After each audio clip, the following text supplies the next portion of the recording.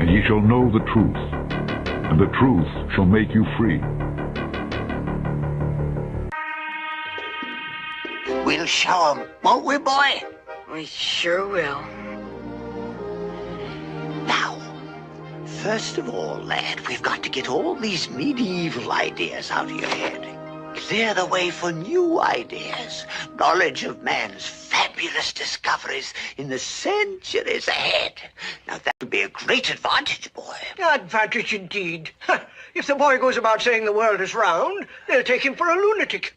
The world is round? Yes, that's right. And it also goes around.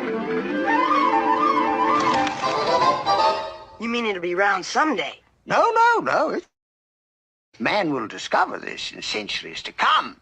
And he will also find that the world is merely a tiny speck in the universe. Universe?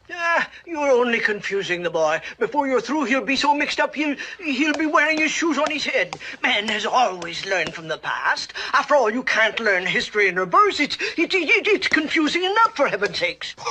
All right.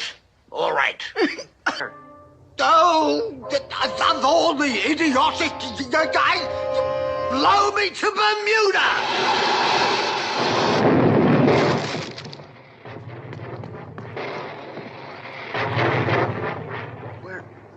Where did he go? To Bermuda, I suppose. Where's that? Oh, an island way off somewhere that hasn't been discovered yet. Will he ever come back? Who knows? Who knows anything? Take a look at this video of the trajectory of a launched rocket. Think about the path that the rocket follows. Instead of moving in a straight line, the rocket following a curved trajectory.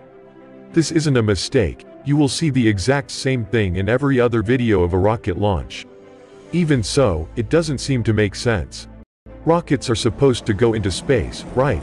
So wouldn't it make more sense if they went straight up in a line, rather than following a parabolic path? They'd reach space much faster that way, it would seem.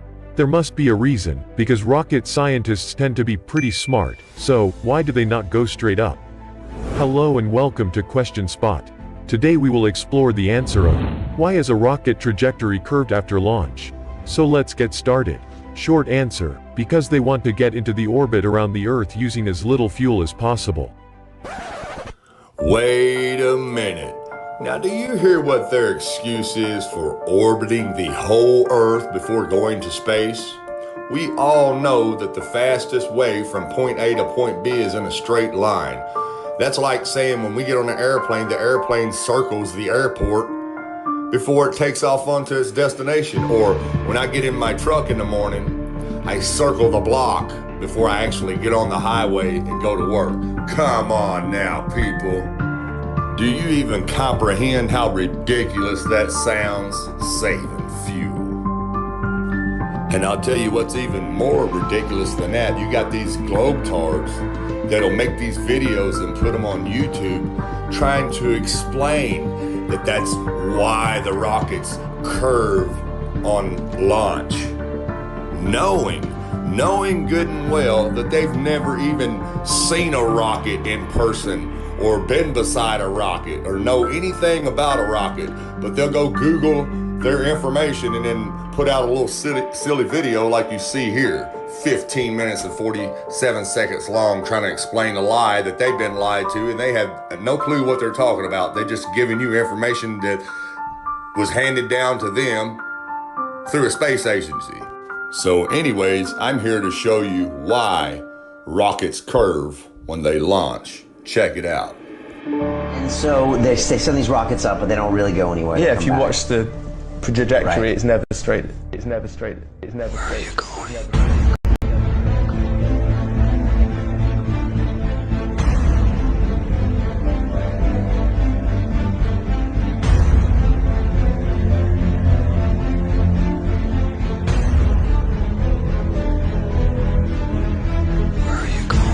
Now, did you know that all rockets are launched from Cape Canaveral, Florida? Now, what's beside Florida? The ocean. You know what's in the ocean beside Florida? The Bermuda Triangle. Now, why don't they launch rockets from Texas, or Colorado, or Kentucky? because there's no ocean there for them to fall back into. And that is why they launched from Cape Canaveral, so they can drop it right in the Bermuda Triangle, and nobody ever know, nobody ever see, because nobody goes there. Now, space shuttles, they do a little different, but it's still pretty simple how they pull it off. You ever notice once the shuttle gets up so high, its boosters fall down into what? The ocean, the Bermuda Triangle. And then the shuttle, which is not really a space shuttle at all, it's just an airplane, big goofy looking airplane made to look like a shuttle. And then when it comes back, nobody notices how it just looks like an airplane landing on a runway. Check out the wheels. See these little doors on these wheels? And this stuff is supposed to say stay sealed in a vacuum? Yeah, come on now, people. It's time to wake up. Allow me to Bermuda!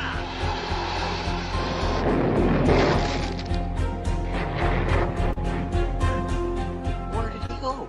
To Bermuda, I suppose. So, as you can see, the eye is wise. He's trying to teach the child the truth. But the wizard, which is a devil, is trying to lie to him. And then what's he say? Fly me to Bermuda, and takes off like a rocket into the sky and curves off, just like you see real rockets do. And the reason they do, because there is no outer space. There's a firmament. There's nowhere to go. So it's just a little fireworks show to trick you and make you believe all this stuff. None of you have ever seen a rocket.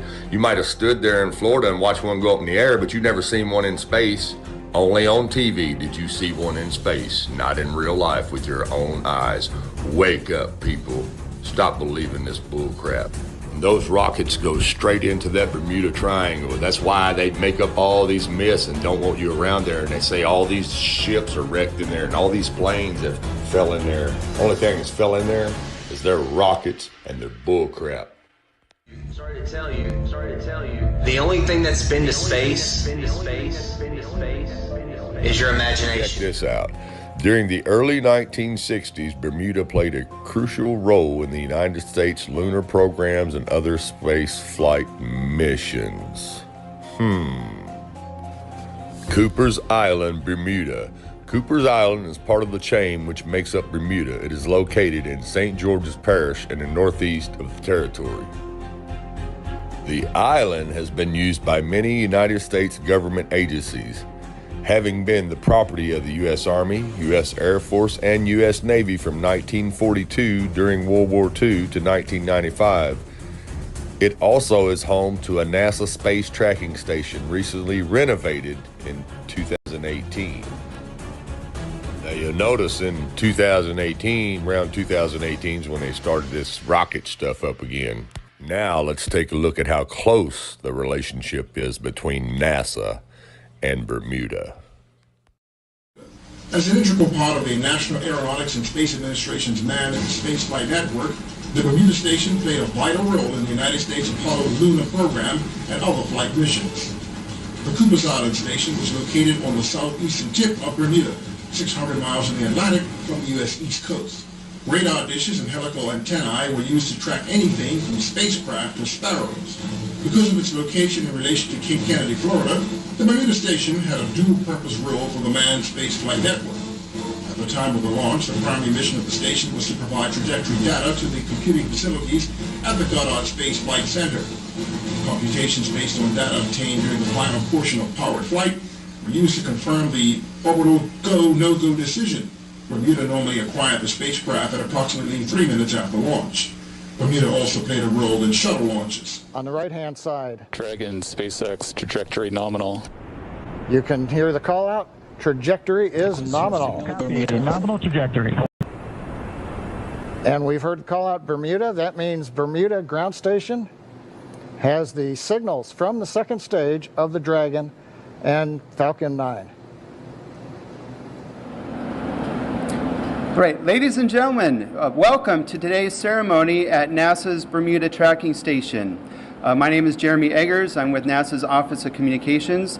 And without further ado, it's a great honor for me to introduce our U.S. Consul General here in Bermuda, Constance Dearman. Thank you, Jeremy.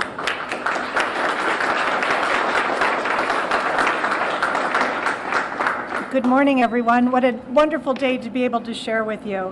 I'd like to especially welcome Deputy Premier Robin. Thank you for being here. Sir John Swan, thank you for being here. Director Sam Shamimi, we're delighted that you're able to visit us from NASA headquarters. Dr. Grace Shelton, Ms. Lori Garver, Deputy Administrator of NASA, Mr. Al Condis, Deputy Associate Administrator, ladies and gentlemen. Good morning and thank you for being here on this day in the most beautiful part of Bermuda, the Cooper's Island Nature Reserve. Today marks a culmination of 2 years of negotiating of airport operations. However, the NASA and Bermuda government are certainly no strangers. During the 1960s, NASA developed a tracking station at Cooper's Island to support its national space program. Now, as you can see, Bermuda and NASA has been affiliates since the early 60s when they first started sending rockets up, because they planned this out from the beginning. As you can see right here, you see the Bermuda Triangle, and then you see the island of Bermuda. Now, 600 miles away, right over here, you have Cape Canaveral, Florida, where they do all the space launches from. Ain't that awful convenient? 600 miles away, and the only thing out in that ocean is a little island called Bermuda. Am I painting the picture clear enough for you now? You can go watch all the space launches you want to in Florida, but you can't see 600 miles away to where that rocket or shuttle is curving off to. NASA has been deceiving you with this trickery since the 1960s, people. It's time to wake up. They even show you in your little programs you watch, they show you the truth. Blow me to Bermuda!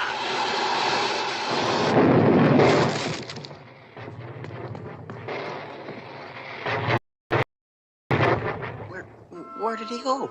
To Bermuda, I suppose. Where's that? Oh, an island way off somewhere that hasn't been discovered yet. A group of social criminals, these people in the space program. Nassholes, I call them. And ye shall know the truth, and the truth shall make you free.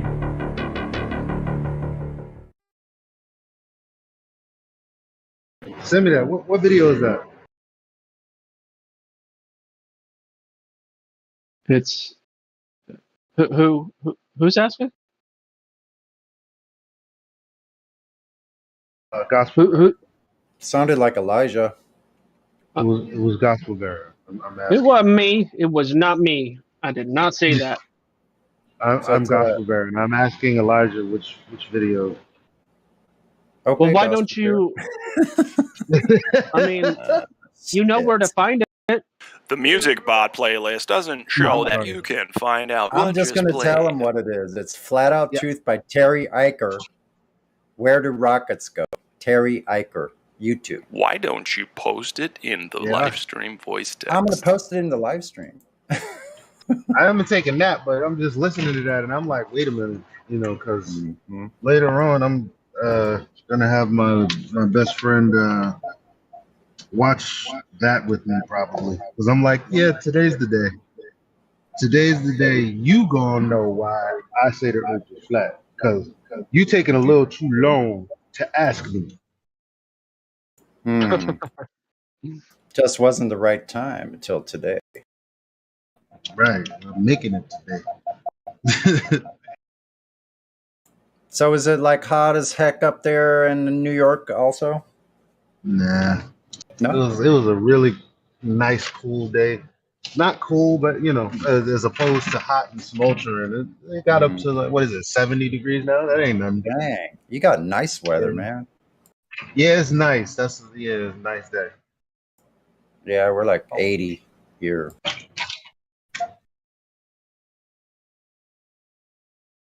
Everywhere else between you and I is freaking scorching now. 100 degrees. Where you at again? San Diego. Oh. Yeah. Just about 50 to 70 miles east of me is at least 100. Yeah, 100 miles for sure. 100 out in the desert there. Yeah, because ever since somebody pointed out like the Rust Belt, I was like, is that where like the sun is directly overhead? Is that where it passes? Where is that where the most shines? Is that where all the deserts happen to be in that little, you know? I don't know. It certainly looks like it got scorched though, or something. I don't know why that is. Like why? Because it's little pockets of microclimates that cause deserts.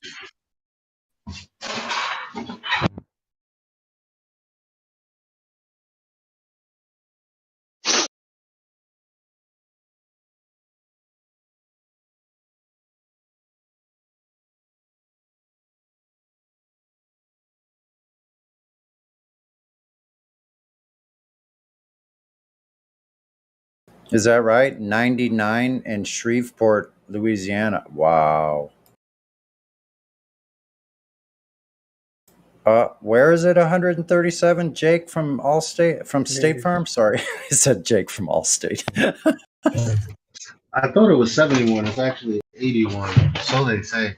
I really don't be believing what they say though. Like because I mean there's times where they're like it's 60 and I'm like, man, it feels like 40. You know. Yeah, And I can get cold. I can get cold inside my place with the AC on, even if it's like 68 degrees, which I'm not usually cold in 68 degrees, but I can be cold with the AC. But yeah, it's kind of strange. Bermuda rectangle. So yeah. Oh, brother. So yeah, they say it's like 80 degrees, but there's places I go, it's at least 90 in some places, little areas. Anywhere there's no wind, it's really freaking hot.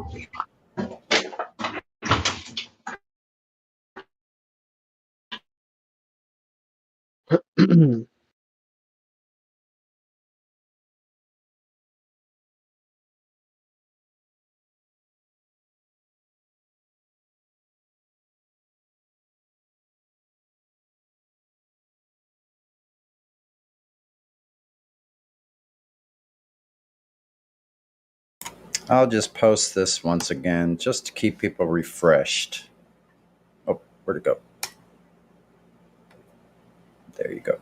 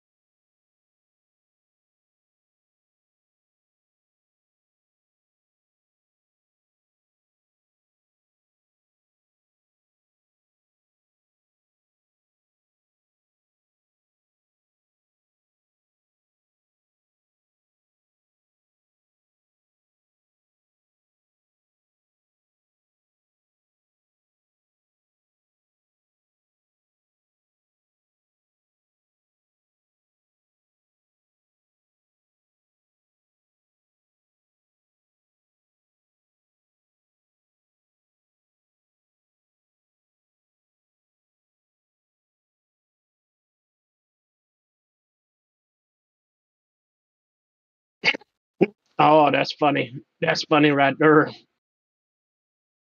have to post this right now.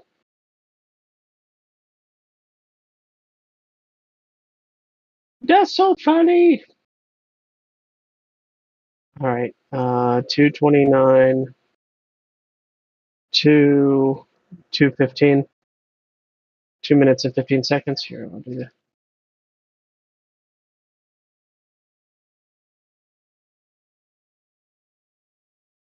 We only need one of these.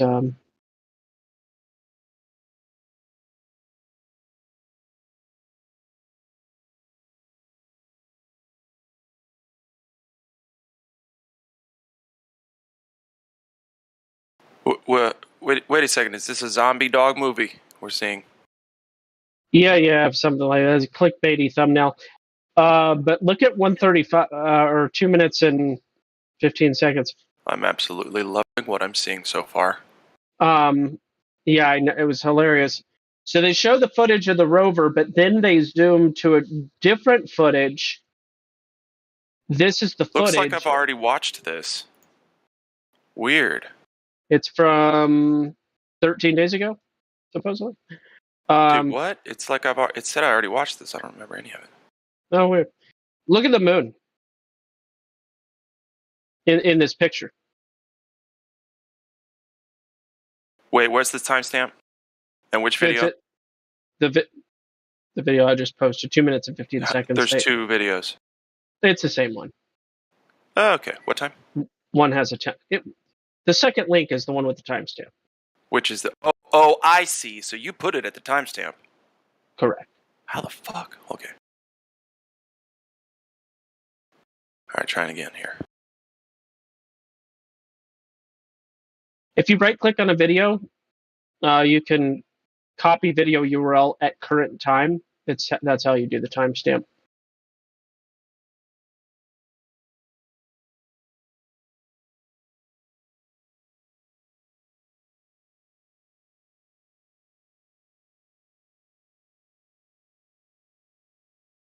This is what I'm talking about, though. What they're showing the moon to be.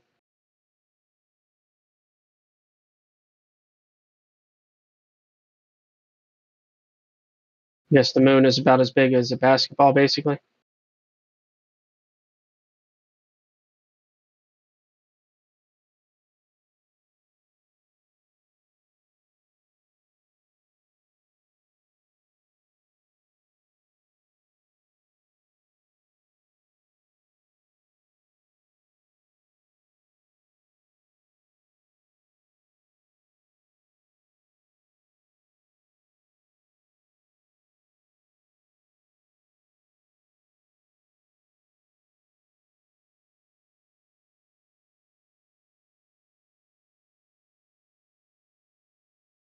So what's that thing in the circled image?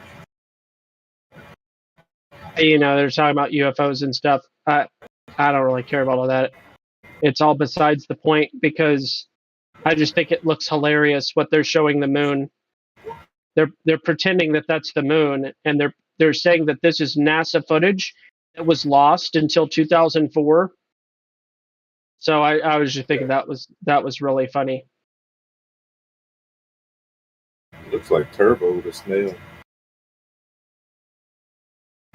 Dude, throughout that whole video, it didn't show a god darn zombie dog running around. What the fuck? Yeah, that's what they mean. I wanted by to see that. Dude, get out of it. Anyway, that video gets a meh. Well, of course. It's hilarious. Did you hear like anything to see I the new said? stuff. No, I was deafened because I was watching it. Okay.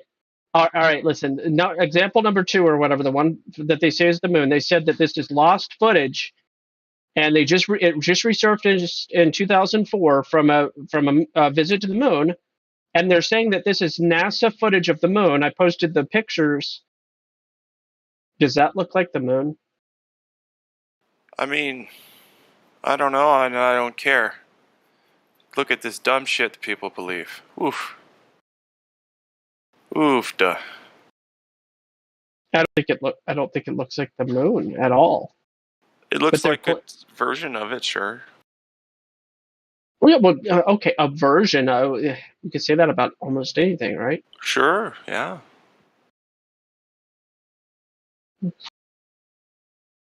I like the crater in the bottom picture. It looks like a nipple. It just on purpose, like, hey, ha ha, ha, we're laughing at you. Look at this. Hmm.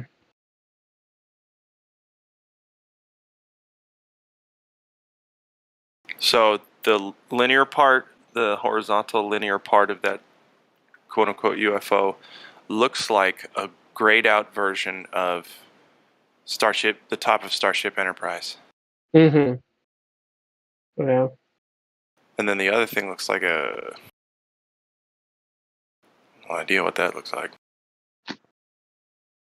Yeah, but look how exaggerated that curve is. How small is it? I think the top moon wouldn't be.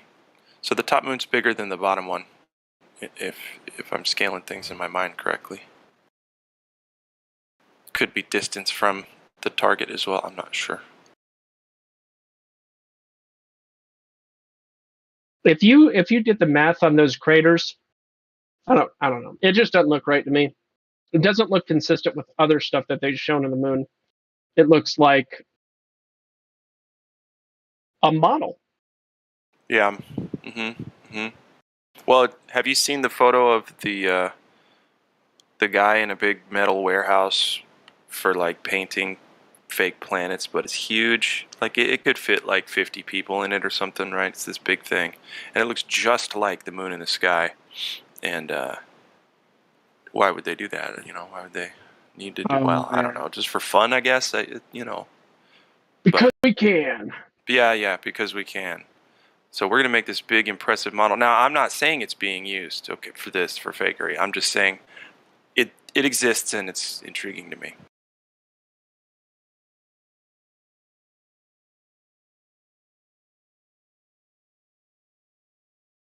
Yeah.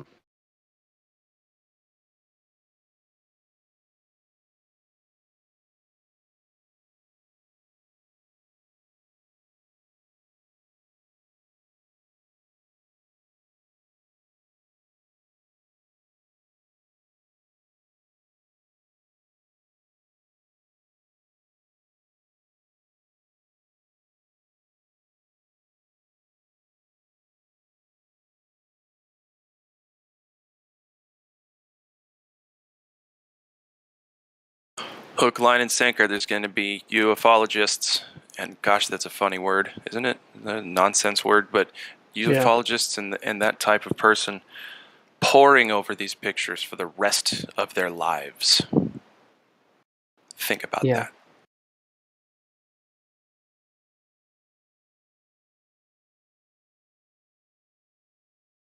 Yep.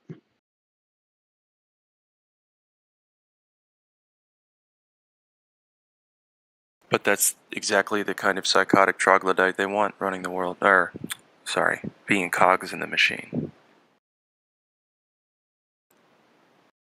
Maintaining the world that they get to enjoy.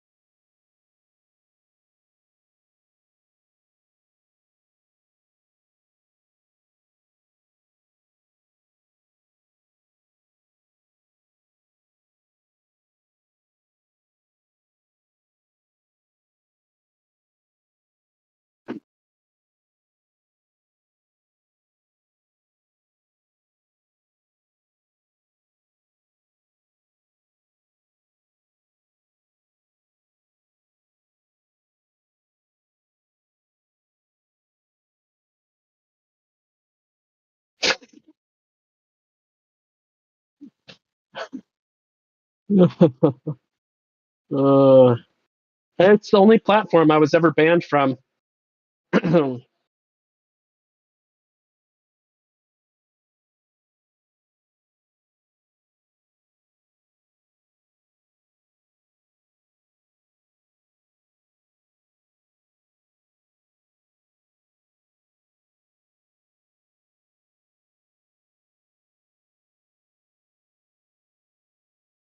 Yeah, I can't remember for sure, but I feel like he did a video on Flat Earth.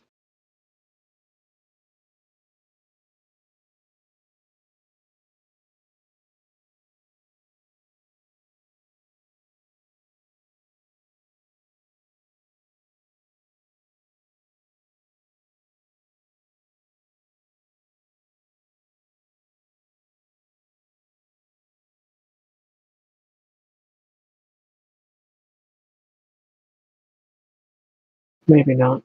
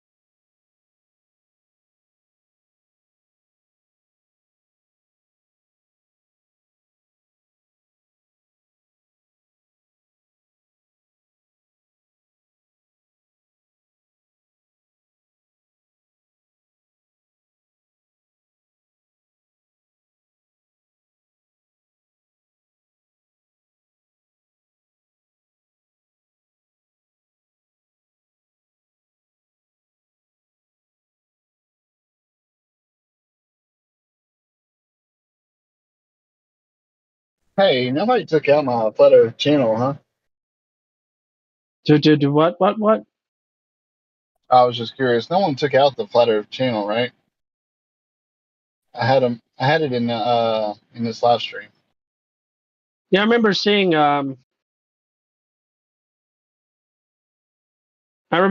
it in the live stream. I mean, I didn't do anything. I wonder if there's some kind of setting. You know how whenever you go AFK, how it'll take you out? Yeah, we don't have that. Right. I don't know if there's an internal setting or something. Could your machine time out and disconnect you? Maybe. I don't know.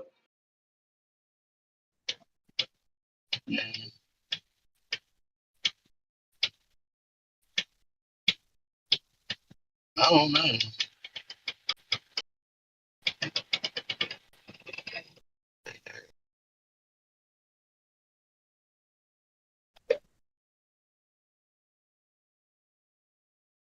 Yeah, my stream is just saying, how did the call go?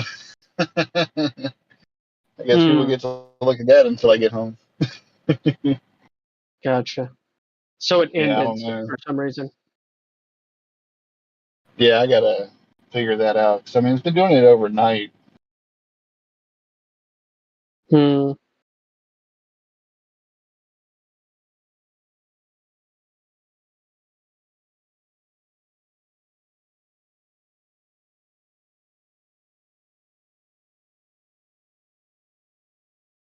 So, what platform did you get banned from?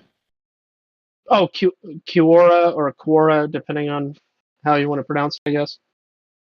I've never even heard of that site. I don't think. Quora. It's a website that you go to. Everybody asks questions and answers questions, and as Oh, okay. if you have an account and you get selected, you can start making money by writing answers and asking questions. I worked up to, I don't know, my account was at like $30 by the time I got banned. I didn't get a payout because I got banned, but Oh, that sucks. yeah, I mean, it was Too much probably truth there, huh? You ask certain questions that are controversial or something like that, and they don't like it. Violates the community guidelines. Of course. Gotta love our freedom.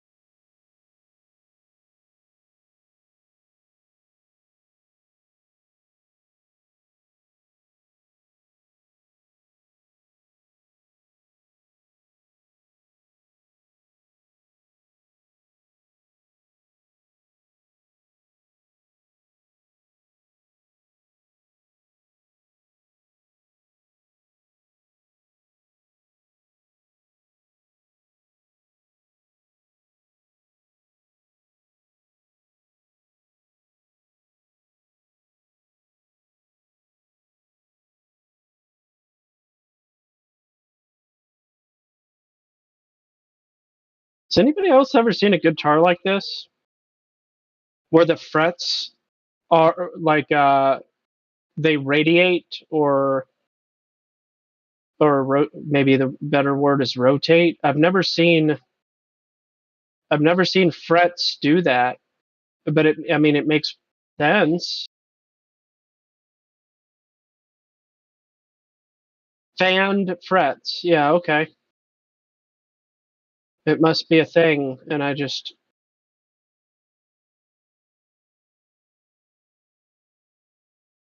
unique benefits not available. Yeah, yeah. I mean, it makes perfect sense. It's about angles and probably helps your wrist or something.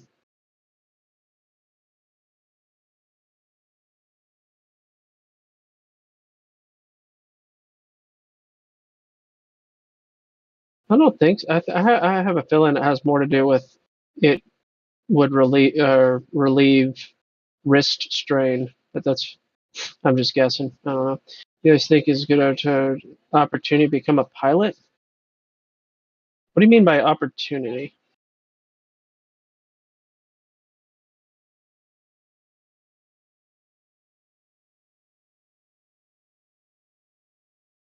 What do you mean by opportunity?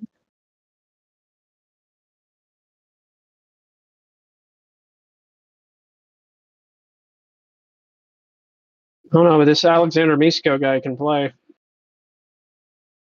He's got skills.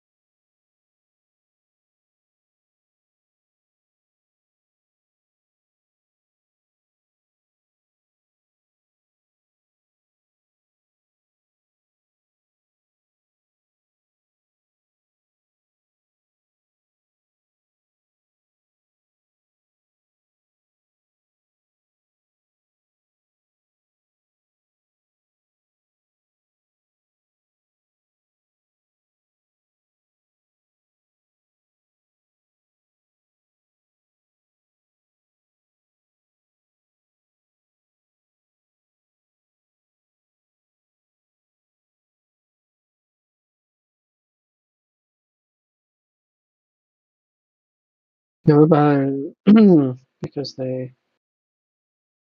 remind the pros and cons of oh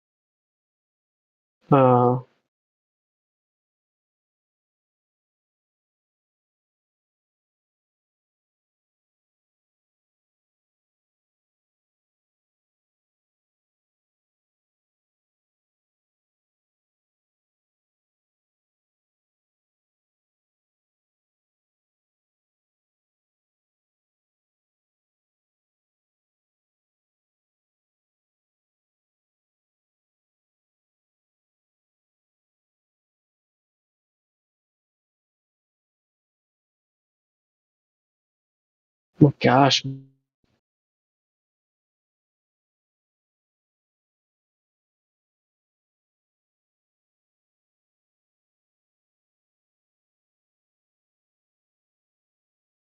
that weather of yours.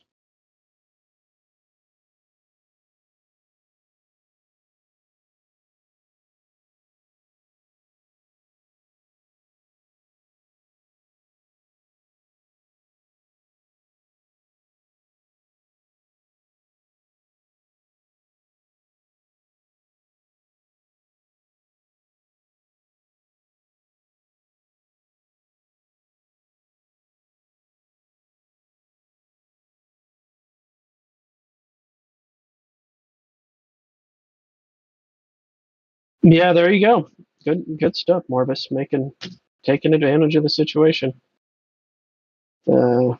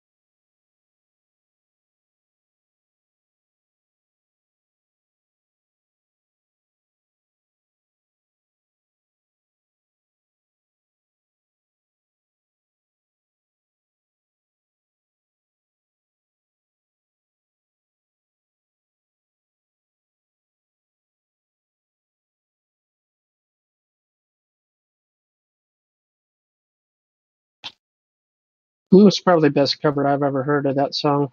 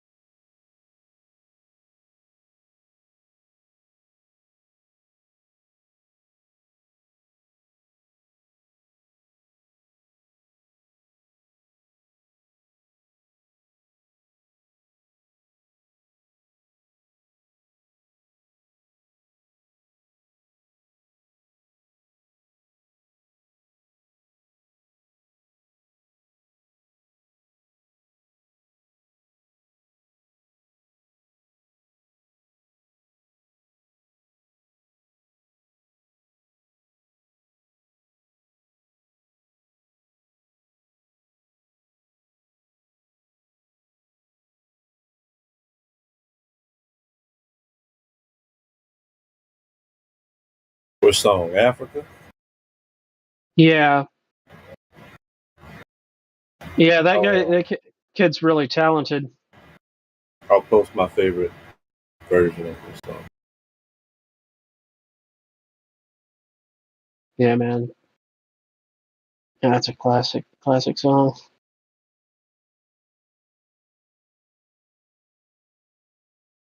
I posted a cool dance video. This is Instagram or something? Yeah.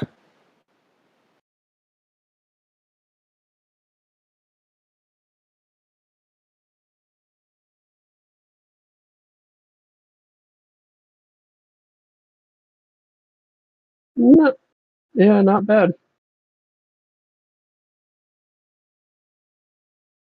Yeah, I follow those guys. They have a lot of offshoot groups. The original ones are called Electrobots. They're really sick. I'll post my favorite video of theirs right now, and then I'll shut up about it. No, what else are we gonna do besides talk about stuff? Totally. I forget the name of the guy, but I've been watching a lot of his videos recently. It's Marquise Scott. Don't know who that is. Gonna have to post it. Yeah. Copy link. This is one of his videos. 146 million views. He's gotten some views. He's a very interesting, unsuspecting. You know, you can't judge a book by a cover. Earth is a globe. Oh yeah, that's what we got here, huh? Say a thing and run away. Poor fella. Okay, check this. Oh yeah, I've seen the punt up kicks. Yeah, I've seen this dude. Marquise Scott. Yeah. Marquez.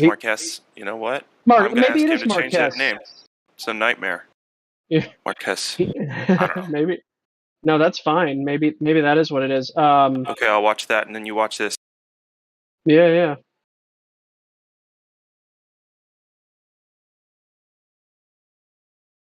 These guys are amazing.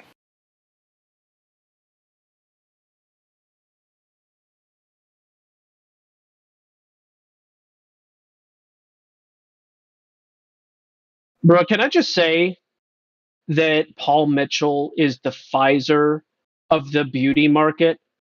Yep. Agreed. Bro. I'm gonna watch that video. All right, I'm watching.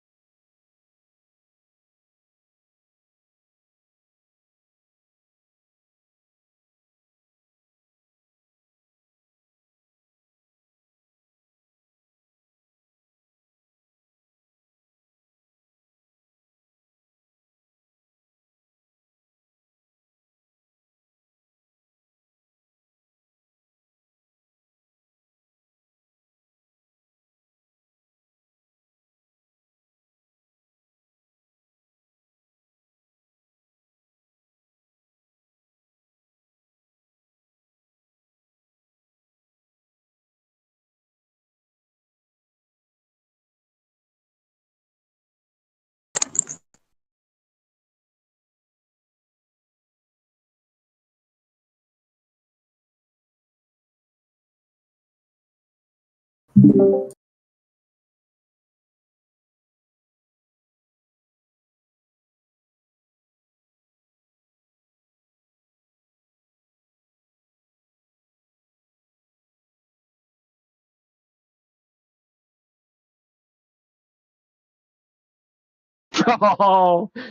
oh.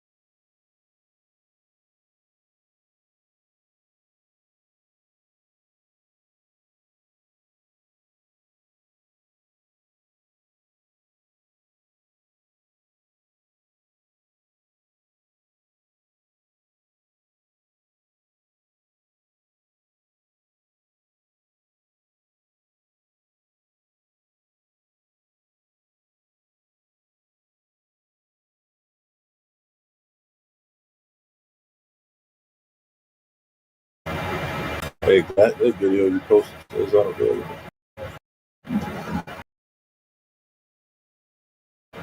My Leopard Pro.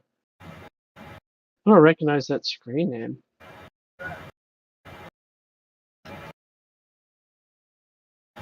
You check that Froggy Studio? I think you're. It's been a while since I've been in here.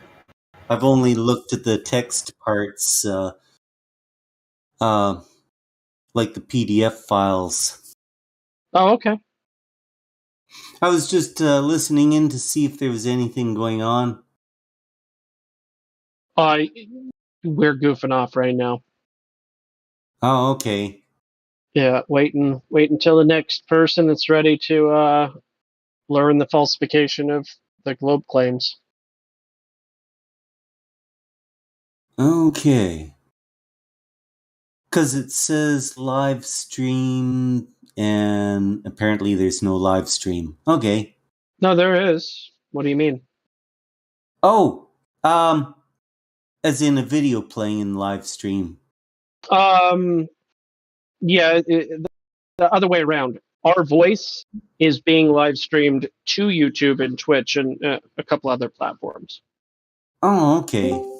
Yeah. So it's the other way around. We're the ones that are live. Oh, all right. Yeah. Hot mic. Mm-hmm. Yeah. You got it. Well, what do we have here? Gookbar, Maba Craft. I don't know what in the world. What is going on? I probably butchered at least one or two of those letters. You can say hello. Yeah. What is that actually? Book bar? Who's that? Book Bay? How do you pronounce it? Person? Oh, Cyrillic character person. Oh, that one. Yeah. I don't know what he is or who he is. I'm still working on. He left. I'm still working on learning the Cyrillic alphabet. So. I had no idea. For all I know, he could be from Ukraine or from Russia or some Eastern European country. Let's see. Bukvak Mavaslad? Oh, okay. What kind of things are you saying right now? There was a dude in the VC there for a second. His name was Bukvak Movaslad. Sounds Polish. It's apparently Serbian.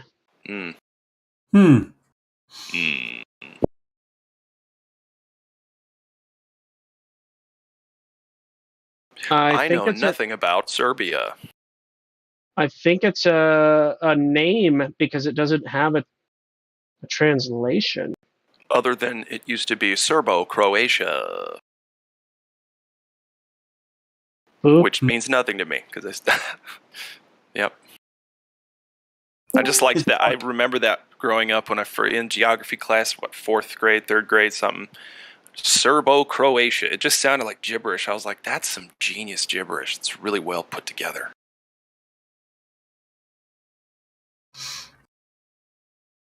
Bukvak Movaslad. Yeah, I don't know.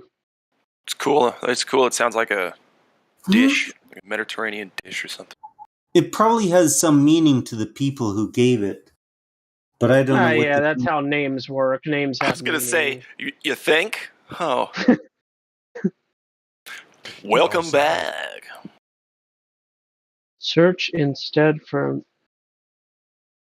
How is that different? It's the same. It's the same thing. Interesting happened today? Jeez. No, not really. Cut my own words in there.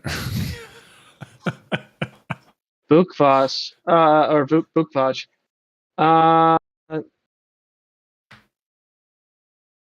Welcome back to the show. If you don't want to hear us fumble around with names and shit, let's talk about the Earth not being a globe. What do you say? Come on down. Love to have you.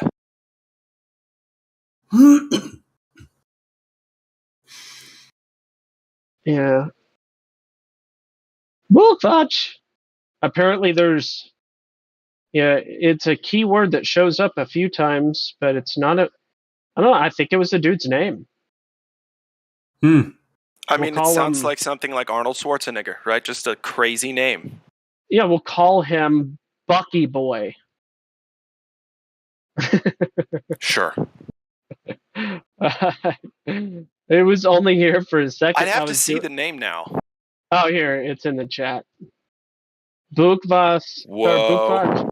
Bukvak Movaslad. You know what it looks like? It says in badly written English. It looks like it says. What language is that? Bikbao Mobokna. Bikbao Mobokna. So. And there's 2 A's at the end. Mobokna. Movaslad. What is that? Bukvak Movaslad. I don't know. I think it's the guy's name. He was here for a second. Oh. He just joined here. This guy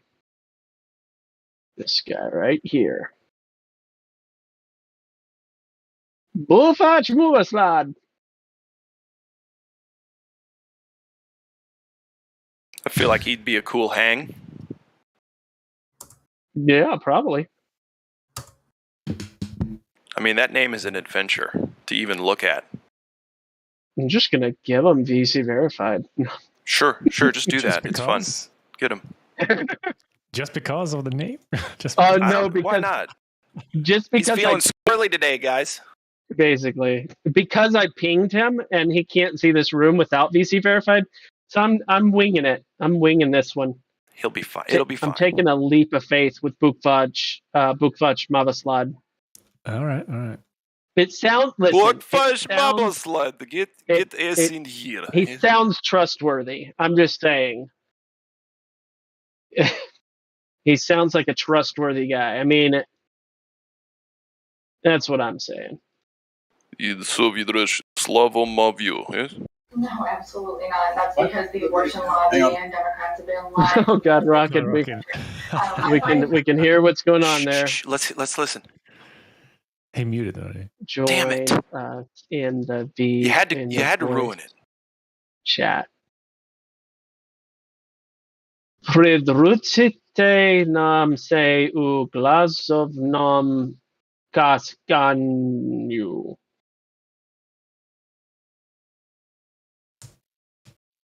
Yeah, Down you. there you go. До свидания. There we go. That is just a whole lot of gibberish. Look at that. I know, right? There's two backwards K. There's a backwards K and a forwards K put together. Is that just an X, but they're trying to be cooler? It is a K. I'm pretty sure that's a K. Of course it is. It's sharp. It's got the sharp angles. Yeah. The first letter is a G. G, R, A, D. Rocket. I got nothing to hide. R, U, K, A, T, Na, A, M, Che, U, Gra. Yeah, anyway. Good. Yeah.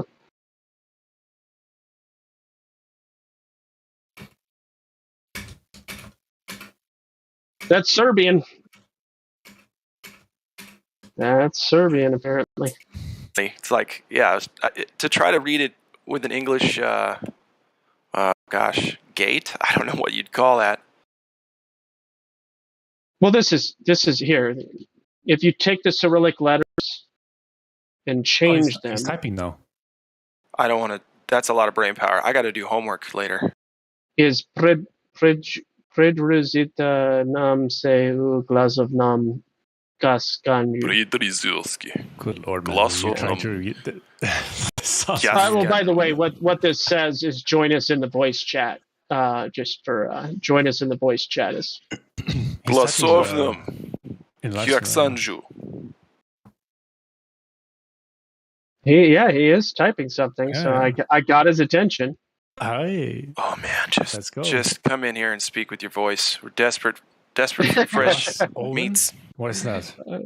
We've been waiting hours. My English is very poor. My English is very poor. Oh well, there you go. I can speak English, but understand little. Okay. That deserves a thumbs up. Yeah, effort, man. It is appreciate it. Okay. Earth is flat. Yeah, tell him Earth is flat. yeah, of course. Of course. Reply. There we go. I think Mandarin Chinese is my favorite nonsense language. Uredu je zemlya je ravna. There's absolutely no way what we see on the screen is what you just said. There's no way. What? It just can't be. Like, look at that. Nope. Oh my gosh, that's funny. There. Uredu je zemlya je ravna. Yeah, that looks a little more on the nose there. 79%, sure. Yes, flat 100% on flat earthers. All right, well, there you go. Do you identify as more than one person? His feet to the ground. We've got a Serbian guy, fellas. We got a Serbian. All right, I'm gonna shut up.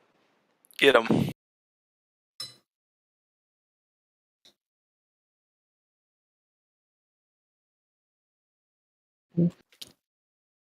Well, good to know that he has his feet to the ground. He's grounded. Yeah. You are welcome anytime. Oh, whoops. He said Russian? Yeah. Oh man, this is I'm like speaking Spanish to an English speaker. Then Serbian and Russian are not identical languages. No, it's not. Newsflash.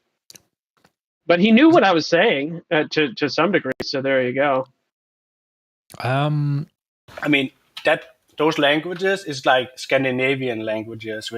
It's not the same, but we understand each other. Yeah, anyway. Da. Reply. Yes.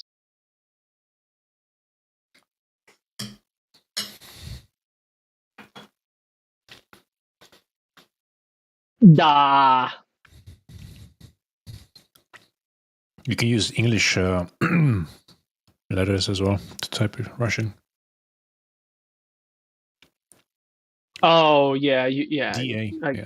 Yeah. They understand that. They can read that. The English. Is that how you think that they learned it in school? You think that a lot of they've Romanized their alphabet, or they just know both of them? I would suppose. I think it's the way when they read it in English, if they can English, of course, with the alphabetic, they understand like the sounding of it behind it. Yeah, it's the same.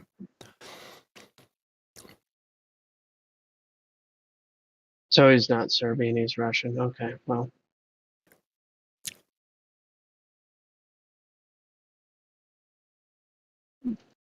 I can listen to your discussion a little. Well, does he understand more than he types?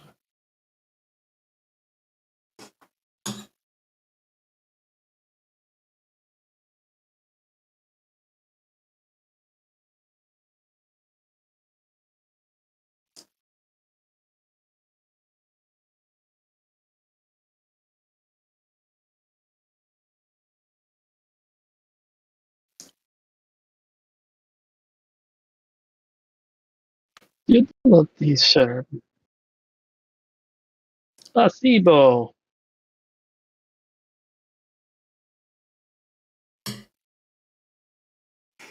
Yo, interesting. Yo, yeah, didn't slow.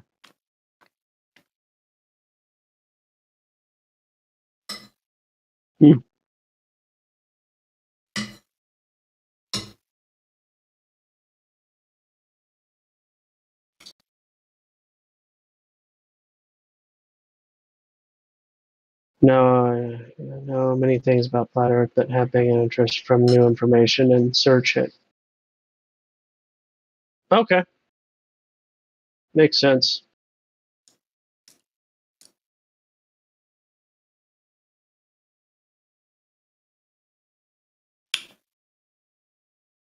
You are welcome here anytime.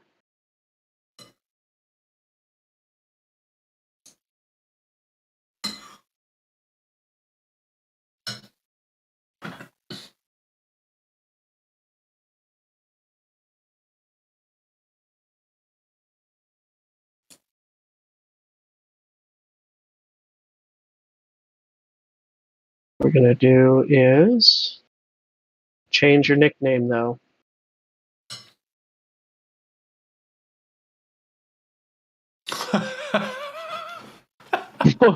What? Why are you laughing? I don't know. When I read that, it's the transliteration. Language I ever seen. What was that? It's the transliteration of the letters into. Maybe he can tell us what it means. It would be maybe easier to translate his name than. Yeah, for sure.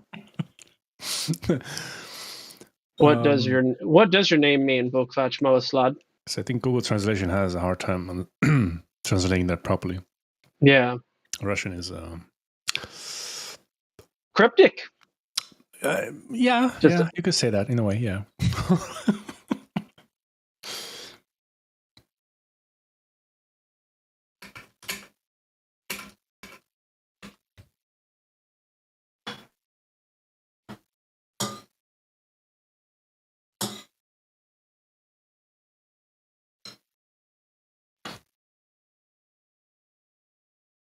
Like, I can't get a translation for the word Movaslod. I think it's like we call it a slang, maybe. Is it a slang word? Maybe. Bukvach apparently is related to the word letter. Yeah. The first one is the letter, yeah. But most I'm not sure what that is, to be honest. It doesn't sound right even. It has to be some sort of a slang or something that I'm not aware of. Morvis. Oh, funny Flatty. Oh my gosh, this is Morvis's long lost son. Morris Lad. Letter, Bukvach. It's hard named. Bukvach, it's letter, Bukvach, it's like lettering maybe. Oh, like writing a letter? Oh no, he didn't say what. He translated the first one only. Okay, gotcha. Bukva, yeah. So we got that part, but Movaslod is the part that we're. Yeah, I would like to know what it is.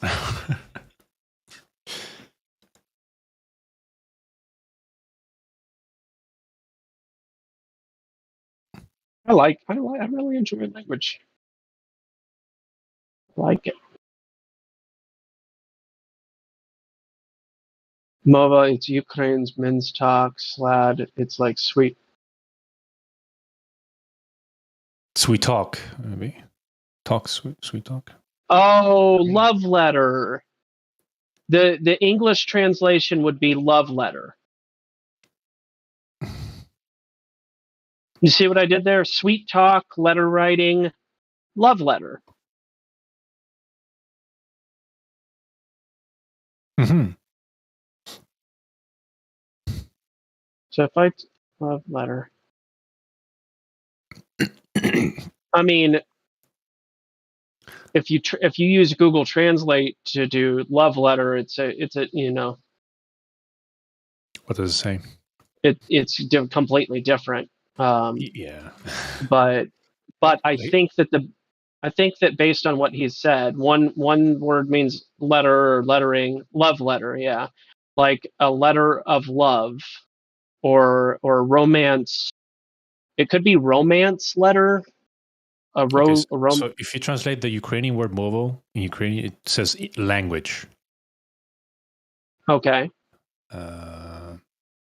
But sweet talk, sweet language. You know, when you sweet talk. Do some sweet talk, sweet talking. Sweet talking is when you're trying to butter up a lady and say nice things and romance language. Yeah, no. I don't know. I think love letter makes sense to me. If I were the one, could be close to that. Yeah, something. Well, thank you for showing up so we can have a little fun with trying to translate something we had no idea about. Sweet talk. Yeah, I would say sweet talk. Comes back. Yeah, but a sweet talk letter. Mm.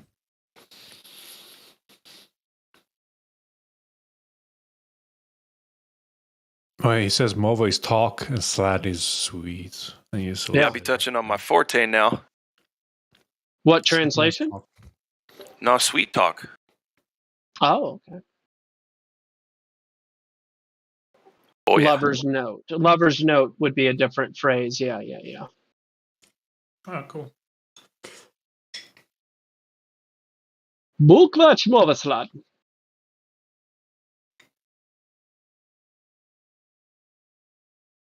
It's good. Yeah.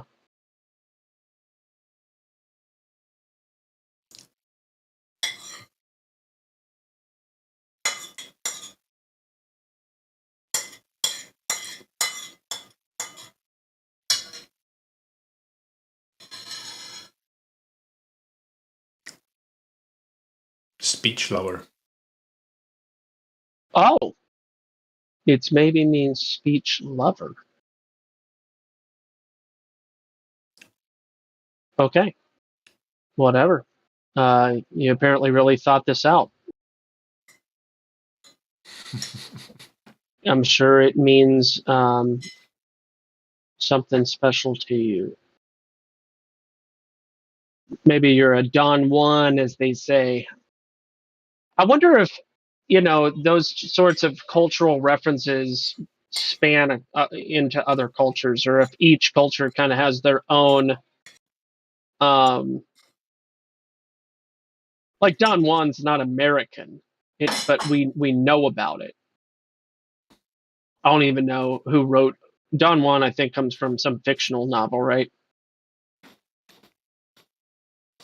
I'm looking it up. Don Juan, legendary fictional 17th century, so that's quite a long way back. Don Giovanni, legendary fictional Spanish libertine who devotes his life to seducing women. El Burlador de Sevilla y Convidado de Piedra. The Trickster of Seville. Wow. Lord Byron, that's why it's famous. There you go. Lord Byron, famous author. So I guess it's very, very possible that Russians would be aware of Don Juan.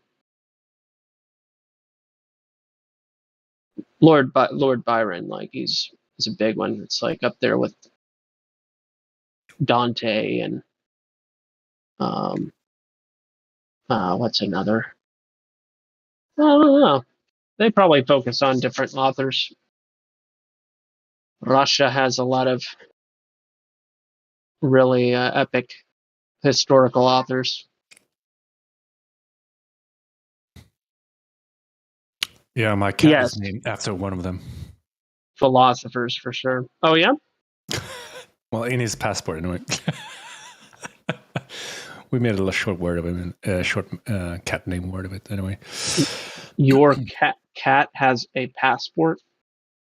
Well, papers, because it came from Russia, the cat. Oh. So they usually inherit, they need to inherit, for traveling purposes, they need to have a human name. So I'm not sure how that goes, but yeah. But he got the name Fyodor Dostoevsky. Dostoevsky, there you go, yeah. Yeah. And then the cat name was Lux when he came over to Sweden. Which stands for light, right? Or no? Which one, Lux? Yeah. I'm not sure, to be honest. That was me that gave him the name. Elimination, yeah, looks like it. Direct elimination. Yeah, you're right. What is it, Clat? Yep. That was gold? What? Which part was gold?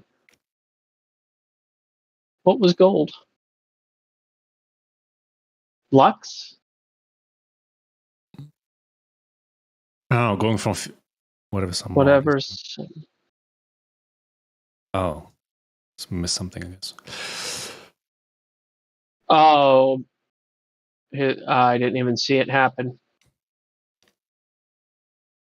Didn't even see it happen.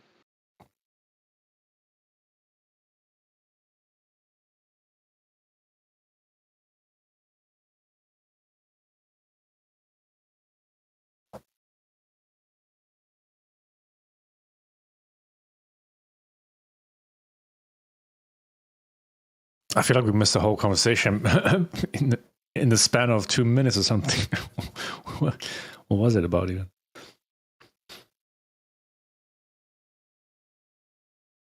In the chat.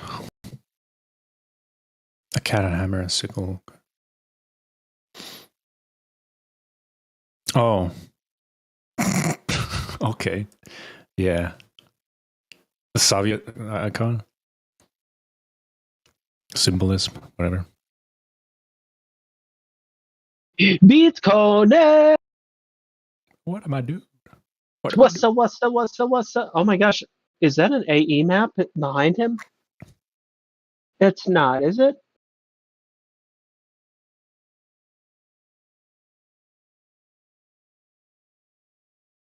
No, I don't know. I don't know what that. It looks weird though. It kind of looks a little AE mapish, but not really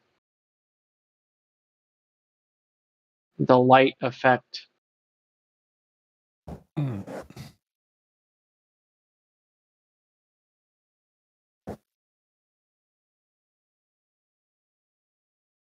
You don't know about Carlos Matos?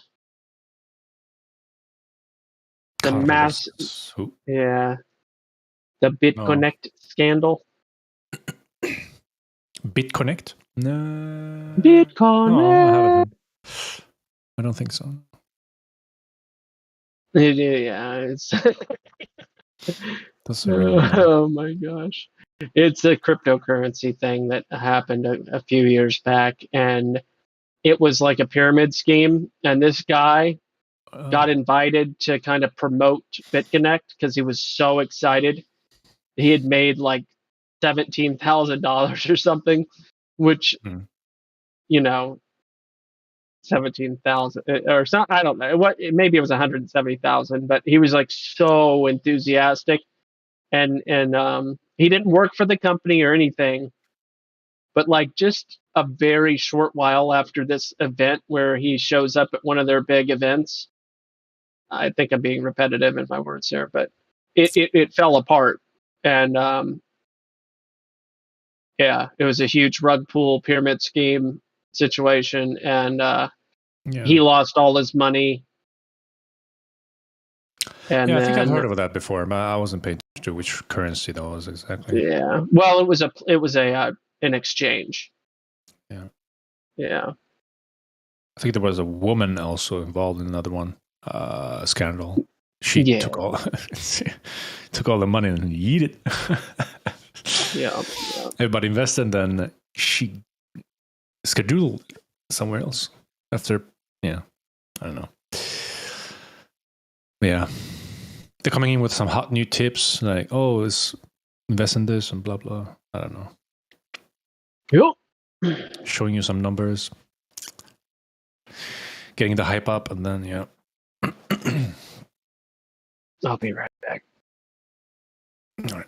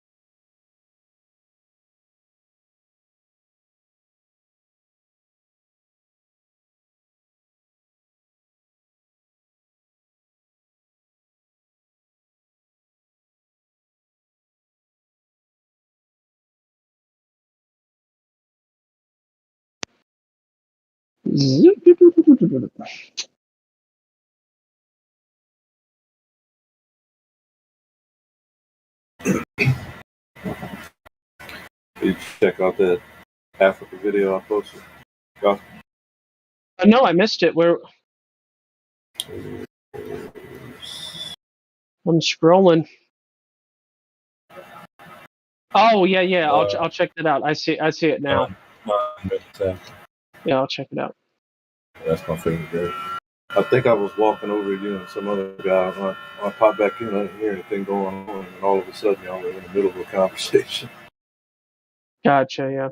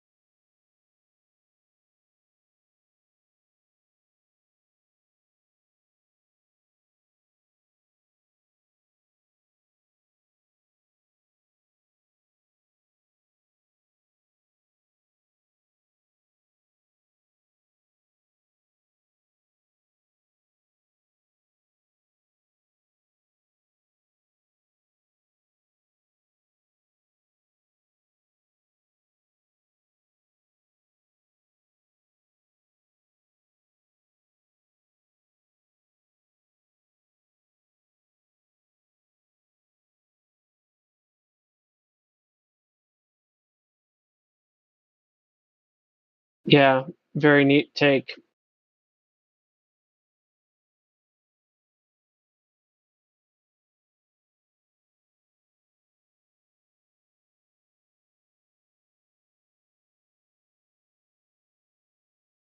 I love that chick Hannah's voice, bro.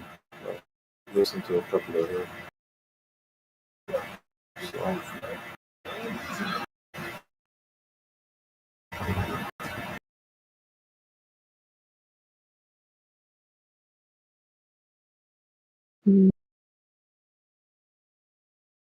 Ocean.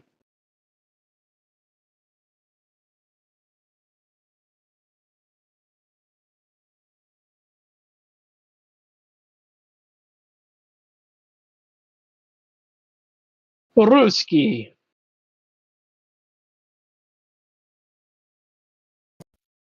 Żalostia? What's that, Sasha? Oh, that's Sasha. Jak twoja familia? Oh, вы говорите по-русски? Raz, dwa, trzy, cztery. That's all. That's all. You have any kind words to share with Spasiba. Bukvach Movaslad? Spasiba. I'm not I don't sure. think there's a CH in Russian of a wording, I would say. That's why I'm laughing.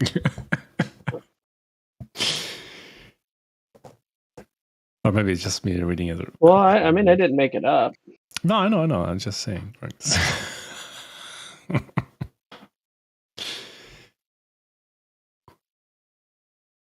So that letter here, I'll look that letter up.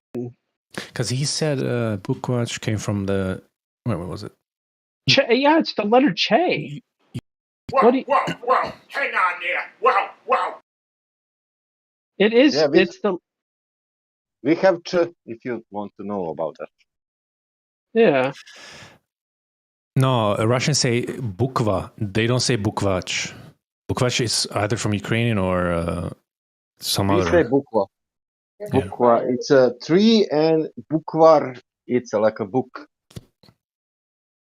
Yeah, but he has that letter in his screen name. Yeah, but he did say what was it? He said Ukrainian somewhere.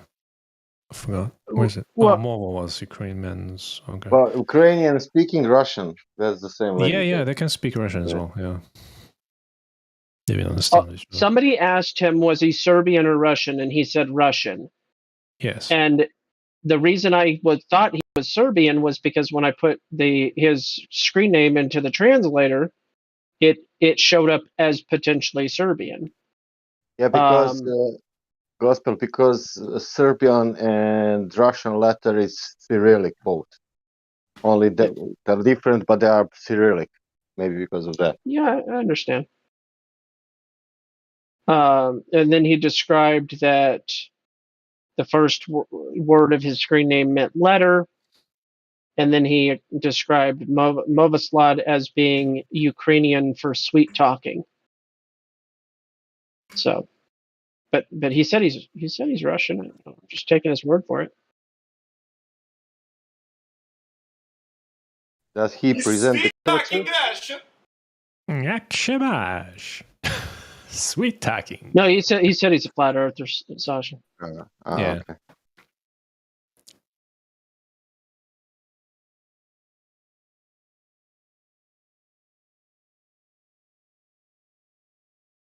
Because he's flat earther or because Earth is flat?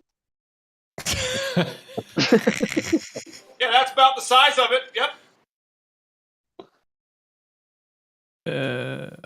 Yeah, that's a good question.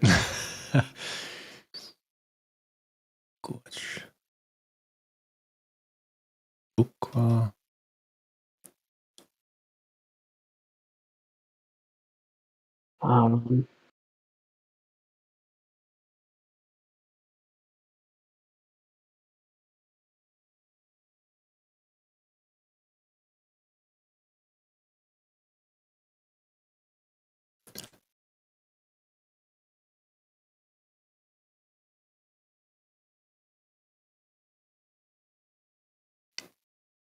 Bookwitch.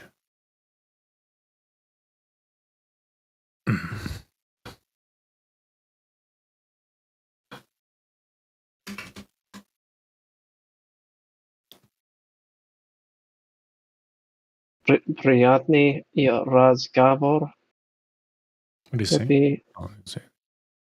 Sweet talk. I'm trying to figure out the itch of ach. Ch, the ch part. That's because I'm pretty sure the Russians still use that.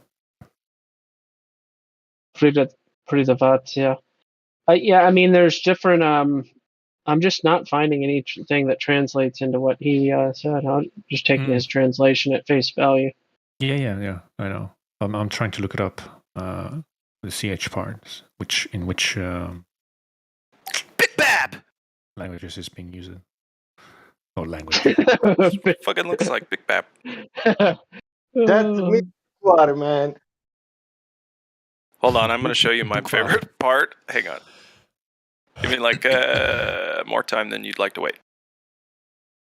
It's a fictional word that does not exist, but it comes from the word letter, and the last letter H means declension. H. What does bukvar mean? Bukvar, it's like a book with letters, I think. With letters. Alphabets. Is that so? A bukva. How novel? How quaint? Alphabet, like the letter, like the actual. Yeah. Alphabet. Alphabet. Gotcha. Only in Cyrillic it's starting different. It's not starting A, B, C, D. It's starting A, B, V, G, and I don't know. Yeah. So bukvach is a fictional word. It's not an actual word they use. And I guess that's what he means by that. In his explanation there.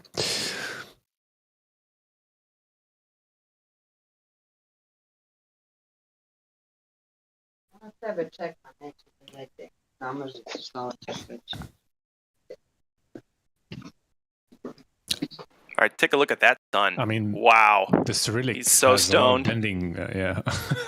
Look how stoned the sun is. Oh my god. He can barely. Do you see that?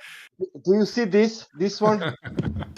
This this is the word in Cyrillic, the real one.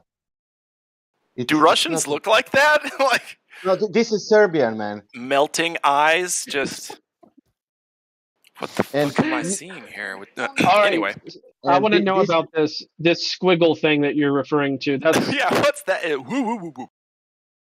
Listen, this is all letters. I'm not joking. This mean I will tell you how I pronounce. It's No, it shish doesn't mish. mean a thing. Stop it. Shish. Listen, shish mish. No, I'm not joking, Sean. This is serious. It means shish mish, and shish mish mean bat in English. So why do you have to have that nightmare adventure for a Because I word will to have? explain it. It's just bad. B-A-D. You could teach that in that language too, and it'd be okay. Bro, let him talk. The first letter it's sh, and that it's like a M to U. Let's say it's a lamb M around up and down. This looks like when someone's warming their pen up before they have to write something. The second one, the second letter it's E, but it's written like U. Yeah, it's not E at all. The third one it's M. Is this cursive? Cyrillic? No, it's what does that mean? I'm gonna stop. I don't want to make fun of it. Cursive is a special type of writing, similar to calligraphy. Yeah. It's when you're writing, it's not that's stamping. How to say? Yeah, it's block text. There's such a thing as block text. It's not, and then not that. It's not that one. That with I don't know. I don't know script. in English. I'm sorry. Script is another word for cursive. Script. Yeah, that's what you use. How to say? That's what you write. Let's say in school, but you can write also another way of. It's more like it's more geometrical. Sure. Yeah. Which would be calligraphy, is what we would call it. Which is fancy writing. Yeah. But everybody who is writing, it will write this like this word. You don't have any other way to write only like this, and that means bat.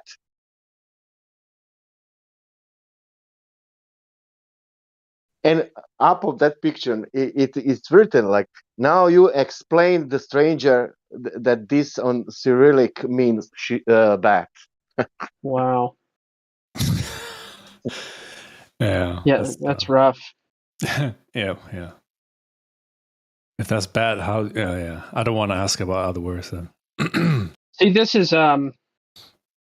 cursive. Fancy script. Yeah, I learned that in second grade, I think. Yeah. Second, third grade. And by learned it, I mean barely got through it, and I have no idea how to write in it today. That pen that this person is using in this GIF is it's a calligraphy pen, and wow, they know what they're doing. It's absolutely not easy. Priceless, flawless. It's weird. Oh, is a ladies' night happening too? Oh no, I said priceless, but flawless. I wasn't aware. Oh, if it is, it would be happening a minute ago. I could watch that all day. Yeah, I hear you. Yeah, I forgot. Yeah, we're waiting to see if any more ladies show up. Cool. We just got Lulu. Hi, Lulu. Oh, Lulu, I mean. Yo, Lulu, you keep changing your name. I can't keep up with your names. I'm gonna shut up now. Love you guys. What? My parting words are: I highly recommend looking up Arabic calligraphy. Whoa. Just want to. That's my parting message of goofiness, because we've been goofing off. So y'all take it away. Have fun. I'm sending out the invite now to some lady friends for them to stop by. Please take care of them, ladies. Cause it's ladies' night. What a night. Hey. Yeah, we got a couple here.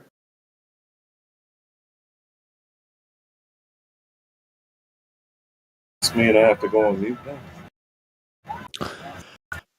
Well, I've been on. You be mute or you mute yourself. That's the only two options you got. I've been on mute all day though. All right.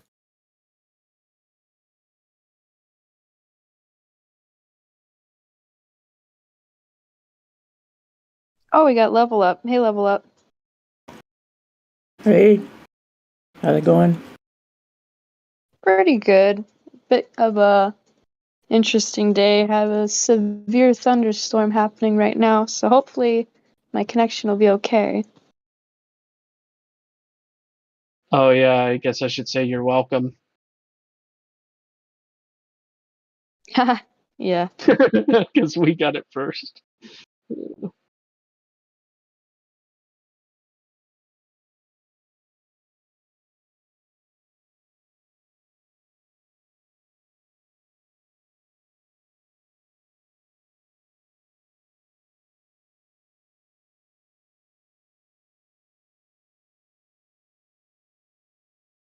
What are those bending words? Good lord. Thank God I don't know that language. How long does it take to learn that? All the bendings? From all kind of words, I guess.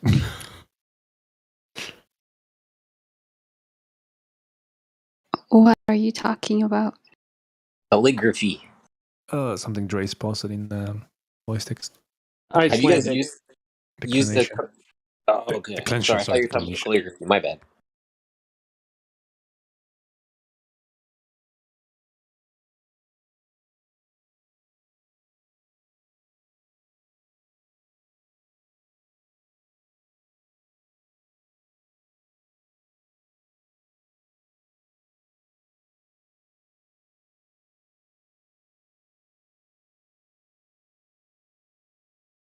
I kind of wish I was taught cursive. My handwriting is just terrible.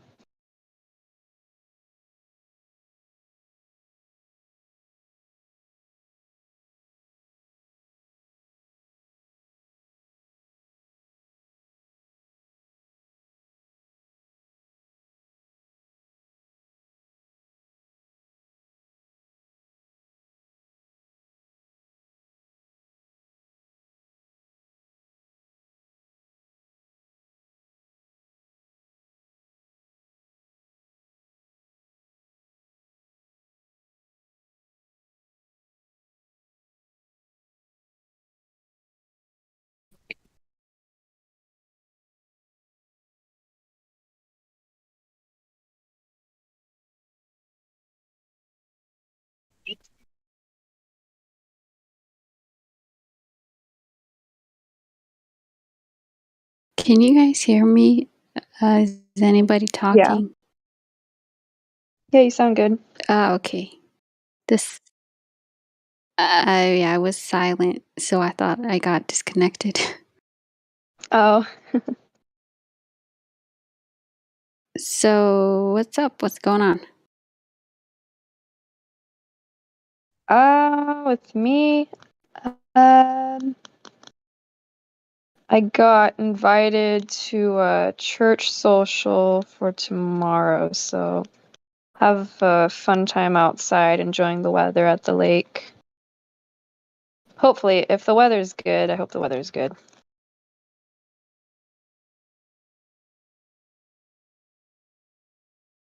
Nice, nice. And you're an atheist, so it should be interesting. Right, yeah. I've been to a few, well, actually, okay, one, technically, and it was never brought up in the conversation, so I don't know, maybe this time it will, and if not, that's okay. But I would like to talk flat Earth because it's gonna be at the lake, which is pretty close to me, so I could probably bring up, like, hey, doesn't the lake look level today? Or something like that. Yeah, that should be a good segue. Yeah. Wait, so you're having the church meeting at the lake? Yeah, it's an event after service at a friend's lake house, I guess you'd call it, or a lake spot over in Lake Bronson. So it's a nice little area over there.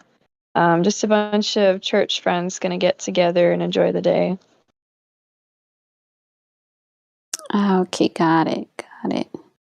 Yeah, you should definitely bring up Flat Earth then.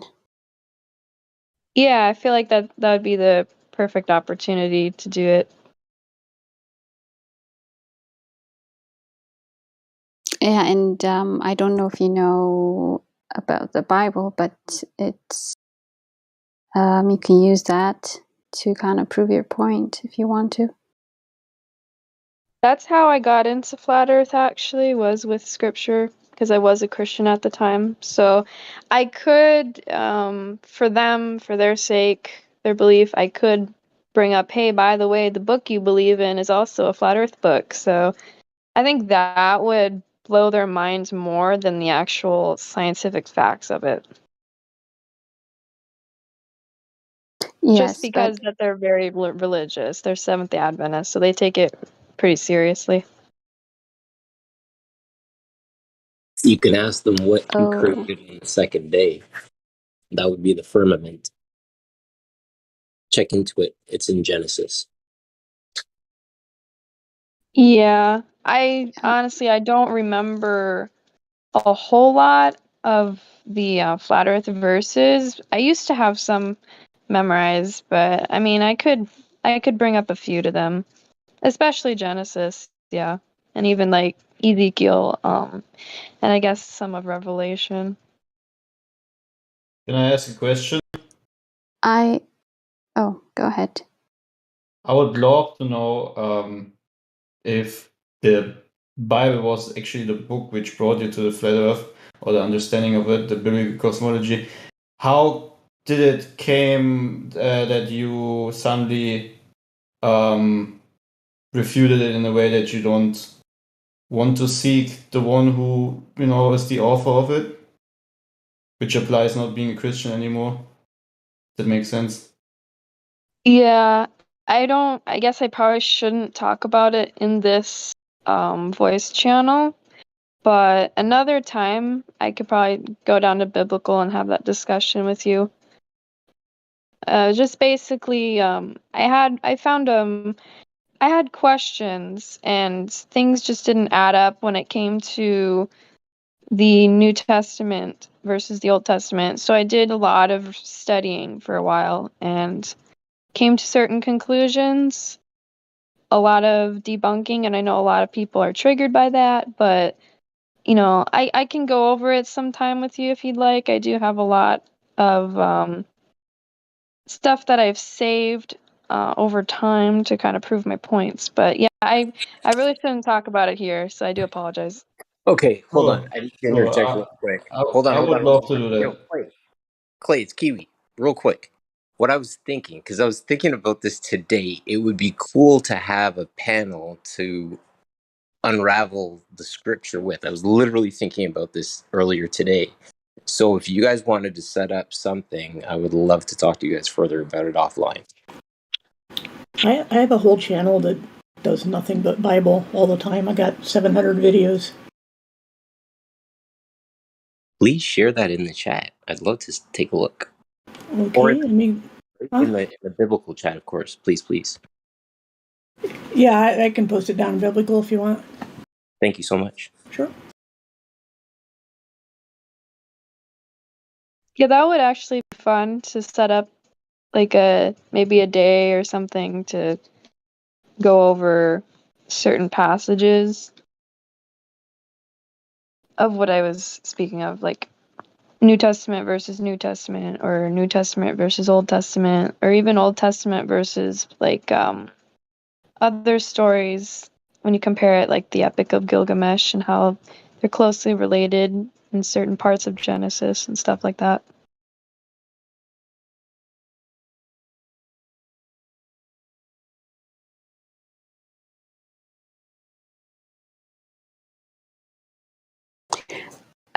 I just wanted to add earlier about about you talking to them about flat Earth, because for me, at least in my experience, I don't know if it is with anybody else, but when I talk flat Earth with either Christians or Muslims, I get like the most I don't want to say aggressive, but they're more resistant to it than other groups of people.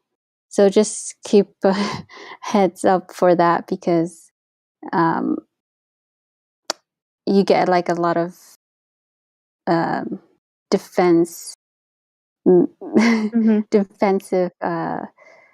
I don't know what the word is, but yeah, I just wanted to tell you that. Yeah, and I've told other Christians before about flat Earth, and you're right. They definitely there's a word for it. My mind's drawing a blank, but they do get really defensive, and then they get really harsh for no reason at all. Like, I don't understand why people take such offense instead of just being open-minded and thinking, "Hey, maybe you're right, maybe I'm wrong."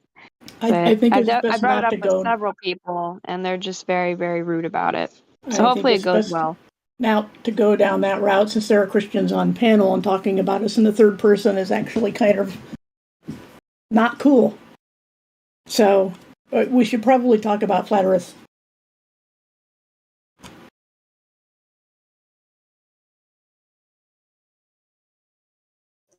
Oh, I just brought it up as like a way to tell her to kind of have like a method of presenting it.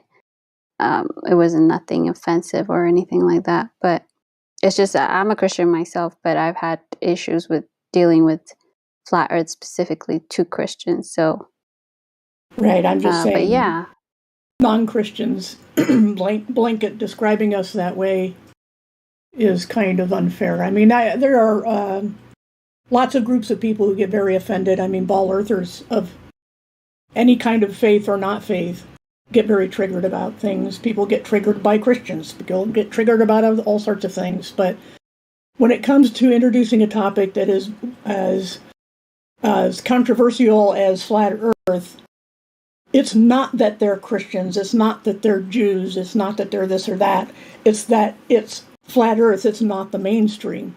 And I am well aware of in-house problems in Christianity on a number of fronts. And so there are actually plans being made to put up a channel where we take to task influential Christians who have quote-unquote science degrees who are leading people astray. So that's kind of our problem to solve, how Christians deal with it and whether they take the Bible seriously.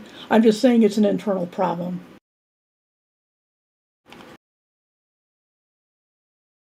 Yeah, my point basically was that it would be an easier route to introduce these certain Christians I'm talking about, people that I used to go to church with. It'd be I feel like easier to present them flat Earth using what they believe in and then presenting the scientific evidence for it.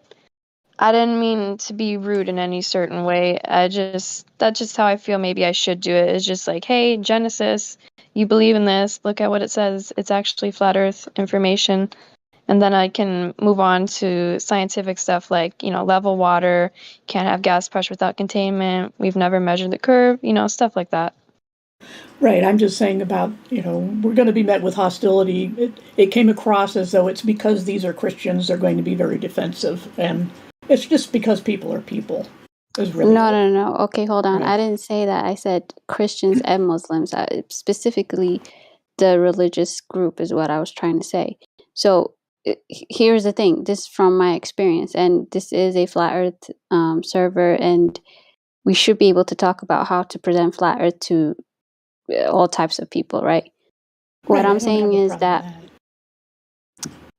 what I was trying to say was, because she's specifically going to be talking to Christians, I've had as you said, it's with all groups. I get that, but I get how Christians can be defensive because of this subject, because they've used flat Earth specific, because it is a flat Earth book.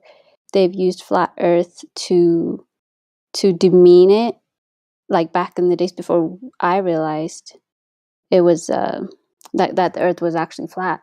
People will say, "Oh, but in the Bible it would say the Earth is flat. So everything else after that is also invalid. So it's kind of like that has been like a taboo of Christianity in the Bible. So of course people will have like a higher degree of defense when specifically talking about that subject. Does that make sense? I hear what you're saying, but at the same time, defensiveness is to be expected in any group you would walk into.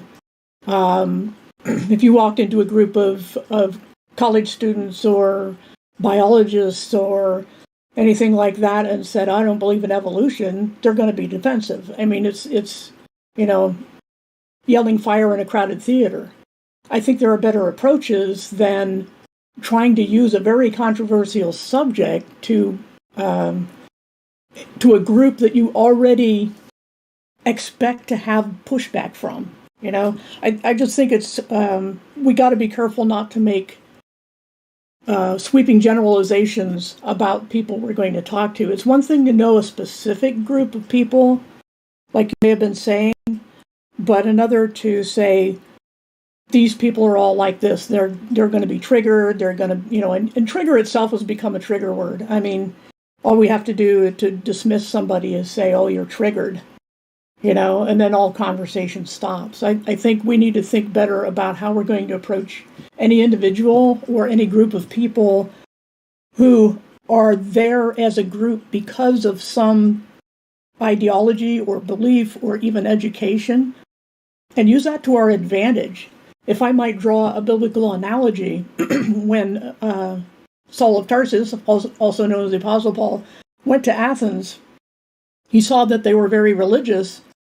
And he went up to Mars Hill to talk to them, and he didn't start with, you're all going to burn in hell. What he started with was, I see you're very religious, you have a shrine to an unknown God, let me tell you about the unknown God.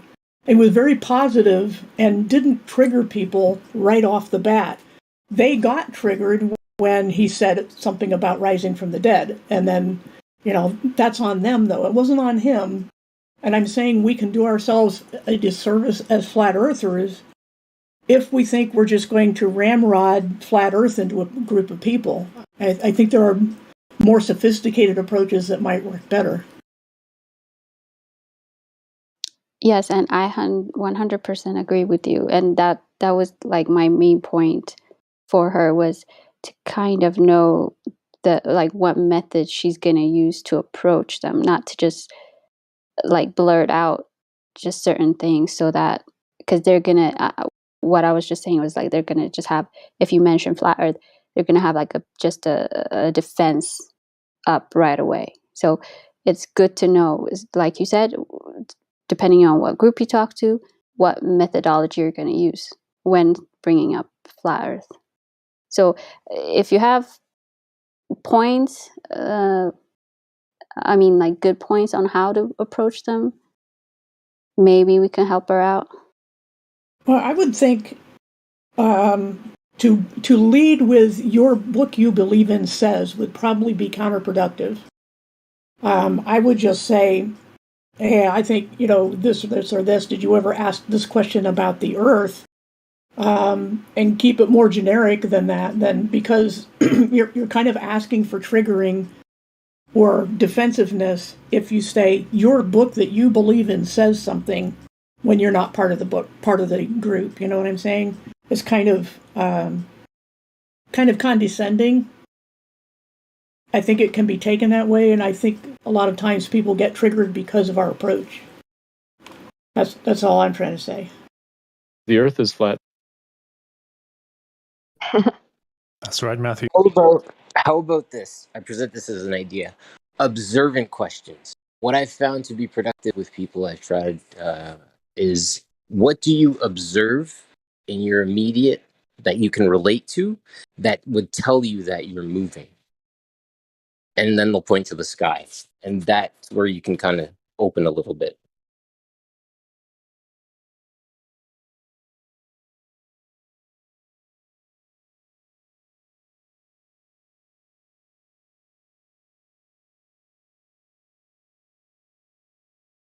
Yes, that's right. Water forms into a mountain.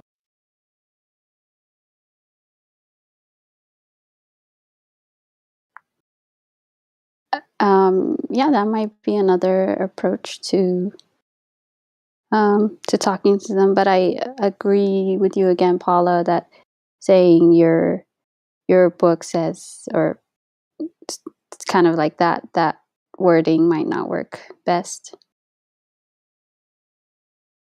But KJ, just have a feel to the group first before you speak to them. Maybe you can use like a common ground to kind of approach this.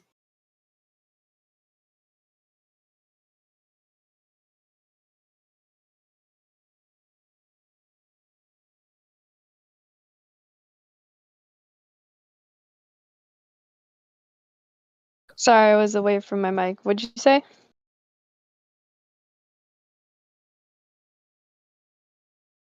Oh, I was just saying maybe you can, once you're there, you can have a feel to the group, before you speak to them. Oh yeah, I've known these people for most of my life. So, but yeah, I'm not gonna be like, hey, by the way, flat Earth. No, I'm not gonna bring it up just out of the blue. Like, if they say something where I could work it into that, then sure.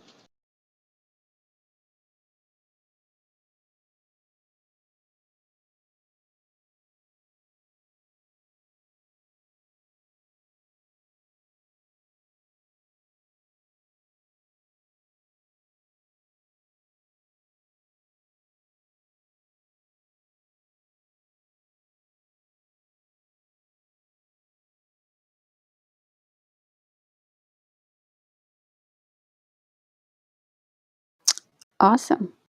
So, I guess let us know how it goes afterwards.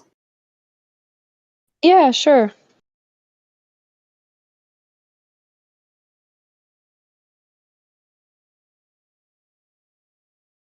Okay, so we have Bukvach Movosalt. Which Movoslad? Okay, awesome. Are you able to talk, Buck? Can I call you Buck?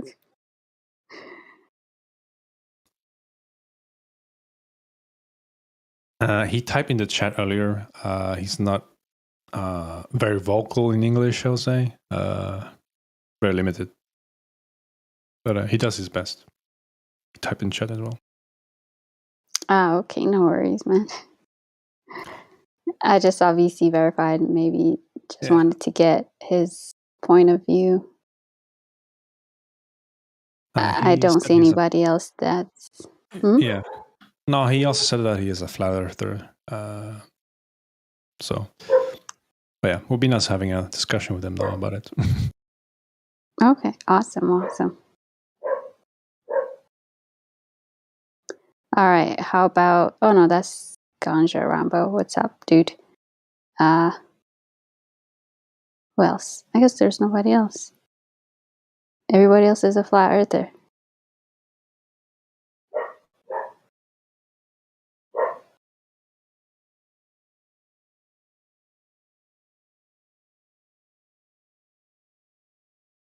So I guess if anybody has anything new to talk about.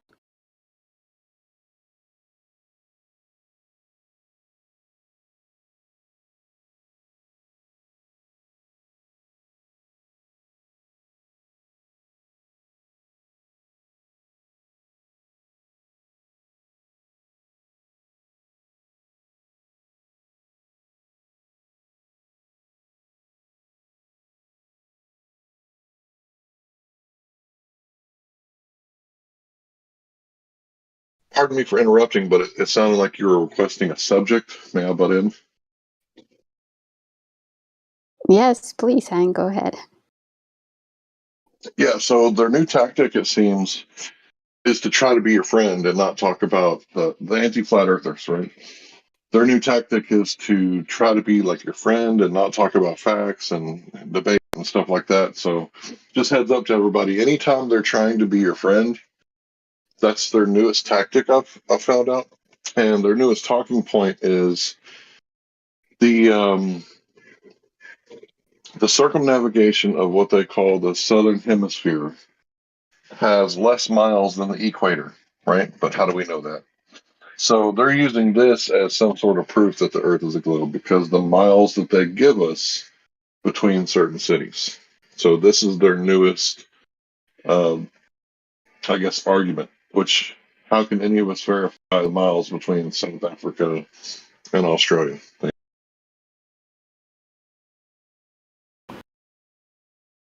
Right. There isn't a whole lot. I forget what the percentage is of people who actually live south of the equator compared to the estimated world population, which I don't know how much of that we can trust. But yeah, I mean, you can measure distance on land well enough, but there's an awful lot of ocean in the what's called the southern hemisphere.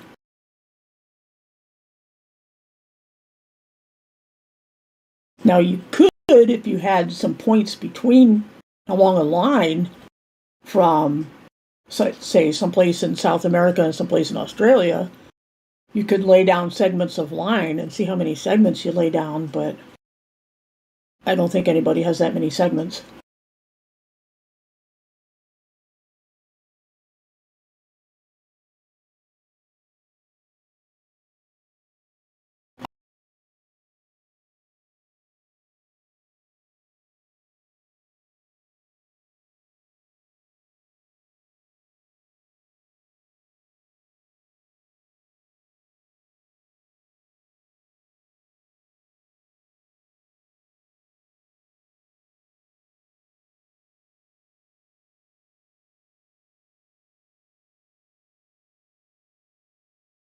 And I was just thinking the other day about, how they say, well, if the Earth is flat and circular on the surface where we live, then the sun has to keep moving faster, south of the equator. But that's the problem in their model, is that at the equator, the sun moves really fast, and it doesn't hardly move at all at the poles. So they have the same problem.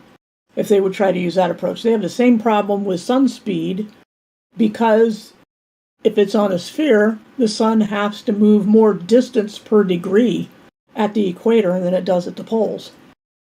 So we could just say, if anybody brings up about the flat, like the AE map, we can say, well, how do you solve that problem at the equator? And see what they come up with.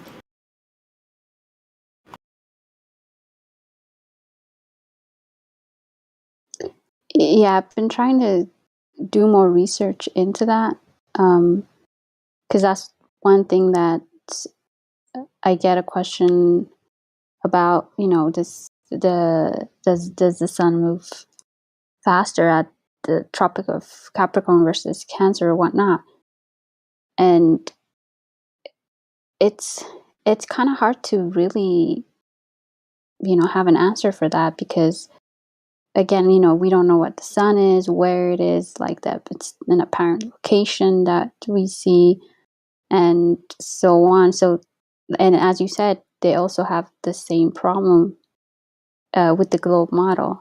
So, if anybody has information on that, actually, please post a link or anything like that, because that's one of the research that I'm trying to do. One thing we have to keep in mind is that the sun is only ever 90 degrees overhead in the tropics. But like today, for example, the last few days, it's been the summer solstice in the north, and the sun rises at about 300? Sets at 300. It rises at about 60 degrees? When 90 is east, how does it rise so far north in the east and set so far north in the west? And yet when it's overhead, which is not 90 degrees, but where I am, it's around 70 degrees, I have to look south. I have to turn south to follow the sun as it goes through its motions. So I start out looking northeast. I turn to my right, looking south at the local solar noon, and then I have to look northwest, to see it set. How is it possible for it to be northeast or northwest when physically, quote unquote, it's over the tropics, which are far south of me? So it's just a mind bender. It doesn't work in the globe model because it's got the same problem. Even whether they say, well, east-west is a circle, therefore it can go, what appears from your position to be north of you. And the problem is that works equally well for an AE map because east and west is still a circle there. And it makes more sense because our circle, if we use that as the AE map, is doing exactly what you'd expect. But with the ball, east-west may be a circle, but it's not a horizontal circle. It's not following the circle of the compass. It's following what it amounts to a vertical circle because it's going under our feet when it sets and coming up from under our feet when it rises. So I think the ball model has a much bigger problem with how the sun can appear to rise and set far north of the tropics. I think they have different ways of doing north, south, east, and west. You have north, south, east, and west as a plus sign, which is going to give you different headings. Then east, west is a circle around the central North Pole point, and south being anywhere away from said point. So I think the sun is going ahead of and behind of that arbitrary plus sign, north, south, east, west cardinal compass reading that people would like to draw on a map. And that's where they're getting this weird notion of northeast, northwest, southwest, or whatever, based off of which quadrant the sun circles in and out of. Along with perspective and refraction, you're getting some deceptive effects, probably. Yeah, it's hard to say because they are arbitrary conventions, but at the same time, we know from practical, direct experience that in the summer solstice, it's rising and setting far north of us, by compass points. If we draw a circle around ourselves and 90 degrees is straight east, then the sun isn't rising straight east, it's rising northeast. And yet, at its zenith, it's south of us at 180. Anyway, it's just, I'm not saying I'm going to solve every problem, but I'm just saying if they come at us with this works on a ball, I'll go, no, it doesn't. Because the circle is vertical for them instead of horizontal like it should be for a compass.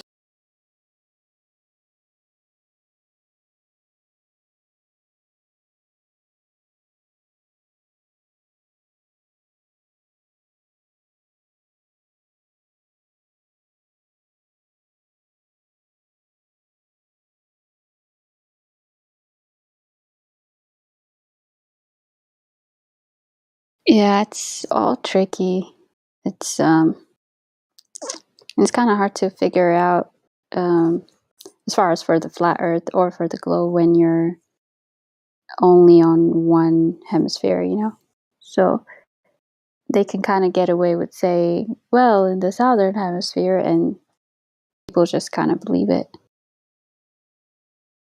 But refraction can reverse apparent directions and apparent images. So if the sun appears to be circling one way, refraction, glass, dome, or whatever could reverse the path along with perspective and make it appear to be southeast, southwest, or whatever potentially.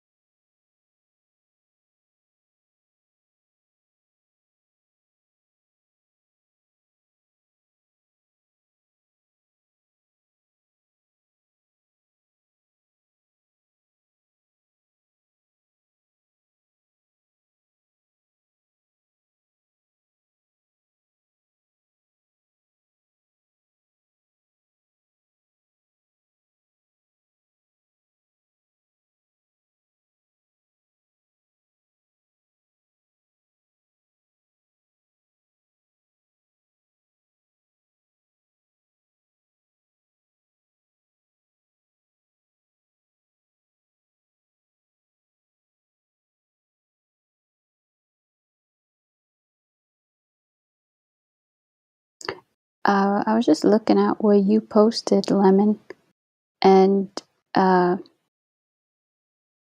wait, can you just explain that?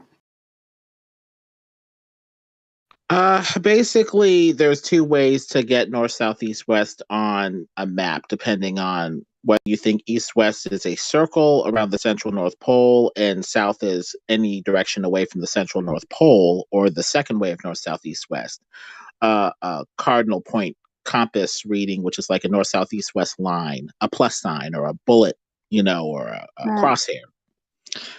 And so I think what people are doing is from their particular position, they're drawing straight lines out into, infinite distance in space, north, south, east, west. But the sun is actually circling in and out of those quadrants that you get from having north, south, east, west be a plus sign based off of your relative position. In my graph, I'll just read it, the conception that I'm thinking of with this flat Earth stuff. It says, this graphic illustrates how the sun can circle east to west over the southern tropics, yet appear to be north of due east according to a compass reading. East to west would be read as a straight line on a compass, while the sun would move east-west in a circle overhead that would move in front of or and behind that line, basically. So what I drew was a rough map of North America, South America, all the continents on a flattish AE conception.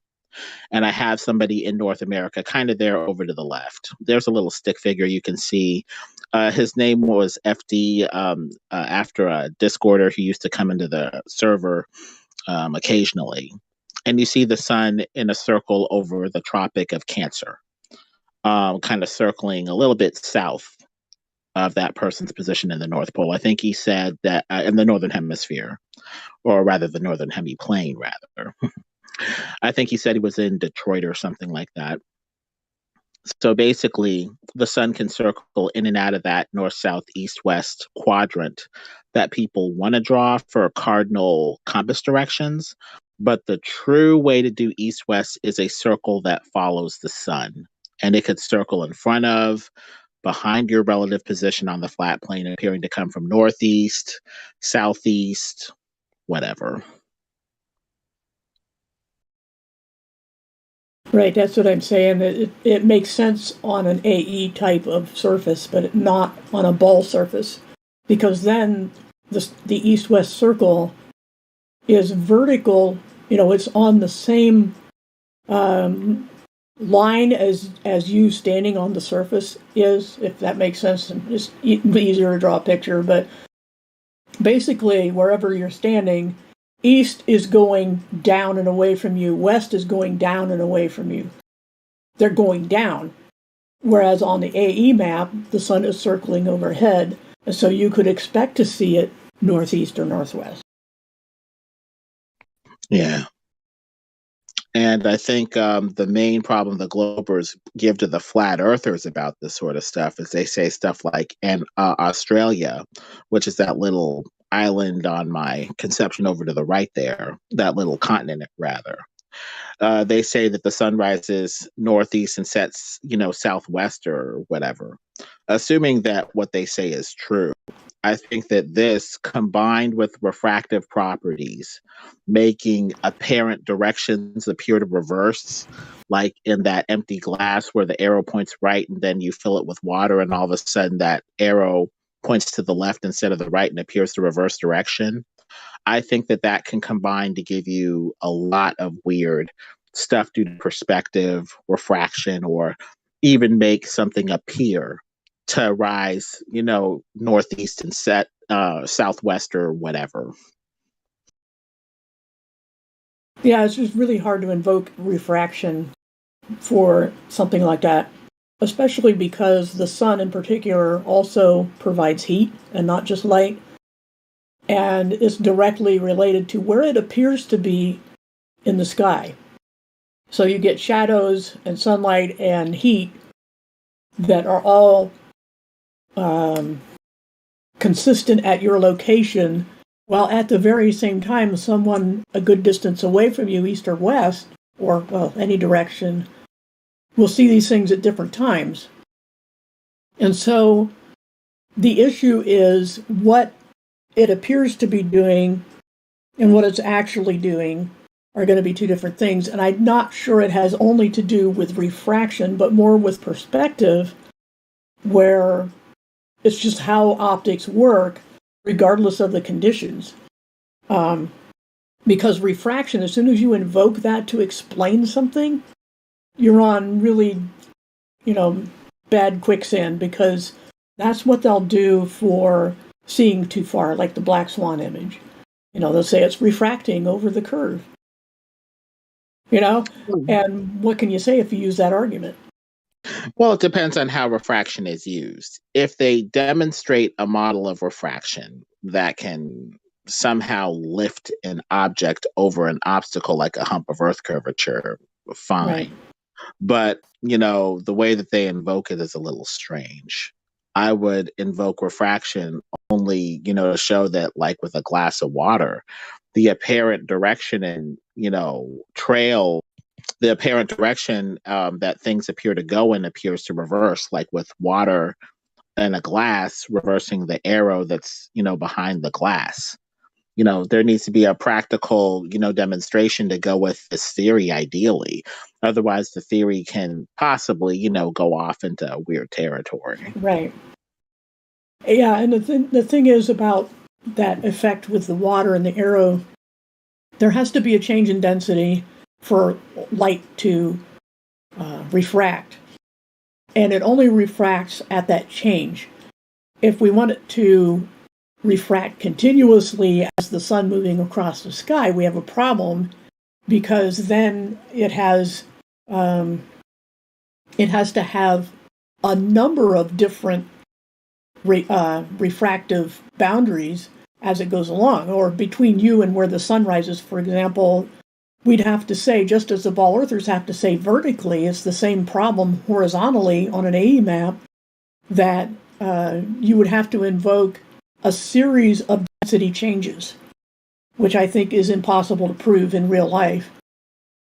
Whereas with the glass and the water, you have a boundary at the glass and another one at the other edge of the glass. You're looking through two edges, two density changes. And it's just basically acting like a double convex lens. So the problem is changes in density, and that's where we have to be extremely careful, because if we propose a bunch of changes of density between us and where the sun is, then they can do the same thing with objects over the horizon.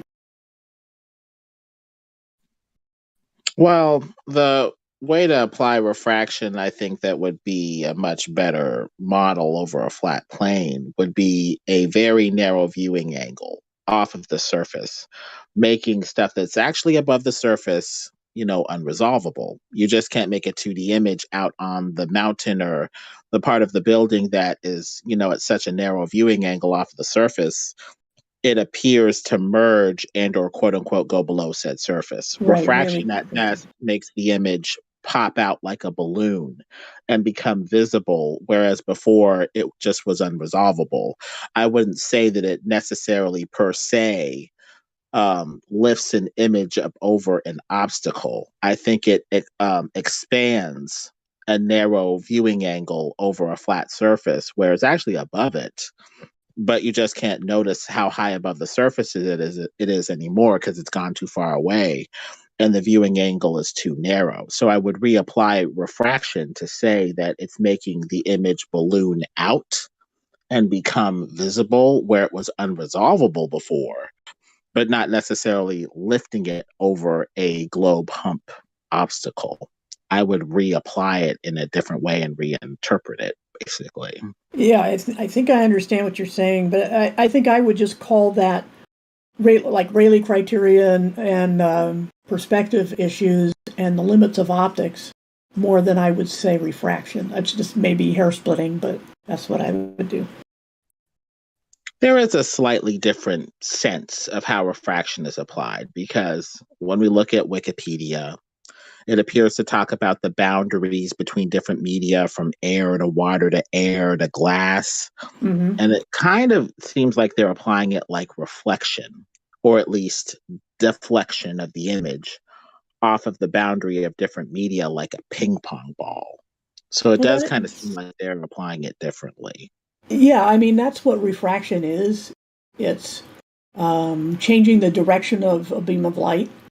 And as I posted a video that, I mean, obviously we can't watch it right now, but at 42 minutes after the hour, the sun an update. But I have another one. That one's more about the east-west thing. I have another one somewhere about the normal line. Let me see if I can find that real quick on my channel. It's more about refraction. So let me copy and paste that one. There we go. Thank you. This will be very interesting. I think at the theoretical level, we need to see how we're, interpreting how this stuff is occurring, because it has a lot of implications for, whether we think it being lifted over a ball or something else. Right. Yeah, and I say overall that my point is that it would be a lot easier to do horizontally than vertically if we're going to invoke whatever optical property. Why do you think it would be horizontal versus vertical? I thought light spread in all directions. Well, what I mean as far as the shape of the Earth goes. Because their optical effect they're looking for has to be vertical because it's supposedly bringing things over the edge of a ball that's dropping away from us in every direction. Whereas on an AE type situation, we're saying things can appear to be farther left or right, but they don't bring things into view that are obstructed. So you're saying the land's dropping left to right and things should be coming into view, but they're not, like their model would kind of predict maybe or something like that? I know this is kind of hard to explain without drawings, but what I'm saying is that if they're going to invoke optical property to bring things up that have fallen away from you in the distance because of Earth curve, I think they have a bigger problem explaining that than we would on an AE surface where things are just left or right of where we would expect them intuitively. I don't know if that makes any more sense. Well, I can think of and imagine a ball dropping away more to the left and the right. And, I guess you're saying if, refraction is bringing anything over the ball, it would bring it up even more over the ball to the left and the right, I guess, since it's dropping away even more in that direction. Yeah, I don't know. I mean, I must not be.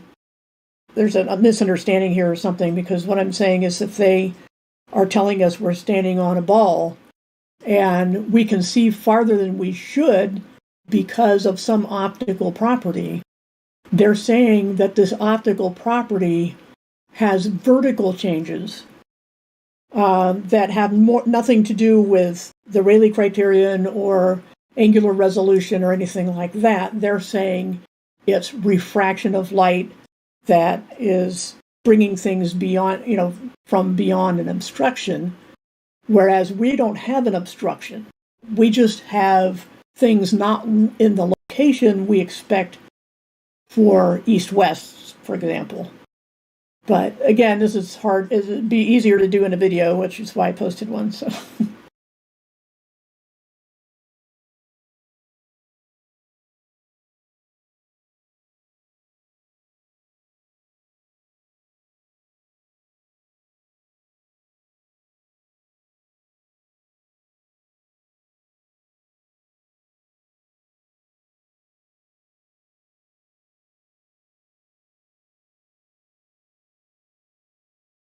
Yeah, we're still figuring out a lot of this stuff, but I think with the right foundation, we're going to be on the right track. I mean, even with the shape of the Earth, it's like they just went with a different starting point, a different foundation. They said, we're not going to go with this flat cosmology or whatever anymore, even though it matches our senses. We're going to start with a different foundation. that's a bit more theoretical. Yeah, I mean, this is the same tactic.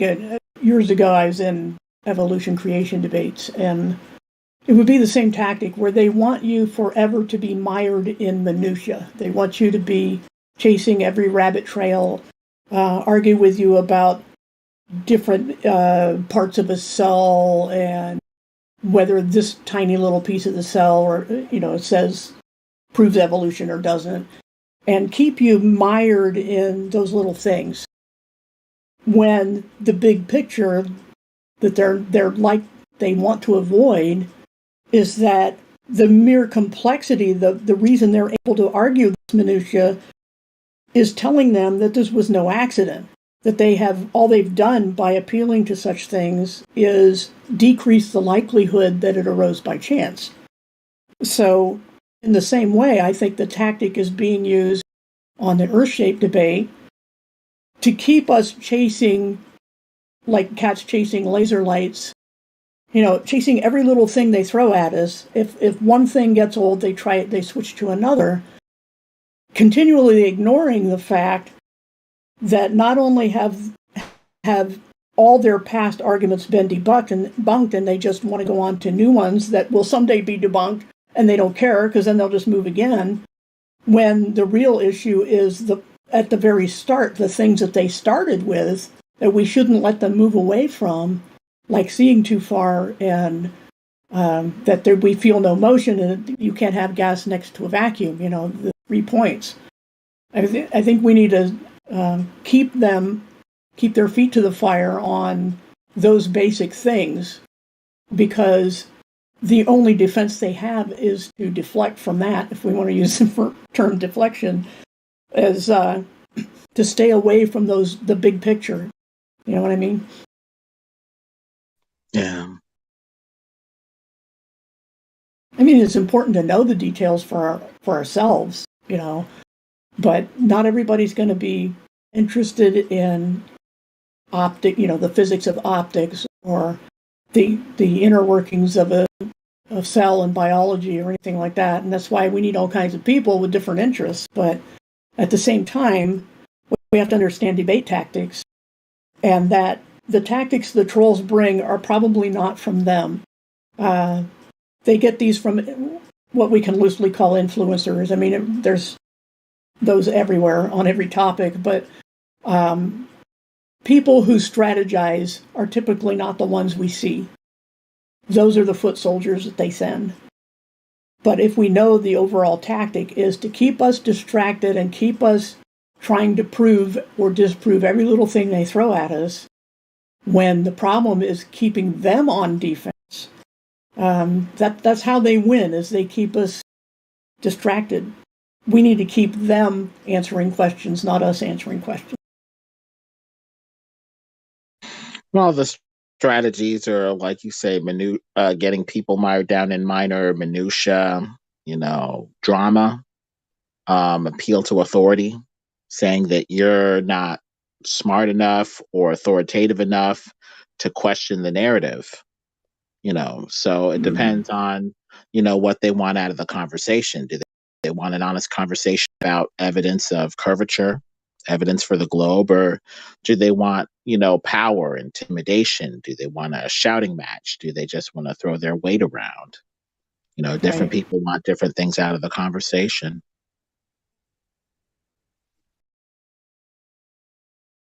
Yep.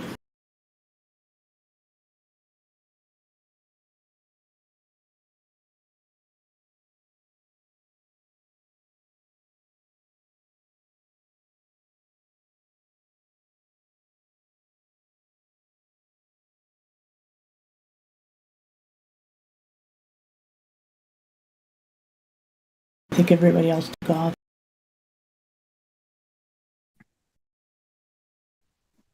No, I'm still here, just listening. Did we put you to sleep? No, actually, it was very interesting.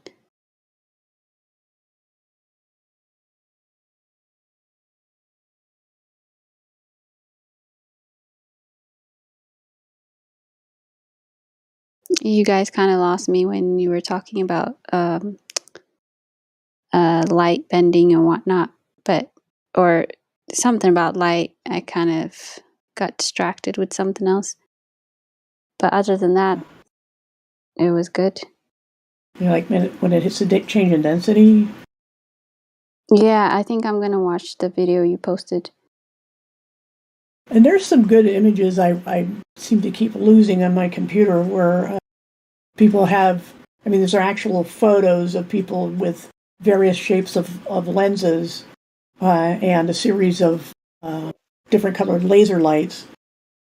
And you can see how they bend within the lens. I mean, they're looking like they've got lenses up on end on a surface, and you're looking down on it, and the beams are coming from the left or right and going through the lenses, and you can see what light does and how, you know, when it, like for example, in a typical magnifying glass is a double convex lens, meaning it bows out on both sides, on top and bottom, right?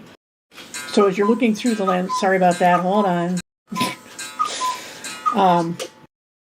A double convex lens is going to magnify, you know, typical magnifying glass.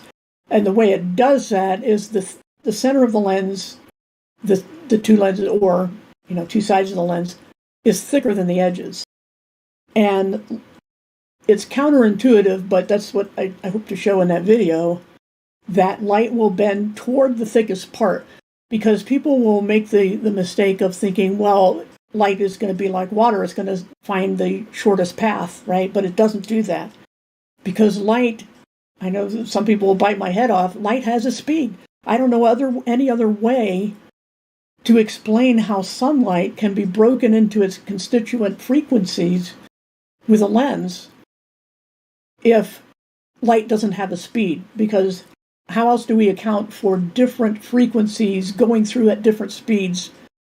And it gets all technical and complicated, but the point is that when light encounters a change in density, it changes its direction toward the thickest part.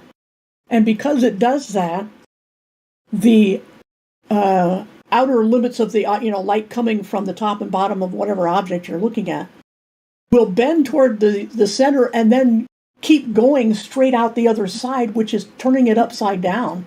That's why your lens in your eye has, you know, whatever you're looking at, it's actually hitting the back of your eye in the optic nerve area receptors upside down, and your brain has to turn it over. So, question. Huh? I just wanted to make a distinction. So, does light actually bend, or is it like changing the angle of reflection when the light goes through like a more dense medium and then changes its direction? Because I know that I think there's like the Globers usually conflate light bending with refraction, and it seems like when like refraction happens, the light's not actually bending. And I just want to ask you if light actually bends, it does refract. Two images just posted. One of them shows refracted ray on the bottom right. Because it does, it encounters the boundary of the difference in density and changes its direction. It doesn't actually bend. Right. Okay. So it doesn't actually bend. So when they say that, oh, gravity is the reason why you can see light 50 miles away in a lighthouse or some shit, that's the argument. And they say, oh, light bends. Well, I think that's really not being completely honest, because you said it before that light has no mass. So if gravity were to bend light, how could it bend something with no mass? But the other thing is, bending light and refraction go hand in hand. It's not technically bending. So I think that's another assumption that they make. Right, it doesn't actually bend, and we just call it that as an everyday experience. That's just what I wanted to ask, because I that's one thing. I wanted to make sure I'm not just imagining things, and that light, when it goes through something more dense, it just changes its angle of reflection, right? It's not like bending at a curve, it's just completely just arcing or kind of pointing Yeah. just to make a distinction between reflection and refraction, though, reflection is when it bounces back in the general direction it came. I mean, it will go at an opposite angle, but it won't go through the lens. It will go off of it and bounce off at the opposite angle it hit. So, like you can see in that one photo there of the actual lens with the beam of light coming in, it hits the outer edge of that rectangle, and then it wants to go to a thicker part, so it's not going to go to that corner there. And I don't know what shape the lens is looking down at the top of it here, but it bends up a little bit, but when it bends up, it goes in a straight line again. It's just So a you different can have line. like divergent and convergent light depending on the shape of like the whatever it's going through, right? Yeah. Yeah, So, like a like- convex or a concave lens would do the opposite of what a convex lens. Because they say light doesn't actually converge. It's supposed to diverge because like it doesn't light just like spread apart the further it goes. So you would Yeah. think like if a light just goes in a straight line, like why would it converge if it spreads out over time? It's kind of contradicts itself. But maybe if it's Well- going through like a lens or a prism or something, or if the sun's on the outside, and it's shaped like a dome, then how is light supposed to behave if it goes through something like that? It's supposed to is it supposed to converge? Well, it from the source it will diverge. Okay, but how soon it does that depends on a lot of things. One is like, for example, lasers are very coherent beams. They call it, as compared to. I'm gonna turn it down. Oh, you got background noise there. Compared to normal, quote unquote, normal light, a laser beam is much more coherent, so it takes a lot longer for it to spread out. Actually, from that one picture there, the actual photo at 2 minutes after the hour, where it's kind of a greenish background, I can see that. I think that the light appears to be coming from the right, actually. Laser light behaves differently than like sunlight or any other kind of light that we usually experience. Well, see, the thing is that sunlight is made of all the visible frequencies. So those frequencies are going to cause some of the different reactions depending on the medium, which is what I was saying about lenses. If you take a corner of a prism and let sunlight through that corner, it will break it up into the rainbow colors because those are different frequencies of light, right? So anyway, it's a whole, there's a whole physics course on light that I took in college, so I'm not hoping to go through all of that right now, but the most recent picture posted is of a prism, and you can see, and you can, and I think I have a video, I don't know how many years ago, where after the prism, you see where it broke up into rainbow colors. You can pick off each of those rainbow colors and divert them. It's pretty neat to play with. This might sound like a stupid question, but do we know that the sun is actually hot, or is it just a light source and the light is like getting hotter somehow, maybe through like like the prism or atmospheric reasons? Since nobody's actually been to the sun and taken a sample, the best we can do is try to extrapolate, and it seems to a lot of people that the sun doesn't actually transmit light and heat so much as that's how the air over the Earth's surface reacts to it. And that could, and what angle that light and heat would come down from is another issue. It'd be just like having a lens or a prism. So there's too many variables to say for sure. But the idea that the sun is manufacturing heat, I don't know. It's a question I can't answer. All we can say. Can you answer this question? Because you might be this is just something that I noticed recently. I just noticed that there's like pictures of the sun that just look like it just looks like a basketball, and there's no like corona, no flames coming out, and that's supposedly like the pictures people take with like a solar filter. Yeah, and I do there's that like all the sun with the all the flames and the lava and all that shit that they put on textbooks, and that's shot with a atmospheric imaging array or like a solar atmospheric array or something. So all I know is that measures a certain like threshold of wavelengths from the sun, and it's not like what we're seeing with our eyes. It's just, there's like 8 different wavelengths that they've shot the sun at, and we're shown like the one that makes it plausibly, they can just make it look like it's like shooting flames, and then like make it seem like it's hot. And that's my theory is like, well, when we look at it through like a normal camera, we don't see like the flames. So how do we know it's actually hot? They're only Yeah, we saying it's don't. hot because they're giving you a picture shot through a certain wavelength that like, it looks like, there's like stuff coming out of it. So I don't know. Is it really hot? Is it really plasma? Like, how do we know? I don't We know. don't. No, we really don't. But we, like I said, we have to extrapolate, and we go, well, all I know is that the direction, if I, looking toward the sun, that's where the light and heat come from. And we can tell that the light's coming from there because if I block the light, the shadow goes behind the thing, And that's how sundials work. They're telling you the angle to the sun by the fact that it makes a shadow. Even though there's light refracting, bouncing off all sorts of things, which is how we can see anything, is by light bouncing off of it.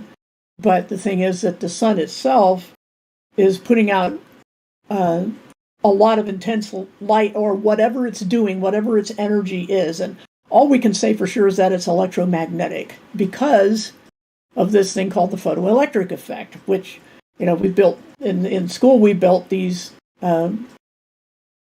I don't know I forget what we call them, but they were sensors basically with photocells, where if you put a little battery circuit with a photocell and shine light on the cell, the circuit completes and you can make a sound or whatever, for a light sensor. I actually built some of these, but how does light do that? How does it do anything to an electrical circuit? The conclusion to draw is that it is electromagnetic, because if you have where there's electricity, there's magnetism. If there's I read that the reason that light actually travels at the speed of light is because it needs that electromagnetic medium to do so.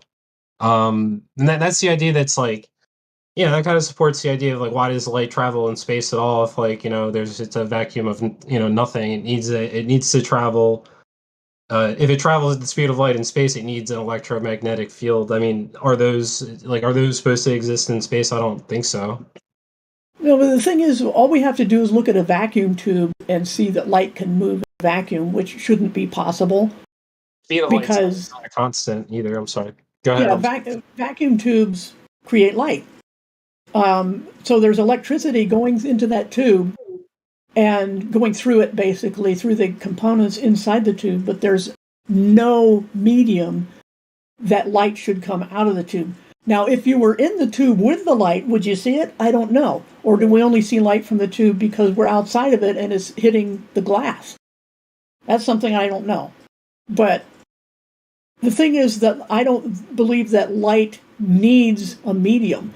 And if you think about it, the whole concept of ether in space, whatever that is only to explain how light can travel, because they assumed light must have a medium in order to travel. But the concept of ether is just to say, well, the light has to be something being disturbed, which waves. And this gets complicated too, but it's thinking of light in an ether in this way, is that suppose that you are looking at a very calm pond and you drop a pebble in. The pebble you drop is vertical, right? It's at a perpendicular angle to the surface of the water. But the waves it makes go out horizontally. So the waves would be like light in this analogy, which, like I said, I don't necessarily agree with.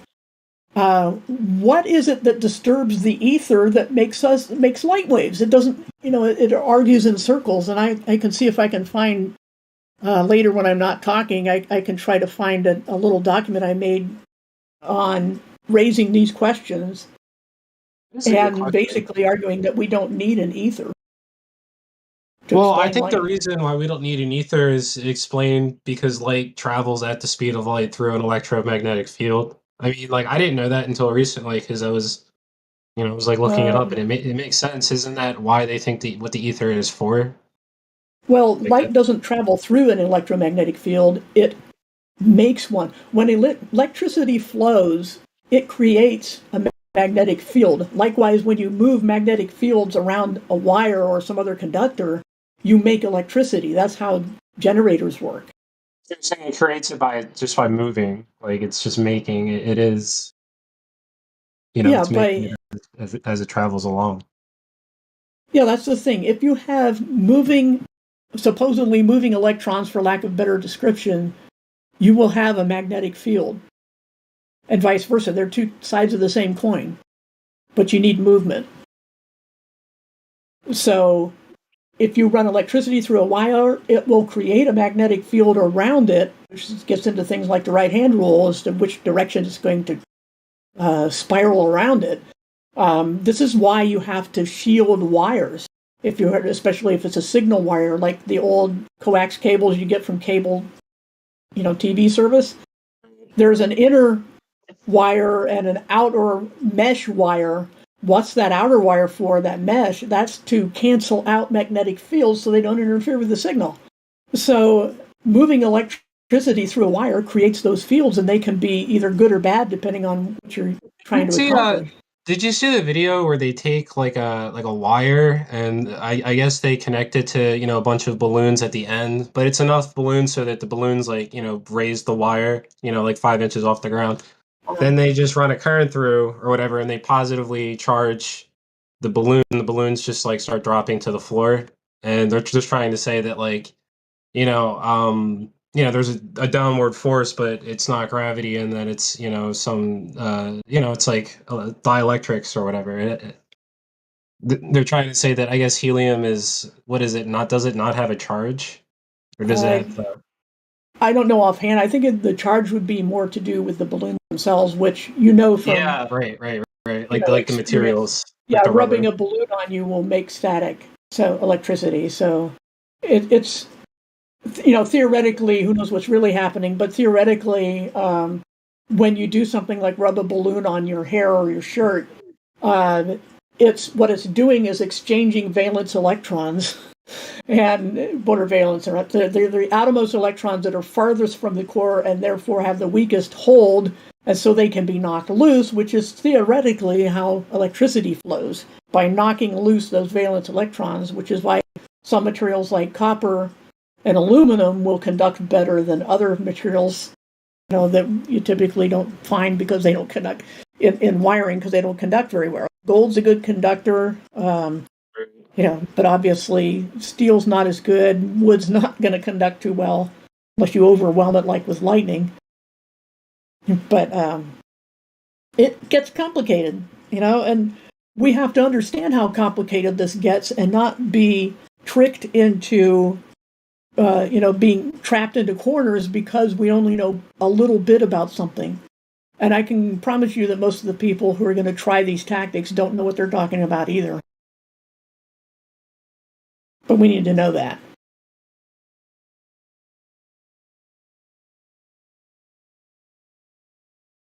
Yeah, I think a lot of the times, when people want to prove, or debunk the flat Earth, they take like a globe, or they take an idea, they apply it to the globe without proving the globe first, and that's like the first kind of like fallacy that I've been seeing, like that. It's hard to point out, is because it's always hard to just say, well, like you have to prove, that you have to prove the globe before any of your points, are even valid, or valid points, but. It's like, it seems impossible because they seem hesitant because, all I have are NASA photos. So I rarely see anyone actually try to prove that it's a globe. It's almost like they already know that like the evidence that they're going to present is like not going to be taken seriously. So they just don't they don't even try to prove it. But that's also admitting that like, wow, it must not be good evidence then because, I'm afraid to even present it because you can't argue. It's like, how are you going to argue it? We're just going to like take a picture of the moon or whatever you post and like, up up whatever in Photoshop and see like a big square and you can say, oh, it's fake or whatever. So I don't know. Yeah, you can with something like that because it's obvious that the small moon in the picture has different pixelization than the rest of the photo. Yeah, I And wonder if you can find something in most of most of the photos that are out there.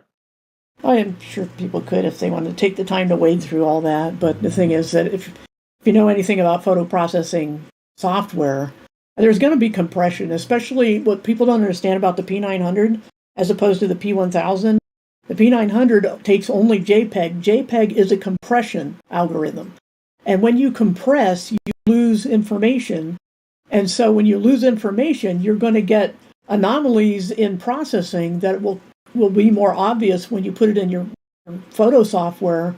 And you can get things that will lead you astray into thinking, oh, there's an object here when there isn't. It's just because of JPEG.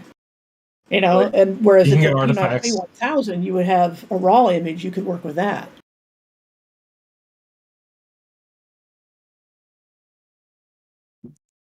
So anyway, just words of caution on, and here again, we're getting drawn into details that neither side always knows what they're talking about, and so it's pointless. It goes nowhere when we need to stick to very basic things that anybody can understand.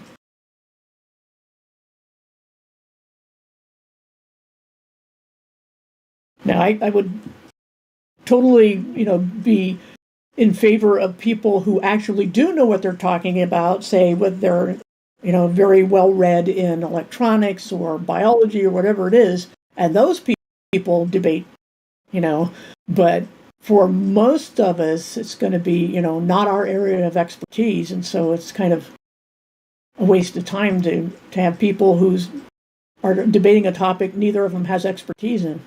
And by expertise, I mean actually knowing the stuff, not whether you have a degree.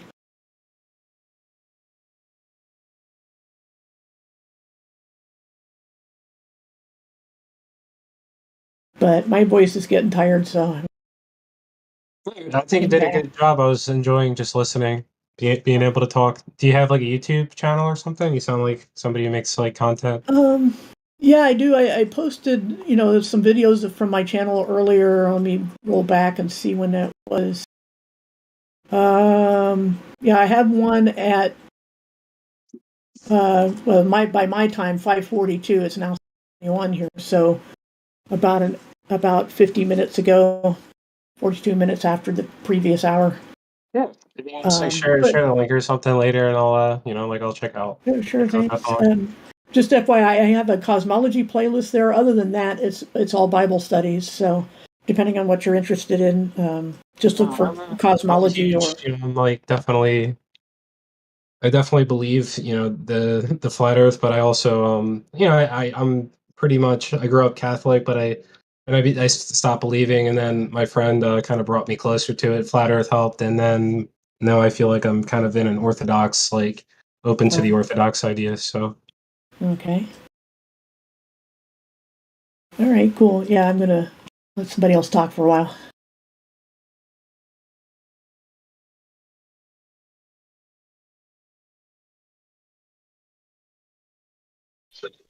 Yeah, if I was you, I would check out some of the arguments that the Protestants were making.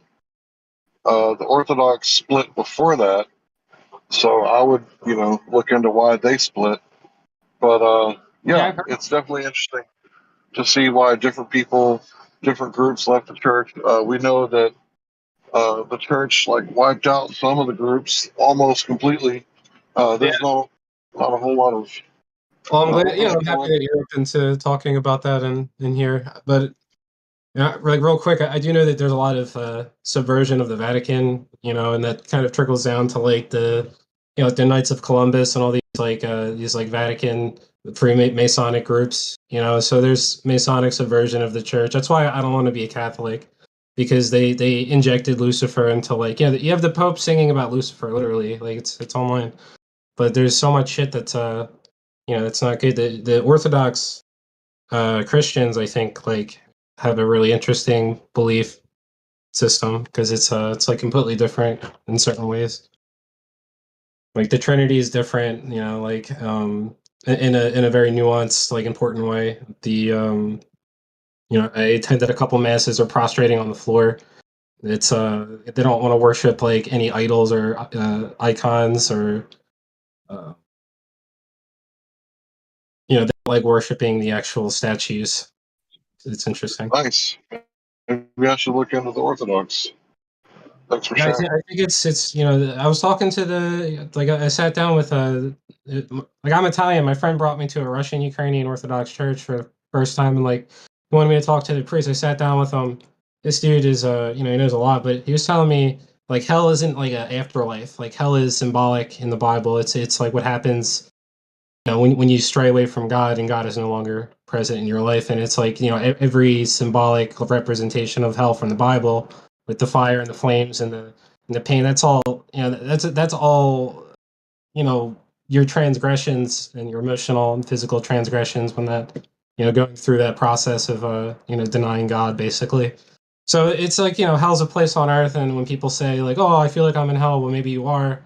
If that's how you feel, that's what the Bible says, and that's what it means according to the Orthodox priest. So it made me think of the afterlife differently. Like, all right, so there's no hell, so what does that mean? Everybody goes to heaven, and some people just take longer than others because that's what purgatory is for. I don't know.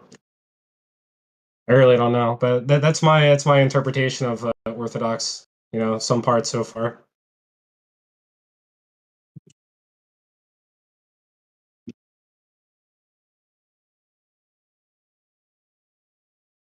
My dime store advice is have a personal relationship with the creator.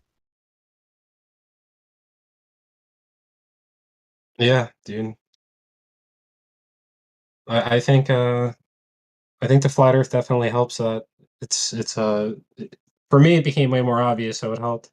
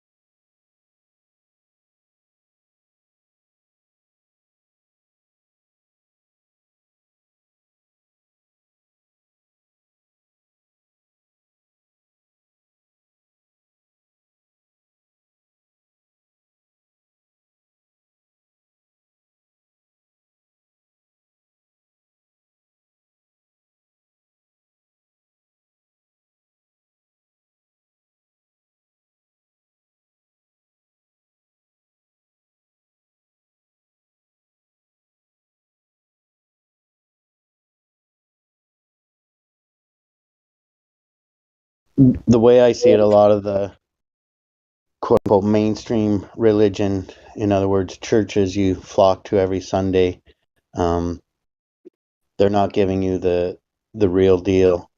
They want you No. coming back every Sunday. They want to be passing around that collection plate.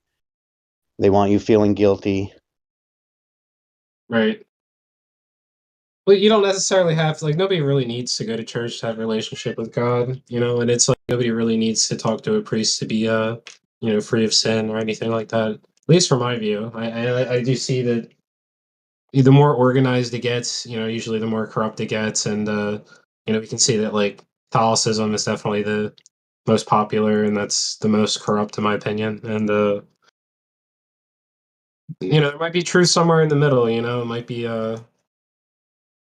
it might be somewhere not even in any organized religion. I mean, you can believe the religion, but it doesn't mean that the people that are preaching it are telling you the truth. I posted that article I finally found on my thoughts on light and ether and stuff like that. Awesome. Yeah, I would like to learn more about light, the way it behaves.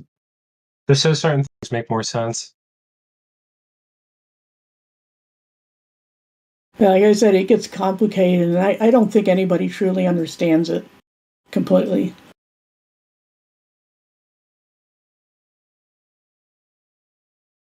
But yeah, when it comes to the Bible, I do know that like there's been subversion in the translations and like the meanings of a lot of the texts over time, and that's a big thing. It's a big like the King James version is subverted by literally Freemasons, and they injected Lucifer into the Bible, like in that version, and it's like, Let's not go there.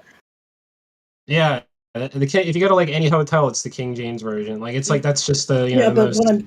what I'm saying, it's ladies' night, and with they don't, even on the line stream in general, they don't like us talking about stuff like that. Oh, So, okay. but you No, have to take it that's too. fine. Yeah.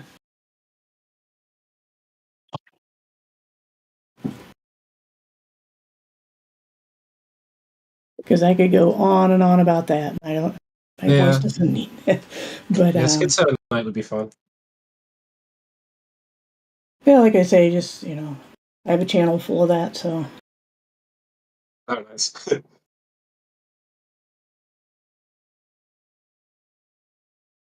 Now, if we talk about it being a flat Earth book, they don't have a problem with that. And earlier, I posted a thing saying all the passages that support it.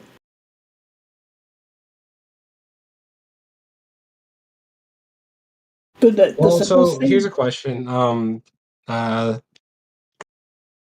know that in the old encyclopedia from like 1958, where they put that there's like a dome on the top of Antarctica, like 13,000 feet up, right? Like that's like kind of a thing. Like that they had.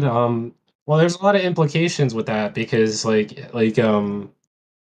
the idea that there's like shit that's outside, like the flat Earth, like continents and unexplored terrain or other, maybe even breakaway civilizations or something like that. But if the dome really is 13,000 feet up in Antarctica, that kind of implies that it's like ending there, right? So it's kind of being maybe some kind of protected barrier where we can't get across. I mean, I don't know. Have you seen that? What are your thoughts on the encyclopedia's suggestion that there's a dome?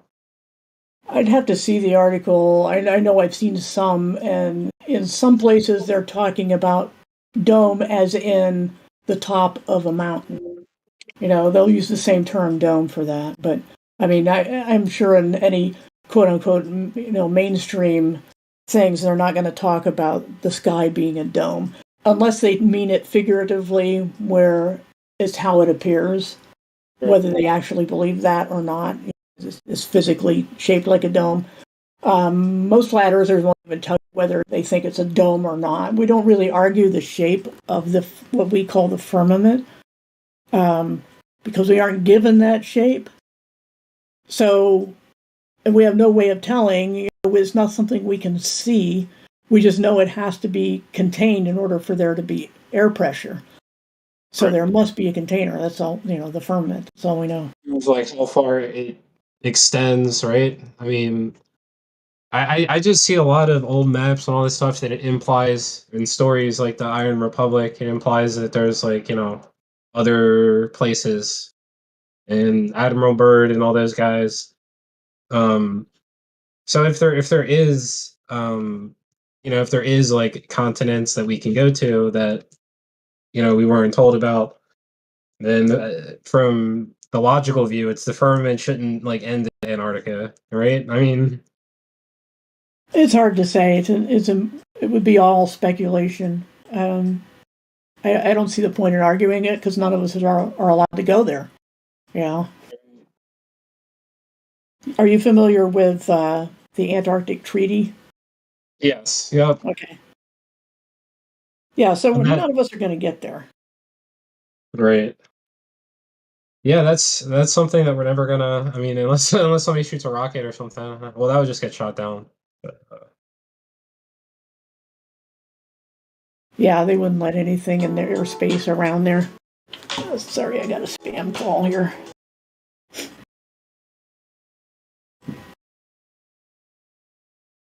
A high flying, high atmospheric balloon might be able to work.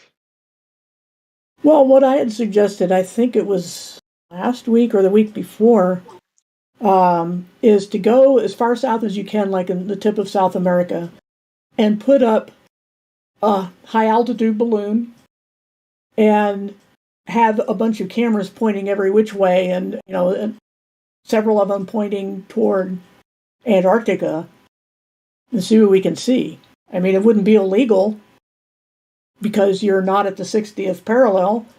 So you can, go as far south as Legal you way to can. do it, then people should actually do that. The Yeah. balloon. So yeah, why not? I mean, that would be the best we can do, and probably the cheapest and safest. It's just a matter of getting the balloon and a bunch of non-fisheye camera lenses, and have some redundancy, and maybe have two balloons and sets of cameras from two different places. I think that would give us a very good view of the Antarctica, area.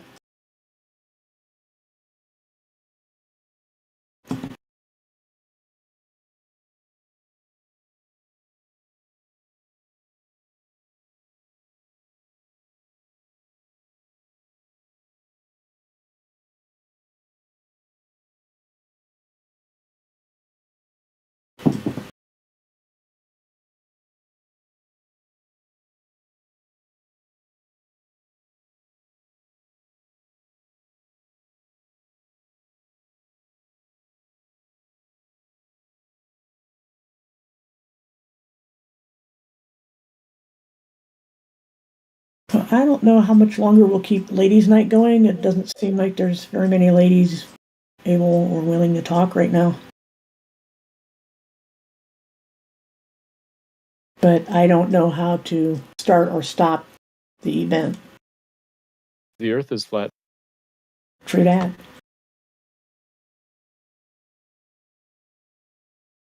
But yeah, if there's Why do any the shills always say like, oh, the FE Core 2 laser experiments are like pseudoscience, and they try to say they didn't account for the spread of the laser. And then I watched the video again. I'm like, they absolutely did. They accounted for that in refraction. Like, why do they keep denying this experiment? Is there anything honestly to say about that experiment? I saw it one time when they first published the video, so I don't remember a lot of details, but it seemed like they were pretty thorough. So I don't First know thing exactly. I thought about too. I was like, what do you mean? Like, did you watch it? I'm pretty sure they accounted for the spread. They had these like, I don't know what they were, magnifying shit that were like positioned every maybe 500 meters away from the light or something to keep it consistent. I don't know.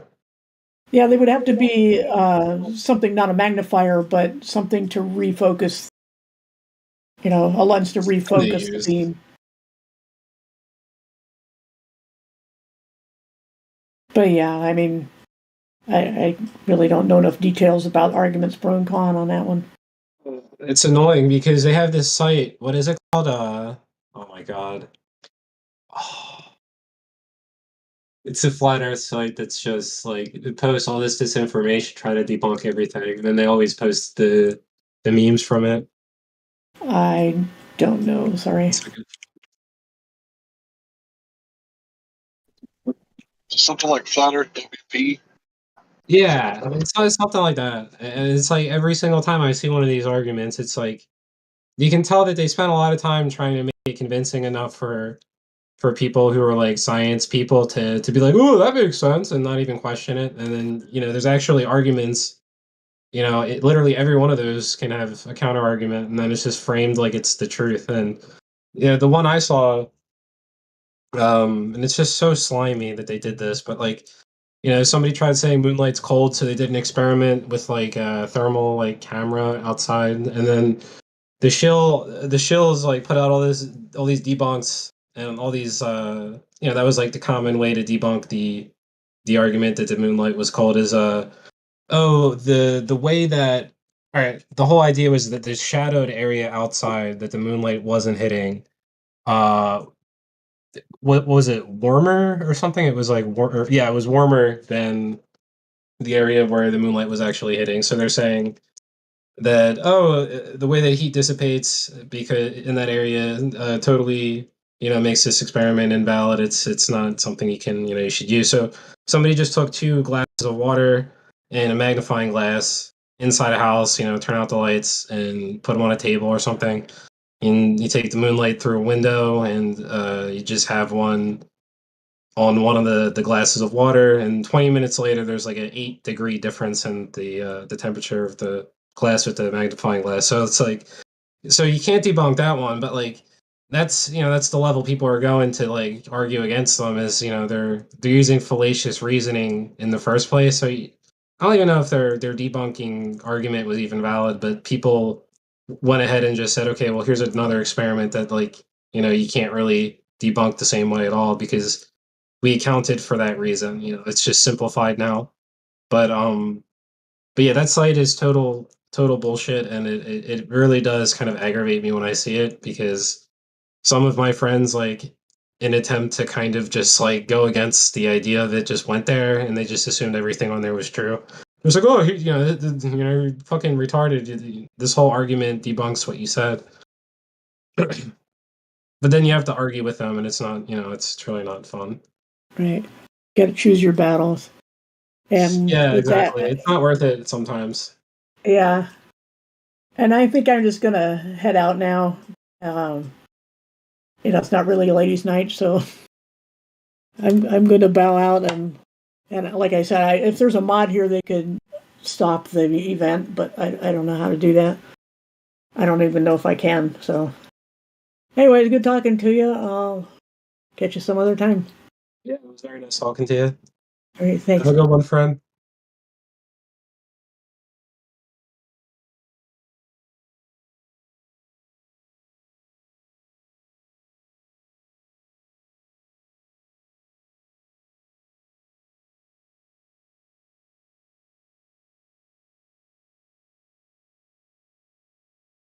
Yeah, I don't know how to turn it off either, but I find that when you're talking to your friends or people like that, if you steelman the argument before they actually personalize the argument, so if you only give them like half the argument or like, oh, we can see too far, and you don't explain the alternative excuse and show them how that doesn't work, it's really easy to latch on to it when you start looking into yourself. Oh yeah, so it's kind of what you're saying is you kind of present like the argument that they might have looked into and used as their own or something, and already explain why that's wrong before you give them the opportunity to do the research and then come to their own conclusion. Yeah, you could just show them that you understand that the argument exists and stuff like that, and like what the errors are with it. So when they come across it themselves, they're like, "Oh, yeah, the thing he talked about." They look into it and they're like, "Oh, yeah, it's not mentioning the errors. I see what he's talking Yeah, about that is now." really good. That is a really good idea. So it instead of it being like this, That's kind of why Twitter sucks, like for the shit like this, because they give you such a little bit of like way to explain yourself on there. It's hard to really. That's like the idea of simplifying the media and the news cycle, where they started shortening things in the West, like to like 20-second bits, so you're only getting like an inch of information. And then it's much easier to fall into like different kinds of thought patterns and influence and such. It's the same kind of idea with that. Yeah, it's all in psychology. They understand how our minds work, and they want us running on snap judgments, stressed, and preferably in a little bit of fear. So we're not looking at things slowly and carefully enough to discover that there are problems with it. 100% true, dude.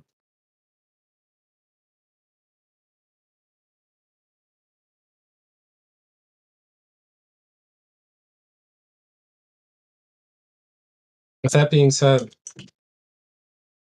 I need something to open my mind right now.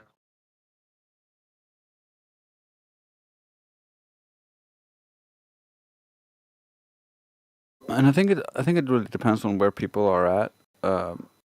People are at different levels of the programming. Some are really deep into it and just like believe everything that's on the news and everything the government says, and so getting them to the place where they can actually look at this objectively and not through this biased lens is a little bit hard. So you gotta kind of like figure out where they're at and give them small truths that they can swallow. Right.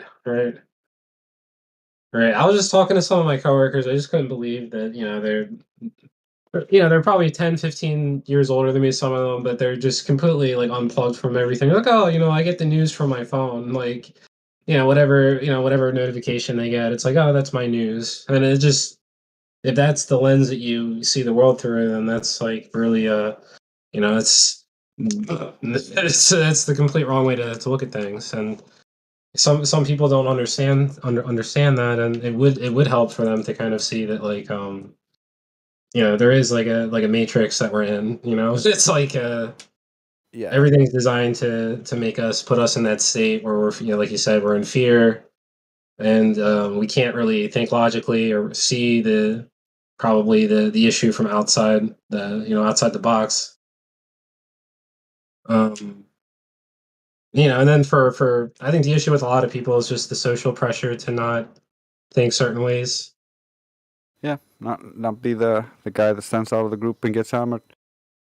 It's a classic. Yeah, like I really don't care about that stuff, and I think it's really telling of anybody who believes in flat Earth. Obviously, doesn't care about that stuff, which is that's the topic where like like other people will judge you instantly, and it's you just don't care because you just know it's true. You believe it. Yeah, essentially the outspoken flat earthers are the people who got over that bias and faced the dissonance and aren't not letting that fear stop them. Yeah, there's no reason to. There really isn't. It's it makes you more powerful, and that one day it might influence somebody else. Maybe not right away, but it's obvious that this is becoming more normal. Like, in a way, there's more people talking about it, but also I think we were talking about it the other night, where like the models are becoming more similar now. Yeah. They keep changing it because things don't work out, and as they change it, it keeps getting closer and closer to what we have essentially. All I see are now like the helium balloon flights and all this stuff. Like, nothing about going to space in a rocket. They're just gonna. I think they're gonna just kind of like fizzle that idea out. Now it's all balloon flights, guys. You can't go to space in a rocket. I think they're gonna milk it a little bit longer because we're going through this upheaval, if you will, and they're painting Elon Musk as the good guy. They got all these bad guys set up, ready to fall. They got Epstein and all that stuff. Just like they have the linchpin, and they're just waiting to pull it when it has the most effect and benefits them the most. Elon is he's like one of the the Western influencer guys who was on the WEF from like 10 or 15 years ago. So he's been like on their list of I guess being this sort of futuristic like influencer. But they always try to spin it as like philanthropists doing good things, and in their lens, they always try to spin it as like being this good idea, when he's obviously been lying the whole time about space, Mars, going to Mars, probably Neuralink, false promises about the technology and like what it's probably capable of doing in 10 years from now. In my opinion, it's ridiculous to think it's going to be curing all these diseases. It's also, if you just look at what he proposes to do with Twitter, he wants to turn it into Vimo or whatever, the Chinese equivalent, where they have videos and chatting and paying for stuff all on one app. And that's what he wants to make for the world, which is just one step closer into the technocratic dystopia. Yeah, it's like, no, totally. And I also saw, his whole idea, which isn't actually his idea. It's just like I don't know, piggybacked idea from the crypto scene of discouraging, I guess, bots or whatever by using some kind of pay using crypto to pay for, I guess, pay to post. I don't know. I don't know exactly how he had it set up, but Yeah. he wants to take bots off of Twitter. But he also said he also wanted to ban anyone who was posting pictures of him and Ghislaine Maxwell on his page because he was getting trolled for being affiliated with Epstein, and now what I see is like you have like Ben Shapiro and all these guys they're posting damage control articles about Elon saying here's Elon's thoughts about Epstein and like Bill Gates and all these guys, so they're trying to distance Elon from those guys while like Elon has already kind of shown his true colors about wanting to ban anybody trolling him by posting pictures of him and Ghislaine Maxwell, which is an obvious red flag that this guy is like just a part of everybody else. He's not like the good guy. He's probably a pedophile and for all intents and purposes maybe he's being blackmailed and that's why he's Just a second. Sorry. Be Go ahead. careful. Be careful because we did get a strike a few days sorry. ago, so we don't want another strike for 7 days. Yeah. Okay, I'm just gonna stop talking. I'm sorry. Yeah, but what we can say is that there is a concerted move from old money to paint itself as the good guys who are coming to aid the public in this time of crisis. And that includes Elon Musk and a whistleblower who used to sit in on Bilderberg meetings and other such meetings. And he's supposedly blowing the whistle right now. I forget the name of it. If Karma were here, she'd tell me the name.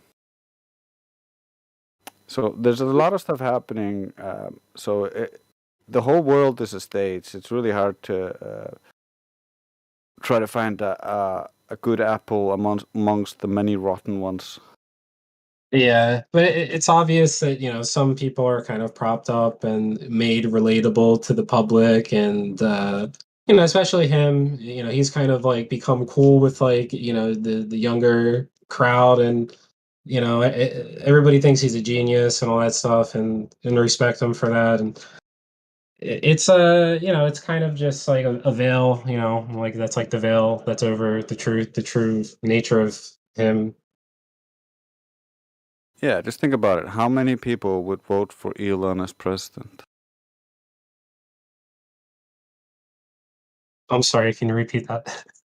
How many people do you think would vote for Elon as president? Yeah, a lot of people. A lot of people. They've his Twitter, the Twitter thing made people who I guess are more on the right like him more because it made them feel like he cared about free speech, and that's not really the case because the common argument for people on the I'm not trying to get political. People on the left say, "Oh, it's not like private companies do what they want. It's the algorithm doing its thing. That's not censorship. It's the algorithm." Well, now apparently, now people on the right are associating the algorithm with censorship because, in a sense it is. It's just they're only arguing it's not because, apparently, why don't you just make a different Twitter? Oh, well, you can't because they don't let you. That's just the way it is. It's just, they're shoehorning their companies in and disallowing anybody to compete, and in the end, like just private companies just doing what they want doesn't work because it just doesn't because they just monopolize. Yeah, and he says that he's for free speech, but when you listen to him talk to the Twitter employees, he's basically saying, I want the speech regulated, and if it's speech that we don't like, it should be somewhere where no one sees it. Yeah. That's not free speech. Well, I heard that they already do that to people. There's like people who comment on YouTube videos and like they're the only ones who see it and nobody else sees it. And then there's this kind of bubble that they put people in that they probably don't know they're living in, which is kind of crazy to think about. Oh, yeah, they did that to me I've been in that stupid shit for a long time. I call it shadow banning. Yeah. I noticed it first on Facebook because I used it as a medium to share different information with my family. and then all of a sudden they just stopped getting notifications. They stopped seeing any posts and stuff I started posting, and it just started getting real bad. And then it started happening on YouTube. I would reply to someone, and no one could see it except for the crazy people who like would argue with me with nonsense sophistry. Right. My sister, Right. who That's tried weird. to look at the same thread and look for my comments, just couldn't find them. That's I wonder if some of those were just bots that were responding to whatever you were posting, because I think that happens too. Like they just attack you with bots to clog up your whatever you're posting and clog up the message boards. I Dude, think they probably do honestly- that too, don't you think? Dude, honestly, some of them maybe, because Yeah. none of their responses address the contents of my comments, and each one of my comments I would make so long because I would like analyze and break down every single thing they said and be like, okay, what do you mean by this? And I didn't say anything like this, and I would like go over all of it and then ask him questions Right. about it, and none of it was ever responded to. Yeah, that's what I mean. That's why I think a lot of that is bots, because it just. But regardless, I'm enjoying you guys' little conversation. I just want to chime in real quick and ask you guys if any of you think that is there any heroes out there in that rub shoulders with these elitists? I wonder, because or is everything that's put out and every crumb that they give us that we latch onto, is it all a psyop? You know what I mean? Because like take anybody. Well, I know they're not going to get media attention, so we're not going to probably know who they are. But I have to believe in my heart that there is somebody out there that is a good. They're not all people are bad, right? So I have to believe for some reason that there is some people out there that rub shoulders with these elitists that aren't just puppets, that have that connection. Maybe they're not inside, but you know what I mean? Like take a guy for Stanley Kubrick, for instance. Is he rubbed shoulders with elitists, and I know this all these conspiracy theories about what he did and all this, and how he did try to subliminally expose it in a lot of his films. I mean, I don't know if that's true, but do you know what I mean? I wonder if is that happening, or is that a psyop too?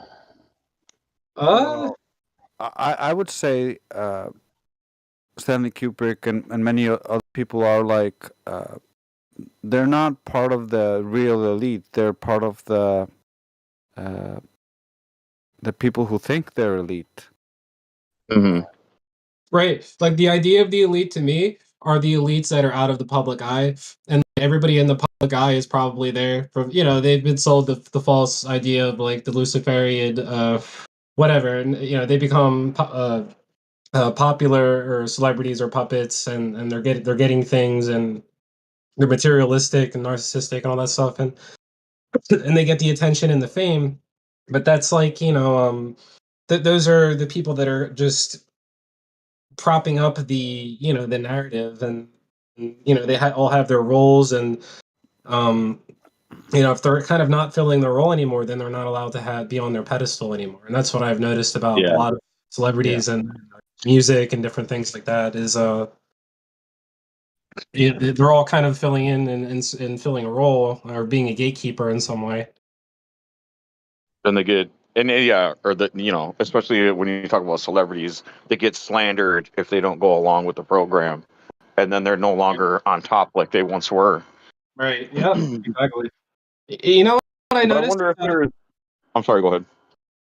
I just wanted to, just get at, because I've been watching, I don't watch wrestling. I watched it as a kid. I thought it was great as a kid, right? But I respect it, and I was watching videos, the breakdowns of just shit I was watching when I was a kid. But WWE kind of functions similarly to like how real life functions, with like the storylines and the way that the wrestlers can, do something that pisses off Vince, and then slowly their storyline gets kind of fizzled out, or something happens to them, or they get like reprimanded for it, and it's just really weird the way it works, because it seems like it works like similar to how real life works, but it's just in wrestling. But anyway, I just wanted to point that out.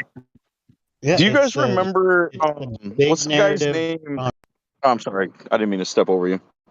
It's all good. It's a big narrative on a smaller stage. They had a Russian wrestler versus Sergeant Yes, yes, Slaughter. yes, Like everything yes. is it's all on a smaller And it's scale. symbolic too.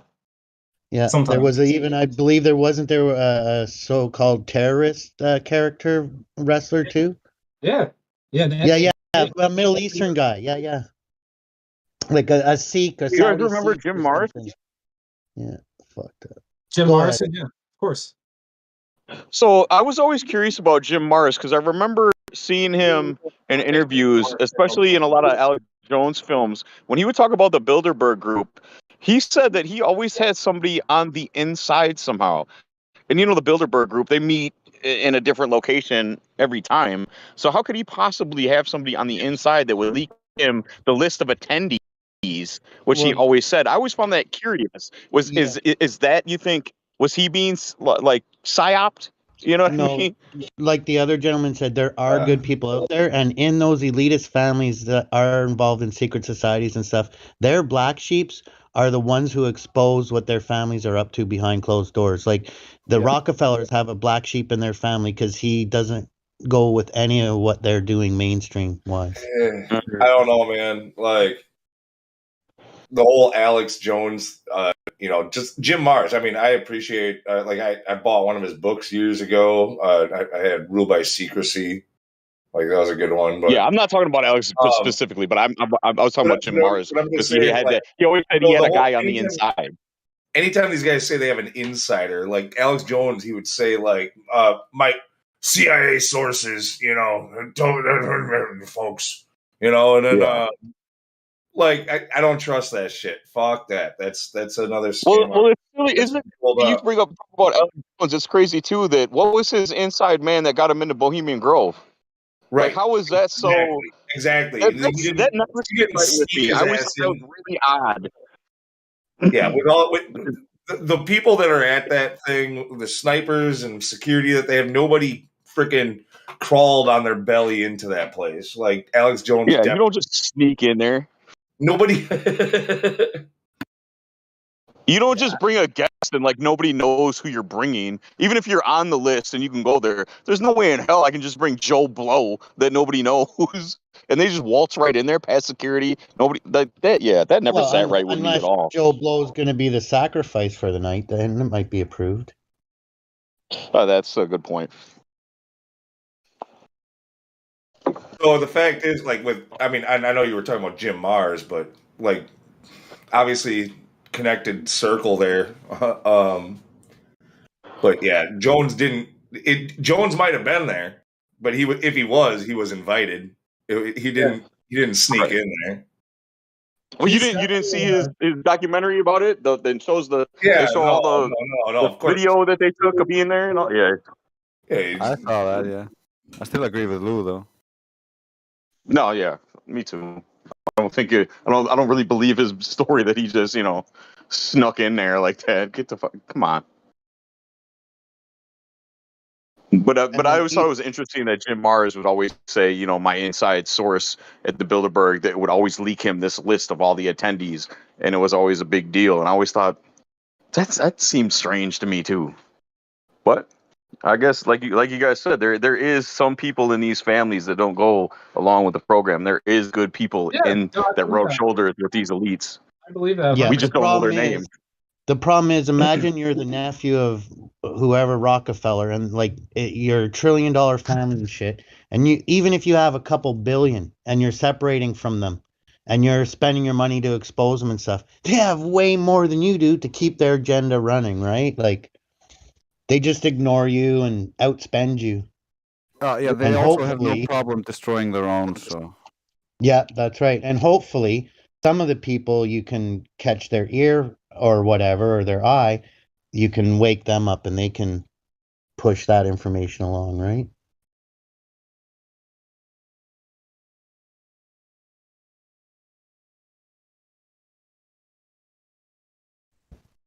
My research into the ultra rich families and all those secret societies ended at a family called the Pacers being at the very top of all of that crap.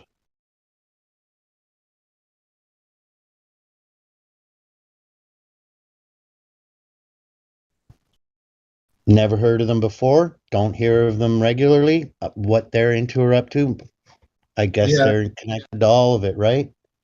and they have They're to have pulling us the under the string. spell of like globe spell to have their whole system work, because they have it all like profit business, exchange driven, and we are just consuming because you know people are materialistic because half of it's because of the way that they perceive the world, and the globe is a big proponent of that. Like you know, a lot of people say the globe idea.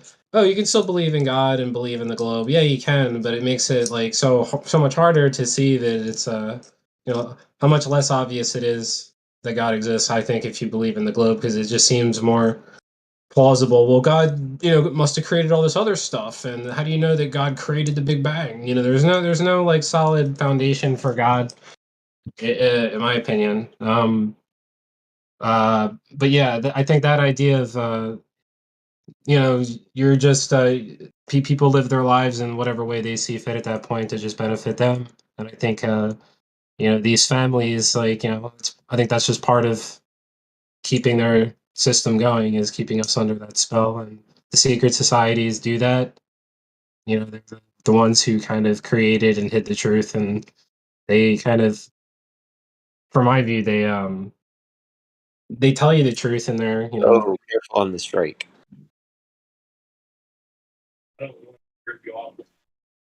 yeah.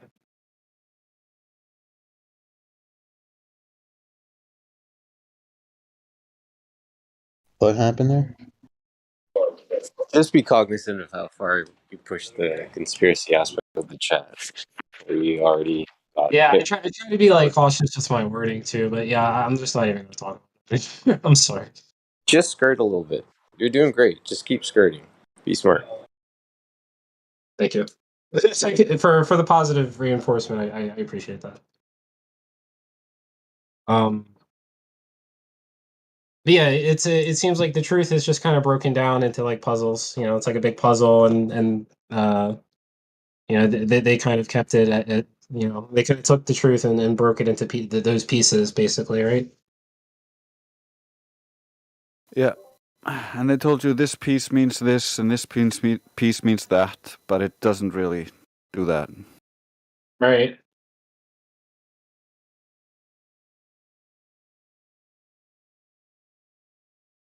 So you can't really see the big picture until you get all the little pieces, and then you Yeah. start saying, "Wait a minute, this piece isn't really this, and it fits right next to this one."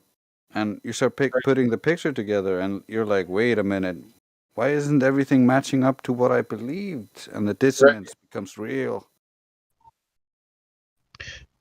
The other thing too is if you're pursuing generational wealth or comfort, there's nothing wrong with that. It's just in the process, if you become aware of some of the investments you're in or into some things you're not into, you pull all your money out of it and walk away, right? You don't keep funding it. Yeah, that's a good point. You can make a mistake. You could think, oh, it's a decent company, and then 2 years later find out they got sweatshops or whatever it is that you don't agree with, and you're like, well, taking my 100 grand out of that. I don't need the dividends from that investment anymore.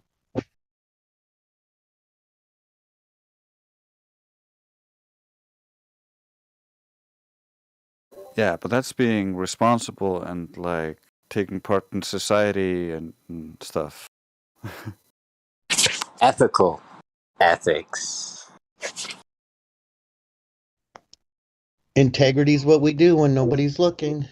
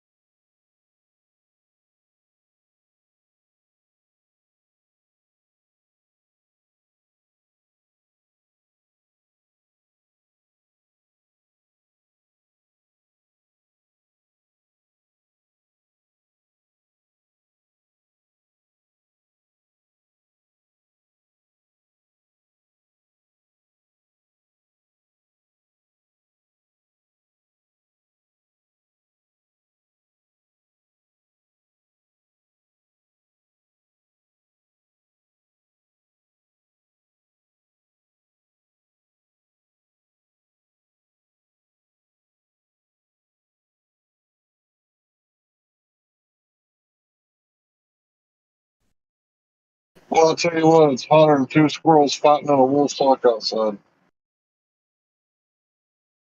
Beautiful.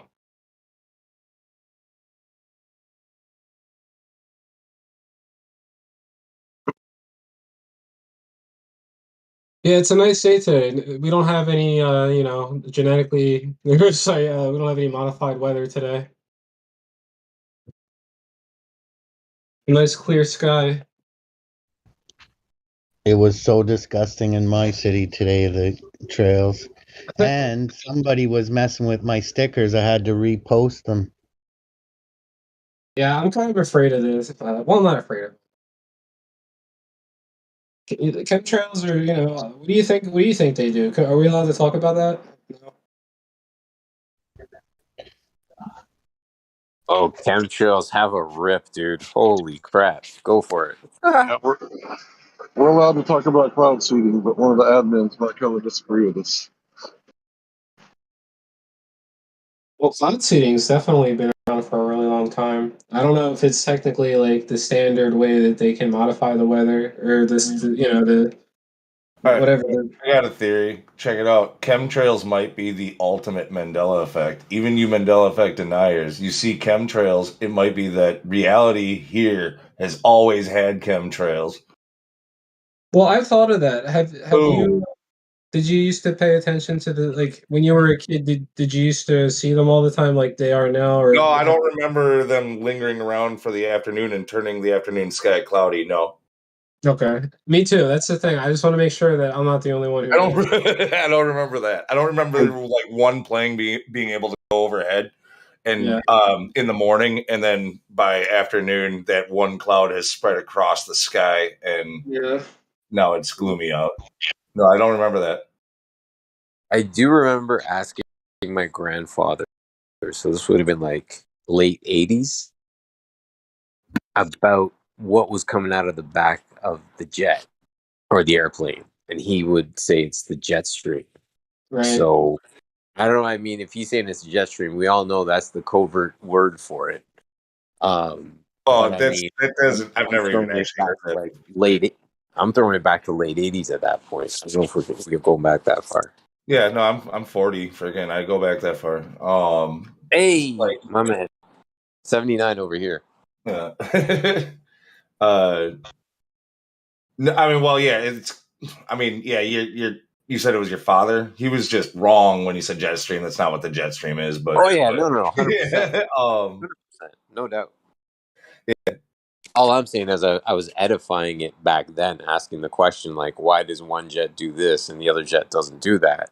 And he's like, that was the explanation for it at the time. So all I'm saying is I edified the fact that there was shit coming out of the back of the plane. Yeah. There was always a trail, but that's a contrail. That's like the official thing, and I don't remember it. I don't remember it like staying in the sky like long after the plane is gone. You know what I mean? It like trailed behind it like a trailer. Right. Like I don't know what this crap is that sticks around forever. I was amazed at the clip I saw. It was a BBC reporter doing a clip about a cloud making machine that NASA owned. And he's standing there, it's dry and sunny. And then, like, after they fire it up 15, 20 minutes later, it starts raining on the reporter's head. He's like, this is amazing. Yeah. Yeah, it's definitely something that has to do with like the nano metallic aerosols that they spray from those, and then like maybe electromagnetic frequencies. I think that they use like the NEXRAD weather radar, and I don't know how the primary method they use, but it all kind of points back to those things.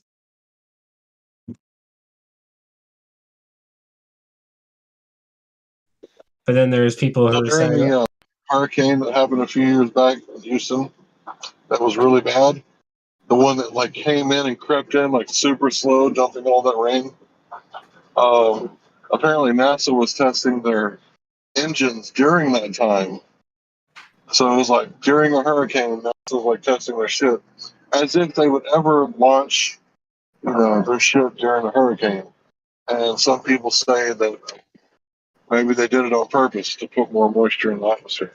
Yeah, I'm sure that they intensify hurricanes. There's definitely I remember watching a couple of guys who were analyzing like I don't know, these serious weather radars that I guess you don't see, when you're watching the weather station, because they filter out like these certain anomalies and stuff, and they're trying to say, oh, here's artifacts of weather modification. You see this giant, like they call them like harp downbursts or whatever. They have all these certain terms, and they say, oh, they can send cold air, like thrust it down, and like create these different effects in the atmosphere.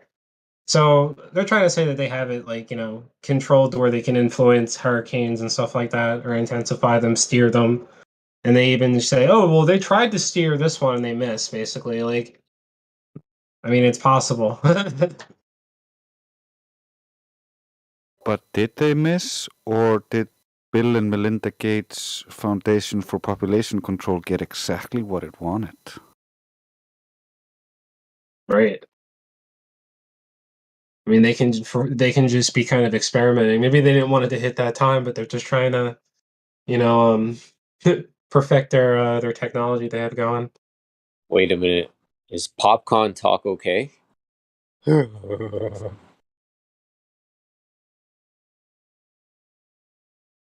get it, right? Popcorn. What is popcorn? Expand it. Popcorn. What? Population control. Popcorn. Oh, yes. Get it? Never mind. Have you guys Isn't it true that like a guy like Bill Gates and like Mark Zuckerberg, guys like that reach, and even Elon Musk and the asshole that owns Amazon, these people they're not real people, right? They're not normal people that pulled themselves up from bootstraps and made something of themselves and became some of the richest people in the world, right? That's a myth, right? Oh Yeah, no, that's that's a myth. not true. If you look at Really Graceful's channel, she talks about how like all these people were like part of the Bang group, and it's his dad being on the board of Roe v. Wade. I'm sorry, on the board of Planned Parenthood, and she.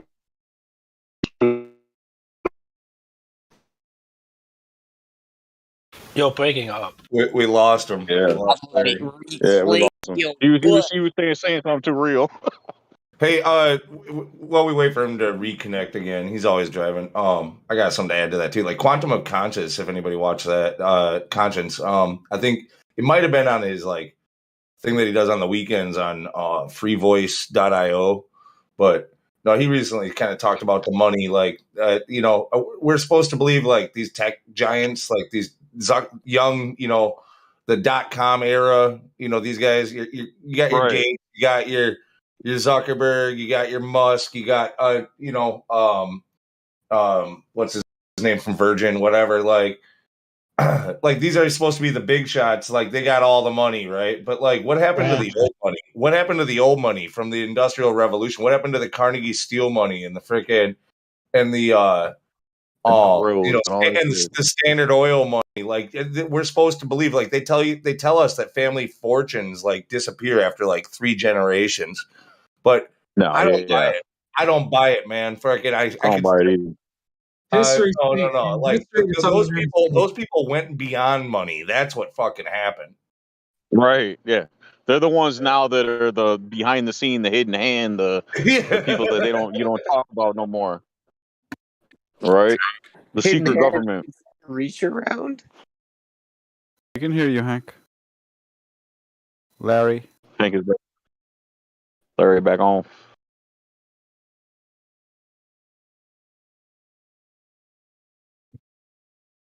I brought the reason why I said that too is because it's funny how whenever you see this newcomer on the block that is all of a sudden the world's new billionaire, he regardless of how he made his money, he still has the same agenda as all the other billionaires, which is a red flag. You know what I mean? It's always the same.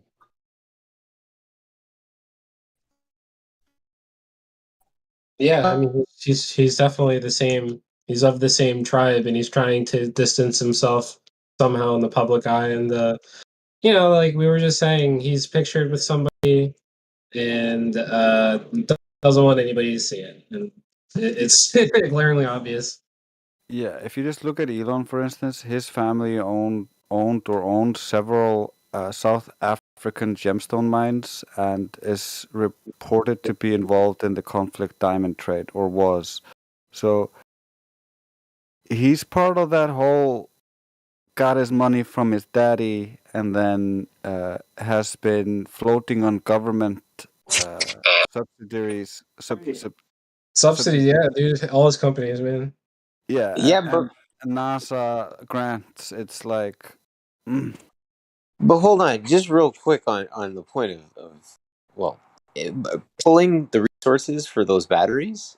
That's not okay with the environment either.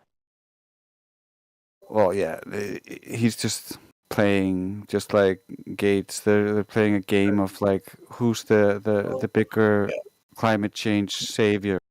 Right. You can definitely argue that it's far worse what they're doing with the lithium-ion batteries to charge to cars than what we're currently doing with in oil and internal combustion engines. Like, oh yeah, yeah. Apparently, oil is like created in the earth. I didn't know that. And then I mean, and I remember in the early 2000s too, or even maybe in the late 90s, super late 90s, they were already starting to talk about alternative fuel choices and for cars. And like I remember being still in high school, and I graduated in 2000, so like I remember it being a thing that we were told that in the not so distant future that you're going to have a lot of different options. Because there was a lot of talk about this, and you had the hydrogen vehicles was a possible front runner for who was going to take over this like new green energy war. But then all of a sudden we got Elon Musk, and everything went to this shitty lithium ion that it's literally horrible for the environment. The whole thing was supposed to be about the environment. If you're going to go for the environment, hydrogen is where it's at. Like, yeah, much safer, much cleaner, and so cheap because when it rains, you got a full tank of gas, baby. Well, if you want to believe the space lie, it's the most fucking abundant element in the universe.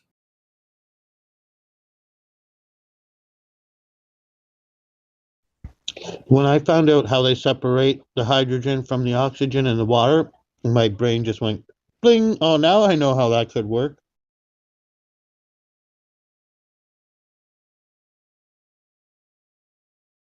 No, because it has nothing to do with. They love to use the environment as a crutch, whatever. It has nothing to do with that. It has to do with controlling you, being able to shut you off or allow you the ability to travel certain distances, but only so far in a given charge. It's like the Minority Report where they lock him in the vehicle and start trying to deliver him to the police. Like that's where they want to go with this. Yep, pretty much. Can you hear me now? Yeah, we can hear you. Yeah, so I wanted to say there's this YouTube channel, Really Graceful, and although she goes over a bunch of different things, she talks about the roots of like Elon Musk and Bill Gates and how they, a lot of these people didn't just grab themselves up by the bootstraps and make millionaires out of themselves, how they were part of the Bain Group and, part of this and part of that, and Bill Gates and Planned Parenthood, his dad or whatever. And it's really interesting because she kind of exposes a lot of it for being like, coming from rich people, even though you would think, Elon Musk just he's a self-made man. He's really not.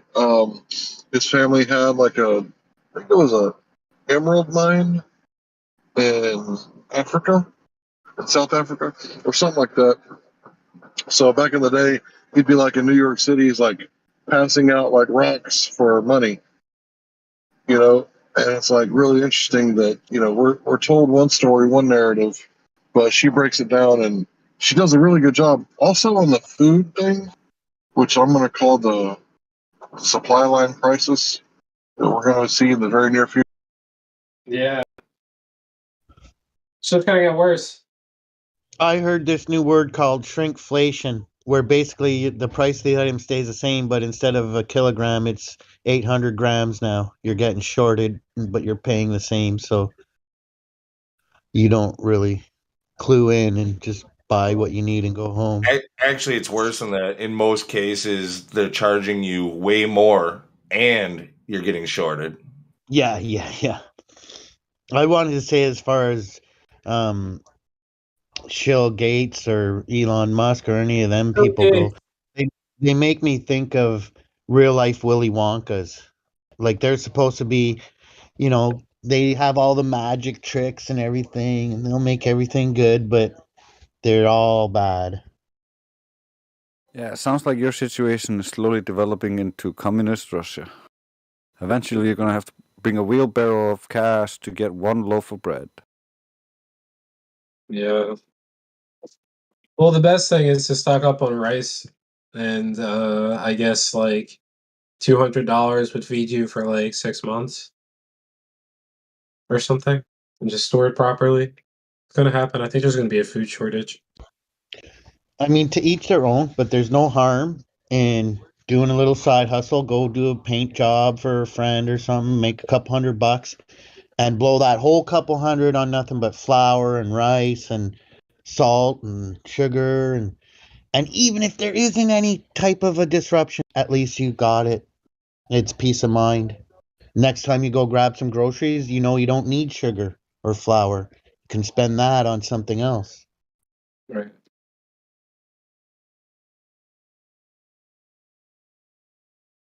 Yeah, you could buy your girlfriend some tampons or something, you know what I mean? They always appreciate that. Hey, those are You know what I good mean? in case of accidental bullet wounds too. Right? Hell yeah, they are. Some fucking triage, huh? I usually perform fellatio and then triage. You must be a Bro, real fun you time. know what you just said? Yeah. Sometimes I don't know what I say. Sometimes the words come out faster than I could think. That's good. Yeah, but that's one of the reasons why you're a good rapper as well. Thank you, bro. Appreciate it. I'm just trying to walk in Drake's footsteps, bro. Where is he at? Where Drake's at? I'm hoping he Is he makes up still the on here? word Oh, there he is. fellatio What and up, Drake? cunnilingus. What up? I'm good, man. I'm good. You good? Yeah.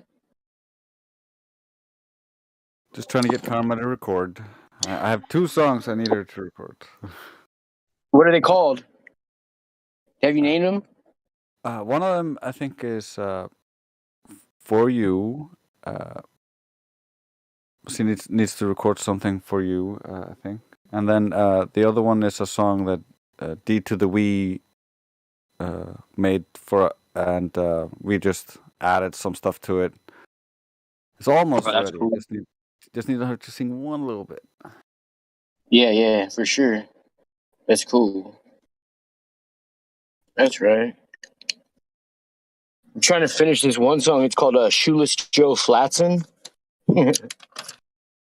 Shoeless Joe Flatson? Yeah. What kind of song is it? Like, Shoeless Joe Jackson, but Shoeless Joe Flatson. It's pretty fucking funny. Mm-hmm. What kind of music? Oh, rap. Oh, cool. Yeah, I buddy. used to rap in high school. We should collaborate someday. Isn't that wild? Bill and Melinda Gates got divorced. It's the first time 2 rich people will probably stay single for the rest of their lives because they're just so butt fucking ugly. Who'd want to date them Not just regardless that, they're of both money? robots, too. They don't need to have sex. They're robots, though.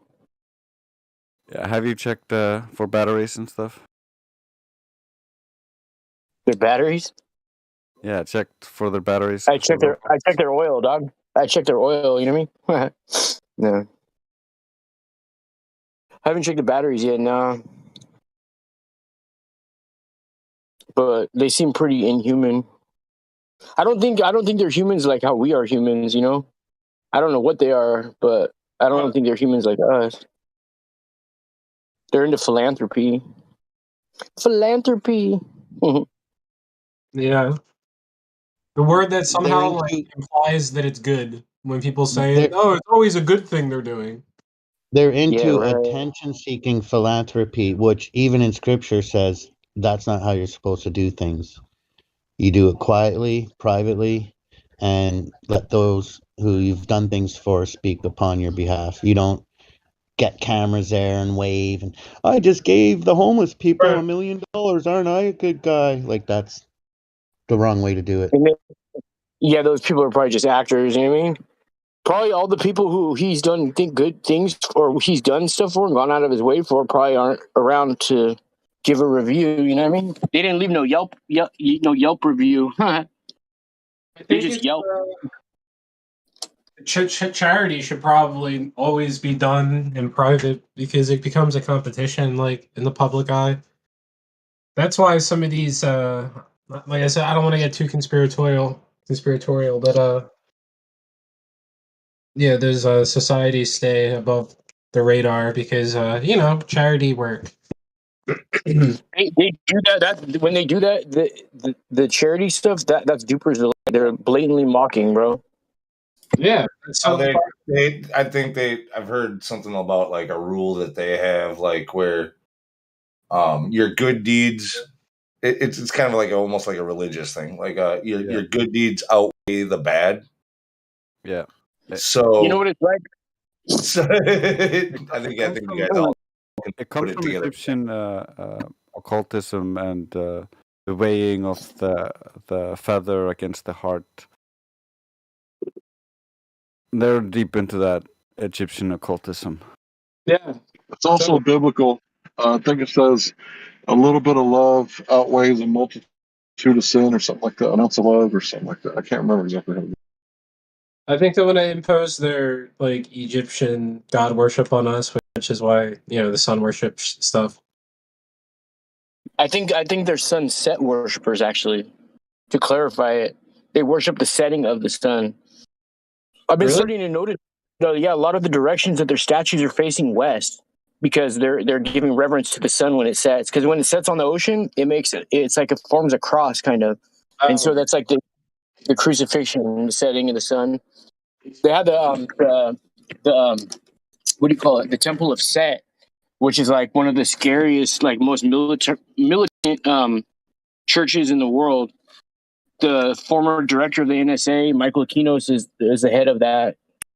The Church of Set, but they're all like ran by like 4-star general, you know what I mean, like high up military ranking. And then they have like leadership where it goes down the hierarchy. That's interesting because Very interesting. the Egyptian deity is a god of deserts, storm, disorder, violence, and foreigners. Yeah. Yep. Yeah, dude. If you ever look into that dude, Michael Akinos, bro, you're gonna trip out. Even his eyebrows are like all like they're super long and like spiked up. You know what I mean? And his haircut's like Eddie Munster. Trippy people, dude. But yeah, he's like a decorated war general. So I don't know if he's a general, but he's like high up there ranked. They got back in the 80s at I think it's McMarshall or MacArthur military base in San Francisco was run by him. And that's when they started to get all the satanic panic and then all kinds of accusations from kids about stuff. And all the people on the case like dropped the case against him and they relocated him to St. Louis or something. But yeah, this dude, the only reason I know so much about him is because he consecrated his first church here in the city I live in, Santa Barbara. They named this city right here after Santa. How do you say Santeria? Santeria. I don't know if you ever heard of that. Santeria. Santeria. Santeria. Yeah. It's like Mexican voodoo or Spanish voodoo type stuff. Yeah. Is worshiping the sun, is that, I guess that's attributed to like Babylonian stuff? And is that evil technically? Is that like a bad thing to worship the sun? I'm assuming it is. I think worshiping anything is bad, besides the one who created us. Yeah, Right. worshiping something or idolizing people, that goes against, Yeah, but like you shouldn't do that. It's okay to look up to somebody yeah, but and look, respect their morals, but you shouldn't put them on a pedestal. if your creator gave you a son and then made you completely ignorant to everything and said, figure it out for yourself, like, if you ended up worshiping the sun, which you need for all of your crops and for the warmth of the day and to freaking, like, it would be, wouldn't that be just like, it'd be kind of fucked to be judged based off of like sun worship? Like the sun is a good thing, right? Right. Like it was Yeah, made for us. It was, but yeah, to I mean, unless everybody was given the Bible at birth that they had, you keep this because you're going to need it. Like not everybody did. People raised in the jungle or wherever else, like these Right. people are all screwed because they didn't have a Bible at birth. I wonder if people used to worship the sun because they didn't know to worship a creator, so they worshipped the obvious thing, the only thing that that celestial thing that like you can't explain why it's there, why it's doing that. Because that's the most Thinking obvious thing God could be to like somebody who might not know, like, I don't know. There is a creator. thinking a volcano is an angered god or something, Right. Just Isn't that where free will look at comes in, so though? many of these. I mean, when you look at all this, sacrifices of animals and people and virgins, whatever, like, they didn't know. They were like, man, whatever, just make it rain. We need it to rain. Like, please, we'll try anything. But it's the same thing like with the sun. Like the sun goes away. They always feared that. Like that's what they keep telling us anyway. Like everybody feared that. What happens if the sun just stops coming up? Like if the sun Yeah, doesn't. they weren't sure if it was going to come back. Oh no, it's gone. And then natives was it Native Americans and or whatnot that referred to sleep as the cousin of death, the mini death? I think that's a rapper. Huh? Sleep is the cousin of death. I mean, does that mean that's when we die? Obviously, when we go to sleep, we have dreams, and you're in a dreamlike state. I mean, if death is similar to going to sleep, it's not so bad.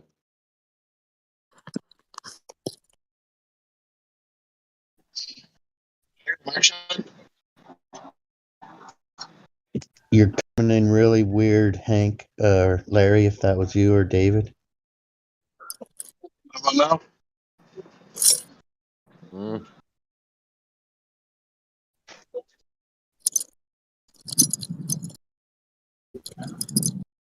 Not sure if it's because you're in your car or what. now? Like that. Can you hear me now? Yeah. Way better. All right, cool. So to answer the question that was just asked, what happens if you're born in the jungle? So the Bible literally says word for word that God is a just God, right? And he writes God's law in man's heart. So like after a certain age of like 8 years old, right? Like it hurts when you punch somebody or you steal something, right? So all these laws are written on your heart, and then you'll be judged by the law. This is the way I understand it. If you weren't accepting Christ because you were in a jungle. So what I said earlier is that love covers a multitude of sins. So as long as you're, loving and caring and you actually help people out from time to time and you fuck up from time to time, I don't think God's going to burn you for eternity because you smoke cigarettes or you drink beer after work or you stole some candy when you were 5 years old. Why the fuck do you know all this about me? You're a fucking creep. Well, just went with the most common things, I agree with you, dude. People always say like, "Oh, if God's a loving, creator? Why would he like torture you for eternity if you sin? Again, at least from the Orthodox view, like hell is represents the like transgressions in real life of what happens when you deny God, and God is just completely absent from your life. So it's the idea of, like you just said, like hell isn't like an afterlife. It's just symbolic of this life. What happens in this life. Yeah, just show compassion like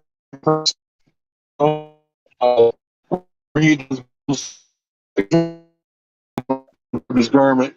He was usually full of compassion. And if you're just, full of compassion for your fellow man, for the most part, I think you'll be okay. Follow God's law. If you love him, you'll keep his commandments. Do you think that morals are like derived? Are they like innate? You know what I mean? Just like walking around and just that seeing that nobody's killing each other.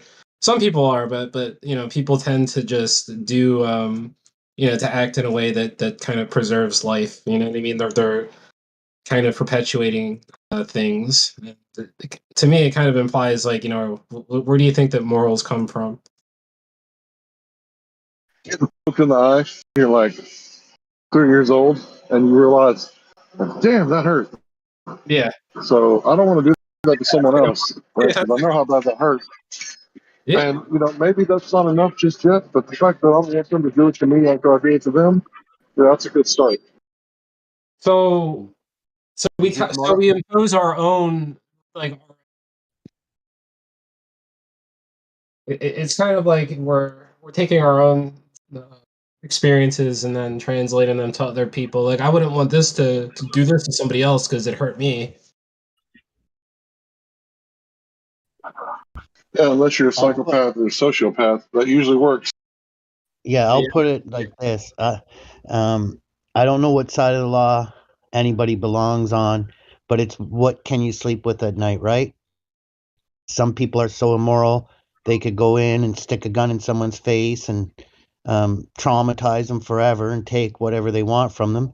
And other people, if they're desperate enough that they feel that they need to go and steal something, they'll find a different way. They won't put a gun in someone's face, or they'll find another way to not steal at all, because morally they can't sleep at night if they did it, right? Whether they're cutting the alarm and going in at night and popping the safe and running away with the loot, they know there's another way. They can figure something else out, right? So it comes down to what can you sleep with at the end of the night, basically. Your moral compass is a personal thing, I think.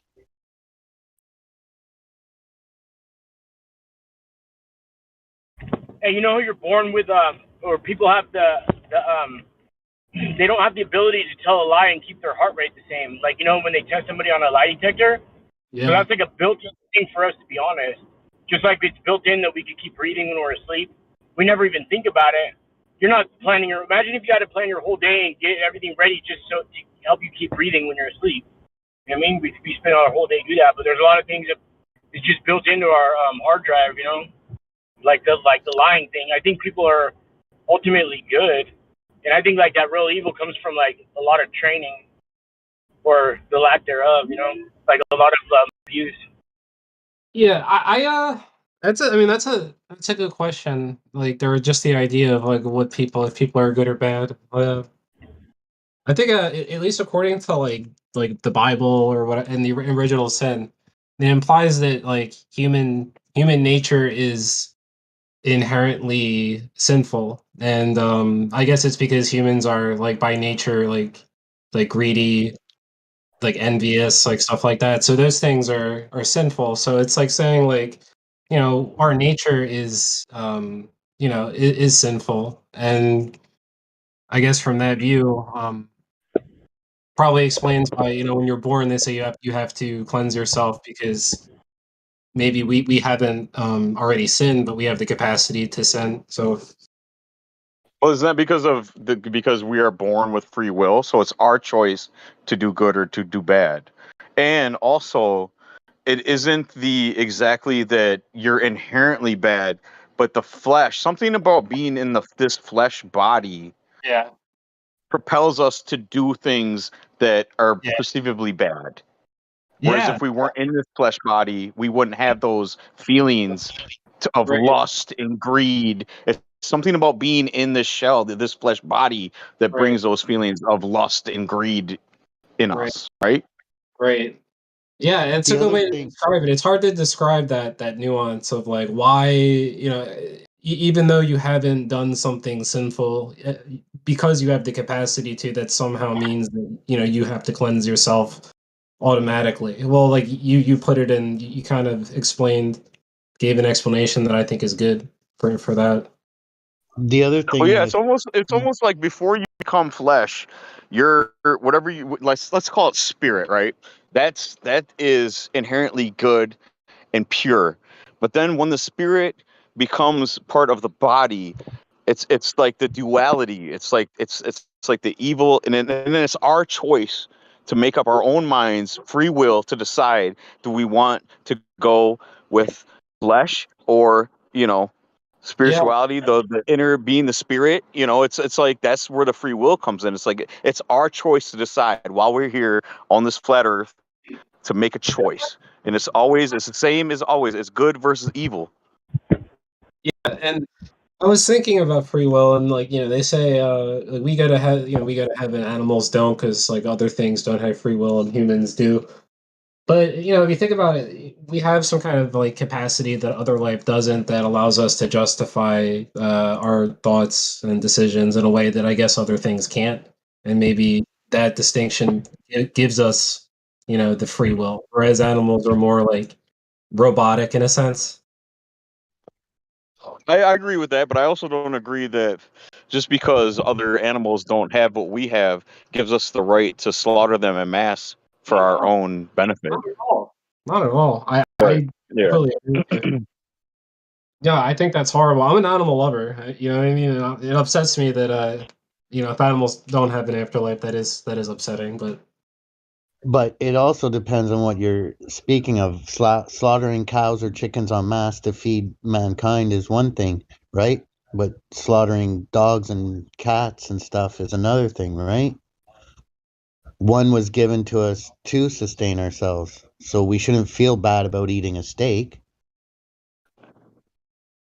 Right. Well, I do like. Yeah, but I don't need to eat a steak in order to sustain myself.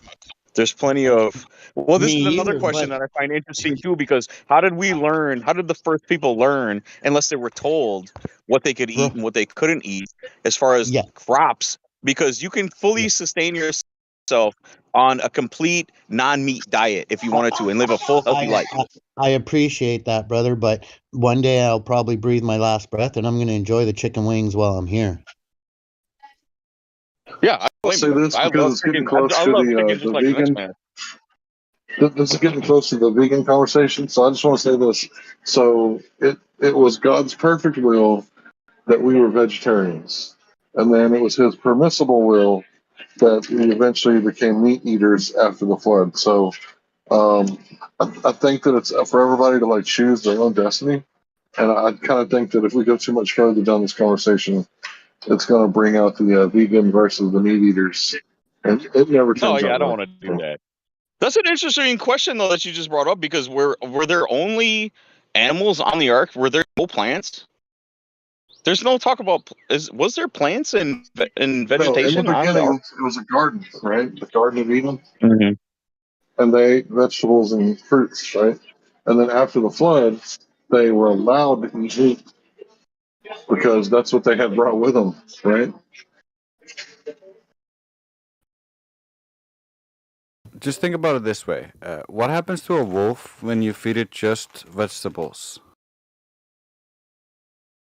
That's a bit different, isn't it? I mean, we can't compare ourselves to wolves, can we? No, I'm not doing that. I'm just saying what happens to it. It doesn't I sustain the wolf, but however, we can eat either and survive. So there was some allowance allowed for us to survive on some of this, even though we might be ingesting some things that might be harmful to us in the long term. That's in a lot of things we eat, like sugar, for instance. was gonna lighten the mood and say my research shows if they can't eat meat, their balls shrivel up and their willy shrivels up and falls off, and they become female wolves.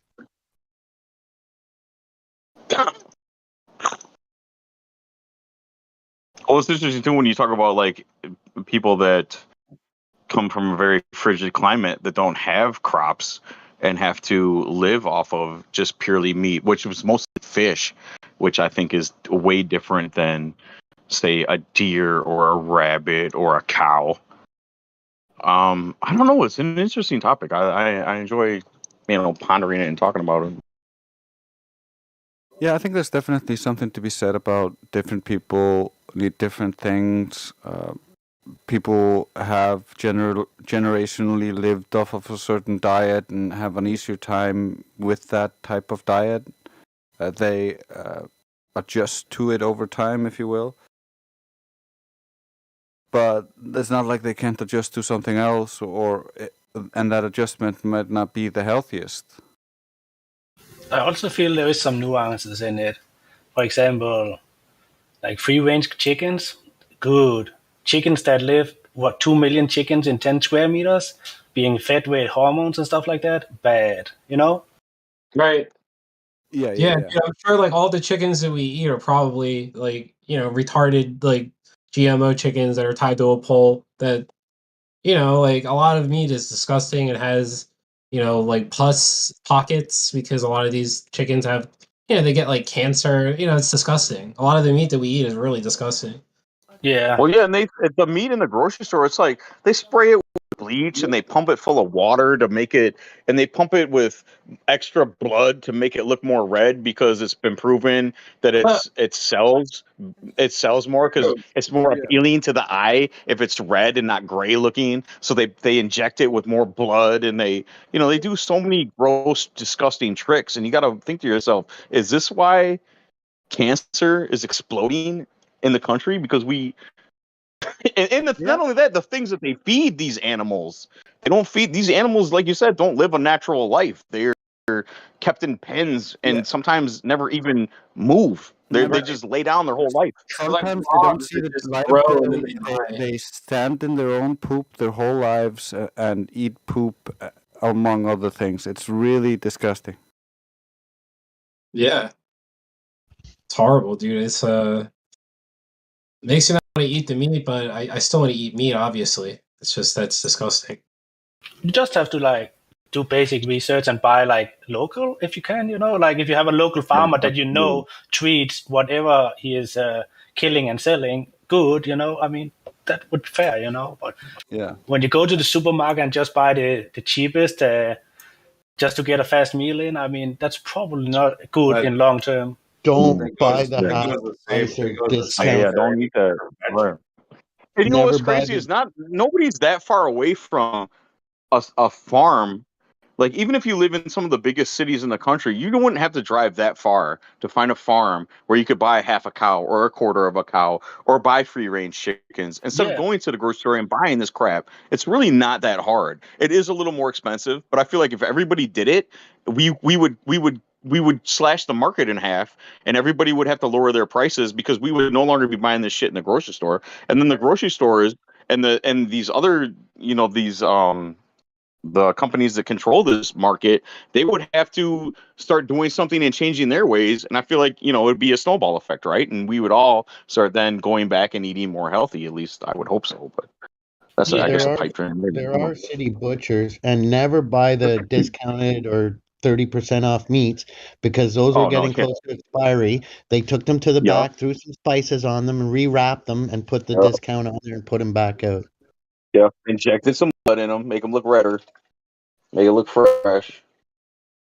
Yeah, you're right, dude. And yeah, it's not just the meat too. Like, dude, I've been going to what's Kroger bought it, but in my area, grocery store isn't called Kroger, but that's what they mostly have in there for their brand. But the produce section over the last while, oh my god, like it's just like it used to be like okay, like at one time I remember it being pretty good. Like I think. But Like everything is just absolute shit. Like the tomatoes look like they're already rotting. Like the freaking and they got the no lettuce. flavor. I bought lettuce last week, and like it was in my fridge for like 2 days, and I made like a salad, and I was up all night for like woke up at like 2 a.m. and just started puking my brains out. Fucking it was like all the lettuce. Yeah, dude. Like I don't know. I ain't fucking shopping for produce there no more. I gotta go. Yeah, there's something wrong with food right now. It's well, it's not just food, but it's just the supply chain and stores. Like my parents they called me because they bought a box of paper towels at Lowe's and it was infested with rat shit because I guess the quality of these stores is getting so bad that they're letting everything's getting infested. I don't know. There's just some shit's going on. Everything. The paper towels you're getting now came off the boats that have been sitting in the water for like a year. So we got supplies right now, but it won't be long. You know, everything that come off the boats are going to be gone.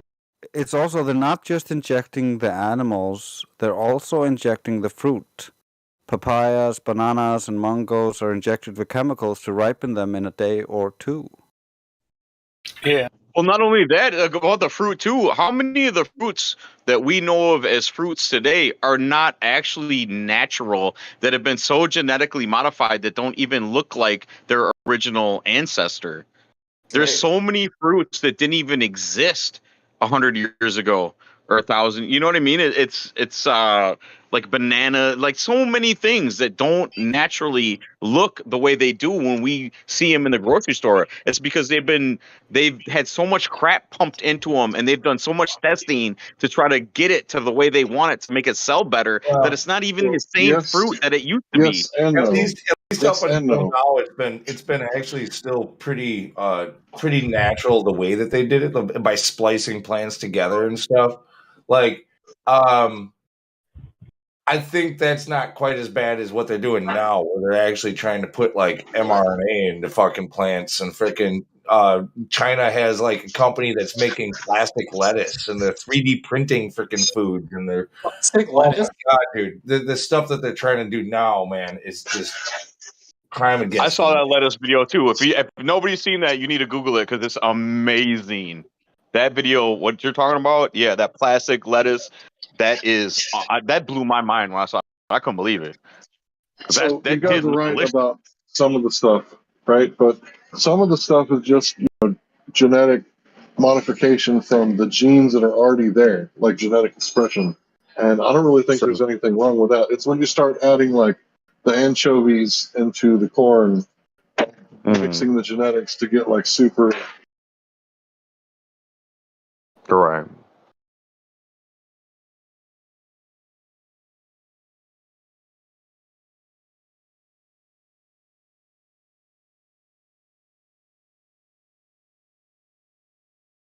Yeah, I wonder if we're going to see a shift in population because of, well, not population, but because of people seem to be dying younger now than they did a couple generations ago. It's very rare for you to have somebody in your family that lives to be 100 years old. It's no secret, actually. Like they don't deny it, but yeah, the life expectancy rate has gone down over recent decades. Like they love to still That tell has you, to be the food, right? they love to tell you the old news, like people are living longer. They love to use that as a Right. headline too, but that's a lie. Yeah. My nanny out Definitely. west just turned 99 this year. So very rare. But I don't think, and see, that's the thing is, so I mean, if you take that measurement, you should, or some of you in your family should be able to have that life expectancy too. But I think through the generations, I don't think we can expect that, because I know my grandfather lived to be old as hell, and so did his father before him, and so on and so on. But I think it's their kids aren't around. A lot of their kids have died off already, and died in their 50s and died in their 60s, and it's like, what's going on? And if these, cancer and all this other crazy shit. Yeah, We have dude, a lot and of the family necessity that of toothpaste as well. We You have gotta fucking a brush lot your of teeth, Nobody in the past used to do that. That's fucking Right. insane. The thing I just said too about like people are where when they say like people are living longer, that's them patting themselves on the back too. These fucking crooks, freaking like they're pretending like they're making people healthier and live longer. What a fucking lie is that Yeah, from these assholes? absolutely. We have a few in the family that made it past 100, and I know that a high alkaline, high pH in your bloodstream prevents cancer and shit like that, and viruses. So apple cider vinegar. I've done that diet. I've done the alkaline diet.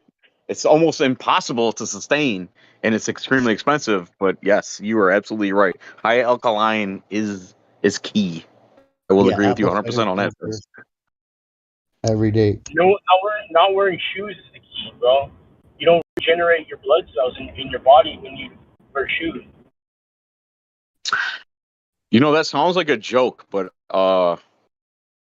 there is something to that as well as not wearing. There's something about your. That's why the rubber soles, right? It keeps us disconnected from the energy of the earth, right?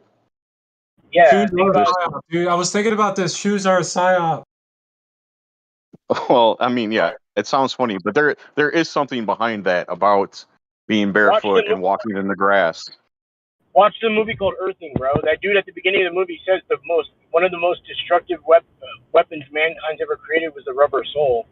All right. They even call it. Let me tell you this. Let me tell you this. You have to buy special shoes that actually can't break the ground if you want to protect yourself. I don't need to buy anything. Your normal soles are not insulating you from being grounded to the freaking earth. Like they're not. You get like safety toe shoes that like are like whatever approved, like what an electrician would wear when you're going into work on an open circuit panel. You know, like that's hot. Have you tested it though? Have you tested it actually? Dude, I used to be an apprentice electrician. I know a little bit about electricity. I can tell So you, you're not getting ungrounded because you're wearing your shoes. Oh, so you're still getting the grounding from the ground then when you're wearing shoes? Yeah, most shoes. Yeah, most of the time. Like Wouldn't that also be the same equivalent as saying that sunscreen is stopping you from absorbing the nutrients that you need from the sun? No, because the soles of shoes, if it's a rubber ground, I don't think you're really grounded. Okay. Yeah, I've tested it before, and you might not have as solid of a connection. I would give you that if you put it that way. Yeah, of course not. Rubber insulates. Like not enough for electricity through you to ground. You know what I mean? Rubber's an insulator. It's not a grounder. Yeah, it's definitely an insulator. That's what I'm saying. It's like not like you're gonna get shorted to ground if you get the shot. rubber that they're using and everything else, it's not thick enough. It's not freaking like if you want to charges can still pass through it. Like at least especially a high enough charge. If you're talking, I get what you're saying. Like if it's a really weak charge that you're supposed to be in. I'll say I do residential AC, so I'm just working on 240 at the highest normally. Yeah, so I'm not talking about working with anything man-made. I'm talking about the natural electricity that comes from the ground when you're barefoot. Mm-hmm. And what it prevents when you wear a rubber sole. Yeah, I'm sure. I mean, I would go some barefoot. tiny weak force that you think you're supposed to be in contact with all the time. I don't know. I'm pretty sure just like wearing shoes sometimes and not others. Bro. I recommend you get 2 or 3 pairs, bro, and just stay like that. You know What happens when you're barefoot on your carpet? Are you grounded enough when you're on your carpet or your linoleum floor or your freaking? Yeah, I don't know. Like, does it go through the concrete not slab, involve or are each you other, on? You know, it's interesting. Just because it's good to hear from other people that disagree with you because it only makes your point stronger. Let's not talk about wear a mask, bro. Yeah, I would say yes, you are grounded on the concrete slab. Just think of it this way. Can a lightning bolt discharge through you and into the ground or an electrical device? If the answer is yes, then you're probably grounded. Well, the lightning comes from the ground also. It comes from the sky and the ground. Simultaneously meets in midair.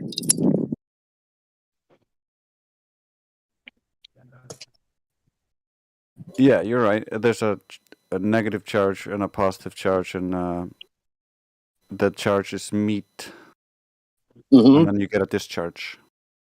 So with all the dirty electricity around, I'm not even talking about like wireless stuff. I'm talking about like, just the electricity we're around in our house, the heaters, the fridges, everything like that. We're getting all that dirty electricity in our body, and it's bouncing around, and it needs to go right out of our body. And if you're barefoot, it can go out of your body into the ground. Oh, so you're saying that negative electricity, because we're wearing shoes when our body's absorbing it, it has nowhere to go, so it stays in our body? The positive electricity Is that does, what you're because saying? in the electrical, everything's inverse. So positive is bad and negative is good. Think about a car battery. When you're going to get shocked, it's the positive it'll shock you. So you want to let the positives out of your body into the ground, and at the same time you're letting it out into the ground, you're getting replenished from the electricity. Oh dear, dude, you're. I don't like using the word, even though it doesn't really mean anything ill. But like, you're ignorant about electricity. Electricity. You don't understand electricity. All right, bro. What is it? What should he be saying instead of electricity? So it's like I'm sorry, I don't mean to interrupt you, but like, please expound on what you're trying to say for a layman like me that doesn't have a high school education. Well, I mean, you can call it whatever you want, but it's I call it dirty electricity or unclean electricity. But no, what he was saying was your terminology of electricity is wrong in some way. So I was asking him, what should we be calling said it? layman, yeah, no, it's very. I mean, there's some stuff that he's saying. Is There's it definitely some stuff that he's saying is correct, but like it's still mystical to most. It is to most people. Electricity always has been. It's like magic. Yeah. But no, like when you do some study on it and you understand what amperage is, voltage is, resistance and Ohm's law, and start learning about electromagnetism and the law, the fundamentals are the same with all electricity. It's just like what kind of, like, how strong the charge is, what balance of these things that you have, and like whether it's grounded or not like what kind of ground are you talking about? Like, it's pretty well Sounds like he's defined. referring to electrostatic instead of actual electricity, like what we're thinking of. Yeah, because we have man-made electricity, right? But we are made up of electricity It's not too, man-made right? electricity. You get the same types of voltages out of a lightning bolt or something like that too, or an electric eel. Right, Or but what he's freaking, talking about is you can man-made. measure this stuff. You can. Right, but yeah, I understand that. But what I think is specifically is talking about is electricity that is unnatural, that is man-made from certain power sources, not natural Exactly, bro. electricity. You know what I mean? That's where I'm trying to figure out the distinction between the two.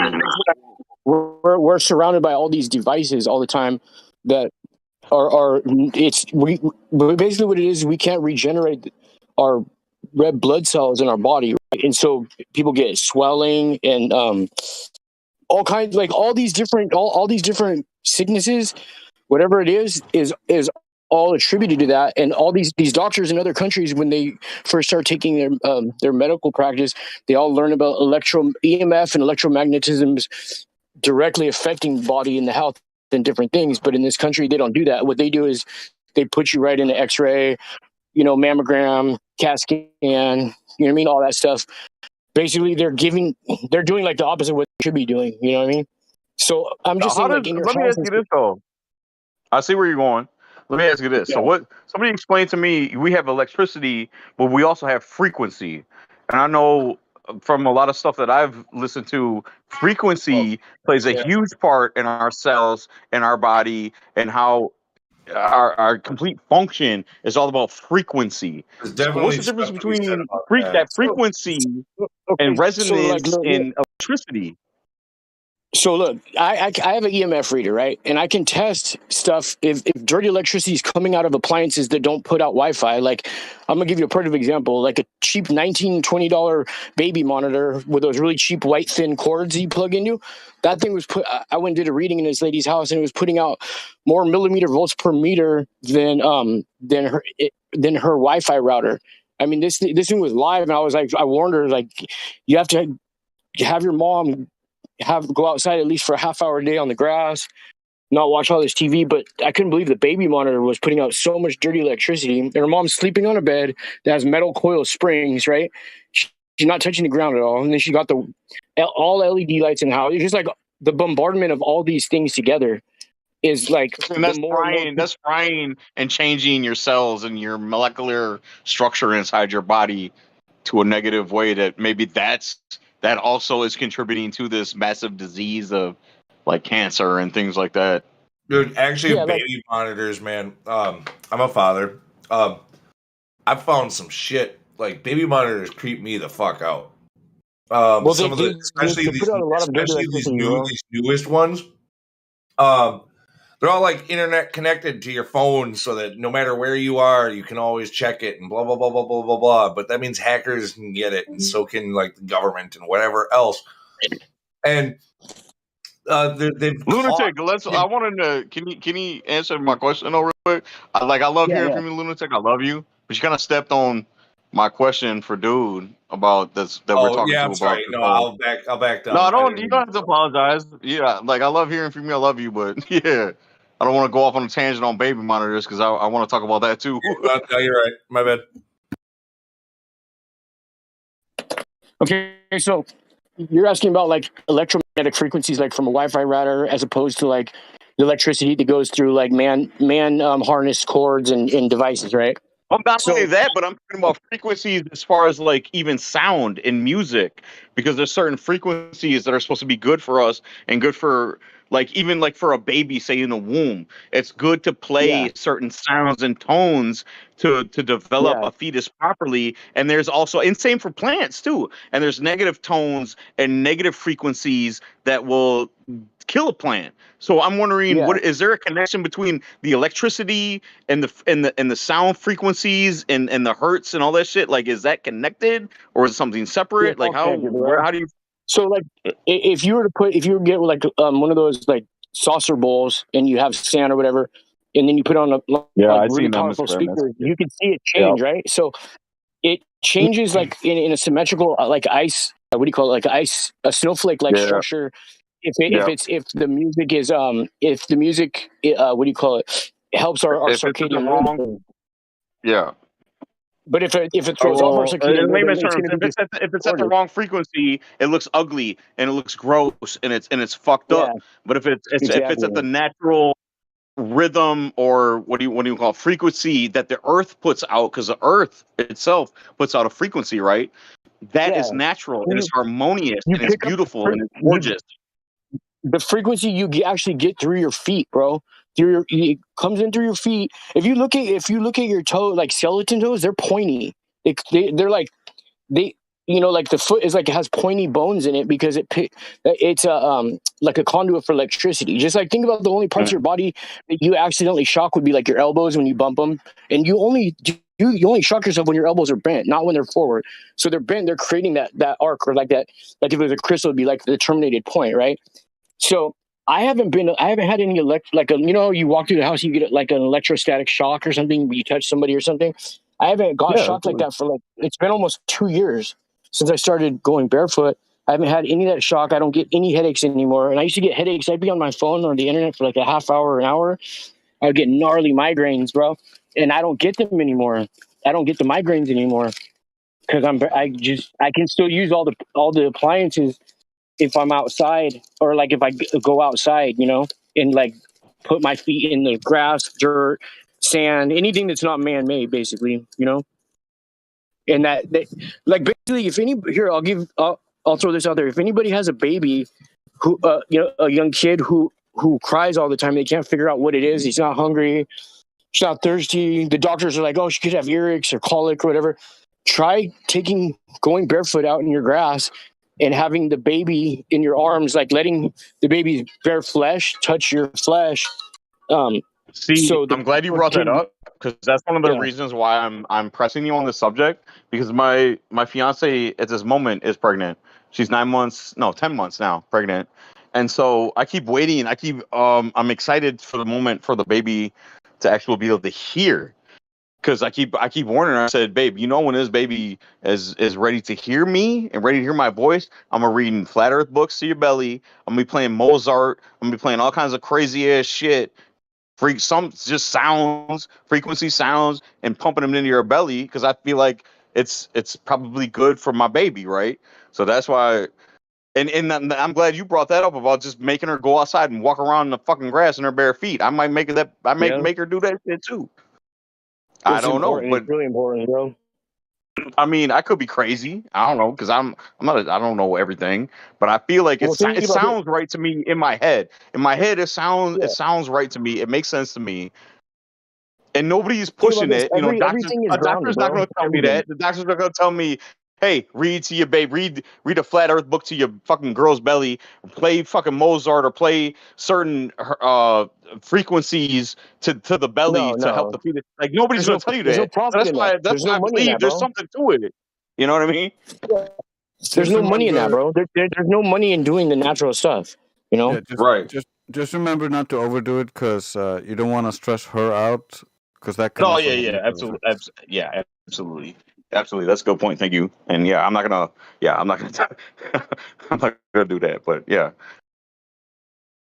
You know thank you. the only part of a person that doesn't burn besides like their teeth in when they get cremated is their belly button, bro. That's Where the fucking placenta, crazy. you know I what I didn't know mean? That's like the life force. Think about this: babies are in water for 9 months before they come out. And they keep there, so they're like That's why these crazy they're satanists they fucking want to. They when somebody has a baby, they want to keep the placenta and eat that shit because they think there's power in it, and they yeah. cook that shit up and fucking eat it.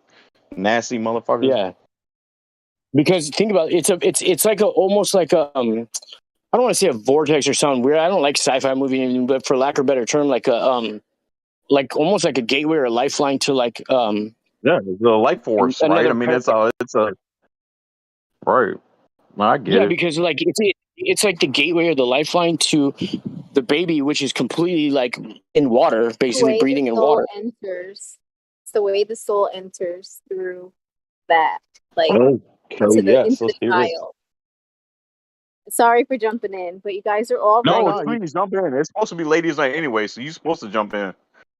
And so nice to meet you, but you guys are all right. Your feet on the ground is that your feet on the ground ground you to the earth, and you Yeah, receive for sure. you receive the planet's life force through the ground, through your feet, through your bare feet, and and your baby can hear you already. So if she's pregnant, as soon as she's pregnant, that child, Even at 10 weeks? that life can hear, it can feel vibration, Yeah. sound, frequency, all of those things. So you can talk now, and trust me that they will recognize your voice. It will resonate. You always See, and said that's what I was wondering too, because you said I I can thought talk that's what now, I can't thought too. But she showed me. So we have this app on our phone that shows us what the baby looks like right now at 10 weeks, and it's I mean it looks disgusting. It looks like an alien. It doesn't even look like a human. And there's no ears and stuff. And I'm like, but I keep telling her like, look, I don't care. Baby still hears me.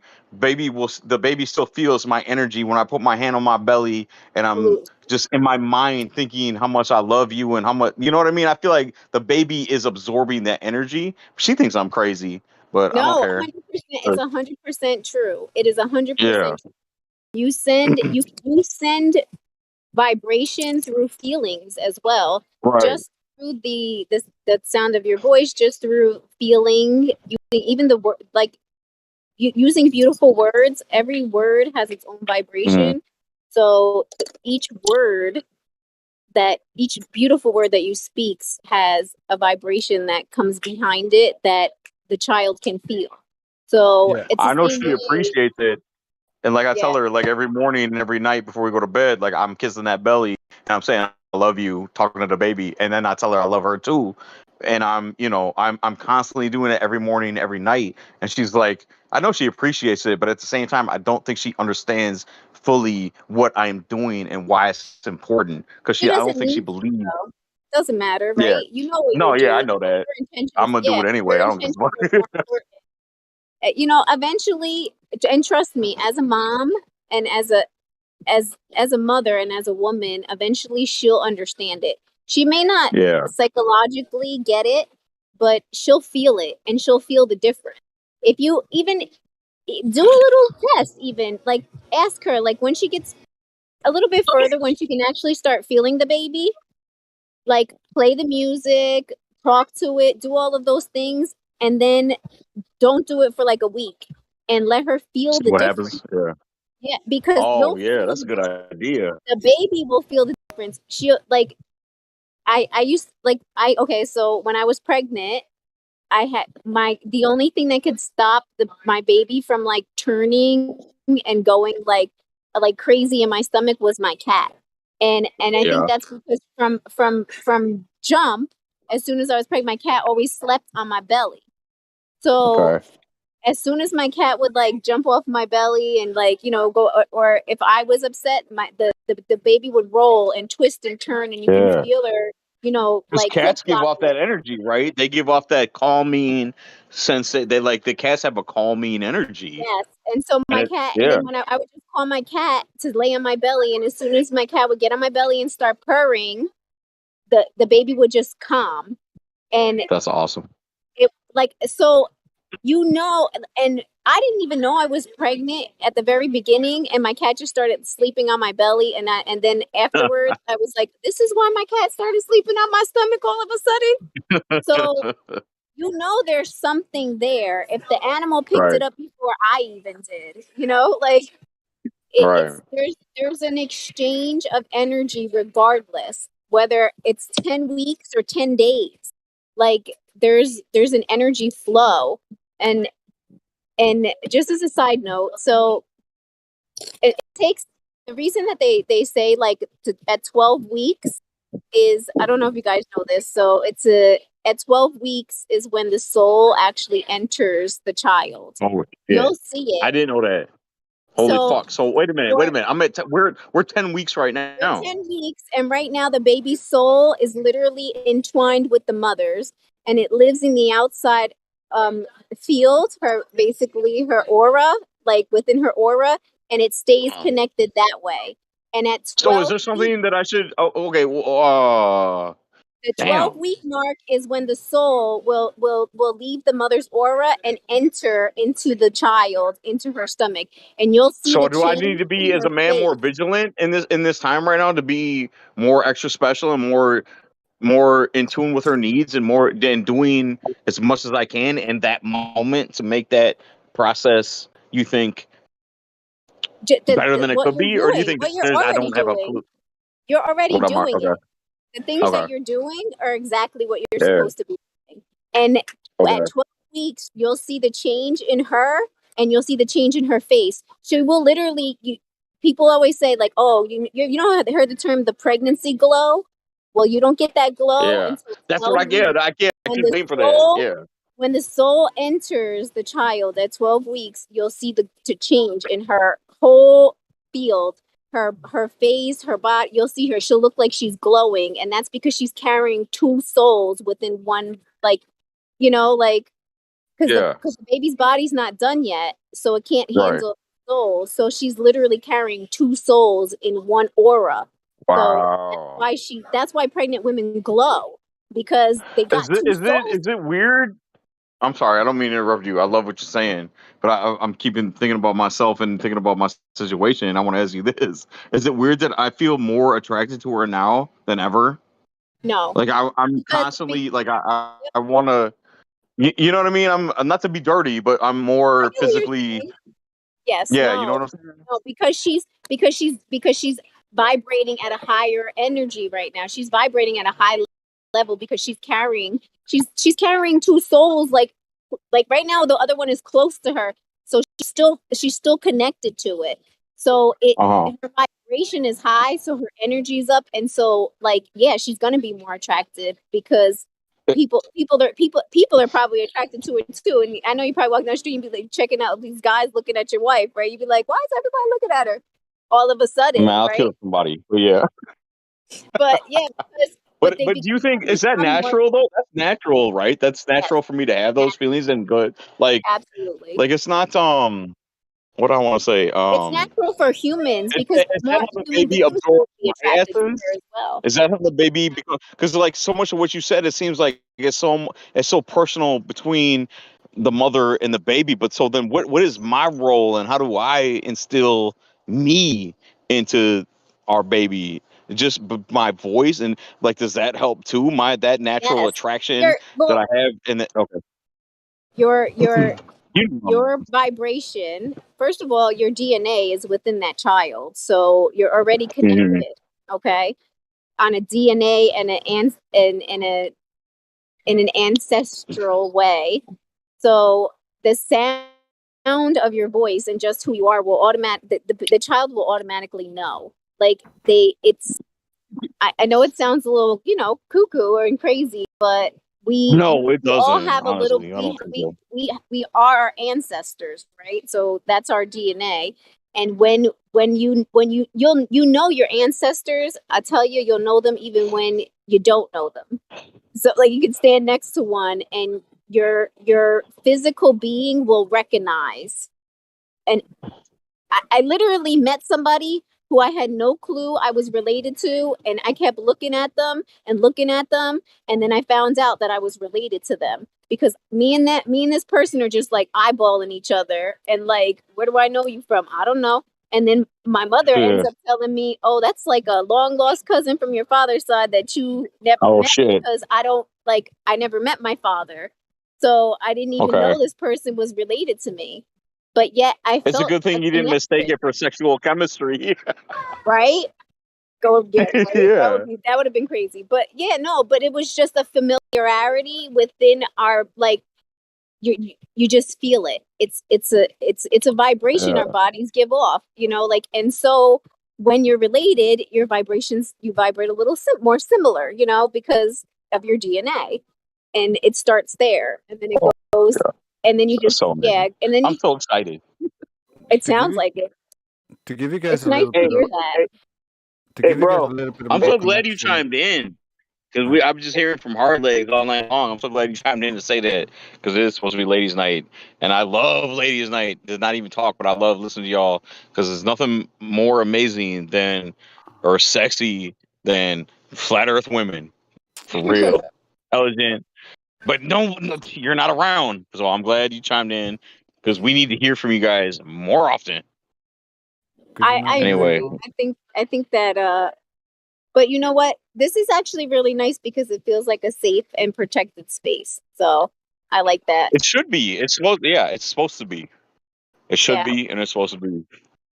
Jackie, thank you very much for coming through and saying hello. Greatly appreciated. Thank you, Leanne. Yeah, I just wanted to Yeah. correlate. Hello, my friend. I wanted to Matter support of a little fact, bit. will you please private Oh, can you message not me? hear me? Yeah, I can hear you, but I'm I'm I'm sorry. talking.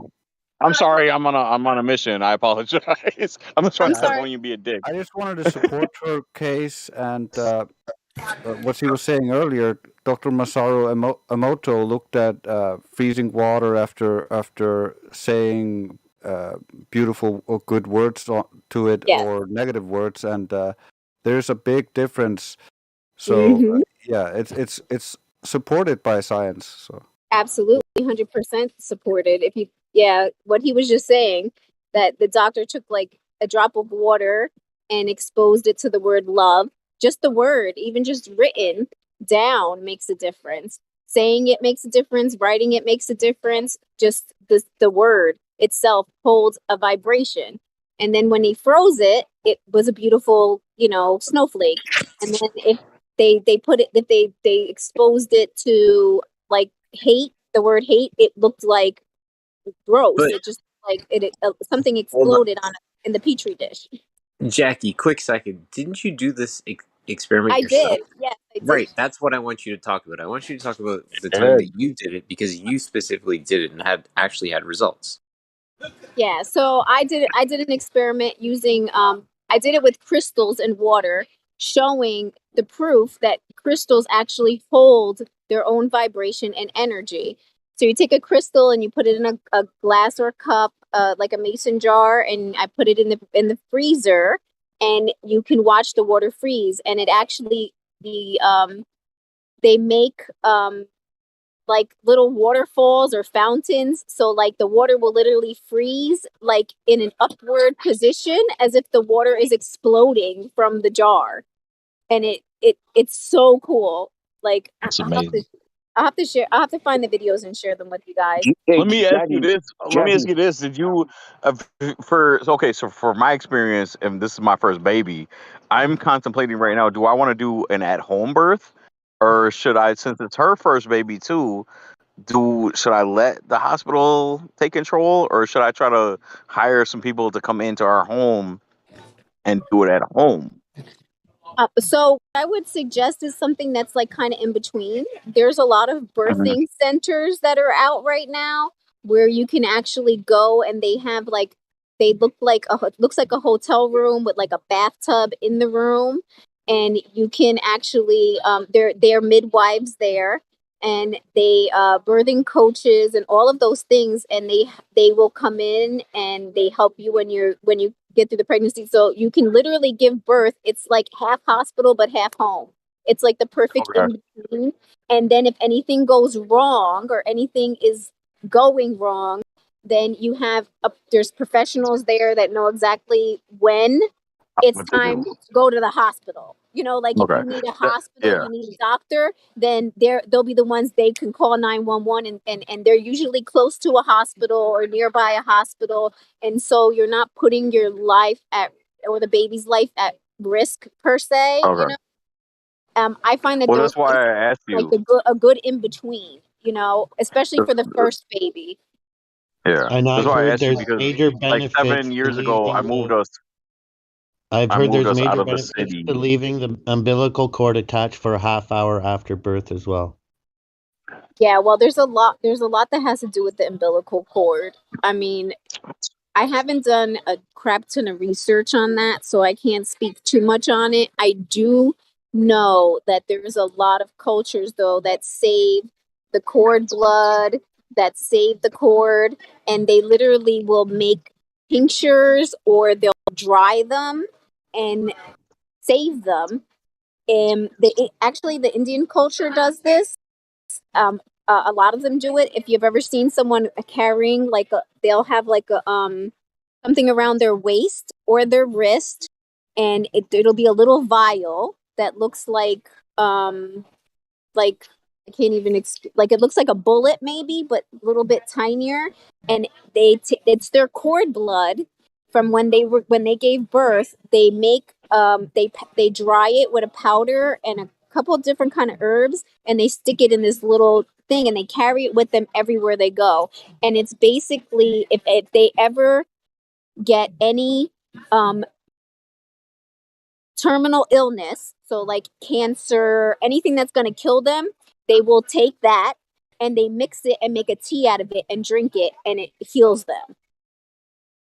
I don't know how, but allegedly if you carry that, and it will cure anything, they say.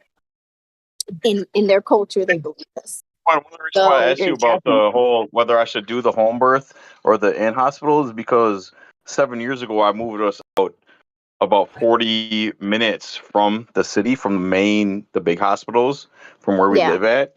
So I'm worried about, if we did a at home birth, how urgent is it, and how, if something did go wrong, it would take at least 30 to 40 minutes And for her that's to too long. get to. That's too That's too long. long. That's That's too too long. long. Things Okay. can Yeah. literally happen within seconds, and when it Yeah. comes to Even with a like midwife and all that, yeah, it can.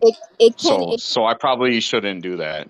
it can. That's why I would suggest I wouldn't do an at home, like especially not. I mean, and not for the first time, just simply Yeah. because like you don't know what her body's gonna do. Right. Like Yeah, she and can. we've already been told too, like she's at risk because she's Oh, prone to blood yeah, clots. So I don't know Go what to the that exactly hospital. Go means, to the but okay, go hospital. to the Yeah. hospital.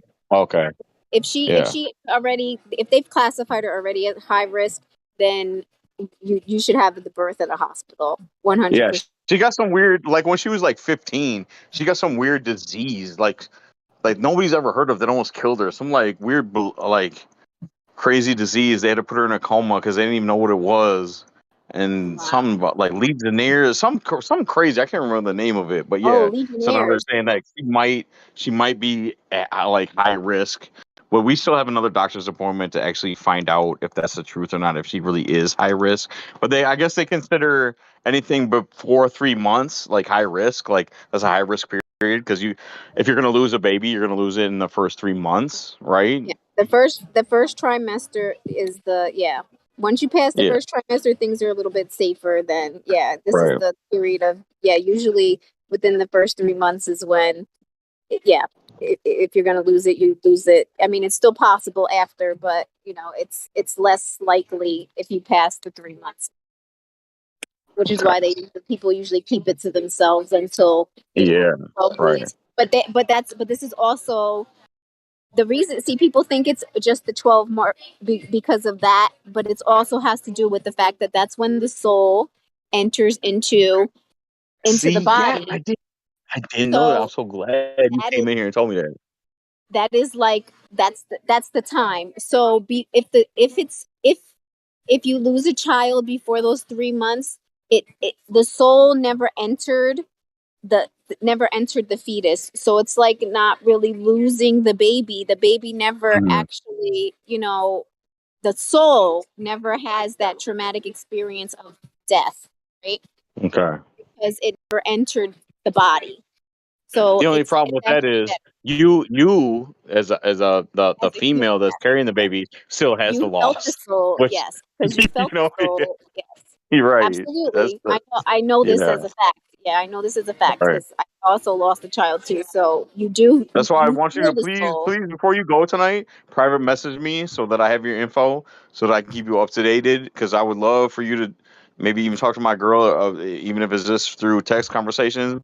Because just in case, like I think it's like she needs a support system from I feel like everybody out here in the channel in I'm Flat Earth. really not good with Because this Discord thing. Killian could be my my backup on that. I don't even really know what I'm doing. It took me well, forever to get into well, the chat. whatever. No, I understand. No, yeah, I Private get you. message me. No, you feel free to reach out to me if you know how Okay. to private Yeah. No. message. I know how. Or if you get with Killian, he could give you my Facebook information or whatever. He could pass it along. I'm so really bad with technology. No, yeah, I'm the Especially same with way. I'm not Discord, even is on so confusing. Facebook, so I can't even. I mean, my girl is. She does all that, but yeah, I don't. This is the only social media that I do. Actually, to be honest with everyone here today, is Discord is my only. If we consider it a social media, that's all I have. Okay. Well, I'll try to check on here a little bit more often. I'll try to come on a little more. I hope And so, because like I said, I'm ladies' sorry. What is your night. name? My name, my thing on here is Paul. But Okay. we'll talk. Like if we talk later, I'll tell you. No, that's Oh, not that's actually my fine. Don't worry. name. No, just whatever your name is here is fine. I'm not asking for Yeah. anything. Yeah. That's fine. Yeah. Paul. Okay. Yeah. But anyway, I appreciate you, man. I love you so much. No problem. Everything you said means a lot to me. That stuff is Absolutely. I love the chat so much. You guys are amazing, man. We just switch topics so much, and it's important, man. Especially stuff like this. I know we're supposed to be keeping flat Earth, but this is about flat Earth too. Damn it! Like us having babies and Listen, when you find the truth about life and you start digging right. through the truths of life, you find common people who are doing the same thing. Like attracts like, Yeah. and love spreads through love. And so it's all love, no stress. Exactly. Thank you very much. My family's behind me having a little party. I hear them. What are you guys celebrating? One of our best friends, she graduated high school after 20 years. She went back to school and she got her high school diploma. She didn't want to do a GED. She actually wanted a high school diploma. So Oh, go for her. So she got her high school diploma. Now she's gonna go to college. So we're just having a little party for her. What part of the world y'all at? Where y'all at? South, I'm in east, New west? Jersey. No, I'm on no, the East Coast. oh shit, in Jersey. Oh I'm in shit, Jersey. I'm a Jersey girl. Jersey, Jersey girl. I'm a Jersey girl, not a South Jersey girl, just a Jersey girl. Why you say that? What's wrong with girls? Ah, damn, that's funny. Those are your Snookies and your Yeah, Italiano. Hey. those are your. That doesn't have to be Italian anymore. There's just the South Jersey girls. They have that yeah. No, I know what you mean. That's Yeah, funny. I yeah, like it. exactly. I like It's it. that show, I like you know. it. It's funny though, cause I was gonna think I knew you was like East Coast, but I My would never guess accent, Jersey. Cause so many people that I meet from Jersey are just like any neighbor that I've had or friend that I've had or person I ran into from Jersey, and they say like usually right away I'll be like this motherfucker from New Jersey, cause there's something about them like there's something about New Jersey people. They're kind of assholes. Not to offend anybody, but some of y'all are fucking yeah. assholes. Oh no, don't. Yeah, we are. We are. Yeah, There. really. I don't know. I guess I'm a little special. I don't. I've But never felt comfortable living in I'm mad, Jersey. yeah. I've never felt comfortable here. I've always wanted to leave, but plus I You have always want to. family from like I have family from Massachusetts and then Pennsylvania and stuff like that. So I think I Mhm. have more of that Are you culture. are you are you mixed? I If am. that's not saying Yeah, salty, yeah, I can tell. Yeah, my girl I'm like mixed too. half white, and then the other half is like Puerto Rican, but the white is all Okay, mixed yeah, too. I'm all mixed. yeah.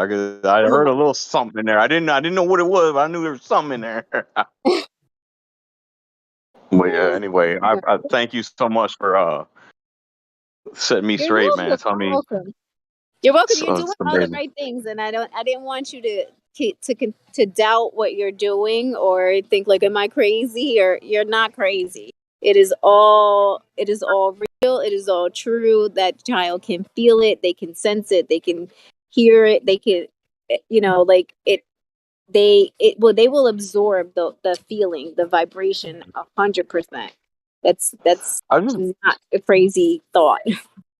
I never understood like when everybody that I know said that, oh man, when you have a kid, like it changes your whole life and this is your whole everything is different. And like I never understood that until now. And that like I always thought it just meant like once the baby was born and when I hold it, then I thought like something was gonna change. But I feel myself changing already. Like Already, yeah. I wanna do you know what I mean? I just feel different already and I just want the best for my baby already, and I don't even know, but I don't know what to fucking do. You know what I It mean? I'm means like, what do I do? How do because I do I it means you're actually very in tune with your wife or your girlfriend, whatever she is. yeah, Like it means you're very in tune with her, which is really good, and that's really nice because if you're having all of those feelings, because a lot of guys don't get those yeah. feelings, but it means you must really love her, and you're just very in tune with her in order for you to be having those feelings as well. It means that you guys are very well matched, that you vibrate very closely, like at a similar vibration. So and you're on the same, you guys are on the same plane, like so, and you're picking up everything she's putting out, like, which is really good and very unfortunately rare. So it's a beautiful thing. That's why I want to encourage it. That's why I'm like, no, he needs Thank to you, keep on. It's a beautiful thing. thank It's you. a beautiful thing to hear. I I mean, if don't know I'm if honest with I you, don't know if a lot of men don't do it because they think it makes them weak, or I don't know if they maybe they feel it and they don't express it. But hearing you express that is like, wow, like I can tell that you're in tune with yeah, her, you're in tune with her body, like listening to you say all these things. Like you're right, because you're right there in the track. Like you're tracking where a woman would be tracking, right? With the okay, feelings, yeah. emotions, and stuff like that, which means you're right there with her, and that's amazing. More men should be, I think. But I don't know if they are. Maybe they just don't say. I think a lot of I think times yeah. Men Yeah, just don't I think. admit to the stuff, you know? Yeah. Not all. See, not all like. Okay, so like I'm the type of person like I wear my heart on my sleeve. So not all men are like that. You know, I don't Exactly. subscribe to like certain machismo bullshit. Like I don't care about that shit. So I'm built a little different out here. So I don't get into Can all I ask that. Like I'll what tell you is how your I feel. sign? Just curious. I'm a Taurus. Interesting. Oh, okay. Yeah. You must have done. You do a lot of Maybe. introspective work. Do you meditate? Well, I've dabbled in meditation. I haven't been meditating, but I have. Yes, I've done some Have. meditation, trying to find my inner self and trying to do like yeah, I've done some shit like that. Okay, But that makes more. Okay, that just makes sense. I can just tell you've done Mhm. work. You've done spiritual work on yourself in order to be where you're at. You usually have to yeah, yeah, I've done a keep lot of up work on my. I mean, the good work. it took me a long time to find out who I was. You know what I mean? I grew up disillusioned and kind of confused. It took me forever to figure out who I was as a man, who I wanted to be. But and I grew up. I don't know. My upbringing is kind of crazy, but you know, I just learned. It took me a long time to learn, let's say, the game and learn certain things about myself and certain things about streets and certain things about school and Yeah. life. I was a slow learner, but I know now, and I just don't care anymore. You know what I mean? So I'm completely open and honest. Like you can ask me anything you want to ask me right now. You can ask me the size of my piece, and I'll tell you honestly. You know what I mean? Like I don't have any shame or you know what I mean. I am who I am, and I'm comfortable finally with who I am. That's good. I keep up the good work. Keep up the good work. I don't wanna. Yeah. I don't wanna taste Trying to shed my ego. whatchamacallit. That's important. So I don't want to hold up the chat for everybody else. You guys can go back to your flat Earth. Oh fuck that! Nobody else has nothing to say. Go, let other people jump in and start talking. Is there anybody else? Anybody else even on? Yeah, Yeah, I'm I with think you on Life all that had stuff. something to Talking to say. your Life, baby what's before they happening, were my dude? born. Welcome to the chat, Life. What do you got to say, my friend? Why don't you guys go to Antarctica? Why don't you go to Antarctica? I can answer that question. I would go to Antarctica in what did he say? In a Nanosecond. nanosecond. I go nanosecond. But god damn it, Except for I this can't. I don't Antarctic have the treaty. money. Antarctic Treaty. Thank you. Yeah, Well, what's your check it obsession out. with Antarctica? Check it out. We don't need Antarctica to prove the flat Earth. Cause Everywhere you go, you can measure and observe it to be flat. Like isn't you, Antarctica so like you, the so maybe same? you want to go to Antarctica because you have something that you want to prove there, but we don't. We have already shown that there is no But curvature to who's be found. we? Okay, curvature to be found where? Earth? Yeah, no. We see way too far for it to be the claimed model that you guys give us with a radius of 3959 miles. The globe? Yeah, yeah. Your globe is a geometric object. Like it would be 3-dimensional in shape, and it would have obstruction when trying to look around it. So, given the size of it, we can determine how far you should be able to see, and we shatter that.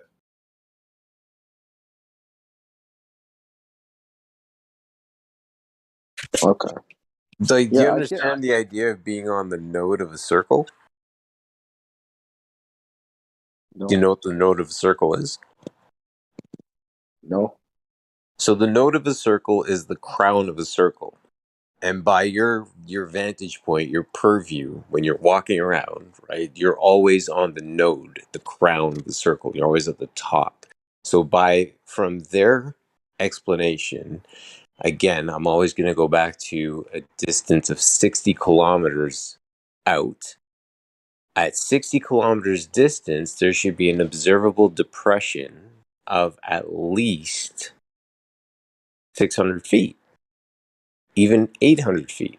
Now, the thing that I'm going to present to you is the thing that you can observe in the plain day. As you, if you want, you can research it on YouTube. But look at the Statue of Liberty and look up boat rides, Statue of Liberty, anything around that sort. Now, what you're going to view is as people are traveling down the Hudson River away from the Statue of Liberty, the Statue of Liberty is 306 feet in height. As you're traveling away from it, the Statue of Liberty should in fact be sinking into water. So like her shins should be physically going into water if in fact the globe was curved. But in fact, what we observe is as the boats are traveling away, even at that vantage point, which is approximately maybe like 10 feet off the water, as those boats are traveling away and those people are holding their iPhones and are like, look at the Statue of Liberty, we still maintain the view of the foundation of the Statue of Liberty, which is in fact maybe 20 feet off the ground, or sorry, 20 feet off the top of the water. So it's something to observe that we can extract as rational human beings versus listening to the tales of man that have been concocted from the written word.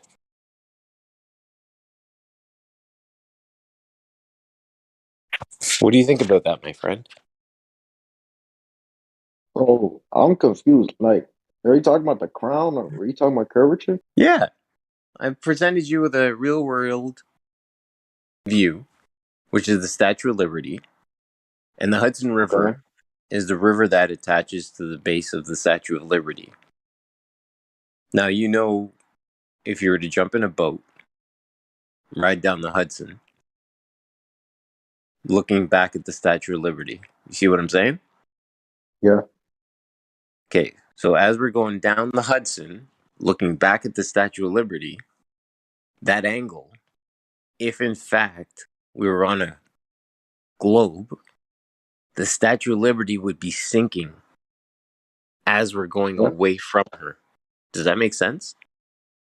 Yeah. What homework, if you want to consume that, you can jump on YouTube and just look up Statue of Liberty, boat ride. Listen, I'm already a flat earther. I'm just confused. Like, millions of flat earthers exist, and you guys talk so much about the known world, but the container that's containing these large bodies, you guys just want to just forget about that? Well, what do you mean from a standpoint of the bodies that contain the water, forgetting about that? Don't entertain him. He has been explained this many times. Oh, okay. That's why I was worried, because I'm like, why is his text still green? I thought he was already there, but People have explained him everything we know about Antarctica and the Antarctic Treaty and all that kind of shit many times. He just kept going on it. Oh, life. Poor guy. No, I understand the Antarctic Treaty. I understand all that. I want to keep talking about it. It's just I'm confused. Like, it's not hard to break a treaty, right? Yeah, it is. They'll shoot you, my guy. No. So how much do you think there is? How much of these guys do you think is really guarding Antarctica, though? Do you know how many allegedly Antarctica bases there is from different nations of the world? There's a warship. There's warships in the Antarctic Ocean, like that will like shoot you down if you try to go there. Off the coast. What about the Arctic? Hold on. Off the coast of Australia, between Tasmania, it's called the Bass Strait. And there's a boat that attempted to cross, and there was a big giant warship, 150 meters in length, that stepped into place and said, yo, you need to check it because you're crossing into waters you shouldn't be here. And they're like, okay. And they double back, right? Now, it's just off the Tasmanian coast, again, off the coast of Australia. That would be the southern extremity from my research based on what I've been looking at. And it would make sense to see a big-ass boat out that way, enforcing the Antarctic Treaty. And again, Antarctic unpacking that you have the Arctic or the Arctic, and the Antarctic would be the opposite of that, which would be south, so to speak, which is the entire ring that encompasses north. Yeah, can I maybe come at that from a logistical perspective, right? So let's just say that you were in charge of guarding a perimeter as large as the Antarctica would be on the flat Earth model, right? There's only 3 places you can actually get there as a civilian trying to break the law, and that would be either from Australia, South Africa, or South America. So, and that would also consequently be the 3 easiest ways for the militaries to get to and from Antarctica if they're going by ship, would be via one of the ports in those areas. So it's not as if you have to guard the whole area anyway. And that's even forgetting that they're going to have much more advanced systems than radar for tracking kind of the movement of ships in the area anyway. So yeah, it really isn't that difficult with both technology and logistics considered to defend such an area. Exactly. Thanks for that witness, my guy. I'm actually going to post a video right now about that boat that got snapped up.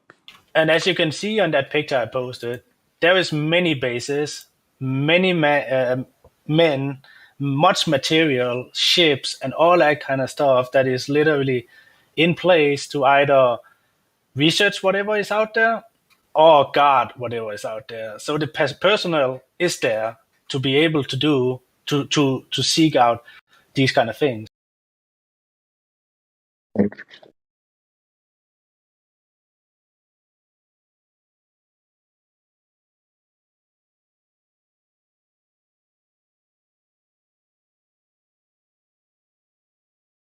I apologize for the really poor thumbnail, but the video content again is of the boat getting snapped up. Yeah, I've seen these. I just don't understand, like, how is Antarctica part of the known world? Is Antarctica Earth? Is it part of the known world, or is it unknown? I mean, I think Antarctica might be also the wrong name or term to give this outer perimeter of what we have been shown on maps throughout times. It's more like the outer regions, like it's not supposed. We don't even know if it's one land mass all the way around or one ice mass all the way around. It could be many things, It could be some land, some ice, Exactly it. It's beyond our purview, right? But we have to consider what we can see. And I mean, my biggest thing is, do you understand the concept of what you can actually grasp versus what you can't even begin to see? Like, what do you think about that? Like, do you witness anything beyond the sky that moves? Beyond the sky? What do you mean, like beyond the atmosphere? Beyond the stuff in the sky. Like, I think it was Stars? Glatt that checked me on it. He's like, that's sky science. So forget about the sky science. Let's just look at ground science on stuff. Does the ground science tell you that we're on a curve or we're on a plateau? What does the ground science tell you about that? I mean, on land, it feels like curvature on land, but like I understand how there's no curvature on water. That's why I'm a flat earther. But I'm just saying, like, the container, what's containing these large bodies of water? If it's Antarctica, can there be curvature in Antarctica? We don't know if Antarctica, that's what I said. We don't know if Antarctica is one landmass around, like, creating these basins. We don't know this. What's containing the large bodies of water? I mean, in the outer perimeter of what we know of, like, we don't know. That's the thing. We don't know. You just know it needs a container. Is that what y'all saying? That's okay. Let's try this. Life. Are you a God-fearing man? Yeah. No. Right. I'm Muslim. Pardon me? I'm Muslim. Awesome. So on the second day, the Creator, he created this thing called the firmament. Okay? That term has been perverted left, right, and center. But the firmament, which is what was created on the second day, is the lid to the pot, if you will, that we're in. Okay? The aspect of the boundaries of that pot we don't quite understand.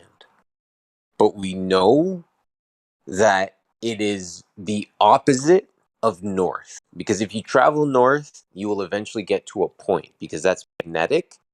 So by default, south is just the opposite of north, which happens to be, as I can see it, like a target. You have the middle, which is north, and you just paint by default an outer ring. That's just the way I understand it in my way of understanding stuff. Anyway, having unpacked that, I look at it from a standpoint of you have the pot, and then you have this thing that the creator created on the second day being the firmament, which is the lid, the container for the gas, and the bottom of that container is the container for the water. Because again, he created I think it was the lands and the waters. No, how does it go? He had created the waters and then he inserted the land into the waters. I hope that makes sense. That's the best we can do right now with what we have, my guy. I'm so sorry we can't do better than that. I think we can do better if we cut the bullshit out. I didn't know you were here, my guy. If we take care of these people that are deceiving the masses, I think we can know more. I mean, that's just me though. So what you're proposing is a worldwide revolution, which we are not promoting on this channel. Yeah, you better listen to I mean, the 12. how much years have y'all literally been talking about flat Earth on here? 7 for me. What? Wait a minute. Are you attempting, or not even attempting? Are you challenging us on the question of what we're doing? Yeah, I just don't understand. Like, are you guys just talking about flat Earth? Yeah, because Waiting okay, for new hold on a minute. people. Wait. Hold on a minute. I think I need to put you in your place right now. Because here's the thing, okay?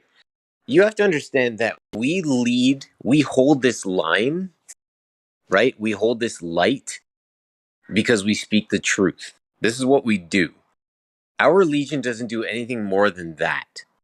Whoever comes to us and seeks understanding, wants to know more, we will explain it to them, we will unpack it with them, and we will give them rational things that they can understand to try to unpack what is happening before themselves.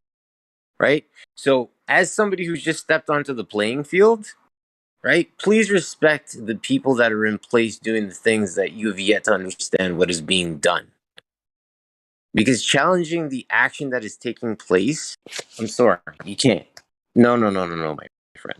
It doesn't work like that. So basically, you're spreading the truth. That's basically all that's done here. That is exactly what we're doing, my friend. Through understanding and spreading Let's say, light and love. That's it. Spoken okay, word, man. Spoken word. I understand that. I mean, of course, this is the truth. I understand that, but but the but but you guys don't really know. You guys just really don't know the Earth. What do we don't know? You You talking don't know, about the like Earth that, I'm gonna kick every this guy in a time. minute. Stop. What the heck, man? Sorry. I'm getting impatient now. Yeah, just relax. You had your piece. Okay, so what do you mean we don't know the Earth? What is the Earth? Well, you guys agreed that Antarctica is part of the known world, right? Part of Earth, right? So you Right. really can't say the Earth is flat. Oh, that's where You, you're getting. Okay, I see. I yeah, see what you're you saying. don't Okay, know. so is like the whole curvature in Antarctica and everything else is flat? Is that how it works? Is Antarctica making up for the missing curvature? So, like, what kind of ball is that? Is that the kind of ball that I NASA can give shows you us? an example. I can give you an example. Oh, you can Like just make up like you, weak arguments. Since we haven't been to no, Antarctica, we don't know that the Earth where we live maybe is flat, right? okay. You've measured what's like the known world that you're around, right? But if you say that Antarctica is part of the known world and you haven't, none of you guys have measured for curvature there, and it's part of Earth, how can you really say that you know Earth is flat? I don't Let me understand explain that. it to you one more time. So if we're measuring everywhere from like California to Japan and everything in between, all these people in all these different countries, right, we can't detect any curvature anywhere. And you're saying, but you haven't been to Antarctica. Yeah, we haven't been to a little island in the South Pacific that hasn't been discovered yet either, right? So are you saying that because we haven't been to Antarctica, that's where all the missing curvature is? I mean, no, the Antarctica. What's okay? The large bodies of water. It needs a container, right? Like Antarctica? I don't know if you guys want to say it's Antarctica or not. That's why I don't. I'm not saying you guys think it's Antarctica, but is it Antarctica? Who Could be. cares? All the See, water on Earth is flat. Who cares? This is a see, fallacious argument. do you know what a man looks like, bro? Because you haven't met me, and I'm a man. So you don't know what men look like because you've never met me. You are dismissed. That's no. That's not what I'm saying. I'm saying you don't know if the Earth is flat, like the known world. If You you say don't Earth is know like the if known men have world, 10 toes because you haven't met every man in bro, that's not existence. even. That's not. What's Yeah, you don't that know what a woman analogy? is. Listen, man, you don't know Oh what my a goodness. woman is. So you're gay because you haven't met every woman. So that means you're gay. All right, I it's mean, I'm painful. actually telling a fact, though. Yeah, You're not you're a telling a fact. homosexual because you don't know Hey, hold No, what you're all on. not. women All are. right, Yeah, I yeah, can it's the tell same you, I thing. have. It's the same I can thing. tell you. It's the No, same no, thing. no. No. It's not the same thing. I can tell you, I have met one. You can't tell. Yeah, he's just derailing or deflecting, or I don't know what the real term is. Oh my goodness. How do you really know the Earth is flat if you don't know Life, the life, known world? life. The known. Whatever we can observe, what All is right, you're a done. container or I guess I deserve that. and whatever we can observe is also measured to be flat.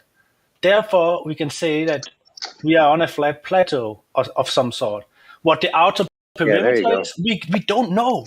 We don't know. We can't go there and explore because there is set regulations to set on man, so we can't go in these places. We cannot go to the North Pole; it's illegal. We cannot go to the most southern regions of our world. So we don't know these things. So we don't really discuss them a lot. It's more like a thought experiments.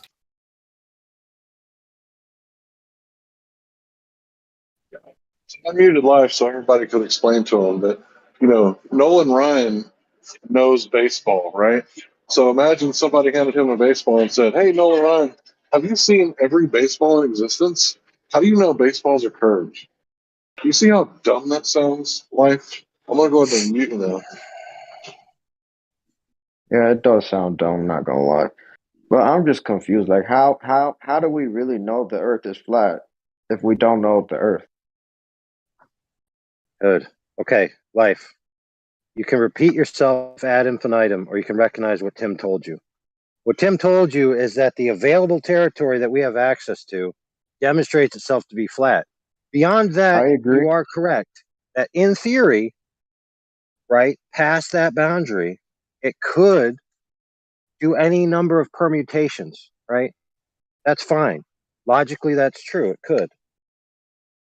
All right. Yeah, I agree with So that. what's your point? I mean, if you want to know the realm in total, you have to go to every part of it, right? Which we don't have access to. Not only do we not have access to the extremities to the left and to the right, but we definitely don't have access to the extremities downwards, right? Even if it was a Downwards? globe, right? No, yeah, think about it. Even if it was a globe or whatever it might be, nobody's been further than 8 miles down. Nobody knows what's down there. Nobody knows what's out there. But we do know that the territory that we have access to is 70% water, and water, when measured, is flat. So the territory that we have access to is flat. So what's your point of your question? Is my point? Are you just trying to be contentious on purpose? No. I was.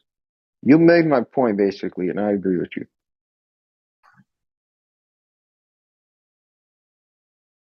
I just don't understand how flat Earth has been has been around very long, and I was just confused of why is there no curiosity of Antarctica Dude, on there's a plenty of mass scale? curiosity.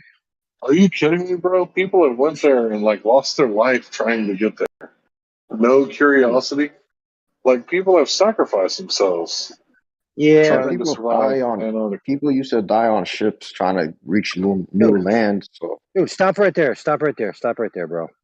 Let's talk about that because you make a valid point. Okay, what is the number one curiosity of territory for the average human being?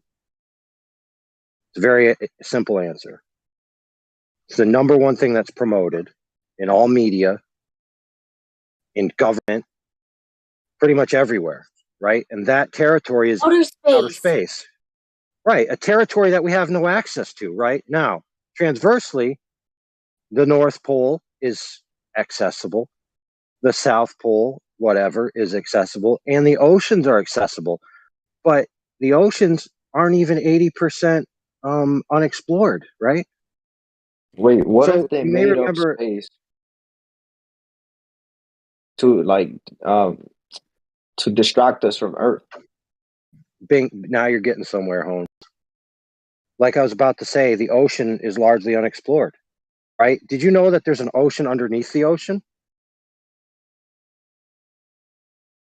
Did You you mean know there's that yeah, there's an entire ocean underneath the ocean that we have, right? The and how continent does that work? shelves, well, the continent shelves float on an ocean, a hyperdense ocean.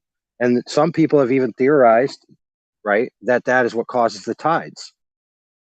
Now, you won't hear that in any mainstream, right? You'll only hear that in obscure things. But what you'll hear in mainstream all the time is that it rains diamonds on some planet, and some other planet smells like body odor, and some other planet has pink crystals on it. You'll hear that all day long, but you won't hear about anything cool or unique about the Earth.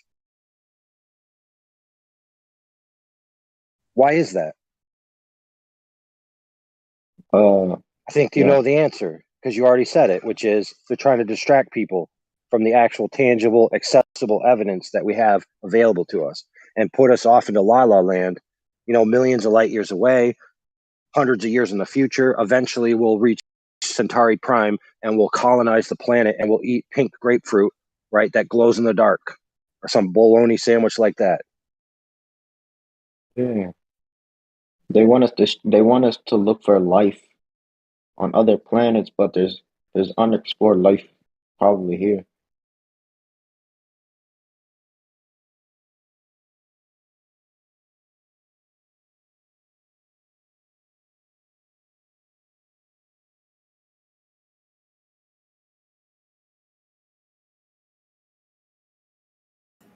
And I'm sorry if I triggered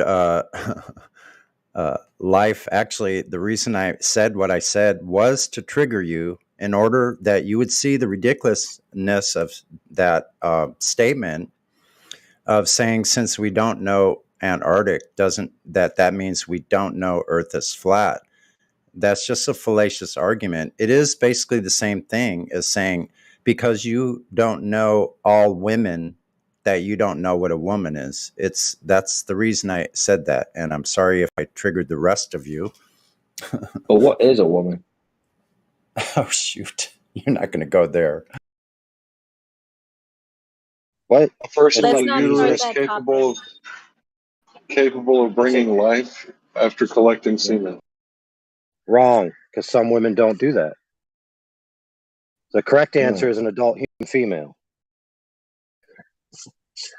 Categorically can't be denied in any way, in any logic string. Now, you could try to parse the words adult, you could try to parse the word human, you could try to parse the word female, but a woman is an adult human female. It's that simple. Anybody has any problem with that, well, I'll jettison you out into space.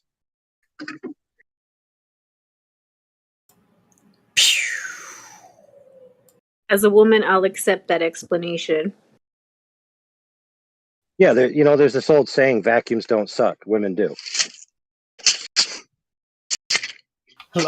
That's also wrong. Listen, that's also wrong, because vacuums do suck, right? This is a standard globe argument where they come in and try to be pedantic to us. Vacuums don't suck. I have a PhD. Well, what does the term suck mean? Where did the term suck become invented? Right? Suction is what the word we chose to define what vacuums do. So yes, vacuums do suck. And if you think they don't, you're stupid.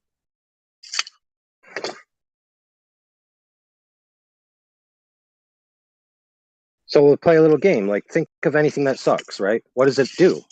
It evacuates a cavity so that pressure can fill it. That's what a vacuum does, right? Usually. Like in practical sense, like a vacuum cleaner, a vacuum pump, all those types of things, right? So we have defined the action of the ambient pressure filling the available space, right, in a vacuum as suction. So yes, vacuums suck. And yes, Globers, you're stupid.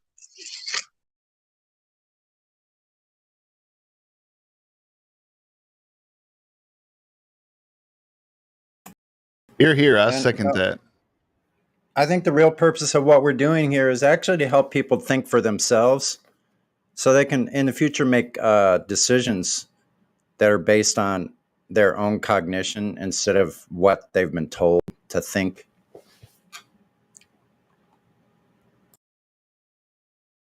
That's the purpose. So if you miss the purpose of why we're here, then of course it's going to seem confusing that we're just sitting here talking about flat Earth. No, we're helping people think for themselves. That's the first step. And we're also interacting with like-mindeds that like to explore different ideas, which is also a thing we do here. Yes. And developing a community amongst ourselves. Are we talking in general or to a certain person? I think we're still semi-talking to life, aren't we? Mm. I haven't seen the discussion like swept around to something else.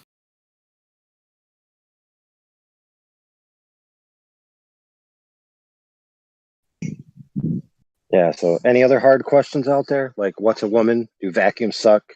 How much is blue? I have a question. So I've been looking into refraction, and like I was looking at some of the textbooks, and with mirages, it sort of explains refraction as this curved line going up. But when I was looking at it, it didn't make sense to me with the idea of refraction having to cross a boundary, and it's sort of more linear rather than curved. So do you guys have any input on that?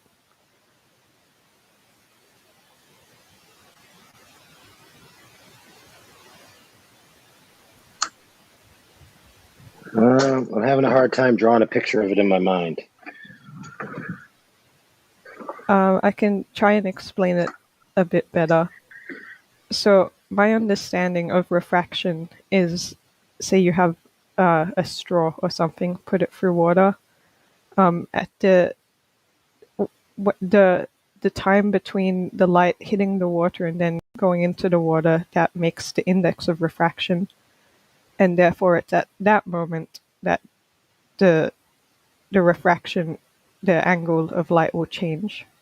Whereas what the textbooks are trying to promote for mirages and stuff is that because it doesn't have a boundary, it's just like the hot air and the colder air interacting. Therefore, it's continuing the index of refraction is continually changing rather than the light only changing at one certain point. Right, so I think you're referring to terrestrial refraction, which is a model interpretation to explain phenomena that wouldn't work on a flat Earth. Wouldn't work on a globe Earth versus a flat Earth. So, right, the globe has geometry, They call the horizon the intersection between your eye line and the curve of the Earth, right? And things disappear beyond it. So that's a Yeah. hard line. That's a geometric line, right? That can be calculated. Yeah. And the problem is that we see all kinds of things beyond that limit. And because Yeah. of that, in order to salvage the model, they must have light bending. If light doesn't bend in the way in which they need it to, then you falsified the globe Earth immediately. So they came up with this idea that, refraction basically just circles light around the Earth so that it goes perfectly into your eye to match any observation. Okay, notice how I said any observation. Because all you need to do is just get an observation that shouldn't be able to be seen geometrically, and then just scale refraction up and down until you get a favorable result, and then say, this refraction must be there. Premise 1, I already know the Earth's a globe. Premise 2, I can see something I shouldn't see. Premise 3, therefore this amount of refraction, exactly the amount I need, must be present. Now, do you need any evidence that it's present? No, because you just assume premise 1 is true, and you roll with the logic. Now, the problem is that there are observations in the hundreds upon hundreds of miles that supersede these, petty little claims. And what they have is what's called a standard lapse rate. So, imagine concentric rings around the Earth, right? Yeah. Circles. So as the light is traveling horizontal, it's going to intersect those concentric rings, right? And be redirected via refraction, like you said, and then eventually end up back at your eye. Some globers have even claimed that because this is true, you could actually see your own ass if you had a high enough zoom camera, right? So the light would go all the way around the Earth and come back, and you could check your pimple out and pop it, rather than use a mirror. Okay, I haven't heard that one. Yes, it's from one of the legends, the anti-flat Earth zealot legends. I think it was from Rumpus. Okay. Yeah, these are the kinds of arguments that they come up with, and the point is that it's all post hoc. What I mean by that is they run into a problem. They say to themselves, well, this can't be true, but I already know Earth's a globe, so what's happening? Well, if I bend light, then it solves my problems. Yeah. The problem is that when you actually test these things with lasers, and actual hard measurement type things, you find that refraction that they need isn't present. It's wishful thinking. Okay. Yeah, I guess I was just sort of asking because it didn't sit right with me, and this is sort of confirming that I'm not just crazy to think. It shouldn't sit right because this is what they call in science unfalsifiability. So you have a premise, right? You assume it's true, you claim it's true, and then any evidence to the contrary is solved by a rescuing device. No matter what, it's solved. So, for example, I can see a photograph of a 1,200-mile stretch, right, in infrared. Shouldn't be possible on a globe Earth. Refraction. You see how it works? You just say refraction, and then all of a sudden it's magically possible on a globe Earth. And you notice how that makes every observation, no matter what, be unfalsifiable for the globe. So it doesn't meet the scrutiny of rigorous science. So it's the globers versus the flat earthers have different understandings of what refraction is. And absolutely. The therefore you globers could just go in globers circles mostly and don't never know what it is. make a point. Yeah, the problem, like I said, though, the problem is when you get to brass tacks and you actually try to measure it using different wavelength lasers. Like we had a guy, Dr. John D., a flat earther guy, use 2 different wavelength lasers over a foot or even inches above a lake, right?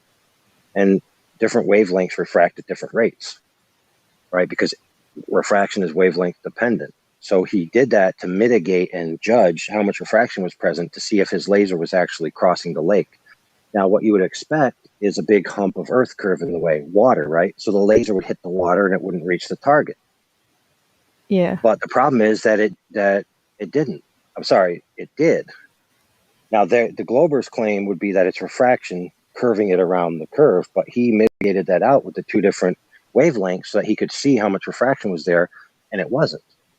And there's numerous other examples, like over frozen lakes, or a husband sending his wife out with a flashlight and he can see her from a frozen lake, or on a salt plain or a desert. Or recently, the military conscripted and hired a couple of universities, right, in coordination with Boeing, to test a laser at 120 kilometers. Okay, and the laser system was multi-wavelength, right? Why did they do that? Because different wavelengths refract at different rates. What are they trying to do? They're trying to get range distancing and targeting lasers, right? Accuracy. And lo and behold, the data that they brought back did not match the globe model. And these are professionals, right? Yeah. Yeah, I'm not people on the internet going to an Earth curve calculator and moving a slider left and right until they get a result that flashes green. That says, "Oh, you're still a globe because this slider said so." Yeah, I'm not currently like I don't believe the globe Earth theory, but I was just more asking to try and understand refraction a bit better. But yeah, the question has been answered. And one other thing, because it was in a textbook, one of these university physics textbooks I borrowed from my friend, it also was saying that this refraction, which I guess is terrestrial refraction, helps explain sunsets. And it seemed really ridiculous to me because it was saying that the sunset, the light will hit the atmosphere at different densities of the atmosphere. But then how is the light hitting it at different densities when if there's a theoretical boundary, the density should be the same because of the density gradient. But yeah, anyway, I'm kind of just Well, look, digressing. we have I hear what you're saying. So the standard lapse rate pretty much works like concentric circles, like you said, because it's more dense at the bottom towards the ground and it gets less dense as it goes in altitude. But we have some graphics in here, and if somebody is handy with their memory, they might be able to pull them up and put them in Livestream for you. That it shows like what would be necessary would actually be vertical columns of gradient density, not concentric rings, in order to get the rate of curvature that they need for the light, even if it was true. So in other words, imagine instead of, like a donut and then a bigger donut and then a bigger donut, just imagine rays, like, like a clock. That's how they would be oriented in order to get the results that they need. And obviously the atmosphere isn't oriented like that. Yeah. And also, I might just ask one more question on refraction. Is my understanding it changes to witness refraction and get that boundary line, you need it to go from a solid to a liquid or a liquid to a gas. Also, it has to change states. Is that correct, or am I just oversimplifying Well, it? the standard is the standard definition is different media, right? But there is optical gradient density lenses, right? Which can be shown that it's the density within the same media, right? Let's say glass, for example, or plastic, is probably what they make it out of. So they try to make a lens that has differential densities, right? So it's not just the shape of the lens, but it's the density within the shape that is also guiding it. And Globers will use that to try to say, this is how the Earth works, which is all fine and dandy, but you need to prove it in reality, right? And I don't see them doing any of that stuff, which is the proving. I see the military go out and shoot lasers that supersede the globe Earth. I see amateurs go out and shoot lasers that supersede the globe Earth. I see it all the time. I don't see any of the contrary happening. What I do see on their side is appeals to lights in the sky, like stars, right, or the sunset, which they already need refraction, right? So they have to beg the question that the refraction's already been proven, assume it in the first instance, right? And then put it into their argument, which, by the way, there's a standard running narrative that the whole idea of terrestrial refraction was invented to explain an eclipse that was impossible in the globe model, that being the selenelian. It's literally called the impossible eclipse for that reason. Basically, the geometry of the bodies, you shouldn't be able to see them because they'd be below your horizon. So their answer for that is that light curves around the horizon to your eye, right? And so the idea of terrestrial refraction was born from, like I said before, a post hoc need to explain something that we clearly see with our eyes that doesn't fit the globe model. Okay. Yeah, well, I have to get going now, but I appreciate you taking the time to help answer my questions. Okay, see you.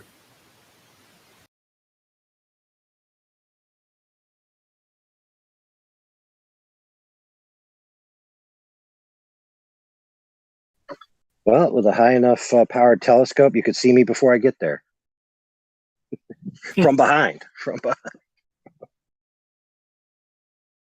Look, there's AI behind a hill. Huh. Damn, that must be reflection. Great explanation of how the globers use this refraction. That's an excellent description of what they do. Every single observation they make makes it look flat. Yeah, either reflection or they sprinkle a little bit of gravity on it, and it works. So, my friends who don't know this, the very rhetoric in their own Earth curve calculator sites and stuff explain it as this. Okay, so how it works. We change the effective radius of the Earth in order to lower the sagitta, which is the apex arc between point A and B. And to do that, we have to increase the radius of the Earth. In other words, make the Earth appear flatter than it is to match observation that appears to be flat. Now, why in the world would they need such rhetoric? Think about it. Mm-hmm. The Earth appears to be more flat than the globe, right? So we need to do some math to make it more flat so it fits the observation. Wow. Little Freudian slip there, Holmes?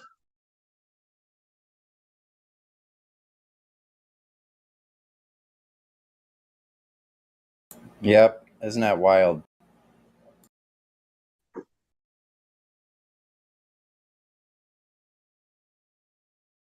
It's absolutely like magic.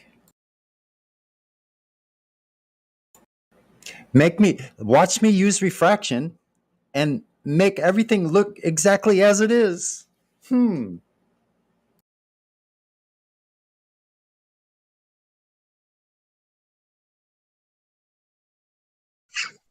Yeah, what other rhetoric do they have?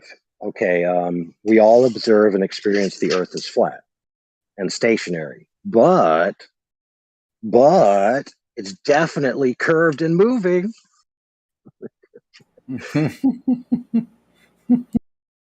Duh.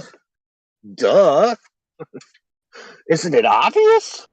Everybody says so. So it must be true. And we don't fly off because of gravity. Duh. Yeah, but that's another good one. So gravity, right? People will ask flat earthers for alternatives to gravity, right? Because in their mind, flat Earth requires an alternative because flat Earth can't have gravity in any sense of the word that they know, and that's false.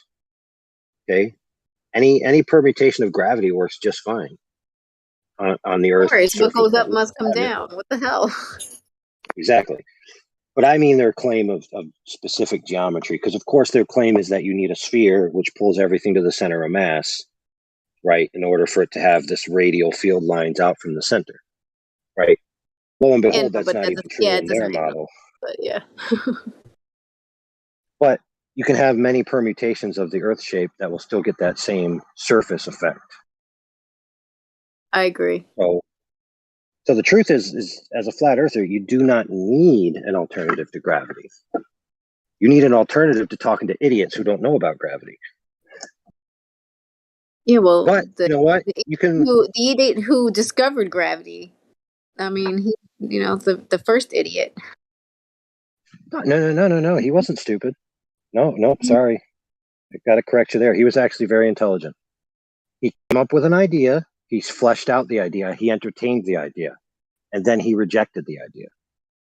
And he wrote it himself, saying that whoever believes this is not in possession of a competent set of mental faculties. So, but they're leaving that shit out. Yeah, that being Newton. Yeah, I know. But they're leaving that shit out in the school books and all that. Of course, you can't have the person who created something and then come back and say, "No, I think I made a mistake," and then people go, "No, you didn't make a mistake. We believe you, right?" Yeah. We believe you. There's No, but I made a mistake. No, you were right the first time. No, I made a mistake. Yeah, there's another book which I can't think of. I'm not sure if it's the Principia or if it's Galileo's book, or whatever. The foreword is written by someone who's not the author. And the foreword of the book literally says, these planetary bodies, if this premise which you're about to read were true, must do this based on the laws of perspective and etc. They don't do this, therefore this entire thing you're about to read is false. Then you go on to read the rest of it, and you're like, wow, we live in a heliocentric, circly, jerkily, spinally, winnily universe. I was like, dude, did you forget to read the foreword of the book? And like you said, Newton, Galileo, Copernicus, all these guys. It's like none of their stuff is like they were hypotheses, right? They had no way to Yeah. prove it back then. That's what I don't understand. Is that's what I keep like trying to tell people. I'm like, they had no way to prove their theories. Like there's no way to prove. There wasn't a way to prove the shape of the Earth until the airplane was invented, and then you could get in it and go up and look. So yeah, but they also had counter evidence at the time that their theories couldn't follow. I know, like but Newton, I'm like, you really want to see it with your own two eyes. You really can't see it with. Technically speaking, you wouldn't see it with your own two eyes until the airplane was invented, or the balloon, or when you could get up in the air. Like that didn't happen 400 years ago. People couldn't fly. They couldn't get up in the air and see that the Earth was a globe. I don't know. It's just I just find it interesting. That makes sense. Like 400 years ago, it had to be a hypothesis at the end of the day, right? Because you couldn't jump in the air and see the whole Earth or see even the plane. I was about to say, wasn't it like just 100 years ago? It was still a hypothesis. Well, yeah, exactly. I'm just saying, but I think but isn't it like 400 years old? The heliocentric, globe model. Yeah, but supposedly they were still teaching it in school in the 1900s. Well, the version. There were other versions of a let's just say a galaxy, like a geocentric deal. Yeah, I do know that. I mean, I've seen things where people said that they literally taught flat Earth probably up until about 100 years ago. I've seen those types of videos where they're like, people who are really old and they're telling them like, yeah, I was in school and they said unless those people are lying, but hey, I don't think that old lady in the nursing home has a reason to lie that she learned about that she learned the Earth was flat first and then they told her Then they told her it was round, They took it away. That's what she said. They took it away and then started to teach them that it was round in the 40s sometime, where she went to school anyway, which was interesting. I was like, really? Wow. I didn't think it was only 100, like 100 years ago that they were doing that, but thought it was before that. But who knows at this point? They could just have us all fooled as to when they literally Yeah, for really did real. introduce it, They could have us fooled as to when it was introduced. We don't know. They've changed our books and everything else. Yeah. Who knows when it really came about?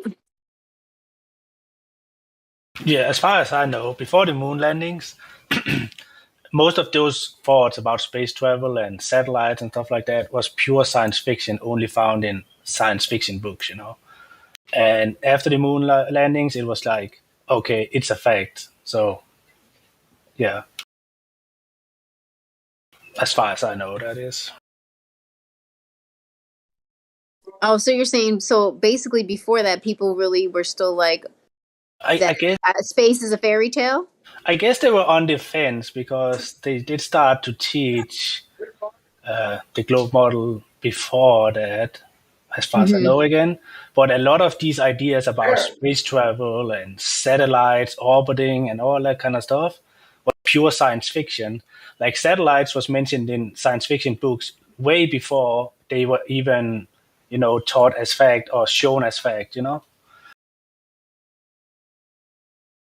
I didn't realize that. That's Yeah. What is And his the name? Universal Pictures movie before the movie with the little movie, the Earth spinning around that has the continents. Universal Pictures back in the 30s. That they got that perfect. Dude. They knew that before it actually was proven. So that's awesome. Yeah, that was weird how it looked. Looked like crap.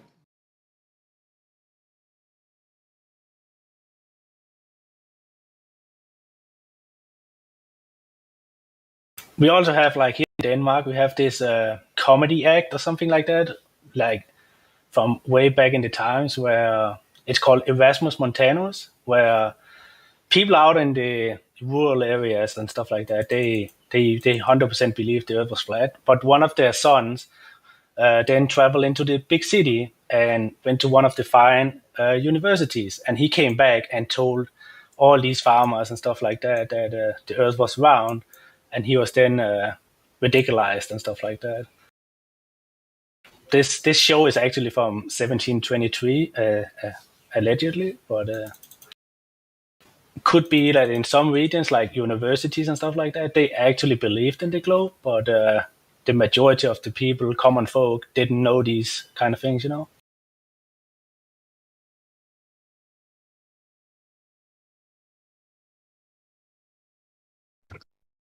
So where you live in Denmark, do most people like subscribe to the globe now, or do they still believe that it's flat? I would say that it's an idea very frowned upon. Like you can believe that the world is controlled by a shadow government and all that kind of stuff, but do you mention flat Earth? You are complete retard, and you should be on a mental hospital or something like that. Yeah, it sounds like it's worldwide. There is a small group that, but it's really hard to make any what's it called, communities or interactions, like actually collecting a group of people to do it. Got you. You're just a lunatic if you you're just a crazy person. Okay. All right. I was just curious. Check the live stream voice text for a snippet of what happens in families. Yeah, I like that one. Made that the other day. Yeah, it's kind of like that. Yeah. Oh, you're just a conspiracy theorist. As long as you don't think the Earth is flat, that's okay. Well, this one's different, but yeah, I get it. For the audience listening, it's a young man saying, "Dad, I'm gay," And then Dad says, "Thank God. I was worried you might be a flat earther." Yeah. So funny. Because that conversation happens.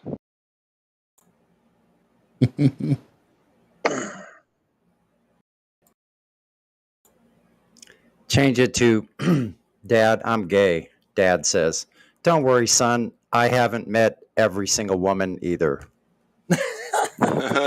Or Dad just goes, "That's okay, son. I am too." Like, what? How'd you do that?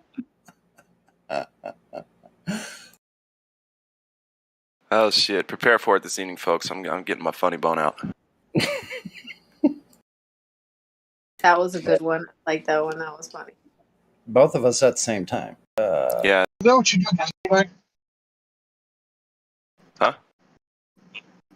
You know what you did yesterday or the day before? Yeah. I do it a lot now these days. I'm happy. What of it? I swear, Larry, if you're not talking to me, that would be awkward. I don't think he was. I'm not sure. I was. Okay. Oh, thank God. Yeah. I was about to be embarrassed for the first time in my life. Even though it seems like Groundhog Day a lot of times, I'm like, wait a minute, did this happen yesterday? Or was Yeah, it's hard for everything not to blur together in these conversations, in my opinion. But maybe that's just because I've made myself a lot older physically than I am. Not a lot of brain cells left. Oh man. They obviously What's your maximum Red Bull in 24 hours? Maximum what? Red Bull consumption in 24 hours. It was over a case and a half. I was young. Yep, in one day at band practice. Because I was in a punk band and I was having to play as fast as faster than ever. And you so, lived? Huh? And you lived a case I of lived, Red Bull yeah. in a day? I mean, listen, I was burning calories some off. cases are bigger than others. Well, it So was how 20 many in per a case? 20 per case. 20 regular size, 12 ounces. I don't think I've drank a case of those in my entire life. You're not missing anything other than a sweet buzz that lasts about 2 or 3 hours. Yeah, in the hospital I drank some of that. That when you work in the mid shift. I haven't done that much lately. That was back in the deployment days. The thing is they gave it away for free, so they got you addicted. Wow. Yeah, they have a customer. And I had to drink that shitty coffee. Ugh. Dude, we had Red Bull obviously, and then this other one called Rip It. Man, Rip It was good. The grape Rip It. Oh man. Never had them. When I was in the service, there was no such thing as Red Bull. Well, yeah. Well, a few generations ago, men had 80 times the testosterone that they do today. So you probably didn't need Red Bull back then. A really good way to increase overall testosterone and growth hormone production consistently is every day stand up. Doesn't matter if you got weights with you or not. Just do a bunch of squats until you get tired. The more you know. Dude, I just do one massive squat.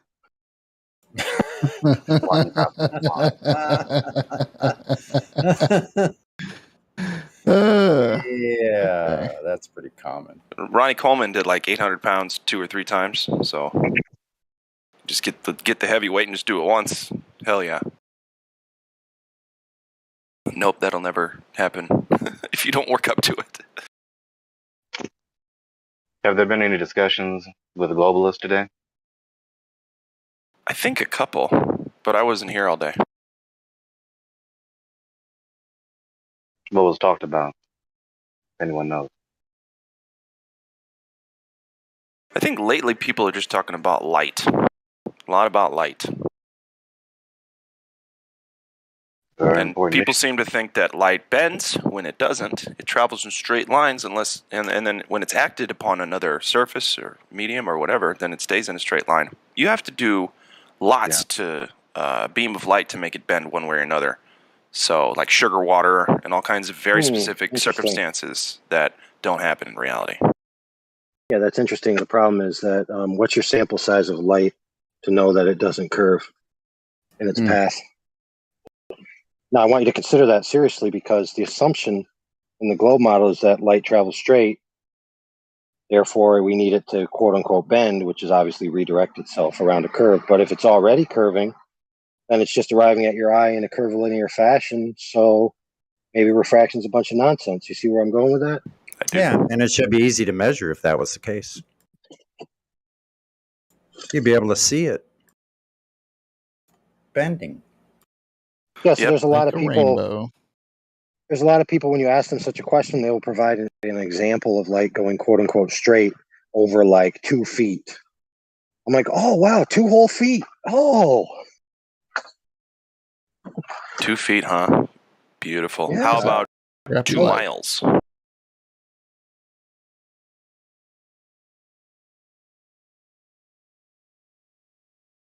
What have the professionals of the world done in trying to study and understand the nature and behavior of light?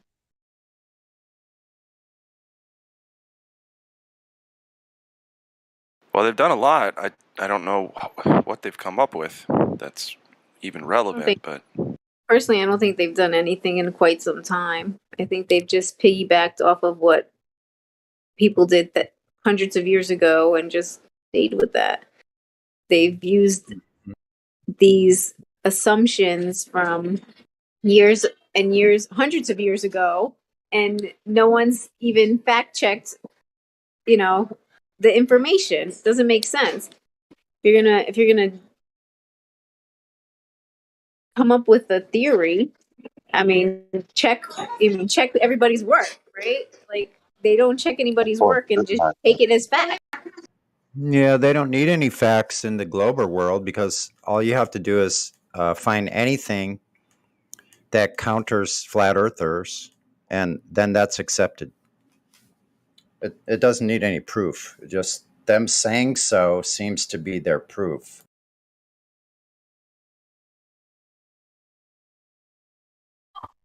Bullshit. That's what I call. Is there any Well, information that you all are aware of that explains various topics in physics that are not from the globalist, materialistic, atomist perspective?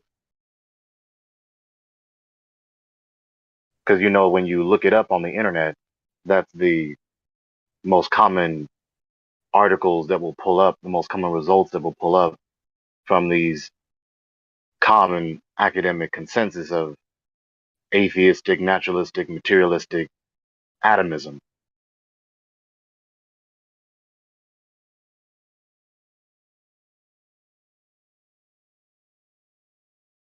Because Yeah. I find myself, when I have to research the issue, whatever particular issue, like just now, I'm on my laptop and I just typed in light, and that the explanation that's going to be given to you concerning the nature of light and/or its behavior is from some sort of atheistic, materialistic, atomistic, naturalistic perspective, and then I have to be bothered with having to reinterpret and chew the meat, spit out the bones.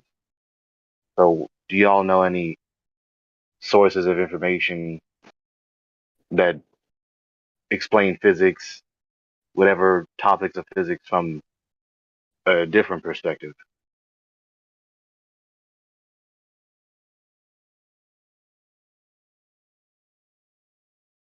I heard good things about Carl Proteus statements.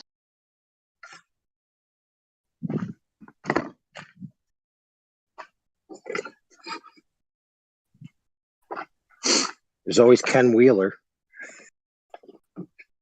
Yeah, Ken Wheeler.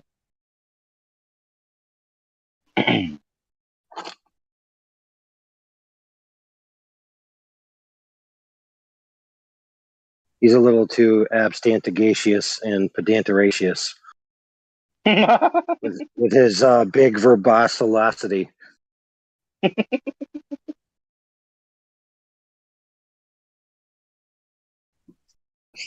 There are people who read his stuff word for word as if they're explaining something to you.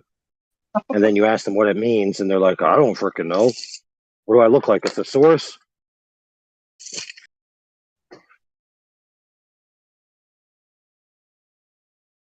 I'm not saying whether he's right or wrong. I'm just saying he uses a lot of big words. Mm-hmm.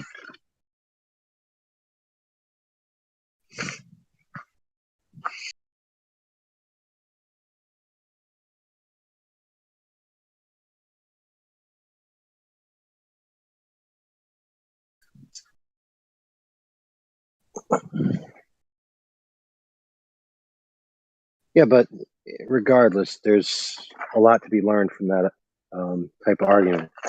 Whether it be light is a wave, light is a particle, light requires a medium like the ether, light is free standing in its own, self consistent medium.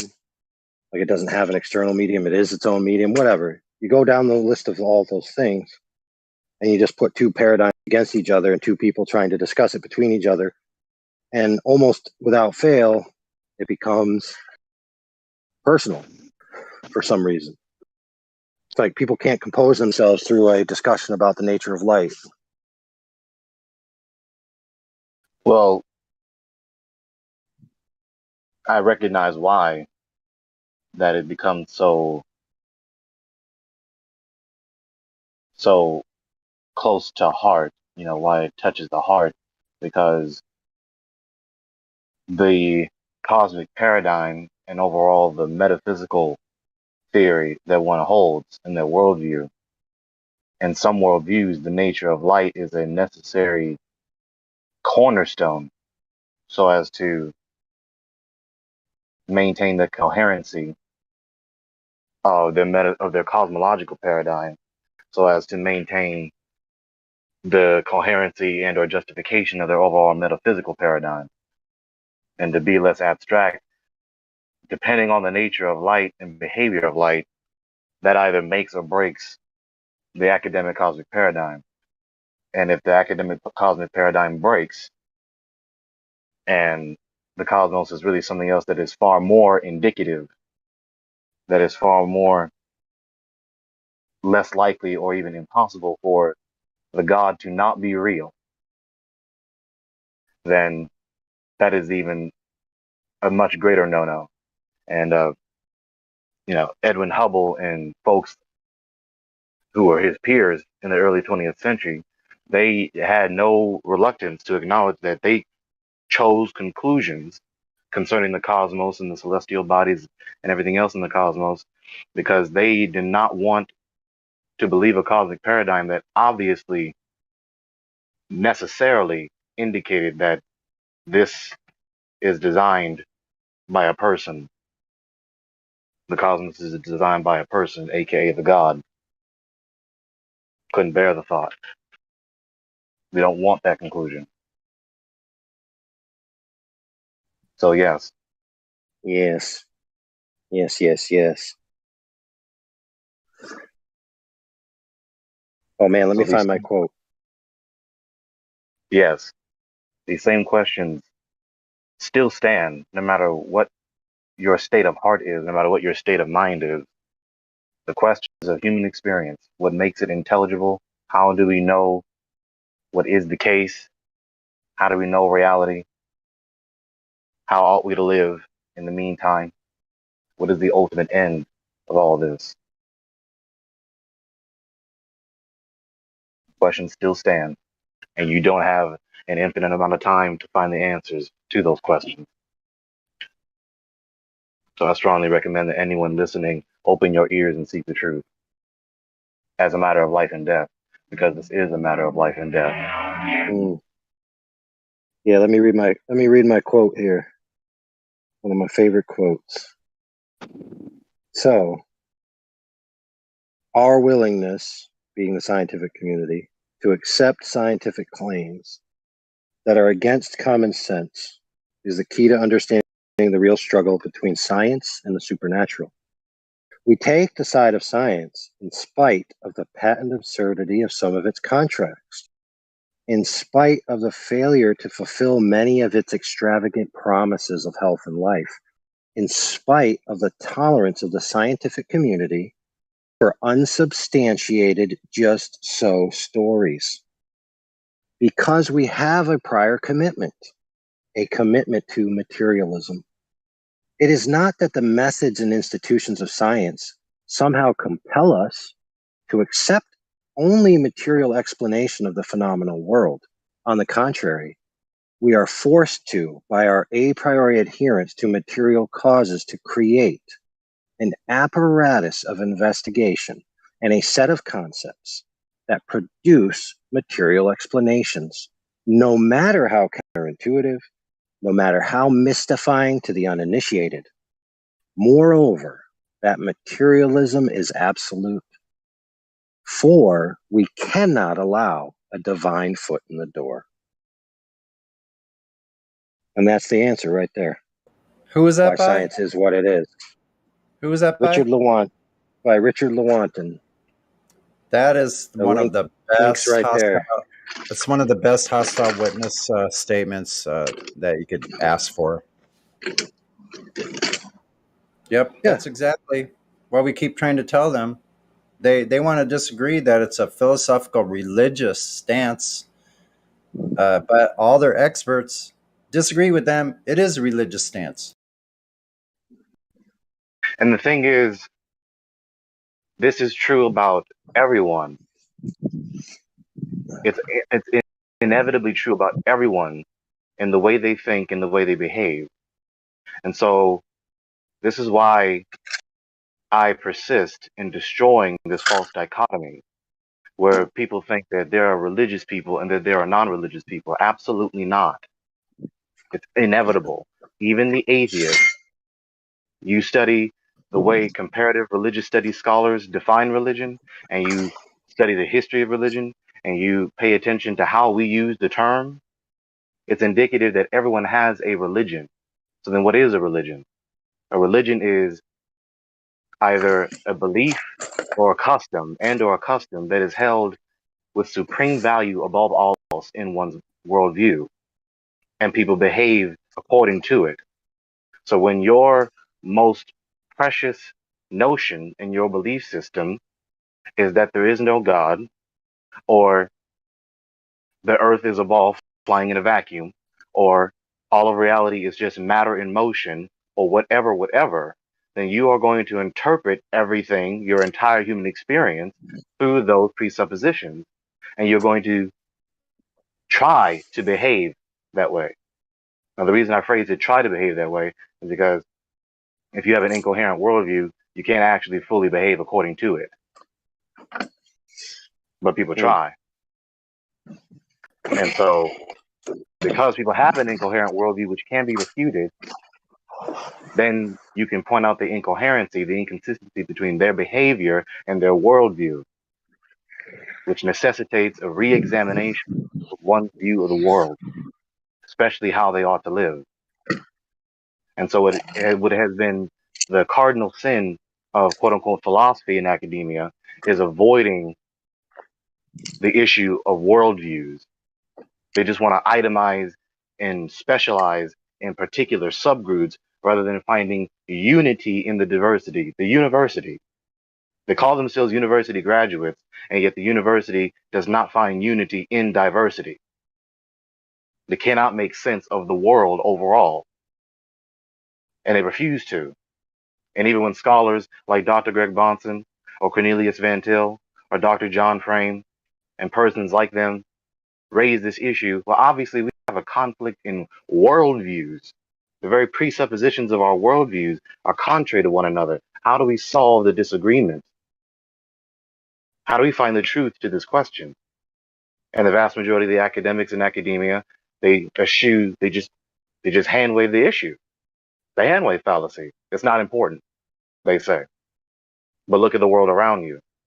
The world around you is a world full of humans with contrary worldviews, contrary ways of life. Ergo, the conflict that occurs, ergo, the pain and suffering, misery, and agony that ensues from that disagreement.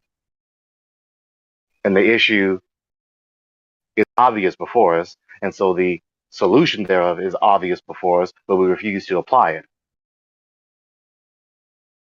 except the small minority of persons like myself, praise Yah, that actually recognize and have a heart that want to solve this issue. I want to ask the questions. I want to seek the truth. I want to listen to the arguments. I want to scrutinize the arguments. I want to accept the truth, acknowledge the truth, and adhere to the truth.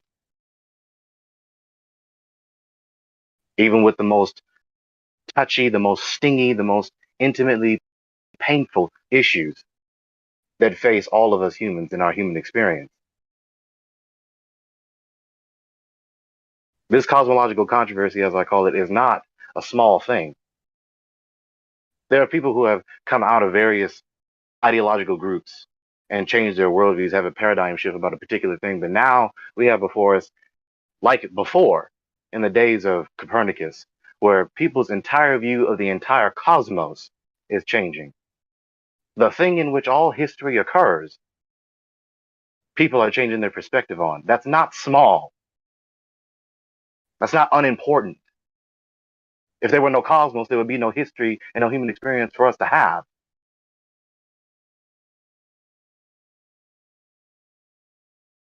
So what is light? What is the structure of the earth? What is the structure of the cosmos? What caused it to be here? Why? How are we to live in this cosmos? What's the ultimate end of history? We're mortal. Why? What do we do in the meantime? How do we solve that problem? What's the solution to that problem? Excuse my French, but we need to stop dicking around as though we're immortal and we can just dilly-dally about these issues. The fact of the matter is that if you get this wrong, you will either, this is eschatology here, if you get this wrong, you will either inherit everlasting cursedness or some degree worse than the present condition, but not utter cursedness. Or you inherit utter blessedness, or you inherit some degree better than the condition you are now in, but not utter blessedness. Those are all the options. It's vague deliberately because it describes whatever particular worldview you have of eschatology. Utter blessedness, not utter blessedness, but some degree better than the present situation you're now in. More of the same. I forgot to add that, so it's 5. More of the same, some degree worse than your position, but not utter cursedness or utter cursedness. That's all your options. Now, are you really willing? This sounds like Pascal's wager. It's not necessarily a proof of anything, but it's a poignant question that is directly experientially relevant. Are you really willing to gamble with your life because you're just not in the mood to seek the truth because it's too inconvenient?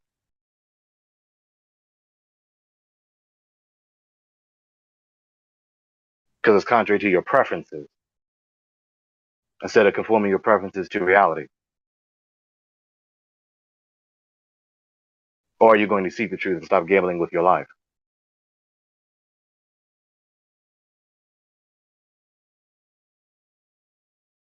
But what do I know?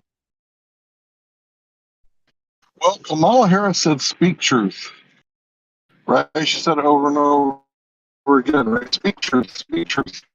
But how does one speak truth? Try again. Try again. We want to hear you. Try again. Fix your mic. Try again. Try again.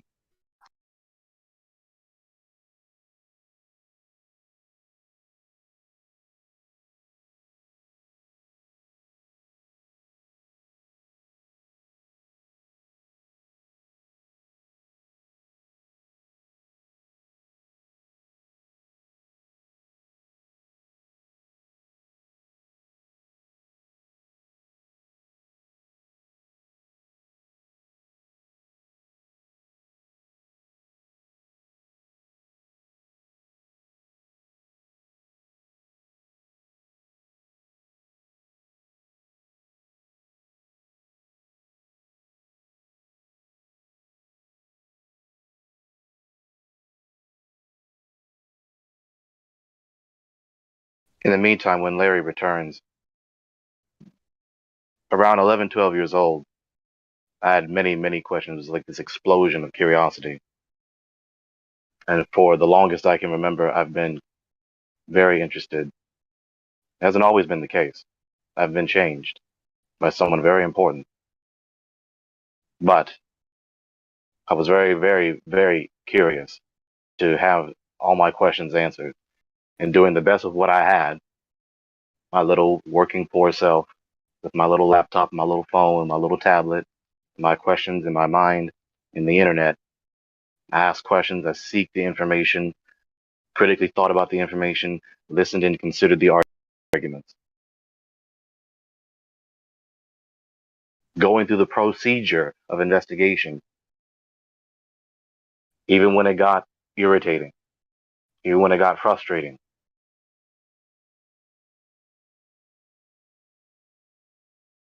because the truth is worth it. I mean, to all the relativists or subjectivists or nihilists or skeptics out there, there is an option here that says there is a God. He made us to love one another and to love him and to enjoy communion with him. And because we are sinners, we've broken his law, we deserve punishment. Now, there's an option. If that is true, that is either true or false.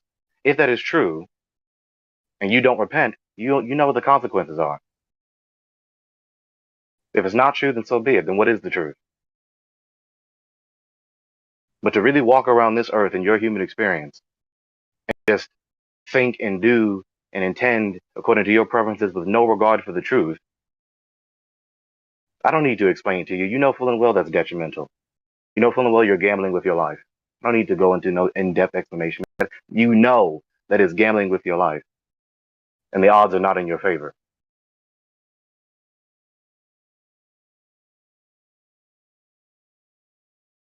Not in anyone's favor who lives that way, thinks that way, has a heart that intends that way.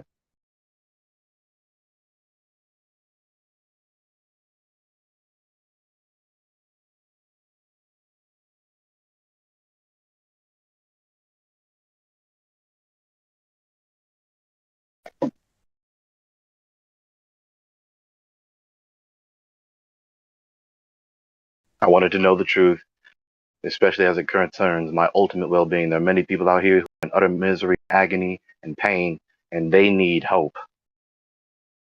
And the question stands before every single individual human. What do you hope for to gain utter blessedness? Some people hope in Yahusha, Jesus. Some people hope in Allah. Some people hope in Lucifer. Some people hope in Ahura Mazda. Some people hope in Zeus. Some people hope in the horned god and goddess. Some people hope in themselves. Some people hope in the government. What's the truth?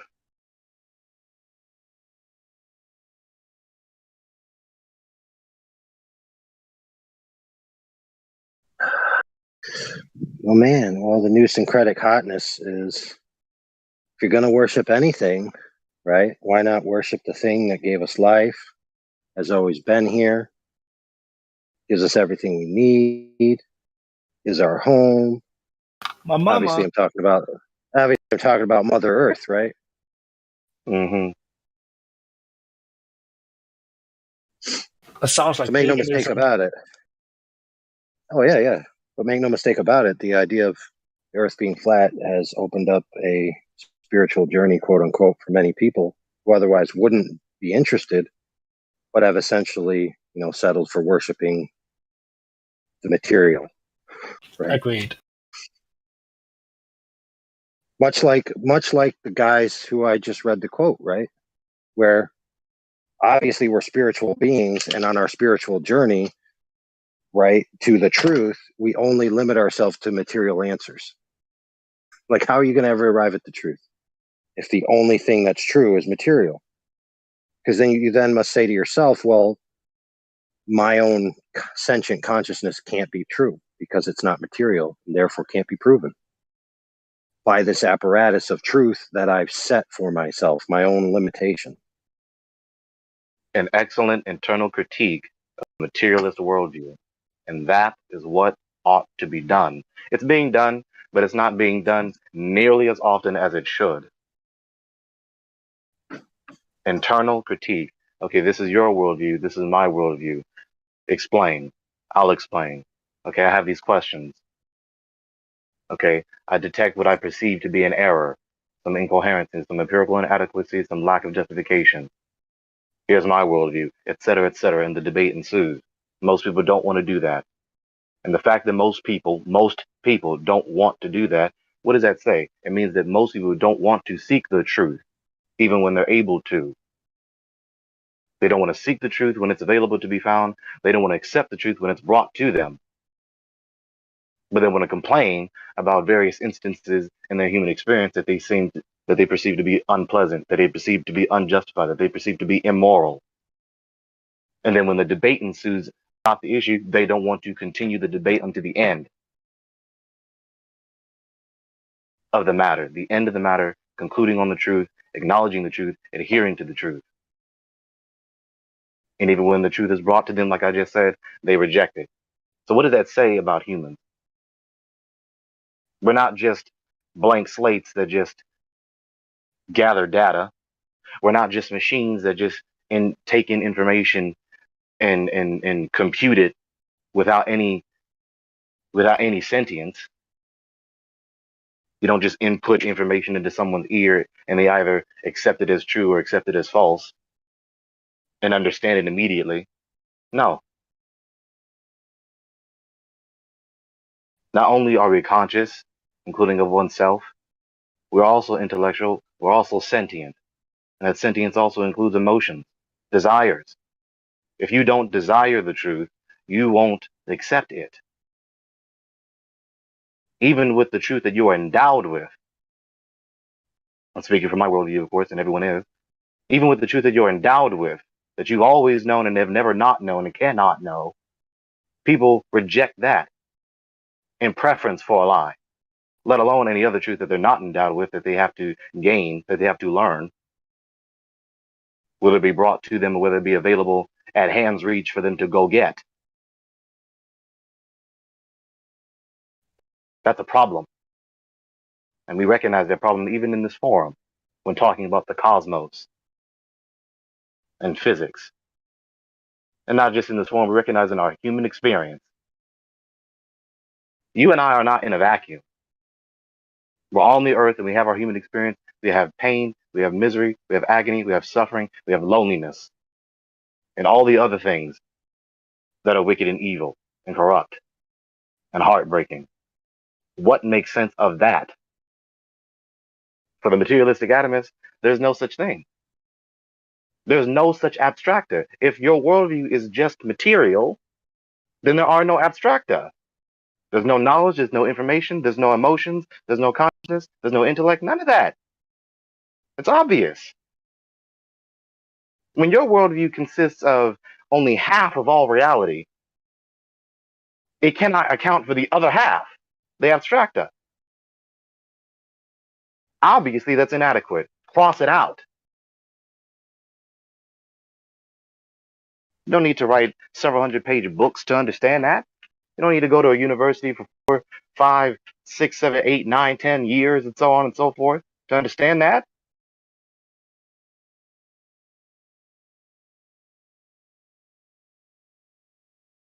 This is why I preach the gospel. This is why I accepted the gospel. This is why I preach it. There are people who disagree, and so the debate ensues. Never mind. They don't want to debate. They don't want to see it investigate. Fine. So be it. That's their choice. And they're going to suffer the consequences. I'd rather no one do that. They disbelieve, they disagree. I'd rather them seek the truth, as they should, and then accept, acknowledge, and adhere to it.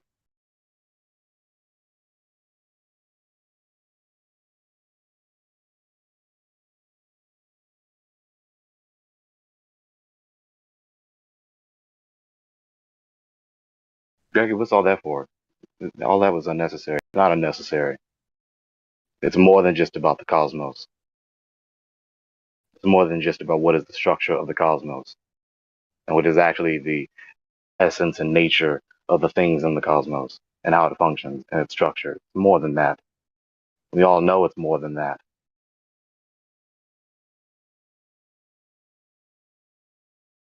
Can you twist this for me real quick while I shoot it with the nailer? Are you talking Yeah, that was totally Yeah. online. Wouldn't no, I did it on purpose. Oh. Wouldn't Wonka Vision be great where you could just like stick your hand through the screen at a bar of chocolate? I don't know. I feel like some of my skin cells would get lost in translation. Yeah, but you see, people believe that kind of stuff is possible. What? Muppet or Wonka Vision? Oh yeah. Yeah, people believe a lot of things, don't they? Yep. In a material world, right? As long as you can think of an idea that's based on materialistic explanations, then it's plausible.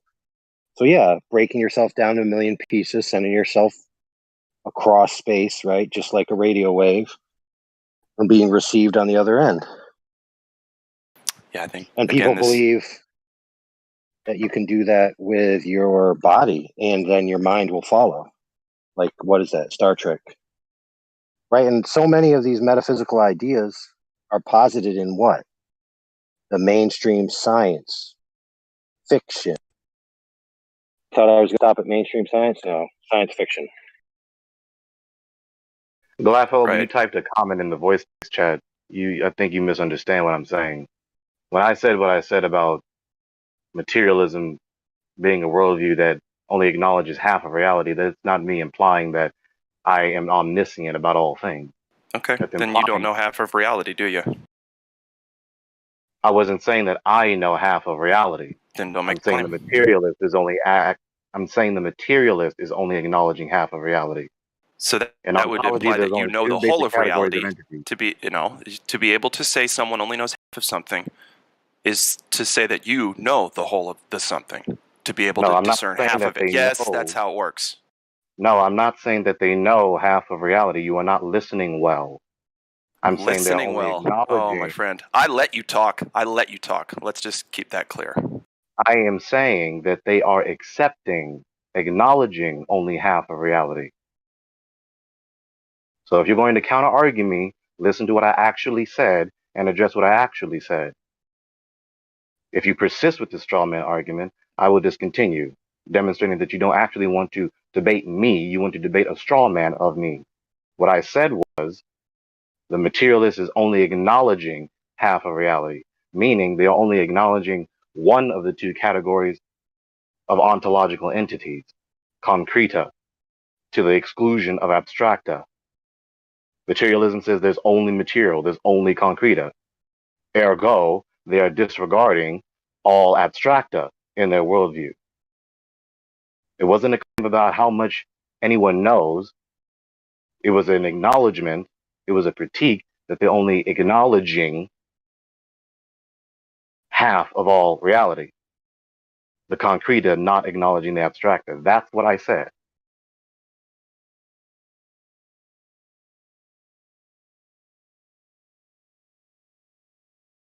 Yep. It's categorical logic.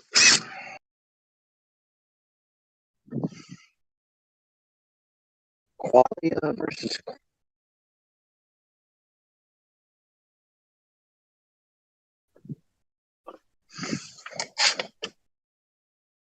Hello, everyone. Hi. What's this mic sound like?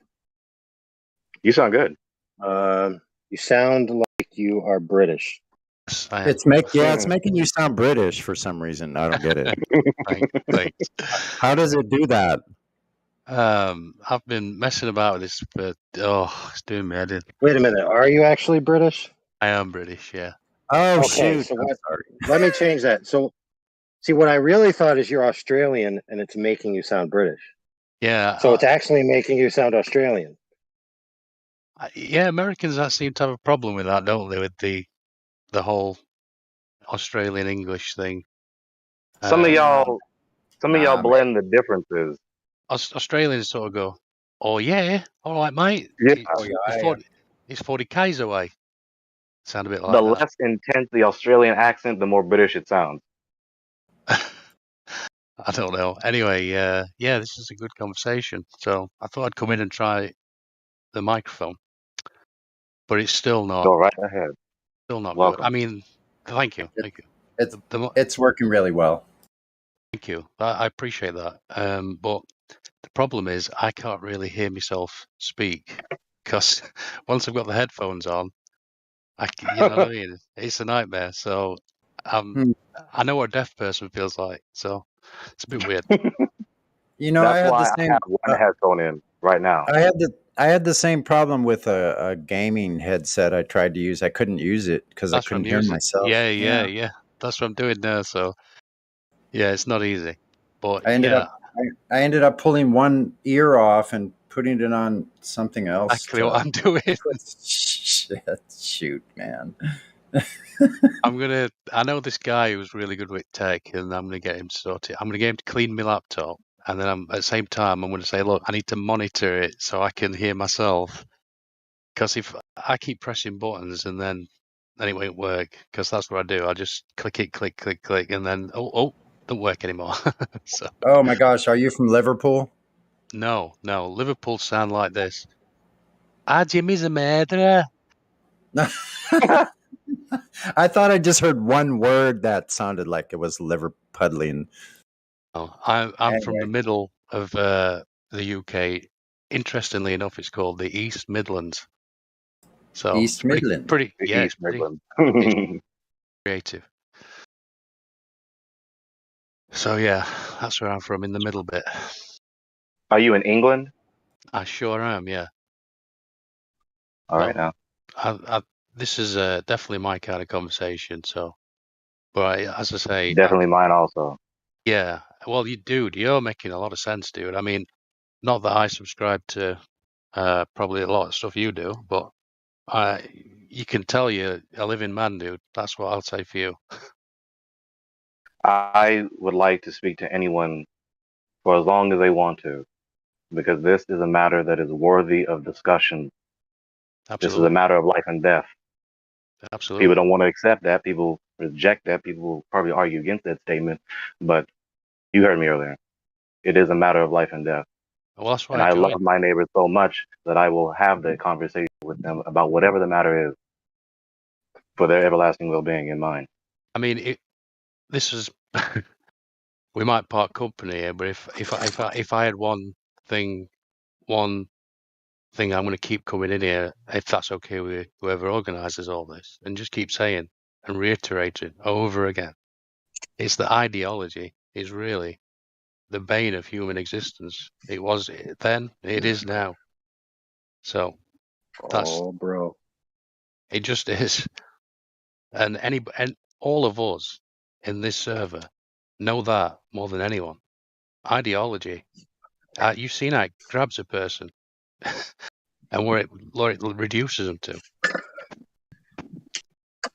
It Especially reduces. with an ideology that has such dire consequences that affect the people's ultimate well-being. That is worthy of discussion. Is that true? Is it not?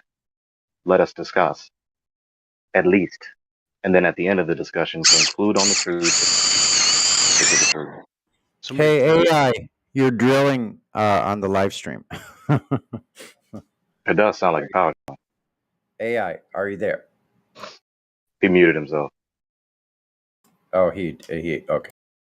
So yeah, I mean, I don't know what I want to say really, but like I keep seeing people talking about this gospel and that gospel.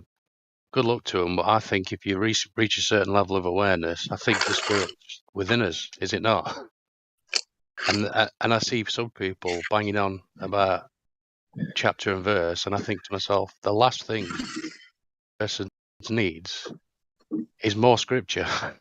I'm sorry, but I realise I'm probably upsetting a lot of folks, but if that, what my recommendation to that person would be to buy a dog, go and walk in the forest, and sit with the dog and a tree.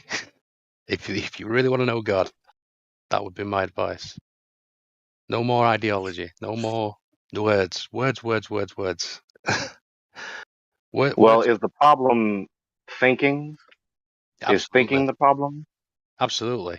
When I first came in this server, they were talking, what is ego? What is ego? Nobody really. I could sum it up for you in one word.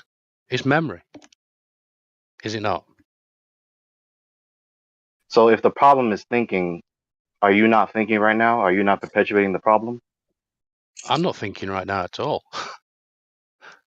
So you're thoughtlessly speaking to me. Sure am. So how do you know what you're saying is true if you're not even thinking? Just feels right down, deep down, every cell. Feel Oh, right? man. Feel. Your feelings have truth or false value? Absolutely, you know truth. As soon as you hear it, as soon as I hear lies, it resonates in a weird way. What do you mean by feel right? Because if you mean feel in the sense of tactile contact, right, the sense of feeling on your flesh, that doesn't have truth value. Well, from a Chinese For instance, perspective, a Chinese for person. instance, Sorry. well, just to finish the example so you really understand the point. For instance, sensation number one, I rub sandpaper on your face. Sensation number two, I kiss your forehead. Which one is true? Which one is false? Mm. See, we're going down a sophistry route here. That No, not sophistry. I can defend what I'm saying. The reason I said that is because I think you recognize this. The sensation on your skin doesn't have truth value. When I rub the sandpaper on your skin, that isn't true or false, because that's not a matter of truth or falsity, because it has no truth value. It's not information. It's empirical sense data, but it has no truth or false value. Same thing with the kiss on your forehead. And so I say that because you said you know the truth because it feels right. So I asked you, in what sense do you mean by feel? If you mean feel in the sense of tactile contact, right, one of your five senses, then that has no truth value, and therefore you cannot know truth that way. If you mean feel in the sense of your emotions, then that also has no capability of informing you of the truth, because that also has no truth value. For instance, I intimidate you and you feel fear, or I hug you and you feel peace. Which one is true? Which one is false? mm. Yeah, dude, I like listening to you talking. I'm not sure. I'm struggling to comprehend right now, but yeah, you seem to be. I don't know. It's difficult. Well, let me take it a step I'm glad further. you're So interested.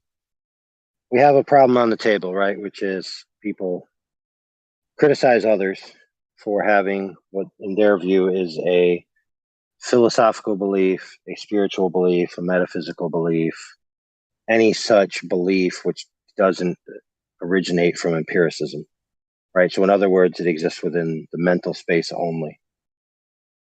The problem is all information exists within the mental space only from the point of a sentient observer. So any conclusion that you come to, whether it be empirical or rational, it all exists within the mind space.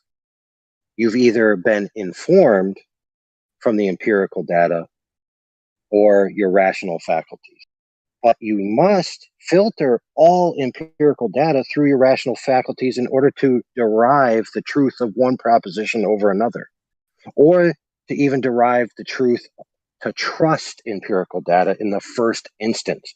Therefore, all beliefs, all truth claims, all propositions that one holds to be true are metaphysical in nature, period. Abstracta. True. This is true.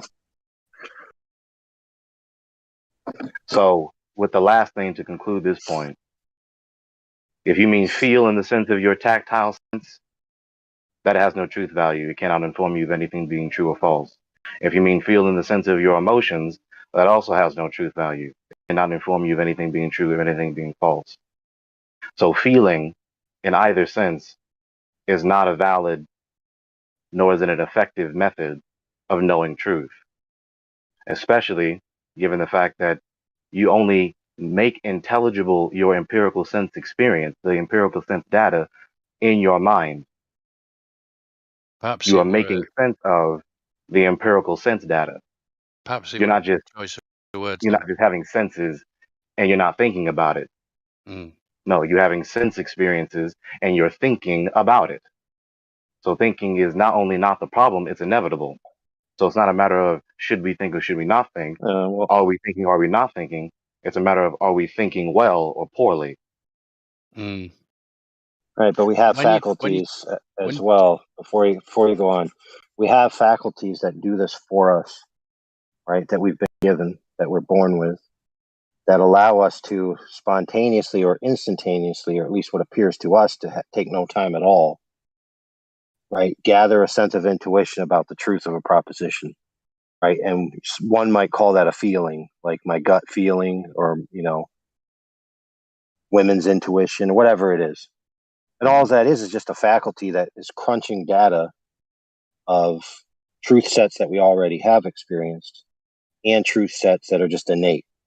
And so when you combine those things, right, you just get an instant sense that something's wrong because you can't explain it. You just know it's wrong.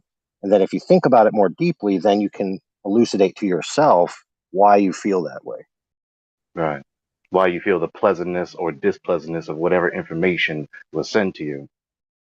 So we all have a priori prior knowledge base through which we interpret information. And then we change our attitude and perception of the information given to us based on our intentions of the heart, what we want, what we desire. If we don't want the truth, then we're not going to accept it. If we do want the truth, then we're going to accept it. And our ability to think. Our ability to think, the knowledge, the a priori knowledge that we're endowed with, that we have always known and have never not known, and the prior knowledge that we learned throughout our human experience, through history, the beginning of our existence up to the present time. And furthermore, you can detect whether you like, dislike, prefer, don't prefer, are pleased by, displeased by whatever information is given to you because you are thinking and understand what was said, or at least you have an impression that you understand what was said. Either you do understand it and great on you, or you don't understand it and hopefully you seek more information so as to adequately understand what was said to you so that you can then move onward and upward from there.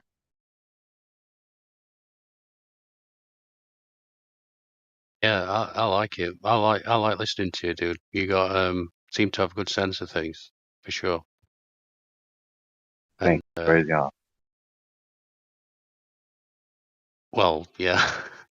I mean, listen, I've read things about. I've read more about other religions than my own, if I'm honest. But I would like someone who really knows chapter and verse to walk me through it because I sort of walked away from. Well, no, I didn't really walk away from it. I liked looking at Buddhism and Chinese philosophy, and that made so much more sense. And so I thought, well, I'll just go over here for a bit. And then, I went over to, well, all of them really. And then, yeah, I could definitely go through. So I've got some old Bibles I could do with looking through, but they're so daunting because, well, this is going to sound weird, but my mother ended up marrying a parson. And he died, and I ended up with his library inadvertently. I didn't ask for it, I didn't want it, but basically, his library is now in my house, and it's well, it'd be a treasure trove to you, I imagine. To me, they're just all. Listen, you'd be a fool. I'll take it. You'd be a fool. You'd be a fool to say this is not some of the most profound writing ever put to page. This is a fact. Very Regardless. interesting. Absolutely. Worthy of consideration. However, I still feel that, ideology is a big problem for humanity and we need to get away from it. Personally, that's my own feelings, and I'll reiterate that every time I come in here. Y'all willing? We'll speak again soon, and I would like to speak in more depth with you one-on-one, if you will. I sent Yeah, you a sure. friend request, and I also messaged you on DM.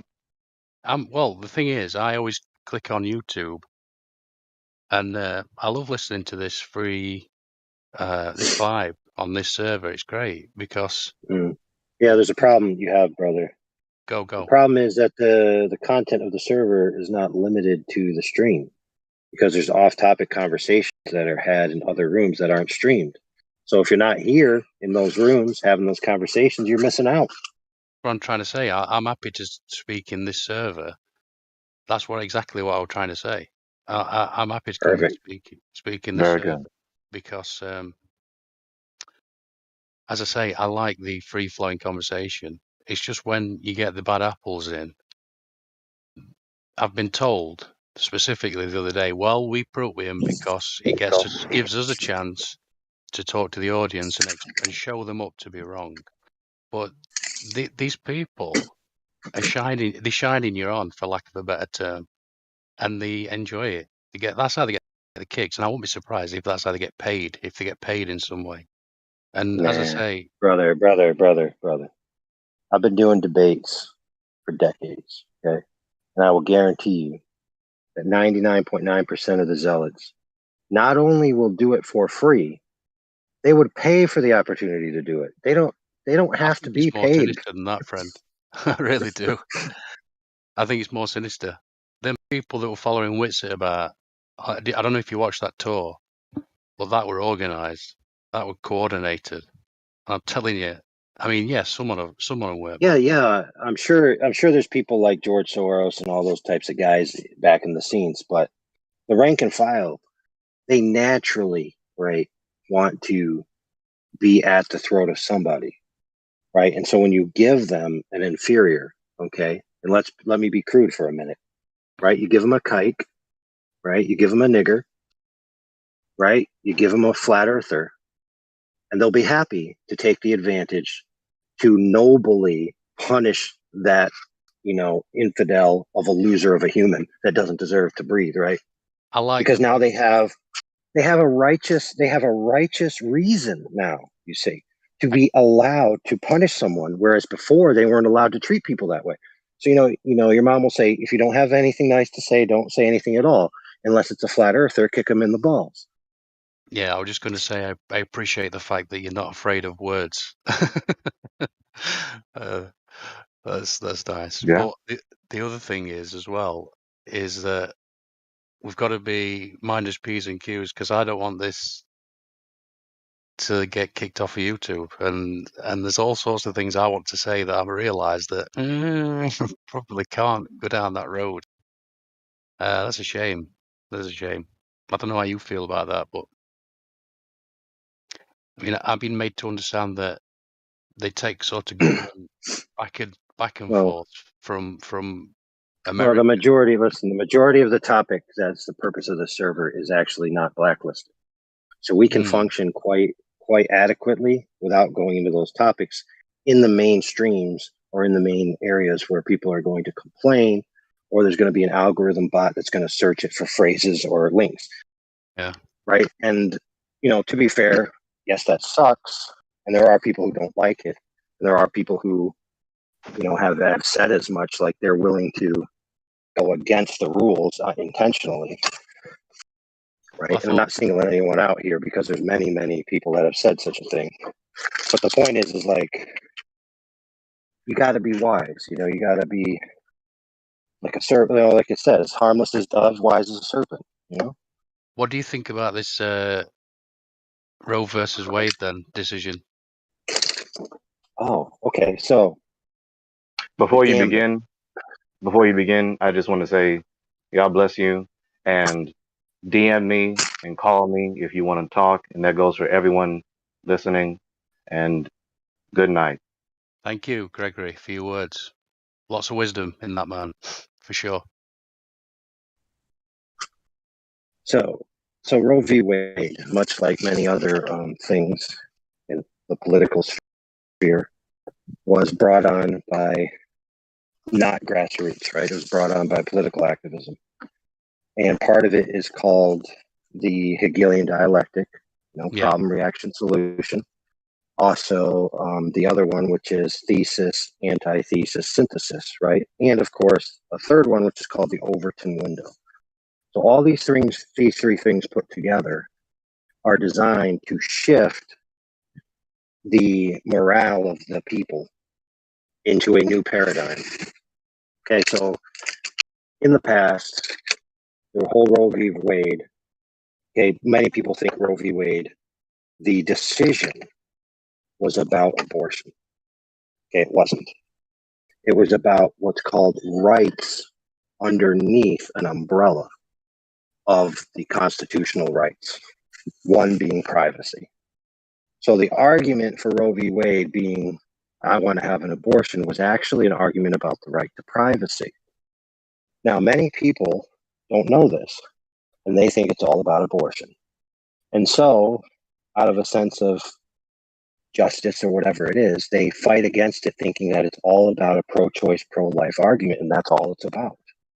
But the decision actually creates what's known as a penumbric right to privacy.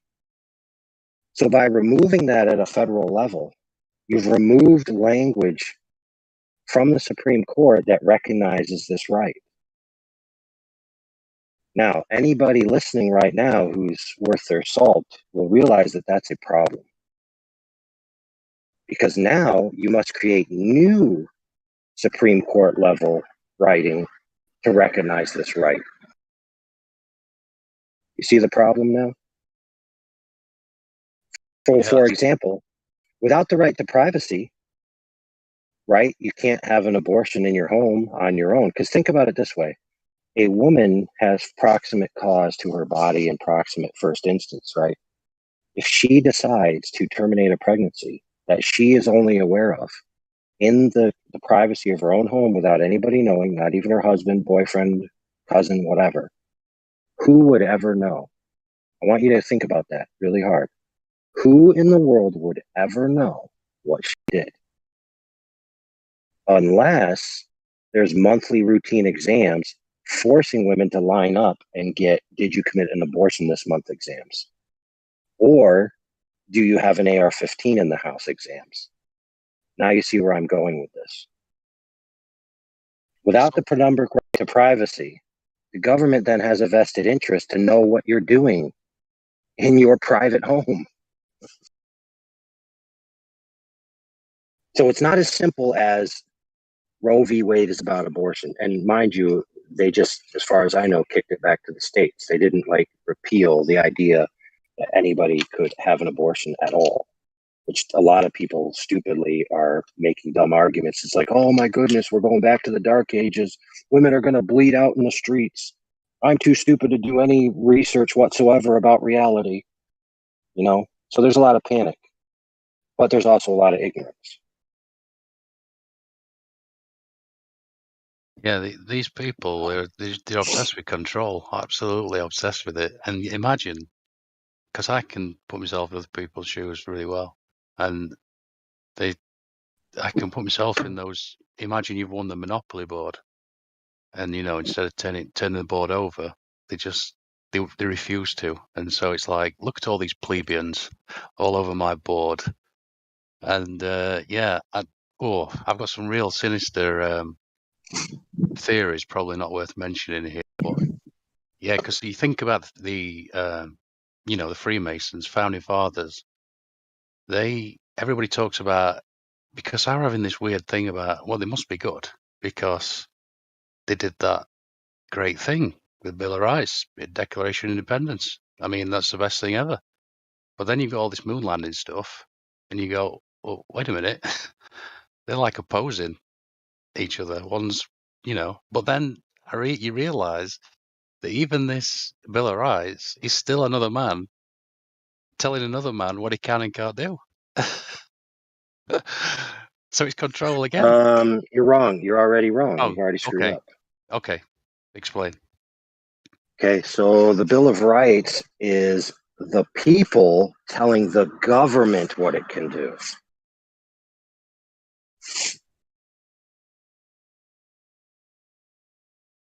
Oh, I just thought it'd be self-evident that you'd know what you can do, because everyone knows right from No, wrong. no, no, no, no, no. See, the problem is whenever you form an organizational government, the organizational government must have rules because everyone has different opinions about certain things, right? Yeah, I mean, so the people agree we're going to have a ruling body over us. There's 10 of us. We're going to pick 2 people to rule. And these are the rules that they're going to rule us by. Everyone agrees. And then the 2 people you trust to execute the rules, right, in the manner in which, in the spirit in which they were written, right, which is what we have the Supreme Court for, to try to decide, what is the spirit and what is the final say on what the Constitution was, right? I mean, Even yeah, like take for example, so Roe is going on, right? But what else is going on? They made a major decision upholding the Second Amendment, right? Which is what? What does the Second Amendment say? Does it say you have a right to a gun? No, it well, doesn't say that at all. But look, I'll put it to you like this: the Second Amendment doesn't give anybody a right to a gun. Period. a right to bear arms and All you have to do is read it. what is No, it it exactly? doesn't do that either. Doesn't Exactly, do I that forget. either. Okay, so what it says is Keep and bear arms or a something. well-regulated militia being necessary for the liberty of a free state, right? Mm-hmm. The right, the right to bear arms shall not be infringed. So the sentence assumes that the right to bear arms already exists. That's not enumerated in the Constitution anywhere. Yeah. So it's appealing to rights that are preeminent. You've So just what is reminded. it saying? It's saying to the government, hey, government, you are not allowed to infringe this right Couldn't be that we clearer. already possess. It reminded me of So, something, actually. I thought about today, just today, which was, so if they were this force for good, Freemasonry, then perhaps it were corrupted along the way. And that makes perfect sense, doesn't it? Because everything's like that. Every organization starts with this brilliant thing, and then it just gets corrupted along the way somewhere. And that's what it seems to be. I don't know. I could be wrong, of course, but that's how it seems for sure.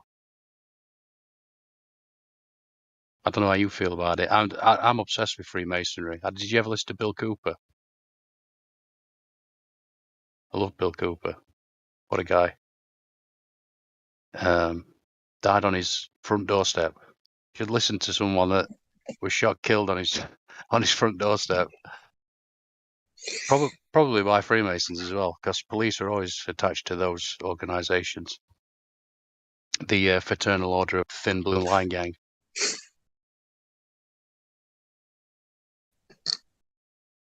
So, yeah, I'm always interested in talking about Freemasonry. yeah, me too. I got his church. I need the whole side of a brick's falling down. Yeah, I'm mildly obsessed, I've got to say. I don't know. I feel like I probably know more about it than the lower level ones at the Blue Lodges. But think about this: the information you're disseminating here, you'd probably just think of what level you'd have to be at in Freemasonry to learn that. Because surely you'd have to be, a 33rd degree Mason to know that person knows the Earth is flat and stationary. Surely.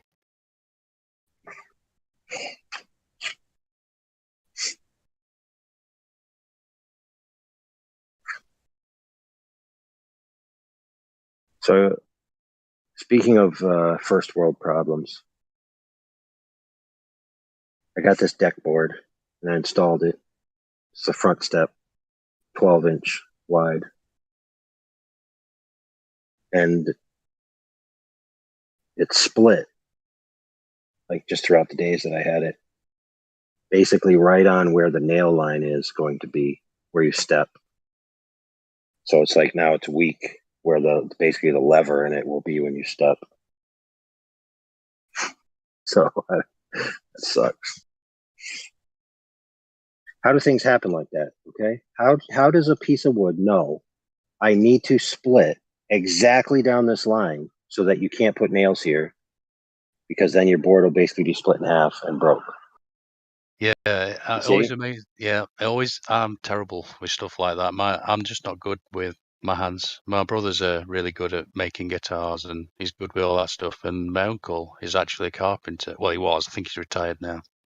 But it always amazes me watching these guys how they just note grain of and all the different types of wood. Oh my God, there's so many different types. Yeah. So I'm useless with stuff like that, dude. Dude, I plugged in a light, right? So one of the lights blew out and I plugged it in. And I plugged in a different light than the one that's there. And the past couple of nights, nothing showed up at all. Check out this beauty. All of a sudden I'm getting like moths. Holy moly. So cool. His wings look like the bottom of his wings look like curled up leaves. I feel bad because a lot of them are dying just because I put the wrong light bulb in. Got you, buddy. There you are. I've heard you on Nathan's show a few times, haven't I? Nathan Oakley's show. No? Yeah. Or is it? I don't know. I could be wrong. Is it AI Overload or something like that? Yeah. Oh, all right. Cool. Yeah, you always have a good well, something good to say anyway. A good worthy addition to the conversation. So that's cool. They've got a good panel there. I personally like the conversations they have when Nathan's not just shouting at somebody. You know, when Nathan's not necessarily really involved, when the panel's just, you know, he chirps in sometimes, but the panel's just all having a good conversation, not necessarily about housekeeping questions. They're just talking, and they're my favorite shows he does. So, yeah, I don't know.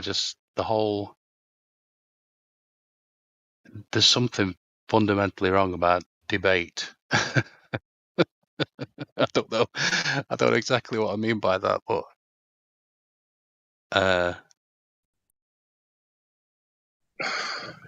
What are you I talking don't. about? Well, I think I was thinking of John. Is it refracted curvature? Is it?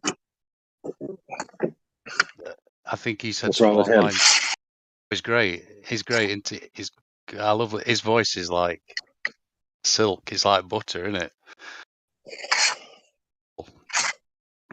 But I Dude, think the he was most saying, silkiest voice, yeah, on the show is Quantum Eraser for sure. yeah, yeah. That's another John as well, isn't it? Yeah. So I had to make sure what you're trying to say. John's a good name. I would try to say that in order to have a debate, in order to add this, like it, you need two sides of a contention, don't you? But most of the things that are argued, there isn't a two sides to it. It's just, you know, the elevation angle argument. There's not another side to that, is there? You can't get an elevation angle with a curved surface. So it's not Hey, guy, debatable. we spent much time in the debate room that other people have where they just mostly get together and debate all day. I'm just curious. Have you been to those other discourse? Sorry, you talk to me. Yes, sir. I'm sorry for interrupting. I was curious if you heard the other, there's other discords where people debate. They do hear it a lot too, but have you heard a lot of debate? Yeah, I've heard enough to last me a lifetime, I think now, to be honest. But yeah, well, do you recommend any? Do you have a recommendation or? I just catch them live, and I think those are the best. Sorry, I missed that. Sorry, say that again. I just like to watch them live. I'll be quiet. My microphone isn't working. Oh right, Larry. No, you find. Yeah, you just chirp in whenever you want, Larry. Yeah, no, I enjoy listening to. I just don't like the whole shouting somebody down and the funny muting and the, it's like, ugh. I like the other day the guy came in and like, you can have an angle. No, you can have a vertex with curved lines, and then he just went, "You're gonna mute me," and and he run away. Just run away. It's the funniest thing I've ever heard. But yeah, the tactics from these people, it's pathetic. They've got nothing. And I imagine they're quite scared. Well, not, the people who can see the line. Because you have to appreciate the fiendishness of these plans. I mean, they're not... It's cleverness on a scale that I can't even fathom. But as I always say, the mind is clever, the body's intelligent. So I'm not sure how much intelligence there is in it, but there's a lot of cleverness. Wow. Something to behold is that heliocentric model. And yeah, they're fighting. They're not just going to let it go. Yeah. I'm watching them people all surrounding Austin Whitsitt. They look like demons. They really. I don't know what to say, but I was worried for him. I really was. So, yeah, I think we're all under attack, guys. I don't know. I'm just talking to myself now, I guess. No, bro, I hear you. Can I be heard? Yeah, no, I can hear you. What's up with your mic, Larry? It sucks. It's Friday. I'm getting throttled. All right. It doesn't sound too bad. Yeah, I mean, it's information war, you know? I mean, we're just talking, right? We're just trading information. You know, we don't want nobody to get hurt. I mean, look at what, economic warfare does, Yeah, like, yeah. to a nation, We're just exchanging ideas, So our warfare is a little different, But news today, Roe v. Wade was taken away, and the president of the United States put together some sentences that were quite proper. He didn't fumble his words. Imagine that. He was preaching nonviolence. Okay. What the hell was that? Sorry, that a child? Oh, I'm sorry, brother. What? The Roe v. Wade case is a Supreme Court ruling where it took it from the state's rights, where the state could decide whether or not they wanted to do abortion, and now it's going to be back in the state's rights hand because they abolished the federal governing of abortion. Oh yeah, The right. Supreme Yeah. Court did. No, I thought that were a good thing, but the other guy, I don't know his name, QE. Sorry, I'm a bit new to Discord, so what was his name? Oh, AI. Yeah, he's made me look at it in a very different way, in a controlling way, and I get his point. He's making some good points actually, because it's always about control with these people, these bloody psychopaths. I mean, from what I can understand, like I can understand the logic behind it. Like, sure, like I think their logic was that like there was nothing in the Constitution referring to abortion, either pro or against. So it's not up to the federal government to decide what it is. You know, it's a state's issue. I think the real problem is that Roe v. Wade was made just that like it came about because at the time the Supreme Court or whatever courts felt that citizens had a right to privacy and had a right to dictate what they wanted to do with their own bodies and all that. And in the same vein of Roe v. Wade, there was I can't bear with me because I can't remember the names of it, but I know that there was one bill that basically allowed people to marry outside of their race. I think that was one of the ones, and then gay marriage as well. So it's like if Roe v. Wade isn't federally protected thing, then that means these other things could fall away too under the same logic. So it's like this is it's kind of it's risky, it's dangerous, it's Yeah. scary. Yeah. Earth measures flat.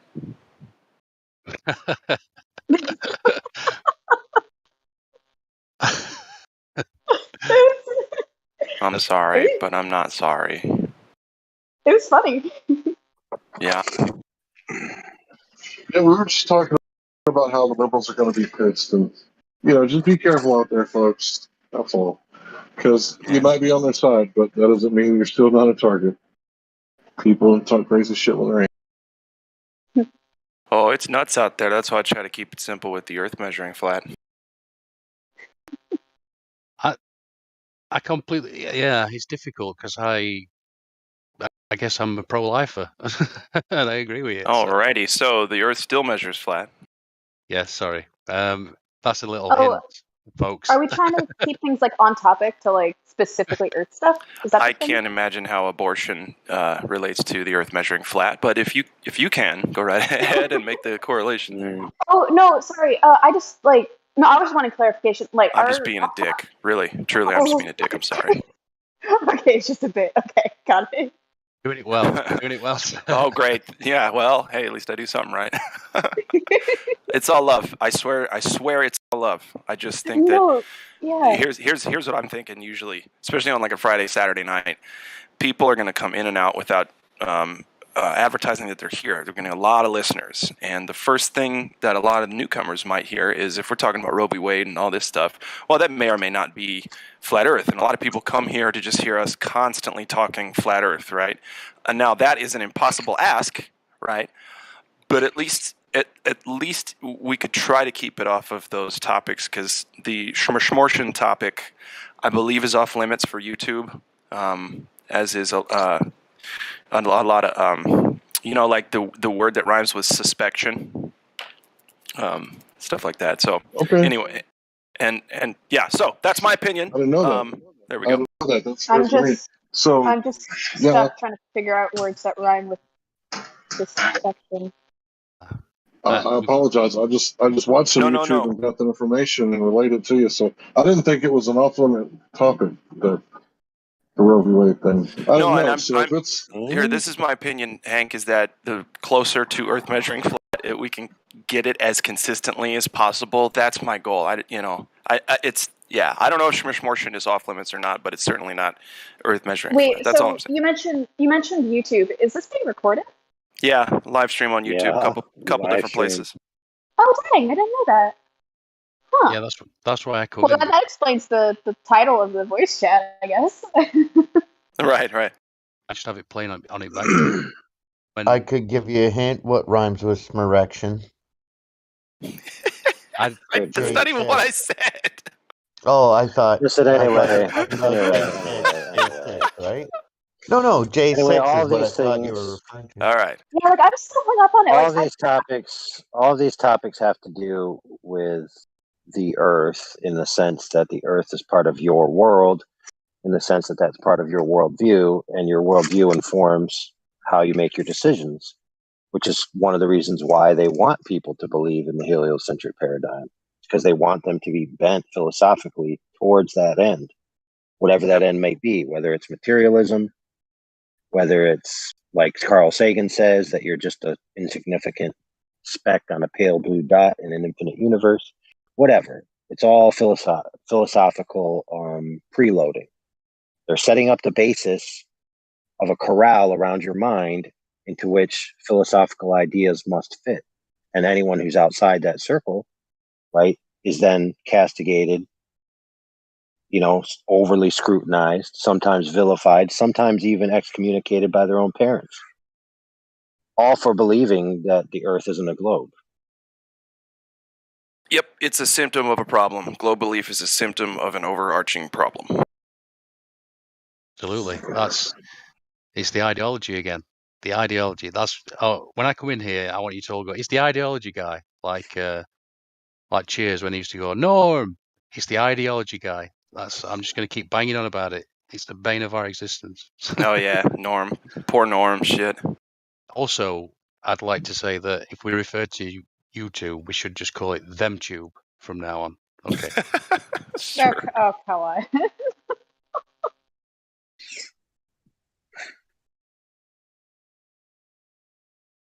So yeah, there's a correlation between the worldview that allows people to go crazy about virtue signaling current events and such, and believing a globe Earth. So yeah, I get that. It's kind of the same to me. It's some of the same thought processes. Is like, it's basically, if you can believe the globe nonsense, you can believe just about anything. In my I opinion. could honestly argue like the opposite. Okay. I just wanted to point that out.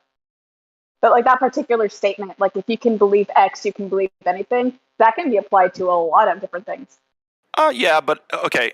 I guess you're right. But what I'm saying in this instance is that the globe is so far off of reality that, you know, if you can believe in the globe Earth paradigm nonsense, you can believe that you're talking to trees and shit. You know what I mean? What? I mean, again, the same thing can be said for flat earthers. You know, like from Dude. like people who believe in the globe. Like I guess it's like two sides of a coin where the other where like one side thinks the other is crazy for thinking about. Oh, they think we're crazy, but we happen to live in reality. That's the only difference. Wait a minute. Wait a minute. You're You're off not base supposed already because trees do talk to each other. No, they don't. They communicate. Wait a minute. You're not supposed to talk to trees? You can communicate with trees, but trees cannot talk. Sorry. Yeah, there you go. I sense are their real? tree. I sense their tree nests though. When Their treeness. Their treeness. Oh Like, my honestly, goodness! like as an This is a family empath, show. as an empath, I can feel what the trees are saying to me. Right. I've counted your rings, tree. I know how old you are. I know what you're about. You just put your hand on the bark and go like, I understand you. I see what you mean, tree. They do have some kind of an energy though. That I'll attest to that. Oh yeah, it's huge. It's awesome. One of my this is a little off topic. I don't want to take it too off the rails, but there is like a cool like thing I've seen online where people will like hook up like electrical things. They look like jumper cables, but it's like small and it's just like it's basically sending an electrical current through the plant. I've seen people do that with like trees and bushes and like flowers and mushrooms and stuff, and it creates like a cool, funky kind of like music and stuff. So it's like Nice. I don't know, it's pretty interesting. Well, a guy recorded trees for like in excess of 30 days audio, and then he compressed it, and he essentially got the universal rhythm out of it, which is like a musical beat that exists in all cultures, even though they were separated by time and space. Interesting. Oh, Yeah, I love so that's shit like something that. interesting to look into. Where lies this beat now that I may partake? Wait, what, Larry? I want the beat. Where can I get the beat? I know I'd like that beat too. Can you post that about that tree beat? There was this rhythm. girl. There was The this tree girl in type the beat. 80s. Yeah, there was a girl in the 80s that had the beat, but I'm not sure where she left it. Yeah, that was in the 80s. Would that be Belinda Carlisle? That was a. You'd have to travel through space time to get there. What the fuck is space time? Yeah. We gotta get a little musical there, I guess. Is it real or is it only in my mind? That's right. Well, until we can prove that the world is not a simulation, it's actually both. No, don't do that. Okay. Listen. Sorry. Christianity, simulation theory, and then we got evolutionists. Then you got all kinds of nonsense, unfalsifiable. My opinion. What does that mean? Sorry, Unfalsifiable means it can't be proven true or false. It can't be made you can't. So like rockets go to space. Well, you can't falsify that because you can't take a rocket to space. You know.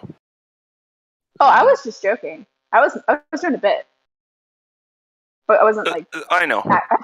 I'm hyper specific to a fault, I guess. Yeah, that's fine. But yeah, no, I assure you, it was just a bit. I suppose good. with Discord servers, you can never tell. Well, yeah, sometimes it's just hard. Sometimes with, especially, I mean, I sound sarcastic constantly, so I don't know how people deal with it.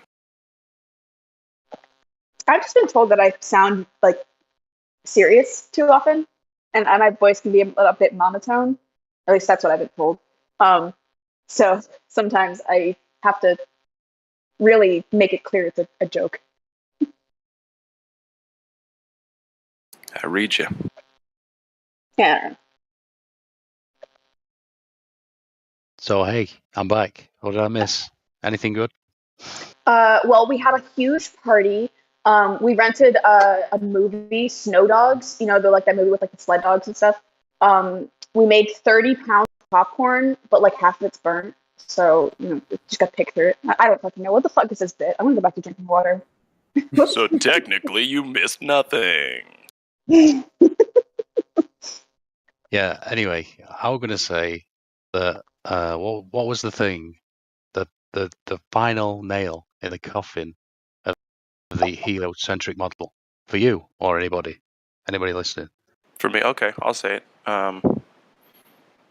Well, it's really that I've been so many places. I've observed it flat and stationary, but really just observed it flat. It's like 60,000 feet, 35,000 feet, 20,000 feet, 10,000 feet, 14,000 feet. You know, all kinds of different observations in planes, gliders, helicopters, all kinds of shit like that. And then on top of that, I measured a frozen lake once that's around 5.4 miles long, or at least the distance that I had was about 5.4 miles, 1 foot observer height, yada yada. And that didn't have any Earth curvature. Now that's only not even 6 miles, so I'd like to get a bigger distance. But yeah, anyway, that's what it was for me. Funnily enough, Have you heard? ours is very similar because when I saw Have you heard? Yeah, go Yeah, ahead, Larry. guys. There's two of you trying to go. Yeah, sorry. Just want to say real fast. Water.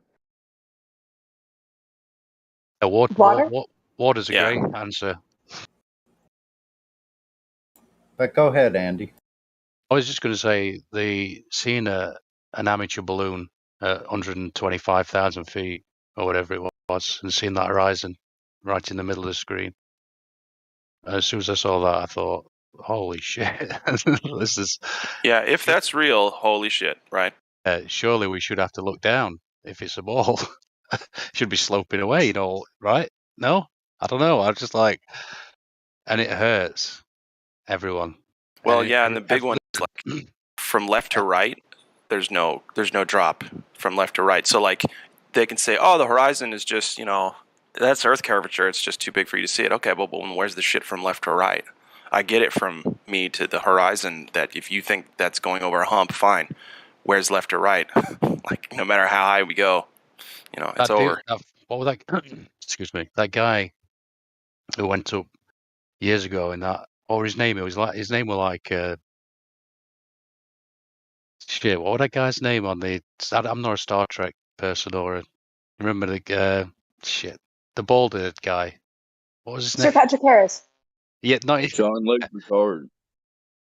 Picard. Yeah, Picard. He Both. that guy. That was his name, wasn't it? He went up first and said it looked. They asked him what it looked like, and I think it was 10 miles, and he said he looked like a flat disc with upturned edges, something like that. Oh no, yeah, that's just a. I'm not going to mention that. Oh, why not? I don't, because I don't think that it proves anything one way or another, but a lot of people do. Oh, So no, I know, but I just thought that were interesting. I mean, I don't yeah, know. what was the guy's name? Jacques. I forgot his name already. I thought it was Picard something. Yeah. Augustus Picard. That's what it was. Yeah. That's why I said Star Trek. Augustus Picard. Augustus Glue. The whole, Trekkie Star Wars thing. Right. Yeah. So there has to be a correlation there. I don't know about causation, but yeah, Augustus Picard and Jean-Luc Picard is, it's how I butcher those names.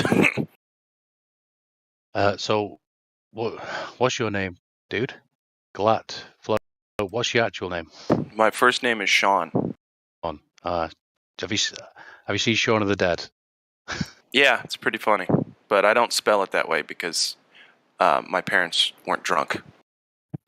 Actually, it's SEAN is an Irish spelling. You're correct about that. Oh, well, you did say they weren't drunk, so I guess they weren't Irish. No, the spelling in Shaun of the Dead is SHAUN, I believe, or something. Oh, sorry. No, you're good. I must have blocked that out or something. No, here's the deal. Every other yeah, spelling that's great. every other spelling of Sean is phonetically correct. Mine is the only phonetically incorrect one. Yeah, my name is Scene, technically. Yeah, Sean Connery. I'm sure that's. And I was named after Sean Connery. My mom said, if you ever feel nervous around a group of people, just tell them you were named after Sean Connery. And I found out that was kind of a bribe as time went on, but it seems to work. Dude, there's worse men to be named after. I mean, what a legend. I mean, my brother did a very similar thing. My brother's name is Liam, and he was told to tell people that he was named after Liam Neeson. Named after what? Liam Neeson. Oh, Liam Neeson. Yeah, nice. Yeah. Qui-Gon Yeah, I like Neeson. He's good, and Liam is a neat name in my opinion too. Yeah. So sorry, the lady's name. I don't know your name. Sorry. Allie. Allie. Mm-hmm. What was the thing that you saw then that you thought, well, that's a bit weird? What? About the globe, not. Oh. Okay, so I can't lie. I'm not a flat earther. I initially joined the server to hear more about it. Because I'm not a flat earther either. Earther either. Oh, cool. I just joined initially to learn more about it because I had literally heard nothing. Like all the information I had was like from like media outlets, and like they skew very negatively, like right off the bat. So I was just wanting to interact with people who, believed in like a not globe Earth, yeah, honestly, I can say it's been really educational for me to just hear your guys' points of view of life and stuff, and like all like the tests that you've done to like prove that like your findings, I guess. I don't personally believe the world is flat, but I don't think it's like a perfect globe either. I've seen recently a few different depictions of Earth, and it's a very lumpy rock, right? Like there's weird parts that like jut out. It's like not a perfect sphere. Like so it's not a globe. It's spherical-ish in shape. No, it's either a globe or it's not. Sorry. Only a Sith deals in absolutes. So Allie, saying that, how do you reckon with that water never sticks to the outside of any object, ever? How do you reckon the pictures of a perfect sphere, dude? Are they all wrong now? Come on, get out of here. Get out. What? I don't mean that literally. No, I know, you're fine. No, you've all been very nice. Ali, you're in a bit of a den of wolves here. Sorry. I think this Go ahead, Ali. No. Go ahead. No, it's not your. It's no one's fault. I'll shut up. I'd like an answer though. How does water adhere to any outside of any object? How do you reckon in your mind about? Like, okay, so like if you're talking like oceans, I figure gravity, and again, it's a lumpy space rock, so it's like where the oceans are, it's just deeper in those areas. Like I know the Earth was at one point completely covered in water, at least like to whatever science shit I've seen. And then it just slowly the continents like moved and stuff, and then it made land. Okay. But okay, go ahead. I'm sorry. But like you said objects, so I'm thinking like smaller scale than that, like a glass. Like if I have a cup, like, and if I pour water on it, why does it not stick? Which gravity? A cup is a container. That's not the outside. Pour water on the outside of a cup. Yeah, that's what I meant. Yeah. Sorry, I should specify. I meant like the outside of the cup, and like it doesn't stick because gravity, I guess. Okay, so gravity then is supposed to turn things into balls, then, right? Into a sphere. Is that correct? Gravity got lazy on the Earth, though. I'll tell you what. It's just, man. Yeah. Well, let her answer. So, is that correct? Gravity is supposed to turn things into a sphere, right? Is that correct? I mean, I don't know. I mean, like it's like I wouldn't say yes 100% a perfect sphere because like I don't. Well, okay, I don't know. let's take the perfect. I didn't say perfect sphere. So let's take the Okay. perfect part out. Any kind of sphere, lumpy or not. Isn't Okay. gravity supposed to turn things into spheres, lumpy or not? Correct? Sure. Yeah. Okay, great. So why don't we see curvature of any type over water in nature? It's never present. Why is that? Because I think we live on a very lumpy rock where you could be at certain parts and there's Wait a not see minute. any Wait a minute. I'm going to stop you because I'm asking over water. over water. Yes. Why we don't Why? see any curvature. Yes, over water. So, okay. Um, so I would chalk it up like if it's just open water, like you're on like sitting on the beach or something. I guess looking out into the water. There's nothing out there, just water. I would figure that we can't see curvature because human eyes just aren't that good. Like like it can't like see super far to see a curvature. But I know that like Okay, so stop right there because it seems like you might not know the information that we have here as far as how much of a drop there should be in a certain amount of distance. Do you know what those numbers are? And let's say 5 miles? no, I did not. I've seen them here, but I don't know the numbers like up the. Oh, okay. So look, I live in San Diego, right near the harbor. Oh, I went to San Diego. I can look 5 miles across the harbor at a beach where there's 6-inch waves breaking, right? Okay. I can zoom into those 6-inch waves, or 1 foot to 6-inch to 1 foot waves. Literally, I can zoom into those waves 5 miles away. There should be 16 feet of drop. How come I can see people's feet in the water 5 miles away? Not They're only that, supposed to be 16 feet you can't have below my lumps. line of sight. Sorry, 16 feet below your line of sight. Yes, that's where it should be, and it's not correct. Also, if there's a radius at all, a set radius, it can't be lumpy. Okay, radius is 395, that needs to be reconciled too. Otherwise, I mean, wow, it's getting sloppy out there for the globe. Anyway, go ahead. Oh, I don't want to be. There is on the land topography, right? But when we're talking about water, the water should, under the gravity model, conform almost perfectly to the globe, despite interference from certain things like tides, waves, maybe human interactivity, right? But for the most part, the water should be 8 inches per mile squared. That's why we measure over water. Thanks. Okay. So a lot of math. Yeah, we avoid the topography. We've made measurements and observations that should be impossible. In fact, the people that argue against us, the anti-flat earthers, they don't disagree with us that we can see too far. They just argue about why we can see too far. So if you wonder why we're here, it's because we can see too far, and so can you. And that's all we're asking you to do is go outside and verify for yourself. It sounds like you got a good place to do it if you live in the Bay. The Sunny I lives don't live in. there In anymore. fact, if you scout some friends, why don't you see if they can make that observation for you? Just willy-nilly. I mean, okay. So I just thought of a question, and I don't want you guys to tear me apart because I know that, like you said, like I'm in a den of wolves. We're gonna go easy. We realize what it is. It's an interview. Go ahead, ask your question. So I was just thinking.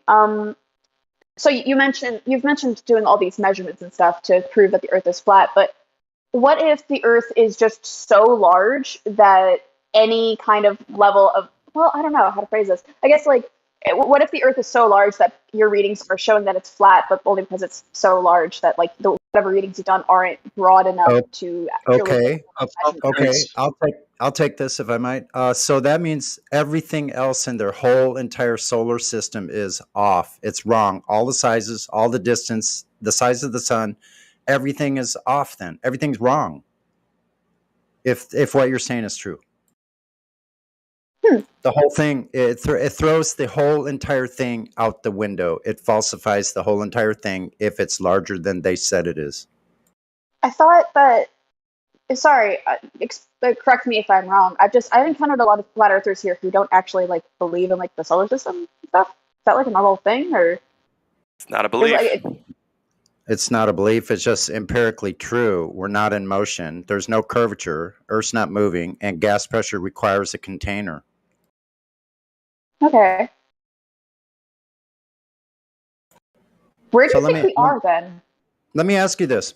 Let me ask you a quick couple of questions on those three things I just mentioned. Do you know of where, when, and how anyone in history has ever measured the curvature of Earth directly?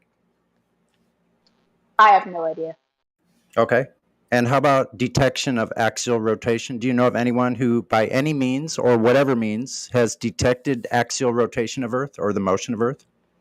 My dude, I don't even know what that is. Okay, no, that's an honest answer. We're not in motion. It's never been detected. But the third one is, can you provide a demonstration of gas pressure without a container? No, I could not. And the reason you cannot provide a demonstration of it is because a practical demonstration of gas pressure without a container violates the second law of thermodynamics. It's never been done. In other words, the second law of thermodynamics is true, or they lied. And that's the problem, isn't it? Because you ever since you're a baby, you've been told a thing, and it's tricky business. And I understand how uncomfortable it is. And this is why we're going to say about the final realization. It hurts. It actually hurt. Well, I can't speak for everyone, but it hurt me. Like I had to sit down. I had to lay down. It's troubling on a big scale. And yep. So I'm the kind. Sorry, go ahead. I was just going to wrap it up real quick in a nice little bow. So here's the thing: you're going to have to make a choice. Either you're going to choose the second law of thermodynamics, or you're going to choose what men have told you. What's your choice? Yeah, I get the feeling that she's a journalist. Ma'am, are you a journalist? No, I am a 23-year-old stoner who's a barista. I am. So you're not asking questions because you want to learn something. No, okay. I'm legitimately. I'm just a regular person, just asking, trying to expand my own worldview. You know, like I like to go into circles of people that have like opposite opinions to me, because online it's really easy to get locked in an echo chamber and just listen to the sound of your own opinions. So I try to like expand a bit and just like interact with people I wouldn't normally interact with, like just like offline, you know, day to day, that kind of thing. I apologize, please. Oh yeah, no, it's fine. I just like, I suppose like the only hurdle for me, I guess, is that I am a very kind of like, I'm a logical, and like there's like a cause for things, there's a reason, right? Like I have all these like different like pagan like religious beliefs and all that, but whatever. So roll with me. The Earth is flat, right? That's what it is. There's all this evidence, all of the statistics, whatever, math. It's flat. My brain goes to why, like where are we? Like it's like the world is flat, so where are we? What is this? What is reality? Well, let me help you out. Okay, so reality is what you gain from your senses, right? You got more than 5, right? So close your eyes when I say the word Earth. You see the blue marble, right, spinning in space? Yeah. Earth is really the stuff outside that the earthworms are playing in. And when we discover a new world, it's like a new continent, right? This is the new world. Remember your history? Okay, so it's really important to understand that you are standing on dirt. It's the dry land. What you're perceiving in your brain is because you've been brainwashed since a child, and it's basically image of a model, right? Some old guys a long time ago invented this patriarchal model, and It's been handed down to you just like Santa Claus, except for if you're not really good at math, which most people aren't, they're not going to look into the curvature rate and go, oh my God, I can see way past the curvature rate that NASA gives us. And we got Earth curve calculators provided to us by ballers. We do the math ourselves, and that's what we tell you to do. Go outside, do the math yourself, make an observation, see what you can see. So that's what happened. We can see too far. Technology is advanced. We've got really badass cameras and telescopes now, and we know that on a clear day, we can see the horizon 10 times further than it's supposed to be on the Earth that you were told was the model that you were given because you watched it on TV and saw it on, coloring books ever since you were a child. Every movie. Yeah. So what you actually observe if you go in your backyard and you meditate for 3 days and 3 nights is that you'll see that you are completely at rest, so is the Earth, and the sun, moon, and stars are making a revolution once every 24 hours, roughly above your head. Huh.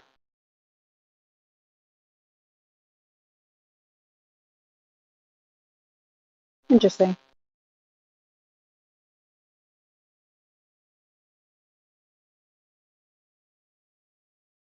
That right there is That's the your moment of primary silence. knowledge. That moment of silence right there is key. Listen, folks, she's considering her worldview might be skewed, and there might be something to learn here. Not yet. Not yet. I know. I Takes just a lot wanted more to than plant that. the seed so she could hear it, so the audience could hear that. Anyway. Because I kept talking with my brother like that. My brother brought it up before me, and I was like, and he's saying, he was showing me like memes, that, that one with the tennis ball when it's spinning with the water, and I'm like, that's a tennis ball. Hello, at some unknown size, then gravity takes over. Yeah, I love that. Where's the threshold where gravity turns on? How heavy does something have to be before it's attracting other masses? I can't wait for that answer. Still waiting. We weren't arguing or anything. I was just saying to him, look, you can't compare a puddle Well, to even ocean. even if you had the answer, it's logically non-contingent upon the shape of the Earth anyway, so it'd be highly irrelevant.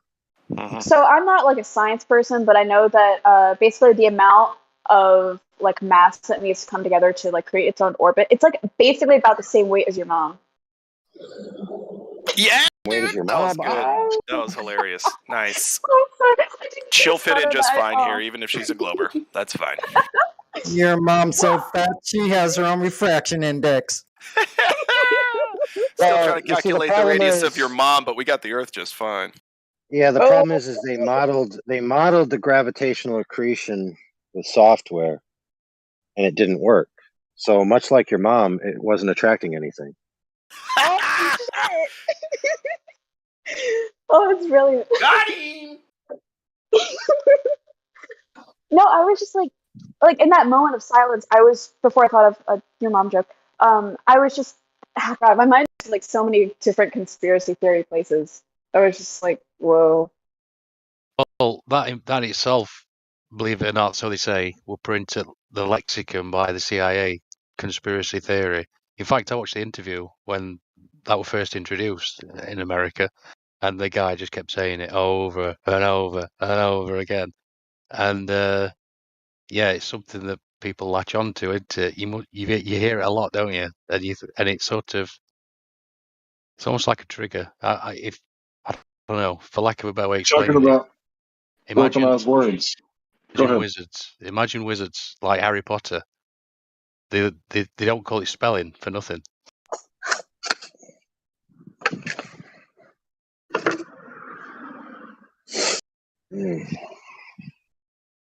And there's lots of the same way. Yeah, I was just about to say. Sorry to cut you off. Go ahead. No, you perfect. You're good man, Larry. You're good man. That's exactly what I was trying to say. Flat Earth is the same. That's what I said to you. I'm not a flat earther. I'm a level realmer. Hooray to the level realmers. I like it. This is maybe a trite, cliche kind of thing in our community, perhaps, but I'm a globe math debunker. That's what I am. So because it measures flat, it's not a globe. I don't make any claims for the whole Earth being flat or anything, right? I just know the globe math is incorrect. Yeah, and I just wanted to say to Ali, the reason for the 3 points, those 3 questions I asked, the purpose of those questions is to hopefully illustrate to you and to everyone listening in the audience that everything you know about the globe itself, in other words, curvature, rotation, and the vacuum of space, is only a belief. There is no empirical evidence from any source that we can find that can prove any of those 3 points. Those are the 3 positive claims of the globe. Therefore, since all of our human experiences, yours, mine, everyone on here, everyone else on Earth, is the same, we experience Earth as flat, stationary, and gas pressurized, meaning a container. So therefore, the burden of proof clearly lies on the globe, not the flat earthers. That's just So his way of saying we haven't got a replacement thing model. Right. What? So falsification is independent of replacement. One more time. Falsification of something is independent of replacing that something with something else. We can say something's incorrect and doesn't match reality without having to replace it with something else. It is what it is, right? So what you're saying is that like, so ahead, what Ali. you're saying is that like, you're basically just stating that the Earth is not a globe. You're not making a confirmed it is something else thing. You're just proving the science wrong. Correct. Yeah, we Proving the falsified. pseudoscience wrong. Yeah. Yeah, we falsified the radius of Earth. Period. So, if you want to know more about that, also to clear the air, so there's no idea in your head of what we actually think. We're not a disk in space. None of us believe that. None of us here think that Earth is in orbit around anything. The sun, the stars, and all the luminaries rotate above us in a clock-like fashion. They've done so from the very beginning of recorded history, all human history. They actually reset every year over the same exact geographic spot on Earth as they have always. That's how we navigate by them. So that's it. So to what he just said, why is he explaining anything that has to do with the things in the sky? Well, the answer is because the globe was derived from reverse engineering the patterns of the things in the sky. Right? So you got a problem there. It's like the proposition of whether the Earth is flat or a globe relies on the object in question, which is the Earth you're standing on. So ancillary objects like things floating around in the sky really have no bearing. So if you have a proposition, is the Earth flat or a globe? Well, the real answer would come from a direct measurement of the surface, would it not?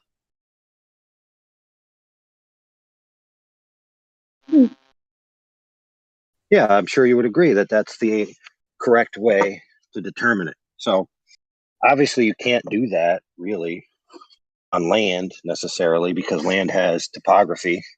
It's all up and down, left and right, scriggly and scraggly. So you'd have to use a surface that's on the Earth that is essentially level so that you could determine whether that level is flat or curved. And it just so happens that we have such a surface which covers 70% of the known territory, which is definitely a sufficient sample size. That's water, right? And we all know what water does. I mean, simply by stating what water does, it lays flat and level. That's what it does. So, I mean, what more needs to be said? But obviously, it's still in contention.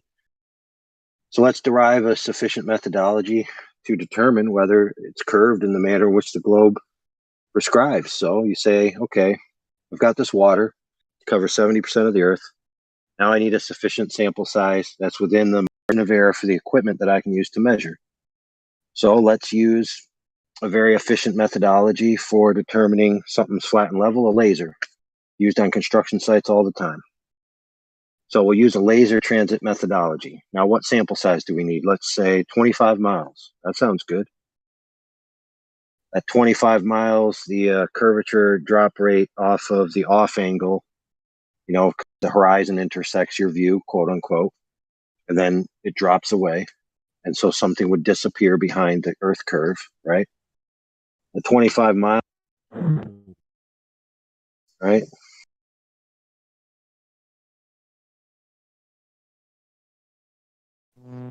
So 90 meters. Miles you cut out. We lost. Yeah, so at 25 miles, it'll be 90 meters, right? So that's plenty within the margin of error for the laser. So we shoot the laser. Sorry, we got to set the laser up first. So we set it up 6 feet off the ground, let's just say 2 meters. Then we set a target 6 feet, 25 miles away. And so we have a maximum differential of level that's 6 feet, plus or minus the beam divergence and any ambient refraction. So let's give it another 2 meters. So we'll say 4 or 5 meters total. So now we got 85 meters. So the beam is either going to hit the target or it's going to shoot over the target by 85 meters. If it shoots over the target by 85 meters, right, that would comport with the globe model. Okay. Problem is that the laser hit the target.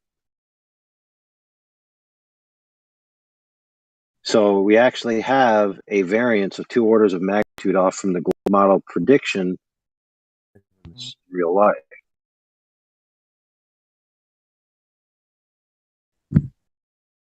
Damn. This is a lot of math. Isn't it I crazy understand what you're though? saying. I understand what you're saying, though. That is kind of crazy, yeah. Yeah, it's not The just, whole deal's crazy. it's not just We been done spent once. years just like It's been showing done. how wrong all this stuff is. Sorry, go ahead. Oh, no, I was going to say it's been done a lot. That experiment's been done a lot. People with mirrors, people with all kinds of things. And let's not forget water itself. What's better than water for measuring level? But anyway, I digress. Nothing. I don't think we can't find anything else that and it's funny, it's like, well, what does water naturally do? And if true, the earth is a majority of it is water. So again, what does water do? It rests at level. That's why they call it sea level, because sea, it's level.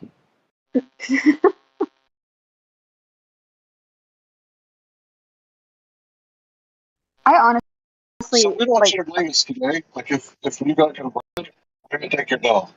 Right? So what we actually want you to do is to go outside and see Mother Earth's measurements first. Ask Mother Earth, and that's just a funny way to say it. Go ahead. I swear I saw the Curvizon the other day, though. No, I think that's your cell phone company, Verizon. People get them confused. What Dad was joke. Verizon used to be called? Verizon? Yeah, it used to be called something else before it switched to Verizon. And they hired James Earl Jones to say, "We are blank blank, and we are switching to Verizon." AT&T? No. AT&T still exists. Okay, I can't answer.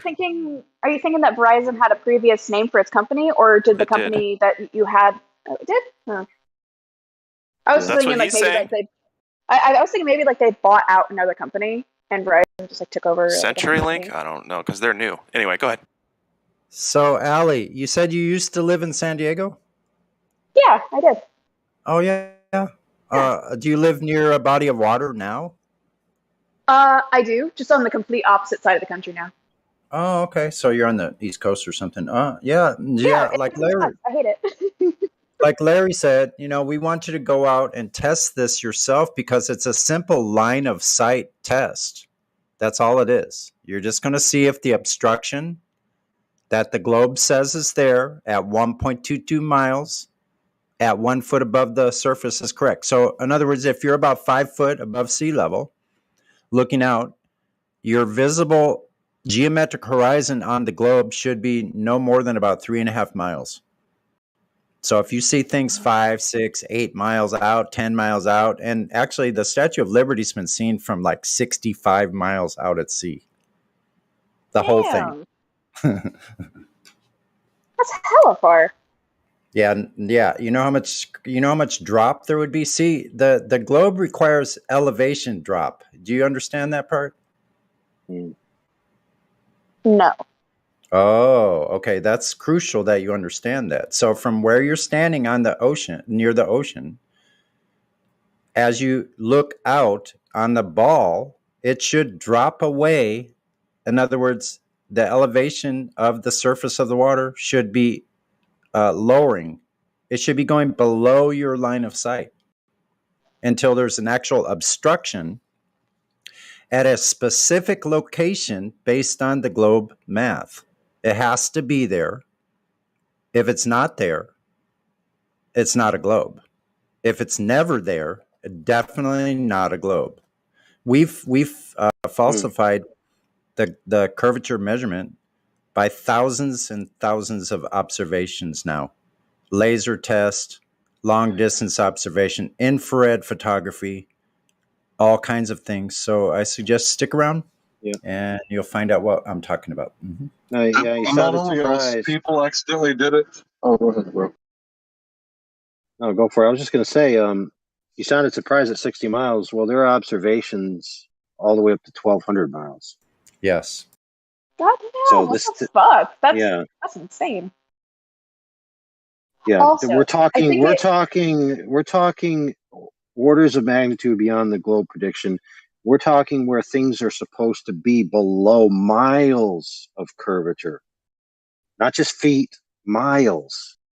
Yet we can see the object all the way down to the base town. Yeah, the water leading up to it. Yeah, and to get the magnitude of what is actually going on with what AI just said about observations of, let's say, lighthouses 1,200 miles or different observations like that, it basically would make your globe larger than the entire solar system. So I need to ask you, what would be your margin of error on this globe? Like how much plus or minus, like when we manufacture things, we have a tolerance, right? So what would your tolerance be for the margin of error of the globe being off? Would 2 times be enough for you to say, if it's twice as big, it just can't be right? Would that be about right? So I feel I should clarify something. You guys explaining like your math to me is totally fine. Like I'm able to follow along fairly well. But it has been a hot minute since I have dealt with any level of math like this. Like I don't know. Here's the deal. It's It's not hard. No, it's just like if you ask like, do you know what this is? Like, or like you're familiar with this concept, right? I can assure you, it's most assuredly I am not familiar because I am not knowledgeable in this. That's okay. So, Listen, yeah. Allie, you don't have to be because they've already given us all the information. Look in the live stream voice text right now. See the live stream voice text. You see that nightmare of a math problem happening, right? You don't have to worry about any of that. Just focus. Okay. Just focus on, see the black dot in the middle of the cartoon globe where everything converges right there. Like it looks like the top of Texas or some shit. See what it is? See that? Okay. So look at that black line and see the horizontal line to the left. Under it says 3959 mile radius. Okay, and that goes out, says 0, right? Mm-hmm. Okay, and then the vertical one that says the same thing and it says 0. So this is a 90-degree angle, and this is how we get the radius of an object this shape and with the size that they claim that it is. So we can see not infinitely. Let me just say we can see times and times over way further than what that cartoon allows. Way further. So if the Earth has a radius, it's bigger than you could ever imagine because we can't find where it starts to curve, and it's supposed to start curving at some point downward. Drop over distance is supposed to happen, and if you look back up at that cartoon, you can see with these numbers, it's not that big of a ball. At some point, we would be seeing drop over distance. We'd see any kind of curvature either in front of us or left to right, but it's always, and it's called a horizon because it is horizontal and it's never not horizontal. So anyway, what I'm saying is we've debunked this math with measurements and observations. And that's a big deal because either they're lying about the size of it or they're lying about a lot of other stuff. I mean, it's just doesn't match reality, basically. This thing here. It's 3959 radius. There's no drop. We can't find any drop. That was really well explained. No, it So wasn't, yeah, but thank you for sitting through it. no, it was great. You dumbed it down for me, and I really appreciate that. 'Cause, oh No man, problem. I don't have the So, brain cells. No so let's just say for sake of argument that they're lying about the size of the globe and that it actually is in the margins at some of these observations, which puts it, like 240,000 mile diameter, right? Ridiculous distance. That means that the sun, right, is now not going around the equator, which is the halfway of the quote unquote globe. It's now just going around the top, much like a circle on an 8-ball, like a pool ball, right? That means that their interpretation of the universe and in the way in which they describe it from the perspective that we can observe it from the Earth is false automatically. It also means that there's either an almost massive magnitude of water wrapped around the alleged globe that they say is now massive in size, or there's more land.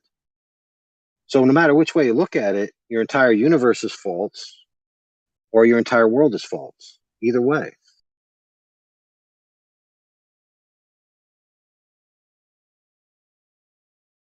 So you can see it's no small thing, right? Yeah, it's not like no, I can see that. it's a globe or it's flat. No, it changes everything. So definitely not like a sphere. I'm definitely feeling more like lumpy space rock though. Very lumpy. Well, it's so lumpy we can't find the lumps. It's flat, but hey, at least it's not a globe. We're getting there, guys. We're getting there. Don't body shame her. Listen, here's where you are correct, Allie. It is lumpy on land. Land is lumpy. It has terrain. Yeah, we're talking about water, and the horizon itself is a line. We're talking about water. Well, listen, the horizon You're gonna have to itself get is used to how Sonny does things. He's ace though. He's super ace. I'm anal about it. So the horizon is a line of the horizon. We use the horizon to navigate over the oceans using a GP, which is our ground position. We can only do this with the luminaries above us with a flat horizontal datum in order to achieve an elevation angle with a sextant. This is how we find our way over the ocean.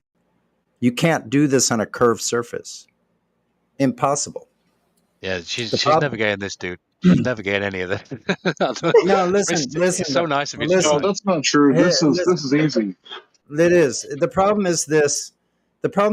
Now, intellectually, if you're just saying that this is just an intellectual exercise in a thought project, that's one thing. But no, that's not what I'm talking about. I'm talking about we're actually finding our location in very close, very closely to where we actually are, using the luminaries above us and a horizontal datum to get the elevation angles. It's very simple. Now, the other thing I want to say, you don't have to know math about this globe thing. You just take the charts that they've given us. They've done the math for us. I mean, if you could have somebody double check the math as far as like the Pythagorean theorem, which is just triangles. Very simple, but they've given us a chart. They've actually told us how much drop there should be over distance in the Earth curve charts. So all you need to do is take that chart, take it out to where you live, and test it for yourself. Find out how far something is that you're looking at, and look at the chart and say how much. It'll tell you how much drop there should be, or how much hidden there should be. Hold on, let's draw attention to something real quick. So you just said go out and test it for yourself, right? So we have a resident glober who comes in here with the mission to present the globe side, right? And that's what he says he likes to do. He just likes to be a guy that just likes to honestly present the globe side so that people know what it is. When pressed, should you test it for yourself? He says, no, I don't need to test it. I just, I'm confident in it. I don't need to, why would I test it? Now, in light of everything we just said and what Sonny just said, encouraging you to test it for yourself, and the other guy saying, oh, there's no reason to test it. Doesn't that sound weird? Oh yeah, no, for sure. That's like hella weird. Like I don't know why he would like. I don't have any. That's weird. Like why he'd be like, no, I don't need to test it. Like especially when you guys are like out there testing it yourselves. Like Right, it's and not like he's you're in this talking. forum. Yeah. He's in this forum, which is essentially, I mean, it doesn't say it on here, but it's essentially, in a way, a debate forum. And he's here presenting the globe side. So it's like, well, are you going to test it sometime? Nah.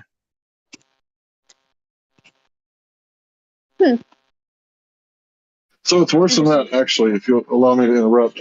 If you were to actually Google right now or any search engine result, how do you prove the Earth is a sphere? Right? They're going to tell you to look at Aristophanes, look at how he measured some shadows from a well and a pillar like 300 years before Christ. Right? And they're going to tell you to look at the sun, the moon, and the stars and eclipses, everything but go outside and measure over water because it's flat and stationary when it rests and should be adhering to the 8 inches per mile squared curvature rate. So why is it that flat earthers are telling you to actually go outside and look, and globe earthers are telling you to look at the sun, look at the moon, look at the stars, but don't look at the surface? Whatever you do, don't measure the surface. That's what's basically going on. You know what? That reminds me of that song. It wasn't me. You saw no Shaggy. curvature on the horizon. It wasn't me. The Shaggy defense. Exactly. You got me on camera. It wasn't me. It does seem interesting though, now that you bring it up, because like flat earthers, or is flat earthers even the right term? I don't fucking know. But just like y'all are like focusing like on the Earth itself, right, and taking measurements from the Earth.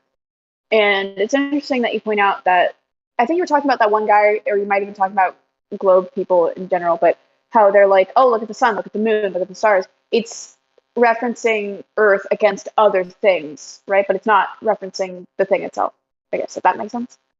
I think that's peculiar.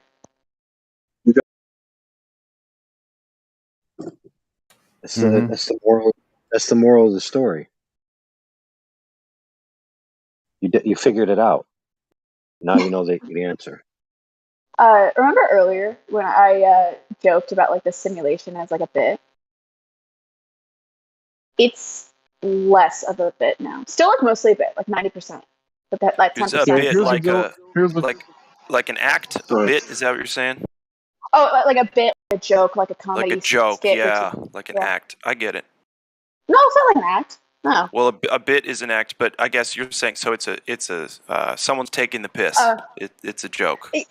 Yeah, like when you say it's like an act, it's fibbing. It has like a negative connotation to it, and like it's meant to be like lighthearted. Oh, yeah, but even though it's a lie, I get it. No, I fucked it up. So the audience is like, "What are they talking about now?" That's two British references I've heard off you, Sean. Taking the piss. Americans don't. Yeah. Americans don't say taking the piss. Oh, you taking the piss, mate? But I know We're taking it from you. We're taking it from you. Yeah, we're gonna take your saying, taking the piss. Sorry, go ahead. Piss privileges revoked. Yeah, right. I need a talking band. 10 minutes. Go ahead. So I want to talk about the matrix theory, right? So if there's a matrix, I think there would have to be a designer, right? And we talk about this here all the time because it pops up. But the reason that so many people are so against the whole flat earth thing is because they've been programmed to be this way, because that means that there's a designer, there's going to be a judgment day. And that's what like people like focus on. Like older books like the Bible, the Quran, they're flat earth books because Copernicus wasn't born yet.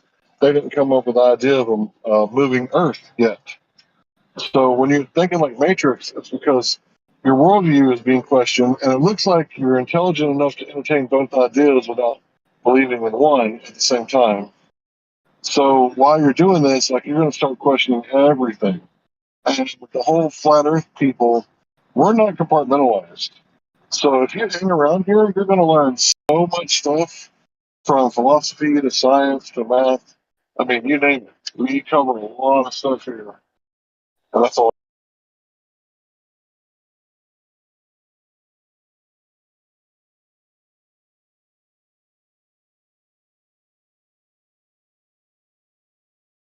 Yep. So the only place anybody has ever seen the globe Earth is on a cartoon on your TV screen. That's it. Not in reality. So, if you have an open mind enough, you may be ready to move on beyond Santa Claus 2.0.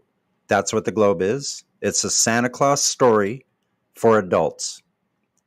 So you may be ready to move on beyond the adult fairy tale. We can't tell you if you are. That's going to be up to you. We've lost a belief in the historical Earth. We haven't got the new belief. So we have primary first-hand knowledge from experience. And I would ask you, what secondary information have you come across to convince you otherwise, to ignore your primary first-hand knowledge? And I don't expect you to answer that today, but I expect you to think about that over the next, week or so. And it might convince you to go outside, go find a bay somewhere where you live, and take a friend and a couple cell phones, and maybe like a spotlight at night. Or maybe you don't want to be in the beach at night. Maybe a mirror during the day. How about that? To get your ladies, want to go at night. So bring a mirror or a telescope and make some these observations. And when you do, you're going to find out that sometimes you can see closer because of bad weather, because the atmosphere isn't perfectly transparent. It's actually translucent. So some days you won't be able to see it, but I went on 4th of July, and I saw it day and night at Corpus Christi.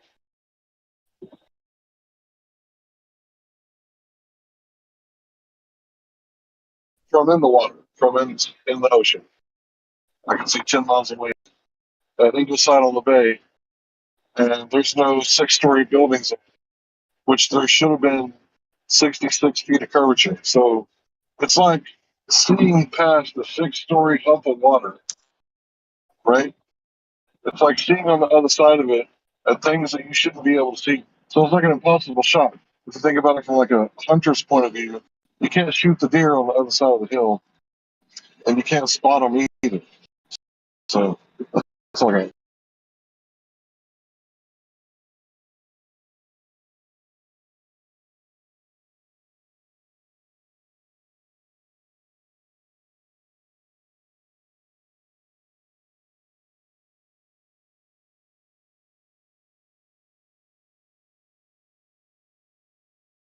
How's everybody doing? It's 5:05 here. What time is it Oh, there? AM? It's 5 past midnight for me. Oh, What's that? cool. Yeah, I should be asleep. 6 after 9 here. 5:05 here. Yeah, Portugal. I'm on American time, and so is that guy. It's 5 a.m. Mm-hmm. Yeah, it's 6 here. Damn. 5 a.m. Here at Portugal. You're up bright and same early. as UK. 8 hours difference from me, I guess, right? Apparently, I was born at 3:00 in the morning, so I guess it just stuck or something. I don't know. I was born at like 2 in the afternoon on like a Tuesday, I think. It's the most random time. My son, though, he was born on August 8th of 2018 at 8 p.m. Nice. 8 p.m. 3 times 8, 24. Dang. Math. So what do you think, Ellie? Do you still think you live on a ball, or I'm assuming you do, and that's fine. Hey. Hey. So To sum it up, I'm thinking about a lot of different things that I can only categorize with the vocabulary I have as conspiracy theories and like shit like reality isn't real, like crazy shit. That's why I really haven't been saying much. I've just been listening. Um, it's one of those moments where like you question everything, you know? Well, that's good, isn't it? That's a good thing. Yep, you're in a good spot. Really applaud you for being there. But I would ask you, do you remember Santa Claus living at the ice at the North Pole? That's probably not Were a you told that good story? one. Well, is that like it's probably not a good. I know what you mean. But my belief in Santa Claus was shattered at a very young age, Cool. so I didn't like So, is there a exist North for a while. Pole? Does the Earth have two poles? I thought it only had like a southern pole, which is like Antarctica, and like the quote unquote North Pole would be like Right. I think Greenland. That's my point exactly. I think you're about 20 years younger than me, probably, because when I was a child, the Earth had two poles, right? And global warming had to stop, right? And this was in my lifetime. It really came about that it had to stop because if we melted the ice caps, plural, then the sunlight wouldn't reflect off into space anymore, and it would cause, flooding. But that hasn't happened yet. But go look on, Google Earth right now and see if there's a North Pole, because there was when I was a child. In fact, where did all the panda bears go? I'm sorry, polar bears.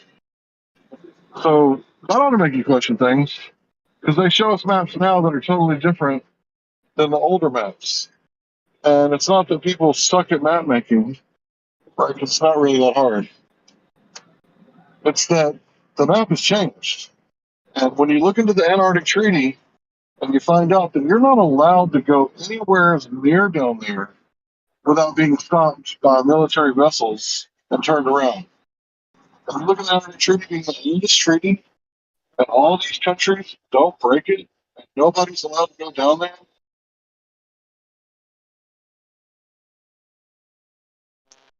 I mean, I guess my logical mind just like thought of it like, well, it's cold as shit there. It's probably pretty dangerous. You know, it's probably like polar bears and shit.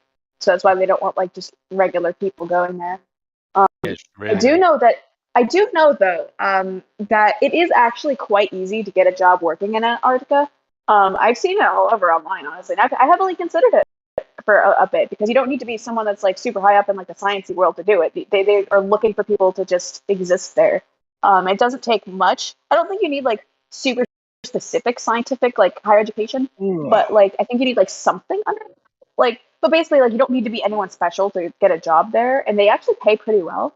But I like when I think of like, oh, you're not allowed to go to Antarctica, I think of it more as like a safety reason because a great many people in this world are not as smart as they think they are, and they think that they can surpass the laws of nature. Wrong. You're wrong. You're wrong. What? What am I wrong about? You're wrong and you're not wrong. So the safety reason is not to protect the people. It's to protect the environment. They could care less if humans die out there, as long as they die without having any fuel, cigarettes, or otherwise, hazardous materials that would contaminate the pristine atmosphere. That makes sense. Humans are pretty messy. Yes, because a frozen, barren wasteland is just so precious to the ecosystem. Yeah, with I mean, one species. Isn't that like isn't don't like polar bears live there? Or is that Greenland? No, that's in the north. Don't Only in the in the north. No. Hold on. Nobody skip past this part. Okay, check this out. So, the way in which they describe the seasons, right, and the distribution of heat and all of that, right? It would seem like you should expect the North and the South to be pretty similar. Now, when you go north towards the North Pole, you find numerous species, right, going all the way up, life everywhere. When you go to Antarctica, it's like a barren wasteland. There's nothing. No plants, no animals, no biting flies, no gnats. Now, where on earth can you go where there's no gnats to bite you? I mean, think about it. It's crazy. Oregon. Sorry.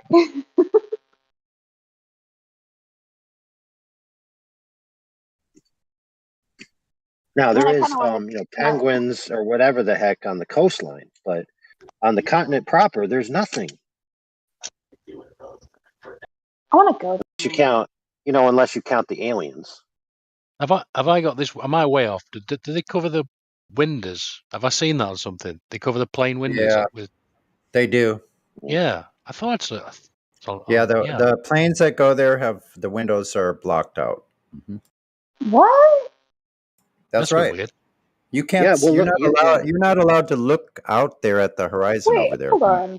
No. Yes, well, listen, I gotta Allie, look that you up. may not be aware, but there's this thing called the toxic male gaze. And if they would allow men to look at the pristine environment of, the Antarctica, it would be spoiled forever. Just by looking at it. Yep.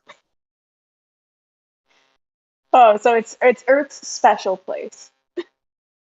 Apparently so. Can't look at it. Gotta protect her virtue. No Her one owns honor. it, but no one can go there. Yes. So yeah. So in the north, like AI was just describing, there's something like 176 species of animals going all the way up to about 60 or 70th parallel north. Now, why is it so different in the south? There's one species. Discounting the fish, one species of animal, the penguin, only on the coast. It's the highest and coldest and driest place that, so they say, on Earth. So why are they protecting it like that? You can't go explore there. You can't go past the 60th parallel. People have been sunk trying to do so, and people have died in the process. That's weird. That's Yeah, it's very weird. bizarre. Especially that we know water's flat and horizontal. So think about this. Let's say that we did live in a spinning water ball for 4.54 million years. Wouldn't there be like thousands of Hawaiis? Do you think they're hiding land in the Great Pacific? Because that's what they used to do. The Phoenicians wouldn't allow other people to go explore, right? And who had the technology besides a few groups who could make those kind of ships that were just large enough to go over the ocean, but small enough to sail inland in rivers? The Phoenicians, the Vikings, who else? Maybe the Samoans. Nobody else had that kind of technology. So we're thinking this is like Iceland was to old Europe. They told the Europeans, like, hey, you don't want to go to Iceland, Iceland literally translates to tundra. You don't want to go to tundra, it sucks. It's a desert, it's a white desert. But it turns out Iceland is actually green because of volcanic activity, and I guess there's probably other reasons too, but it's actually green, habitable land. So we're thinking that Antarctica is the new Iceland. We're told that it's nothing but Iceland, but if it's possible to, terraform Mars, wouldn't it hypothetically be possible to irrigate some volcanic activity in certain regions of this, place and make little biodomes of, dome-covered populations and they can survive, especially as technology increases. So what we're thinking is there's untold mass amount of fortune out there and land, and they're herding us into pens like cattle, and they want us to stay on the farm, and they don't want us to have land and be able to, grow and prosper naturally. They want us in these, man-made cities so that we can be easily controlled. That's speculation on my behalf, but I think it makes sense that there's more land, more resources, and we're being lied to about a lot of things these days. In fact, I don't know if you trust your mainstream media after learning about Operation Mockingbird, or if you know what NASA actually is, the public relation or the, propaganda arm of the U.S. military industrial complex. But if you want to, watch cartoons, which they are, they're cartoons of a baller. If you want to watch cartoons and fireworks go off at the coast, Cape Canaveral, Houston, wherever you like to see your rockets go off. That's fine. You can believe whatever you want to believe. We don't care what you believe. You can leave here and never look into it. We don't care. We're just offering you the opportunity, if you wanted to get an Earth curve calculator, where you don't have to do the math. You just type in the numbers, go make an observation, and bring a friend so that they can, see it, and then ask your friend to ask their friend, like, hey, look at this. Am I seeing this right? Is this what, are you looking at the same thing I'm looking at? And then if everybody realized that, hey, there's more land, maybe we'll be able to get away from this like scientific racism where everybody thinks we're all enemies and we're actually all the same, one human race. We're on a flat plane, we're on a level, and there's nobody higher and more important than anybody else, like kings and queens and bullshit. Like, no, we're all on the same level. Sorry, bro. Calm your ass down. You have no Well, authority. that one I can, that like last part there that you just said, I wholeheartedly agree. Like, we are all human, and people spend way too much time fighting with each other and not stopping to realize that we're all people and that you have no reason to be rude to someone. And like, you can't speak for other people what their experiences are like. So you can only take their word for it and their experiences and their studies and stuff. So yeah, I wholeheartedly agree with that last part. Yeah, I'd like to interject on something you just said right there, that all the fighting that's going on is directly connected to this globe and the people who purport it out into the education system. They're the ones. They're the ones creating all the wars. It's part of the globe. It's part of evolution. It's all connected to the globe. Remember the weapons of mass destruction they found? The images from NASA? Did they actually go and test them, like with a biopsy kit or with like the scientists, or did they just tell everybody that they're weapons of mass destruction? Because NASA.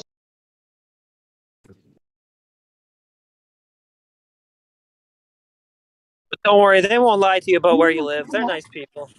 They'll tell you the truth when it comes to the most important questions in life. No problem. See, the globe is a weapon of mass deception. Well, they haven't lied to us before. Why would they start now?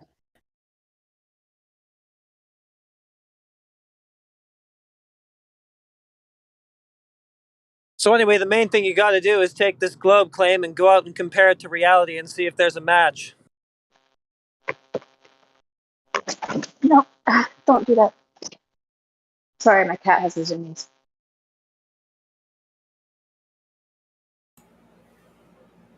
Cats know the earth is flat.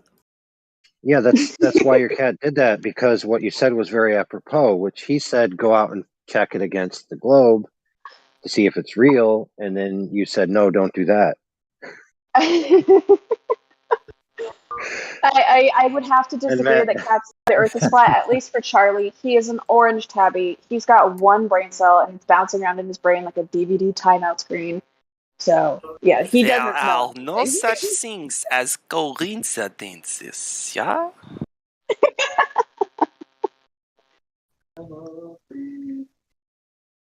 Is this the same lady that identifies as a stoner? I am a stoner. Yeah. I was glad to hear that you had identify as that rather than, a fire hydrant or an Apache helicopter. And you Apache identify helicopters are cool.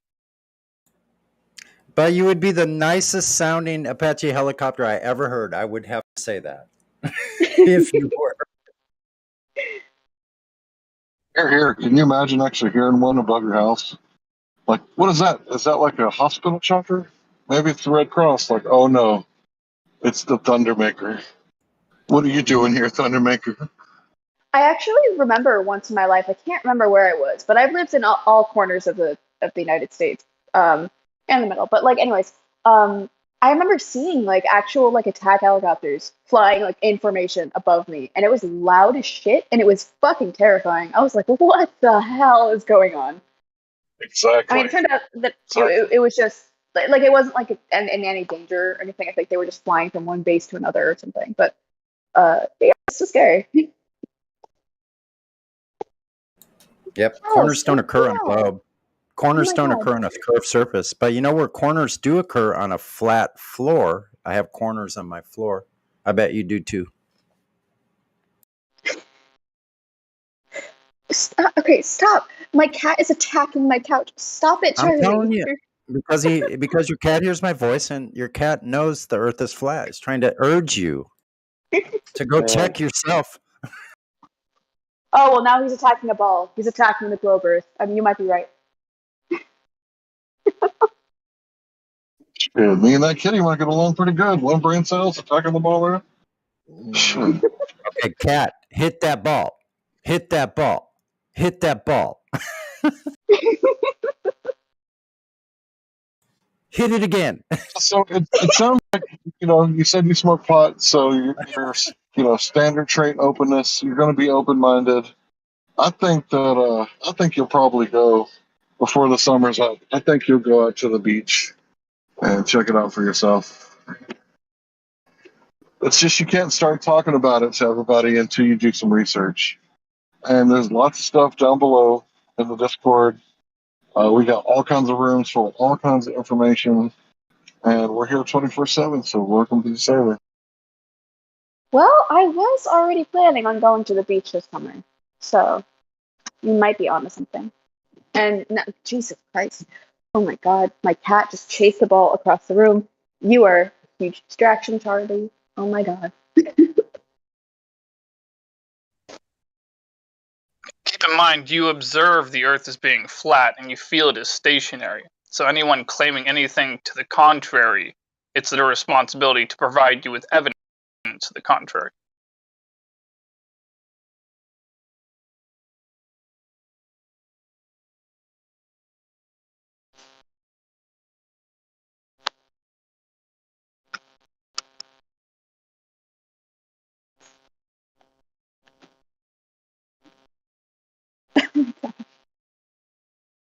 Right. Anyway, yeah, I've got an orange cat too, or a ginger cat.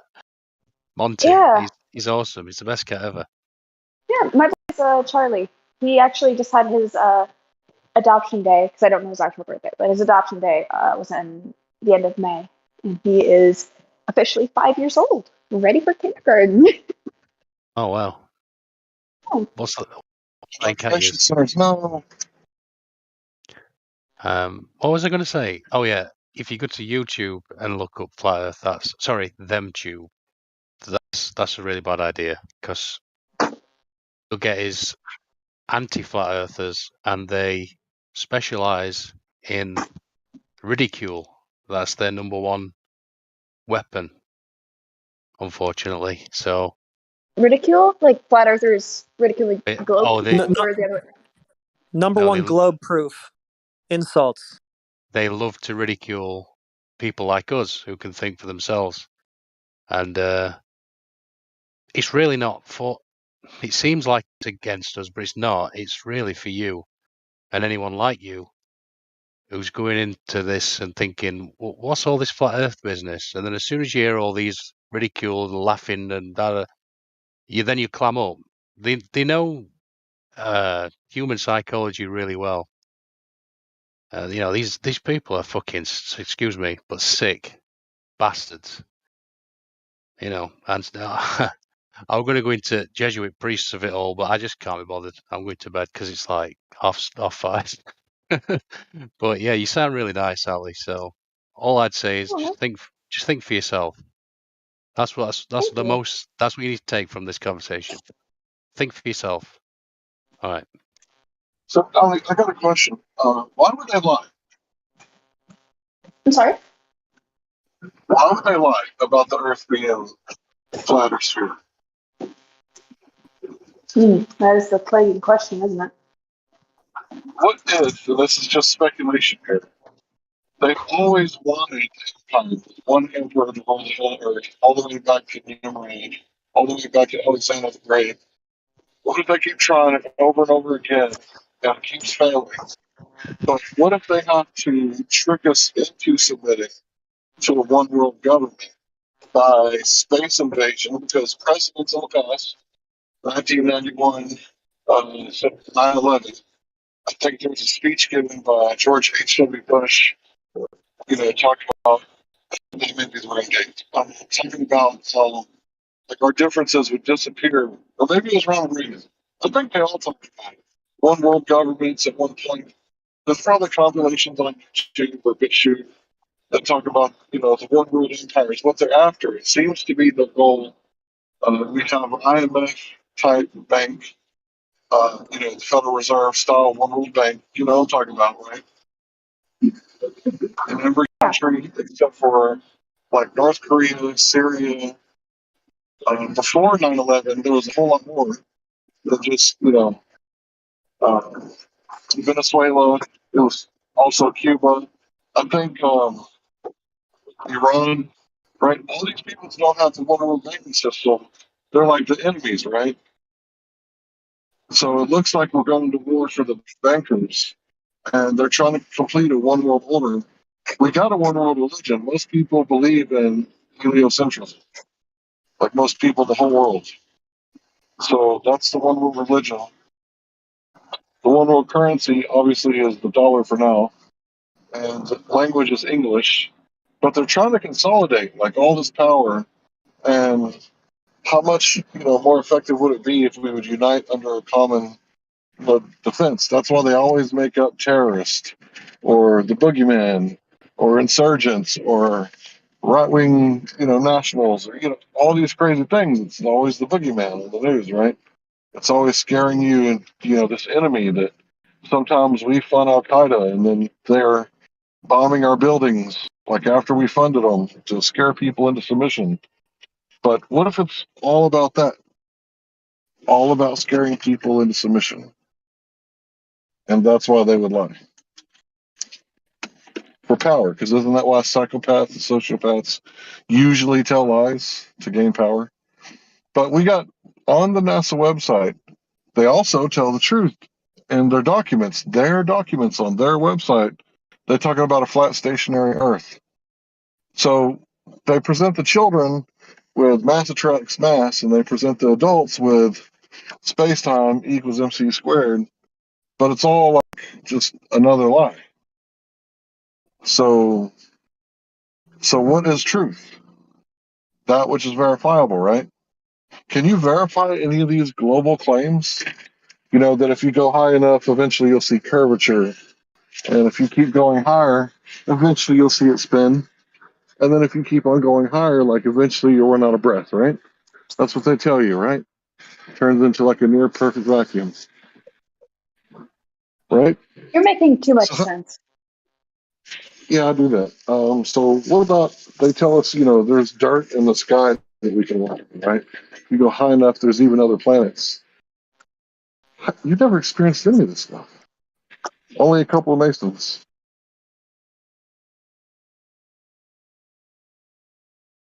Only a handful of Masons who work for, the government, NASA.gov, have went up there and actually seen it from this point of view. And then it got reported on TV, schools, like internet, like over and over again until it became the truth. Man, I can't tell if I am too high or not high enough, but that makes too much sense. I hate this.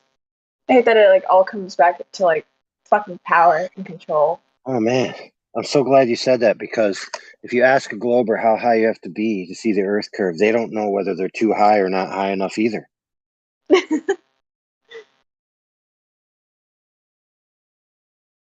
Yep. They can't seem to. Some of them say they can see it from their back porch. Exactly. I'm not being silly, though. That's what's so funny about it. Nobody knows the answer. It's like, so how high do I have to be to see the curve of the Earth in my field of view? I don't know. This number, and the next person, that number, and the next person, some other number. When you first said that, it made me think, like, how high do you have to be to see the curvature of the Earth? And my mind immediately went about 3.5 grams worth. Yeah, guess what? I mean, they like right along with that. They can't tell us, even they're experts, they can't tell us where this curved horizon is either, because we keep looking and it's simply not at the place where it's supposed to be, 1.22 miles. from the observer at 1 foot above the water. We can't find this anywhere, and they can't show it to us either. That's a big problem.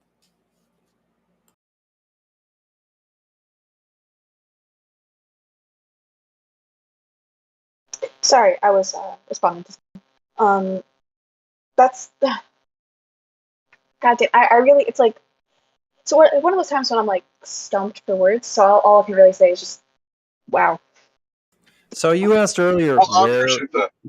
you asked earlier. I'll be quick, Larry. You asked earlier, where are we, right? Well, I'm going to tell you where we've all lived our entire lives is in the Antarctic basin. As far as we can tell, whenever we go south from any location on Earth, you're going to run into ice. So there's ice around us, all the way around us. The north is a magnetic north, where all compasses point to the north. When you're going west, your ship, you keep adjusting to the compass heading of west. You're just circulating around the northern magnetic point. So that's where we are. We're in the Antarctic basin. Why we're here, who made this place, we don't know, but it's not the globe they told us. Yeah, just to add on to that thought quickly, metal loses its magnetic conductivity, its magnetism. So no, it's no longer magnetic. Metal is no longer emitting a magnetic field when it's in molten form. So the idea of a globe Earth having a iron nickel molten core that's generating a magnetic field, you can throw that out the window. But we don't know what's generating the magnetic field. It's just unverified. So basically, boil it all down. We can only dig 8 miles deep. So what's past 8 miles? Nobody knows, right? The Russians dug it, not us in the United States. But yeah, we can only go so high, right? And we can only go so far out. So basically, we're kind of stuck here, but it's actually a pretty good place to be stuck because before civilization kind of crept in, you can go outside and get a deer, get some berries, get some fish, drink out of the water because the silver hadn't been taken out of it yet, out of rivers, and then it's actually a pretty good place to be. But it seems like we've messed it all up, but yet they pretend to care about it. So if they were so bent on global warming, right?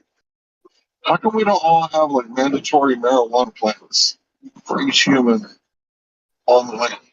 If carbon is like causing the problem, if there's too much carbon, well, maybe Harry Anslinger shouldn't have done away with the marijuana and the hemp, right? Maybe they're messing with the ecosystem and then blaming it all on us. And now there's going to be artificial shortages, and it's our fault, or it's Russia bad guy fault, or whatever. I feel you there, honestly. Just like before all this fucking civilization, capitalism, what the fuck ever happened, I'm sure this was probably an amazing place to live, right? I want to go back to that. Ideally, in my future, I want to have land, and I want to be able to just have a homestead, right? Grow my own food, have livestock, all that, just so I can support myself and just kind of disengage, I guess, as much as I can, if you did that, that would be the most radical, defiant thing you could do to the government, is to be self-sufficient, radically self-sufficient, to where you didn't need their water, you don't need their power, you don't need their energy. You're completely 100% out of the system, not using social security number, not using their banks, not consuming all their bullshit energy drinks and stuff like that. Living free on the land. If you did that, there's nothing more defiant you could do to the system. And honestly, that seems like a much happier way to live, It's all the work you're doing is just to support yourself, and to support your loved ones, your animals and all that. So that's the dream, mostly. I would join a commune if I wasn't so weirded out by it. But it just sucks that in order to get to that position in my life, I need to have a substantial amount of money to get all that started. So it's I have to be a cog in the machine. so I can leave. You know. And on that topic, just so you know, I used to fall for it myself. It's not capitalism that is really the cause of any problem. Capitalism itself is just an economic system, but what the cause is something that they call capitalism, but it's crony capitalism, or it's a combination of fascism and combined with some other things. But they'll oftentimes point at major multinational corporations, make large profits doing this or doing that, and say, "Oh yeah, you see, capitalism's run amok. Capitalism's gone out of way." But this isn't capitalism. A lot of these corporations, they accept something called corporate welfare, and they also have a lot of what do you call it? Which is basically subsidies, like Elon Musk with his cars. You know, his cars would cost a lot more if they weren't subsidized by your tax dollars. You know, so you're paying for Elon Musk's cars even if you're not driving them. And you know, the same thing goes with so many other things. So just so you know, it's not actually capitalism. It's just regulations and taxes that are not equally distributed, and then just the bigger fish just go to the top, and smaller fish die off. Okay, so you're saying it's that like capitalism inherently is a problem. It's an so capitalism. A great example of capitalism would be like if weed is made legal and you're allowed to open up a weed shop, grow some weed, and sell some weed. And that's capitalism. So nothing wrong with that. But, you know, what they're doing, what they call capitalism, is when, you know, a big major corporation from an out of state comes in, buys up your weed shop and the other 10 within a 5-mile radius, and then, you know, raises the prices to 25% more and make it so, you know, they only accept from certain farms and stuff. And then, you know, and then they pay off some politician to make sure that, you know, the barrier to entry is, you know, a whole bunch of regulations and taxes and hoops you got to jump through. So anyone trying to compete with them, it's hard for them to compete with them. And then they call that, what I just described, called that capitalism. That's not capitalism. Capitalism involves a free market. What I just described is not a free market. So if it's not a free market, it's not capitalism. Correct. In Canada here, where they quote unquote legalize it from coast to coast, they've only regulated it. If I wanted to open a dispensary tomorrow with the gentleman that was just speaking, the two of us would have to have $1 million to get the business license. Yeah, I actually looked into that for like a particular state. I don't remember which one, but like the laws and regulations around getting like a license to dispense and stuff, it's nuts. Like there's so much red tape. You know, it's possible, but it's not easy. Same thing goes with automotive. The same thing goes with building houses. Same thing goes with regular restaurants. There's a lot of barriers to entry. You know, take for instance, even a few years ago, there was a big controversy coming up where in Texas, and I think it's still in place in Texas, it's very much against the law. Like you'll get fined heavily for it if you're caught braiding hair for money without a license. Like that's dumb. Even though it says, you know, there can be no law right, for made against certain races, but, you know, there's only one race that I know of that braids hair. But anyway, that's not important. What I want to talk about... No, I was thinking that. I was thinking the same thing. Right. Yeah, it's sad what they do. They do full-on raids hold into on. the hair place. Only one race has braids? I don't know. Yeah, the human race. Yeah, he was. If you knew about black hair, it's like an industry. And they got it on lockdown. Like the ladies, they put their hair on layaway. It's like a huge amount of money. I'm not joking. I know what you mean. These people. It's honestly really cool the kind of hairstyles they can do. But yeah, it does seem very racially motivated, like those particular regulations.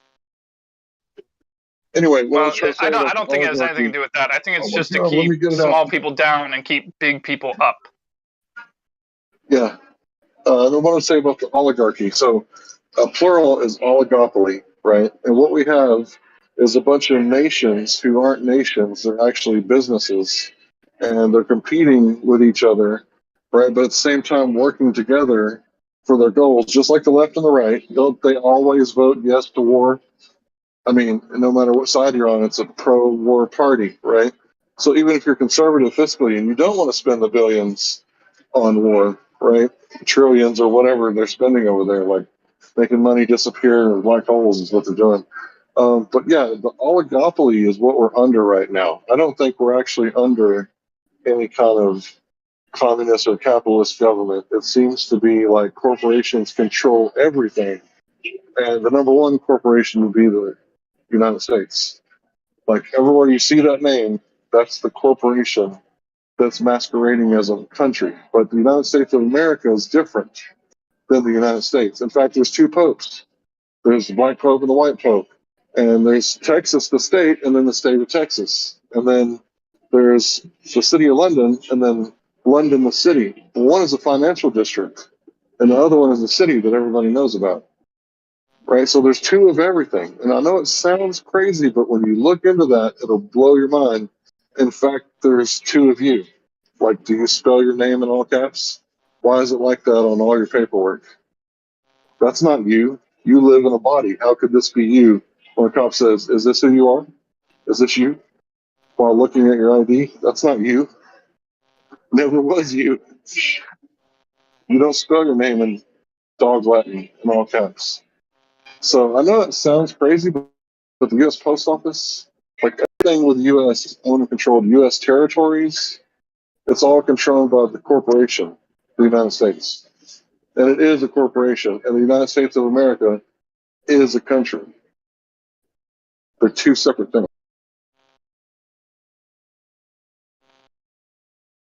Wow. That's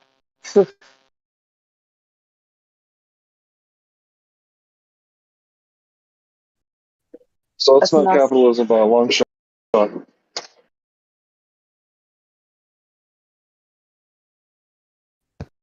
Yeah, when those who legalized it have been locking up citizens for decades beforehand are the first ones to be making money off it once it's now quote unquote legal, that's definitely an injustice. Yeah, it's not even really, in a certain sense, entirely legal, at least in a certain sense if it's taxed. Because, I mean, I just don't think it should be taxed. Like, I'm not saying there shouldn't be any taxes, period. I'm just saying I don't think there should be any property taxes. I don't think there should be any taxes on drugs. Doesn't make any sense. It's like taxing your eggs.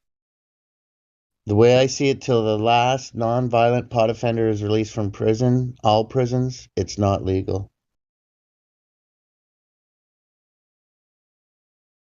Maybe decriminalize is a better word for that.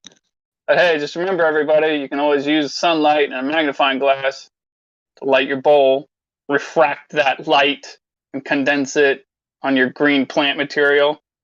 There, that's one way to use refraction. I don't know why the Globers keep saying it over and over again. I think I'm gonna sign off for the night. It's almost 1 a.m. I gotta go to bed. This was a wonderful conversation, though. You guys are really nice, and you've taught me a lot. You guys have a great night, though, or morning for some of you. Yeah, take care. Peace out. Cheers. Yeah, welcome and have a good night. It's flat. And you're breathing gas pressure. Come back on Friday night at 4 p.m. Central Standard Time is ladies' night. So I guess it would be 2 p.m. for you.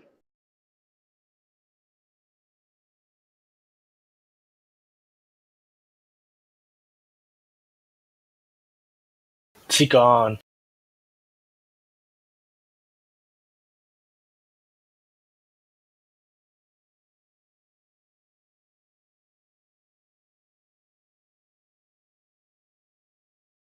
Yeah, it must be kind of interesting for people to come in because, like, there's 27 of us in here. It's like a 27 tool Swiss Army knife. Like, we get a tool for every occasion. The earth is round. The earth is round. The earth is round. His name was Teddy.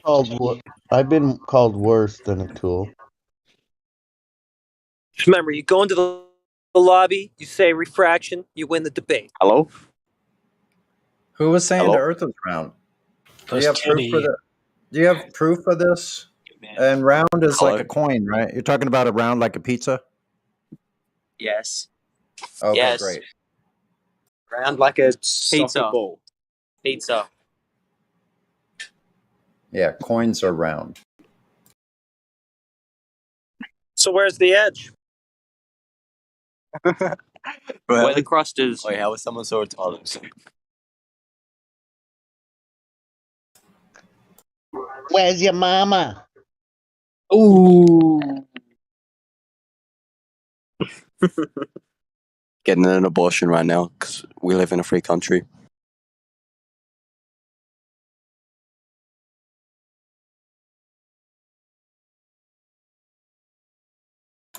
What if she had aborted you? Nah, she couldn't. What She probably country do you couldn't live 'cause in? Texas. Texas. Yeah, So Texas is a country. Texas is a country.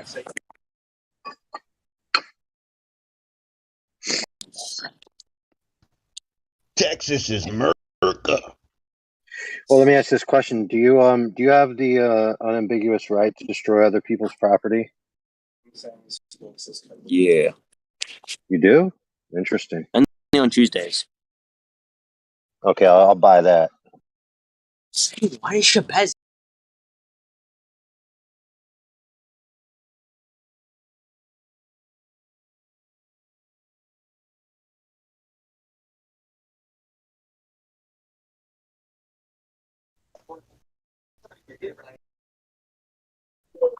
Are there new people in here?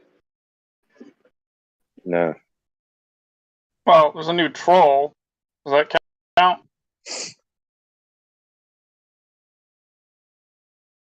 He's not even going to try to show us a geometric sphere edge. Nope. There is Paradise. Paradise. He seemed new. So, hey, new guy, you got any proof of the globe? Or did you bring your mama to show us the curvature? Oh, Teddy left. Oh, no, I thought we had a troll. Yeah, that was that Teddy guy, but he left. But Paradise seemed new too. I think he was on yesterday, but I don't know if he spoke. Hi, Paradise. I can imagine what he's clutching right now. Is Teddy.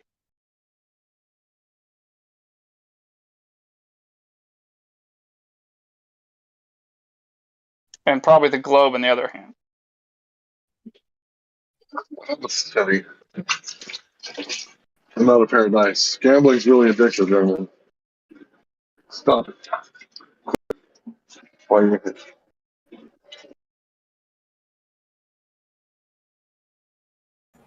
Quit playing with your globe.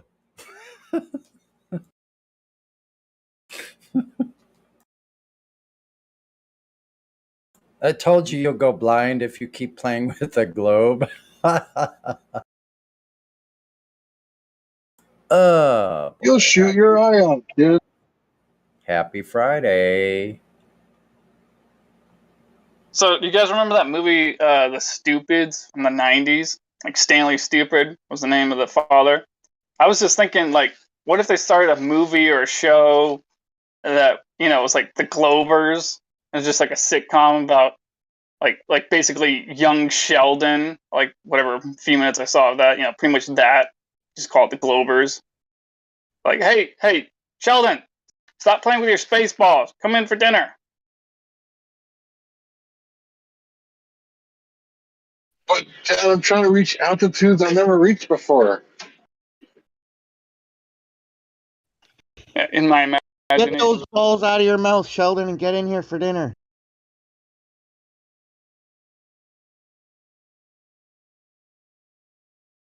The Globers, new on NBC.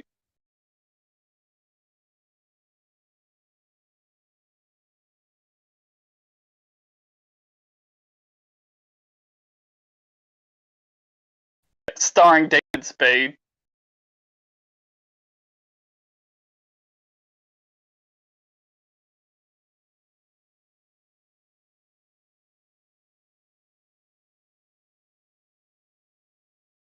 What if we had a show called Next on My Balls, Glover's getting dismantled 24/7 with flawless execution with monotonous regularity.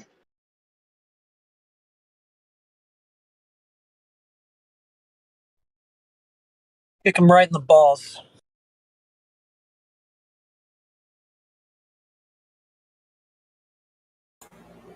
Be careful with that planet, Johnny. You could get Mars crabs. Careful with that toy rocket. You don't want to put your eye out.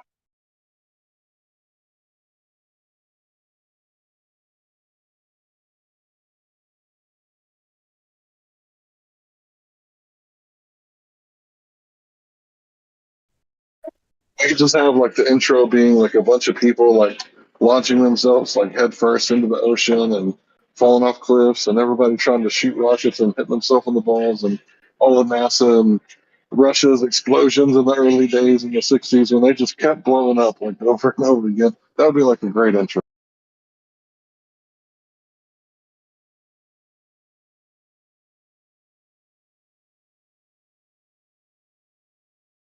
I was just thinking it'd be really great to have like a moon buggy, like that quote unquote moon buggy they had at one of those moon landings. I think it was like the second one or third one. And, it'd be great to have one of those and like dress up like an astronaut and then go to like an actual golf course and then just try to go through the whole golf course playing golf dressed like an astronaut.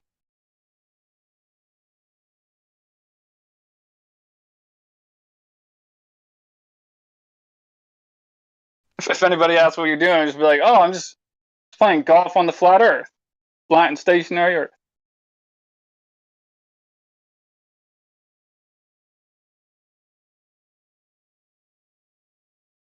Set up like an Apollo theme mini golf course and just make it like a movie set.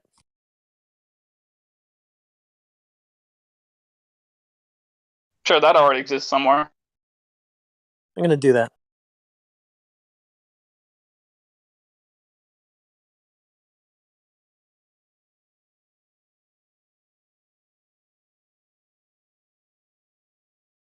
Oh yeah, and it'd be great to like deliberately go really, really slow just to make it realistic, Like no matter how much the people behind you get move slowly on the golf course. Gotta be realistic.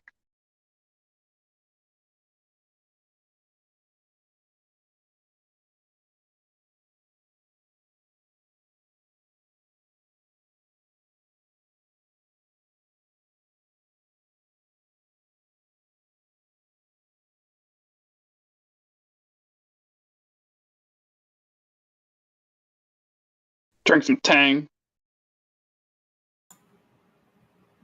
It's really kind of disturbing that this globe is like now, the further away I get from it, when people come in and they still have it, I can see I can like hear the mental illness going on. It's really strange.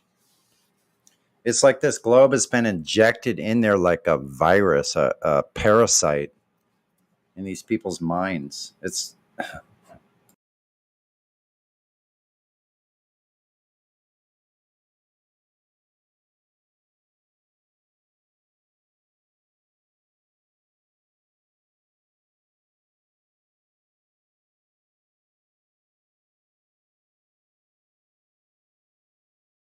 these people, the people that scare me the most are the ones that think they still have to do these things that, never mind.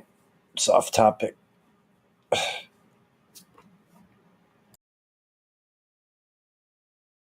Hey, but good thing for that one guy at the grocery store still doing the thing that's saving all of our lives. I know. That's all I'll say on that. Freaking retarded.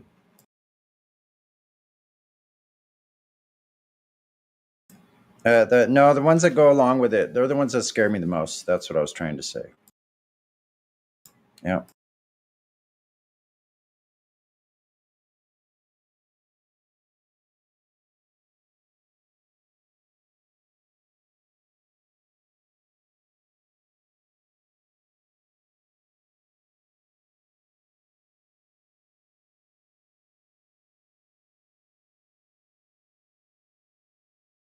All I got to say about them is crayon munchers.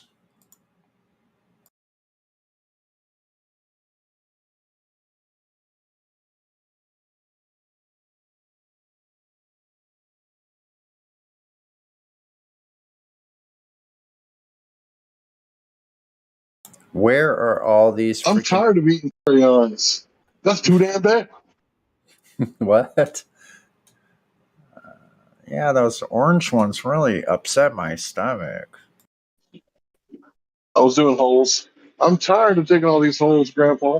Well, that's just too damn bad. Too damn bad. Keep digging.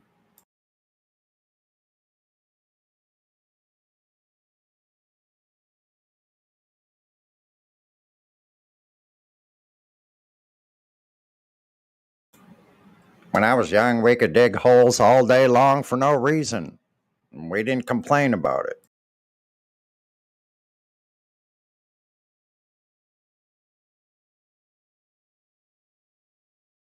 Nowadays, you got to have a permit just to spit on the concrete.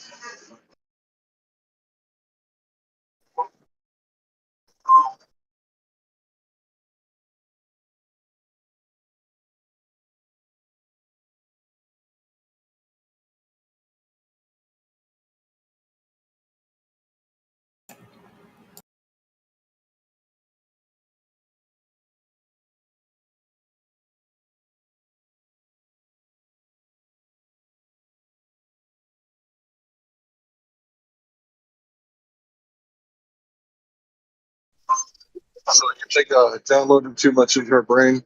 I didn't have to teach her jujitsu today, but I wanted to. It's like two of everything. I don't think she was ready for that. But I do think now she knows there's two cosmologies, for sure. One of them is verifiable, and she's going to find out soon enough which one it is.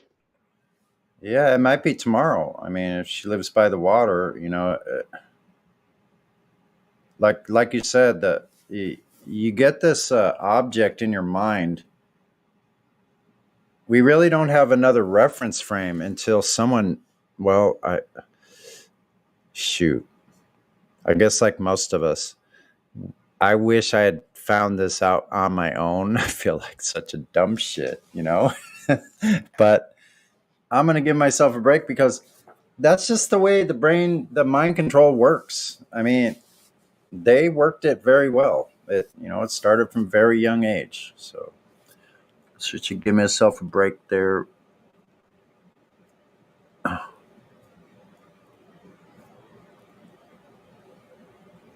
important part is I know now what I know. I know partly what I know now. And I know that when I look across the water and I see a ship coming into the harbor and I'm like right at the water, like I'm sitting in the water and I can see the waves breaking on the front of this boat. Even something simple like that. Like I look around now, I see black swans everywhere I look. There's another one, there's another one, there's another one, there's another one. Dozens of them.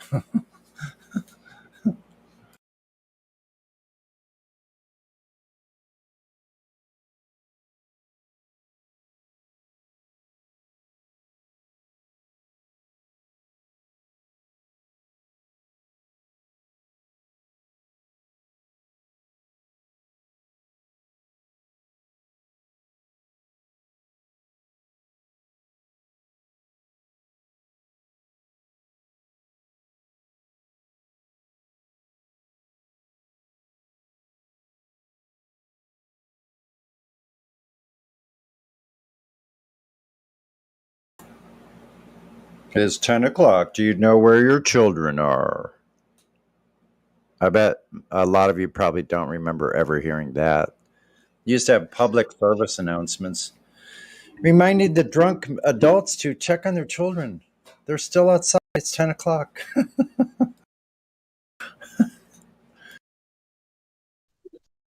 remember that in the 80s and the 90s. It was like right before the 10 o'clock news. Mm-hmm. It's 10 o'clock. Do you know where your children are? Up next on the news, lies, deceit. But where's it all coming from? From within. The Republicans are voting Democrat. Oh no, what are you going to do?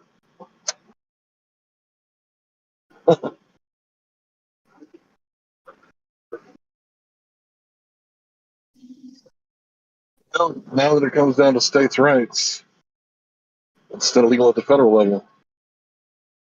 I know this sounds crazy, but I think I'm going to actually write to my politicians and vote against anyone who's for, well, their version of choice. Because my version of choice is, you know, maybe you could choose adoption or something rather than death. Maybe adoption would be a good choice. Or, I don't know, birth control, that's also a choice, right? Like actual. Yeah, I know it sounds crazy. I'm like talking crazy, but if it's down to the state level, that means it's your choice. Yeah. I'd kind of rather go out of this place like, yeah, I spoke against that stuff once I was given the choice. But when it was at the federal level, I knew I didn't have a choice, but it's different. I know you guys hate talking about the shit, but I don't care. I've been thinking about it a lot. No, we How don't many? hate it. We don't hate it. Like 60 million in the past 50 years?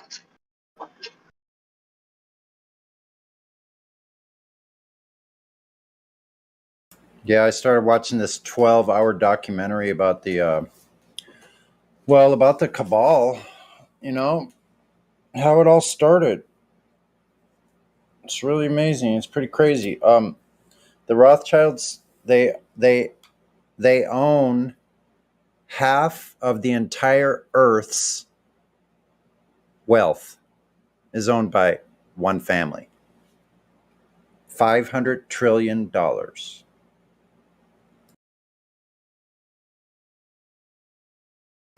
So if it You got owners, they own you. They don't give a fuck about you. no, They don't if give a I were, fuck about yep, you. yeah, if I were to guess, they rule over everybody, all the politicians, all the laws that were created. They created the Federal Reserve. They created this new world order, the Zionists. Like, I guess I shouldn't talk about it. Never mind. This, the banking system that we're waging war for no. Mm-hmm. Yeah, because if something's untrue, you have to censor the shit out of it, right?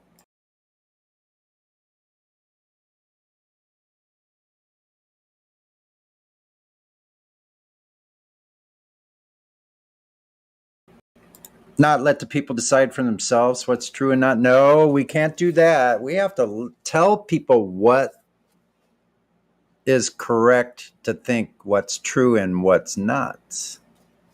So go ahead, people. Keep listening to your authorities. Let them tell you what is true and what's not. Don't think for yourself for 1 minute. No, just go listen to your authorities. Ask your doctor when thinking for yourself might be right for you. Sources say now, because there could be a relationship between the pharmaceutical companies and the colleges and the doctors, just like there is between the divorce court, defense attorneys, or the two attorneys and the judge. Could this be a conflict of interest? We don't know because we haven't seen one of those prosecuted since, what, how long? Anybody seen a conflict of interest case anywhere? No. Yeah. No? Oh, I guess the laws did away with them all then. There's no more conflict of interest. Yeah. How about the RICO Act?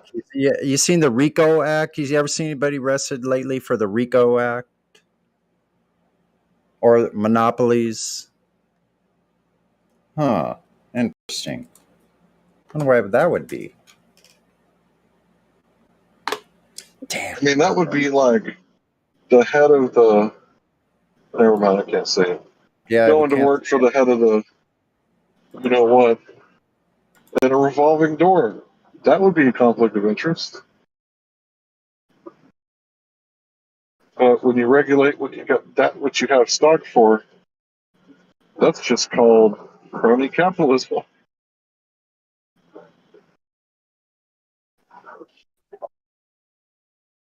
Yeah, I just hope all this shit will fall down. I just want to see what the next step is going to be. I hope I live long enough to see something happening.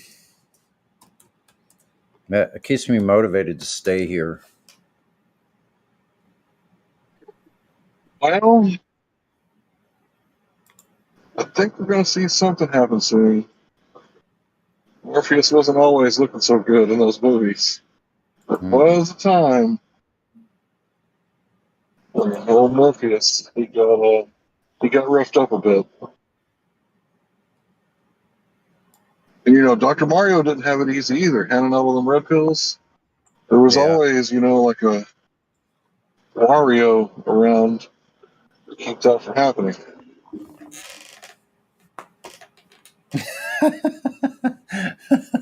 I had no idea that this meme was going to be so appropriate. Damn it. Boy.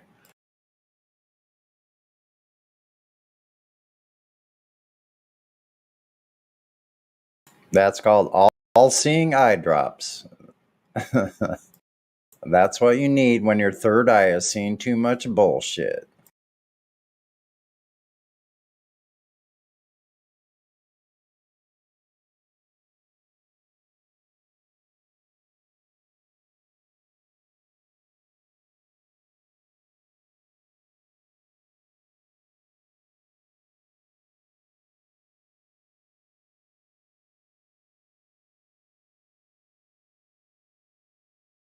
Darn it, Indio.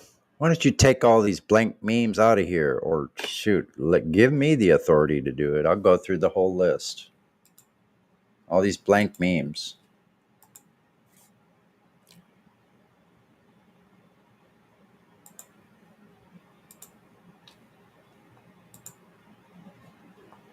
Haven't heard Indio on here in quite a while.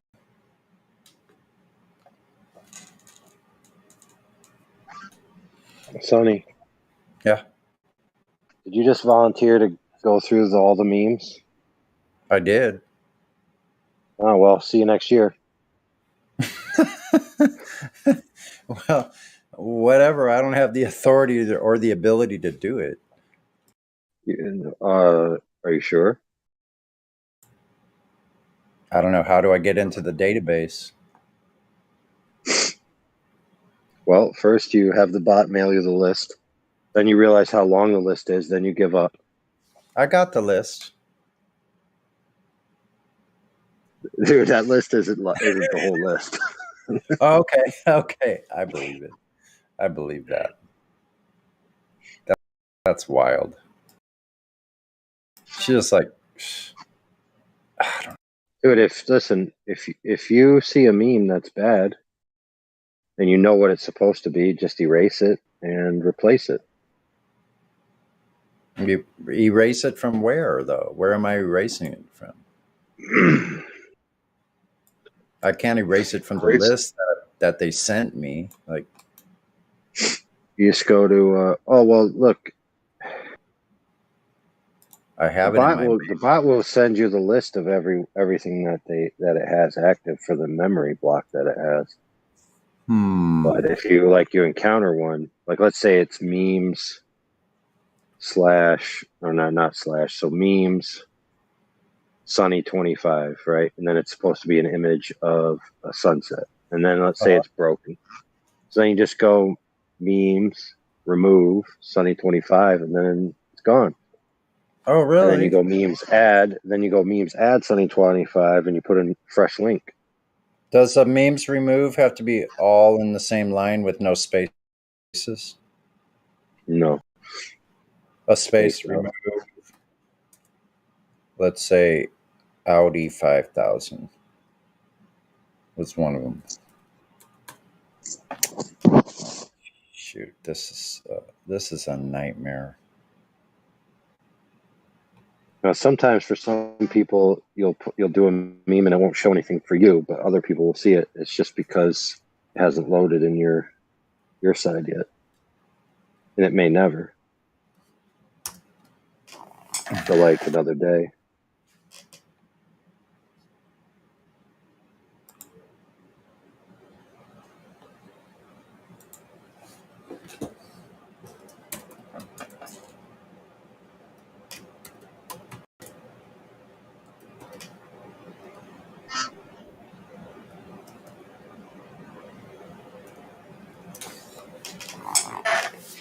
Yay!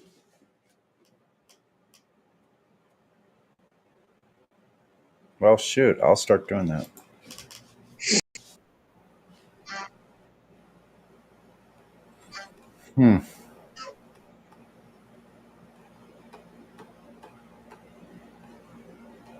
Yeah, it's a long list. Getting tired thinking about it now.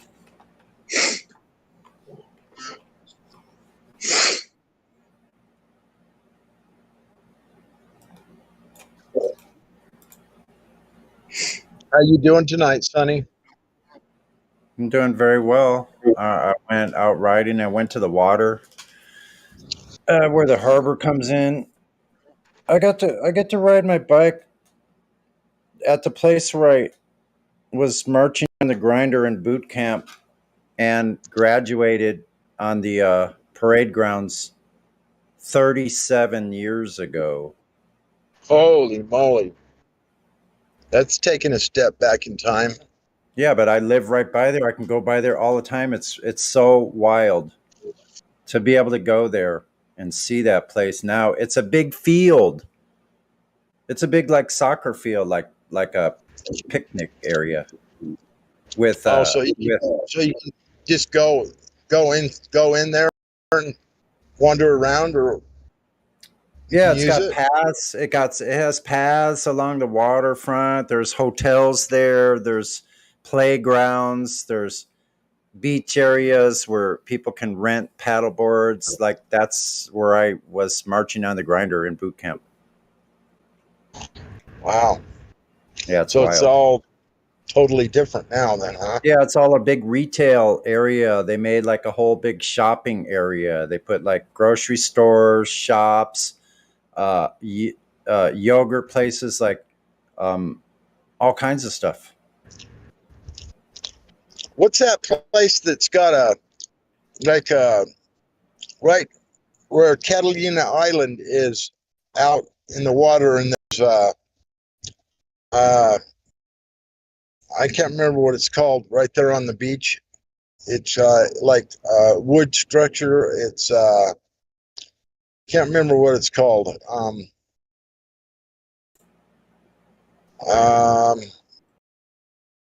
Anyway, it's kind of a little, I can't remember what it's called. Is it like near Santa Monica or Venice? You're not talking about the old POP, are you? The amusement park. It's south of Venice. Probably the I don't wooden know. structure. Well, it's a wooden. It's like what do you call it? It's a place where you can go and like shop and. Oh yeah, like Redondo Beach. There's like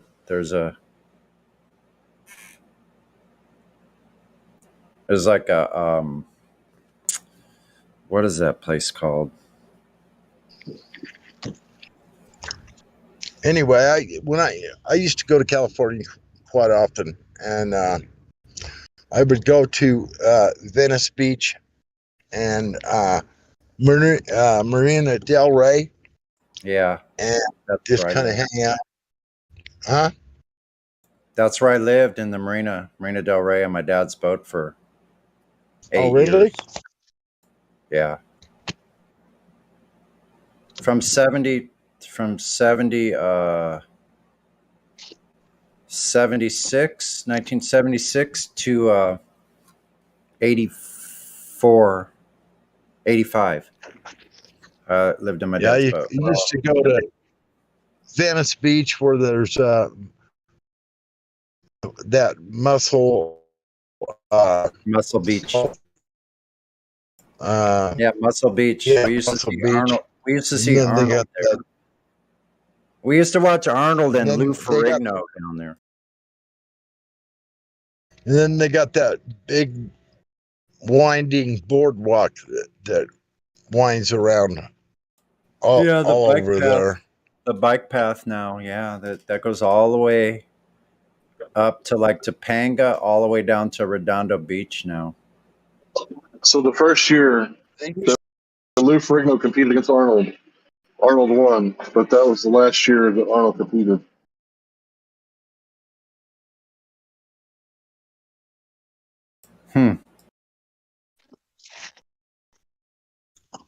Yep, that's where all the surf skate rats were hanging out down there. There was a big oil rig down there.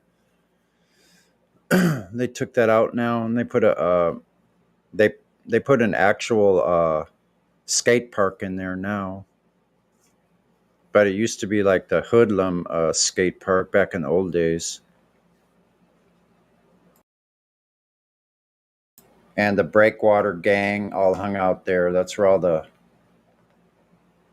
famous skaters and surfers hung out.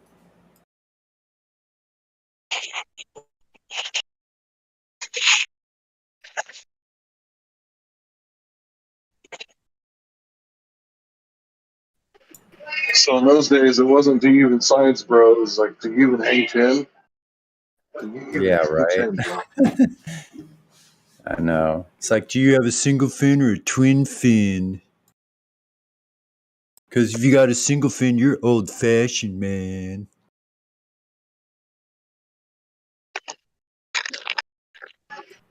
I experienced the same thing with my drummer. I introduced him to a double bass pedal, and I was like, "Look at what you can do now," because it revolutionized a lot of things. I think it did. Yeah, it's for pretty metal wild. anyway, not for all the music, but for metal, it definitely. Oh yeah. Huh? Yeah.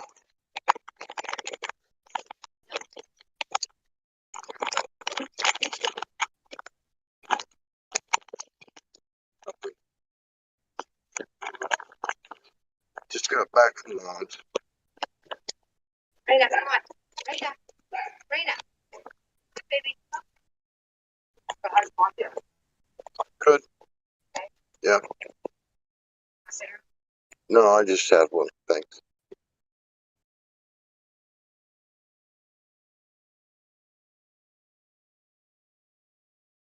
Hot rockin' God Micin'.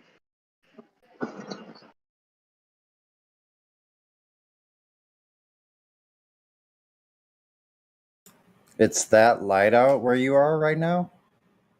What are you in Australia, Andy? It's the next day and it's daytime, is that right?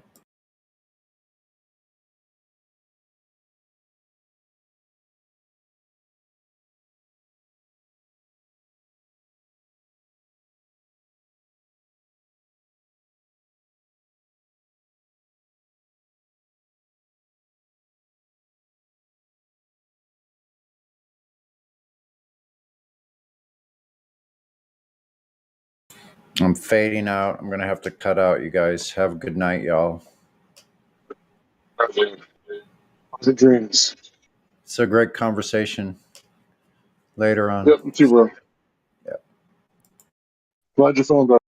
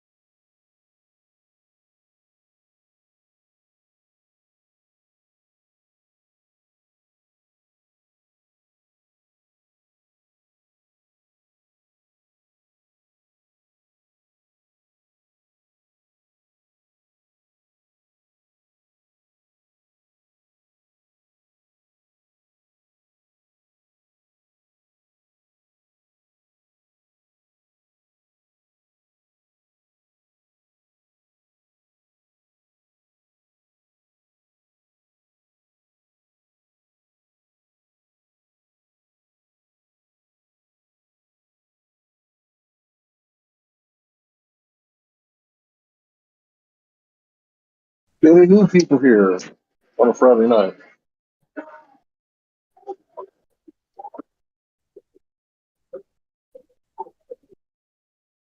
Oh, it's you fuckers again.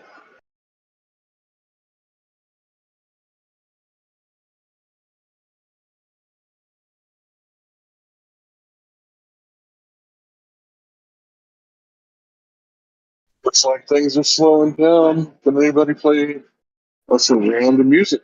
That'd be great. Thanks ahead of time.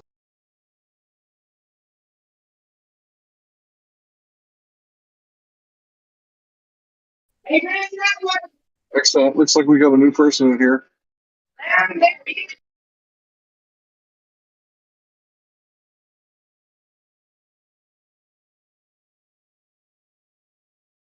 Looks like Andy might already be a flatty. Are you there, Andy?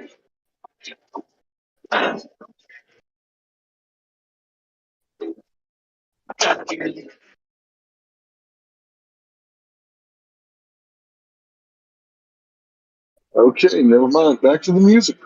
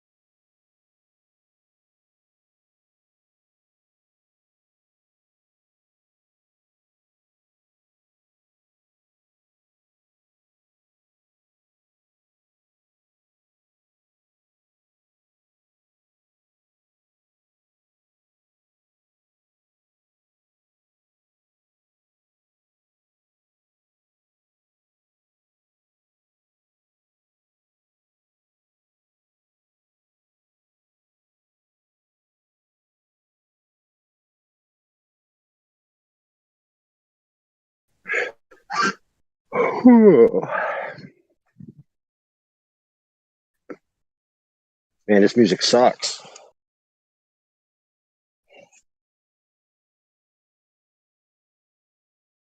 This music's dead. I was expecting at least 1 beat per minute. Come on.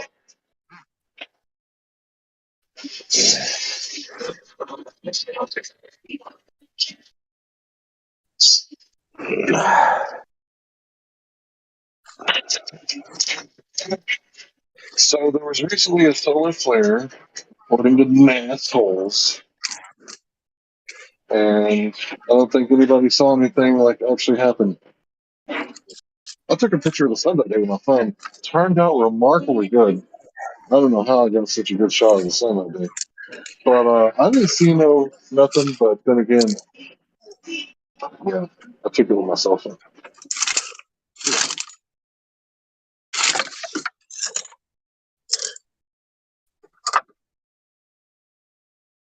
Yeah. What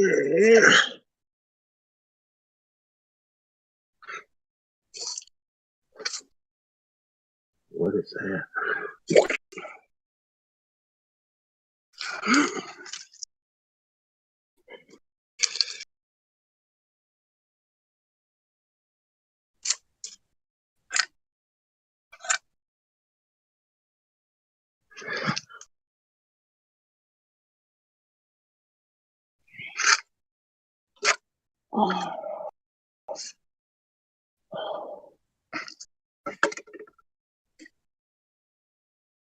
Oh man.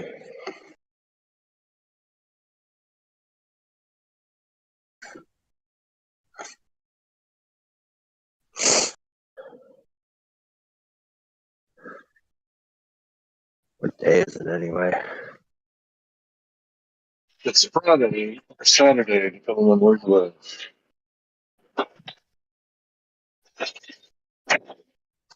And you know what? If they ever do get a one world order, they better just make all days the same. That'd be the one successful good thing they do. Universal time. It's 5 o'clock somewhere, but now it's 5 o'clock everywhere.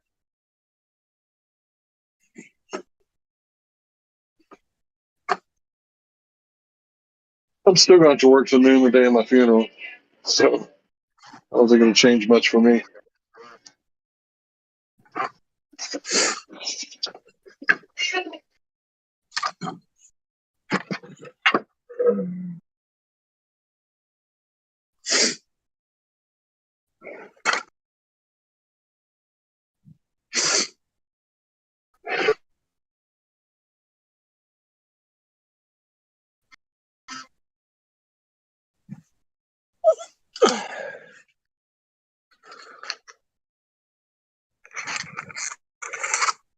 Somebody hot mic?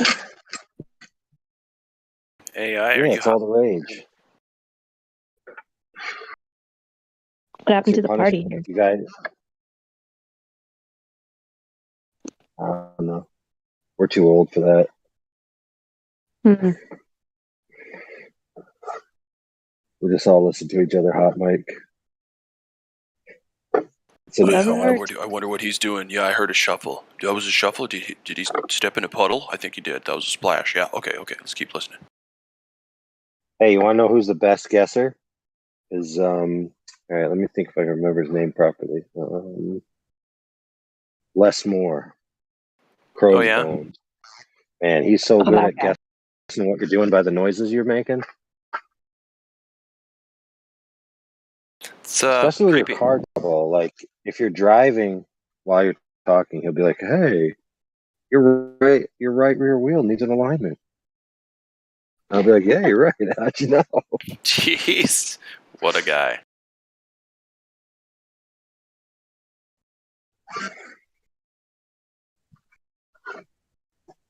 I remember him. I wonder where he went. Oh, he was just here a couple days ago. Oh, really? Seriously? He's Thought he cool. had the cancer.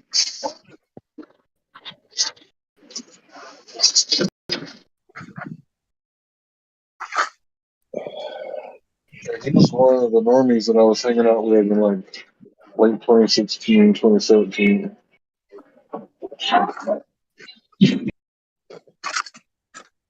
He used to be in the YouTube chat quite a bit, I remember. It's usually because he's always banned.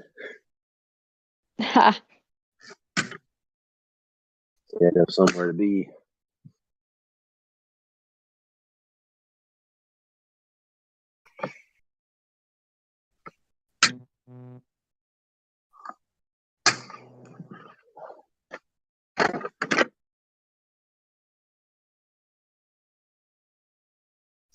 Back in those days, he went under Crow's Bones. Right.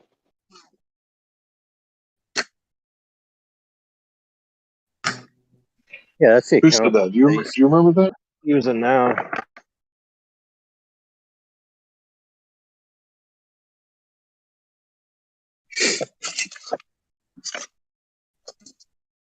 mean, it's that weather where any tools you have out are going to get soaking wet just from the condensation.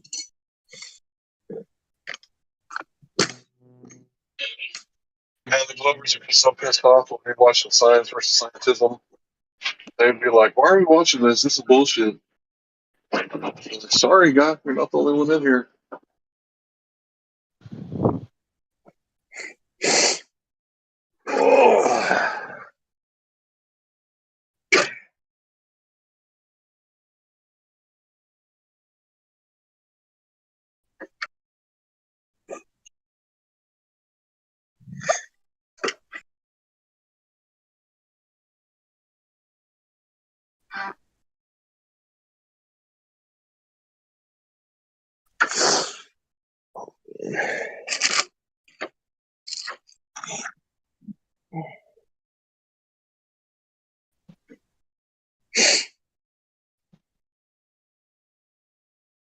Oh man, this is the worst part. You gotta clean up all your tools. You should just replace. Oh man, it'd take me like weeks of shopping to replace my tools. You just put a part on something different.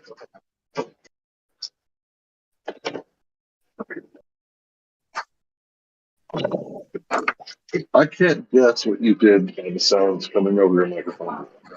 Sorry. How about this?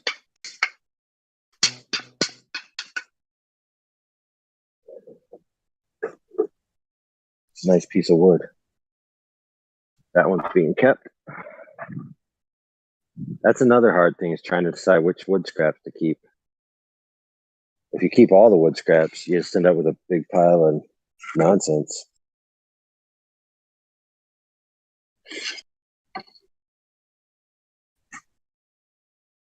I'll keep this, and this, and this.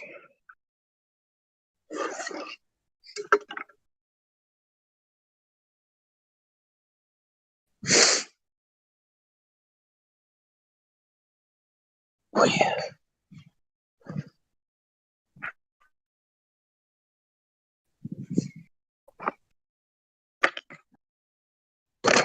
Bag of rice, get it while it's hot. $25 today, $150 tomorrow. You decide, everybody. Bag of rice, go get it.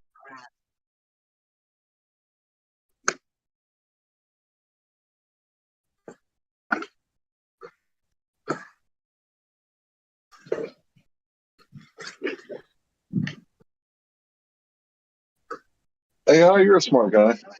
How does one dig a well without all the power tools and equipment? How did they do it back in the old days? My hand. Perseverance.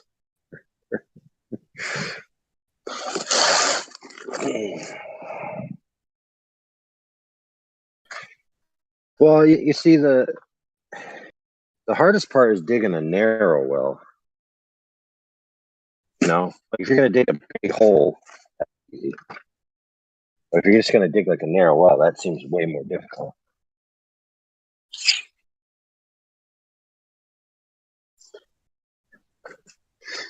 Because even trying to dig a post hole, you know, like the dirt that you're digging falls right back in.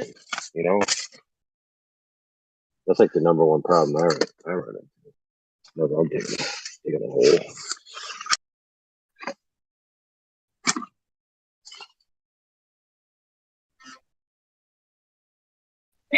Yeah, I tend to break those. I don't like using them. I have to use them like a baby. Like use them in my pinkies. I mean,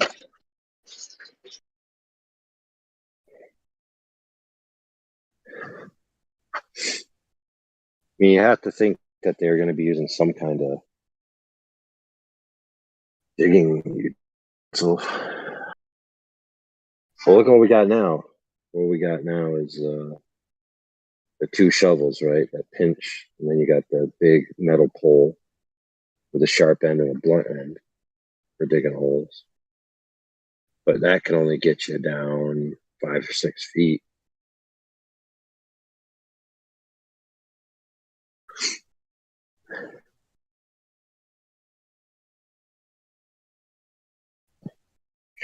You can't just have longer handles because then you got the separation problem.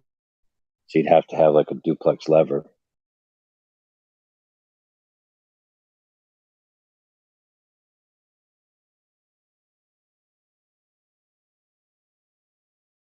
Then how do you get the rocks? That's the hard part. So you're digging down through the dirt. That's pretty easy. But once you hit the rocks, how are you going to get them out? You have to have some kind of really long pole.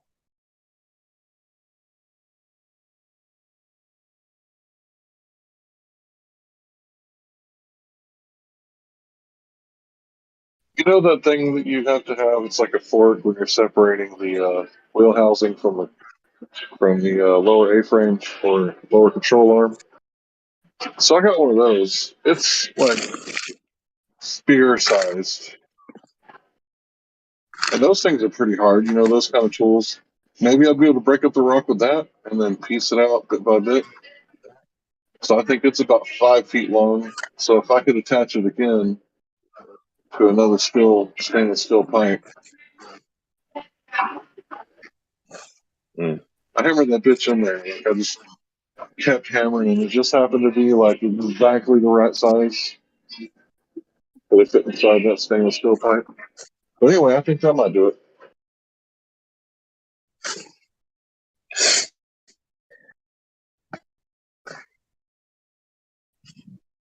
You could also have trained moles.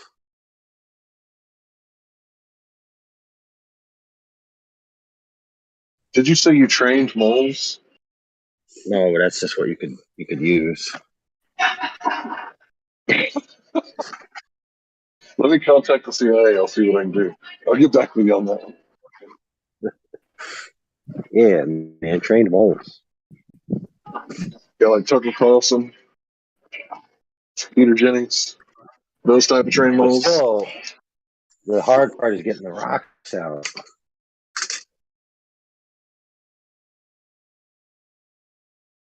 So I'm not saying it's aliens, but it was aliens.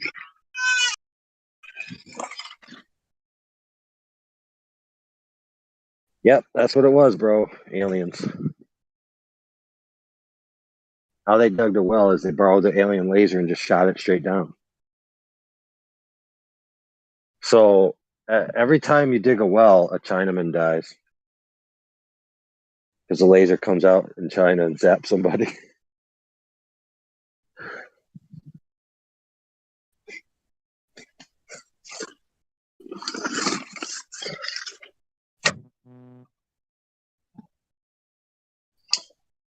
Poor Mr. Shea.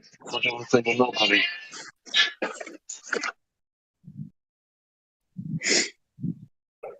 Yeah, but you guys remember when lightsabers were like the bomb and they could just cut through anything? And then as the movies went on, they got weaker and weaker. Like they couldn't just Actually, cut through anything untrained female. instantly. Sorry. Till eventually later on in the series, an untrained female defeated a full-on Sith Lord who'd been training Yeah, his but whole life. it was his daughter though.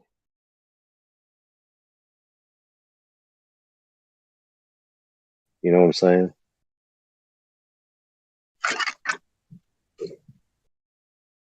So there's that, you know.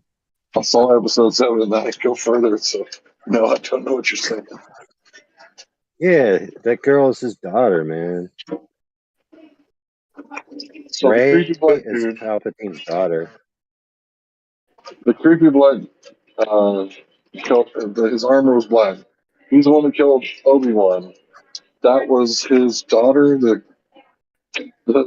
street rat who was like, you're talking about Star Wars, right?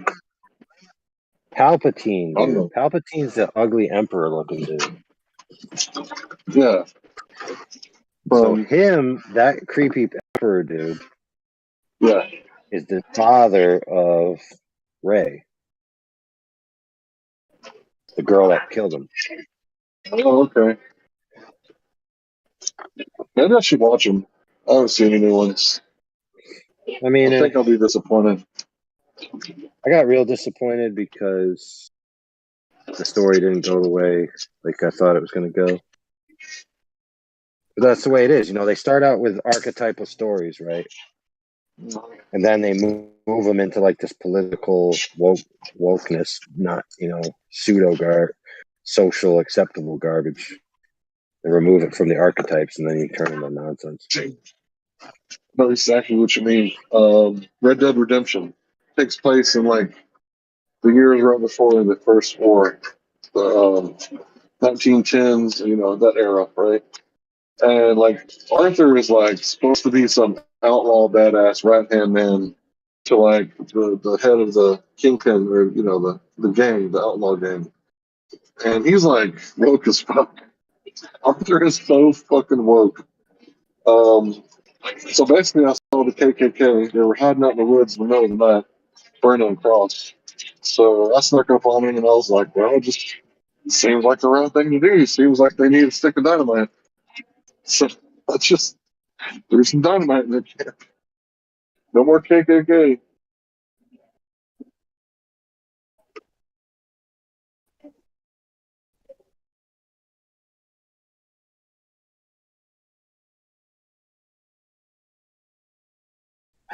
And eventually they're going to have games where you try to do stuff like that, like in a sandbox game. And it's going to be like, you shouldn't do this. And then like it won't let you throw the dynamite. You should go ask them how they feel.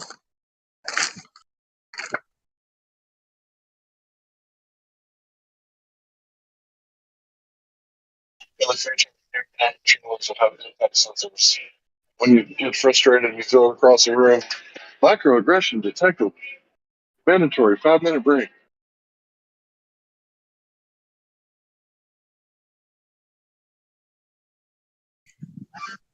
Well, dude, I don't know if you followed back in the day when they made Connect.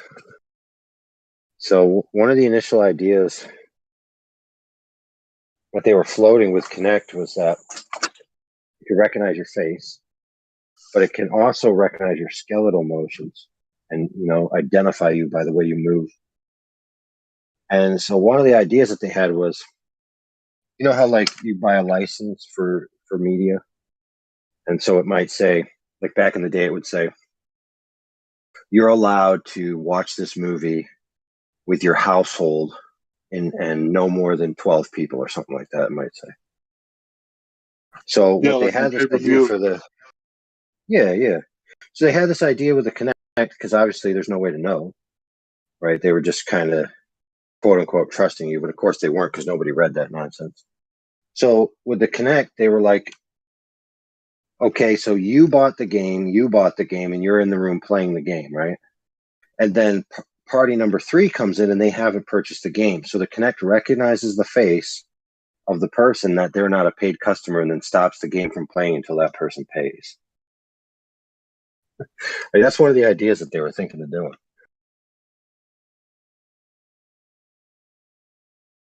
Or like a UFC fight. Let's say you bought a license for 5 people, and the 6th person walks in the room. It would stop the fight until that person leaves or pays.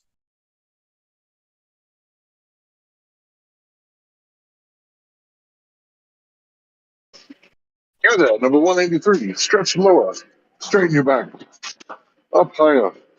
There you go. Good form. Man, that would piss me off, dude. If somebody walked in the room right as it was about to be the knockout or something.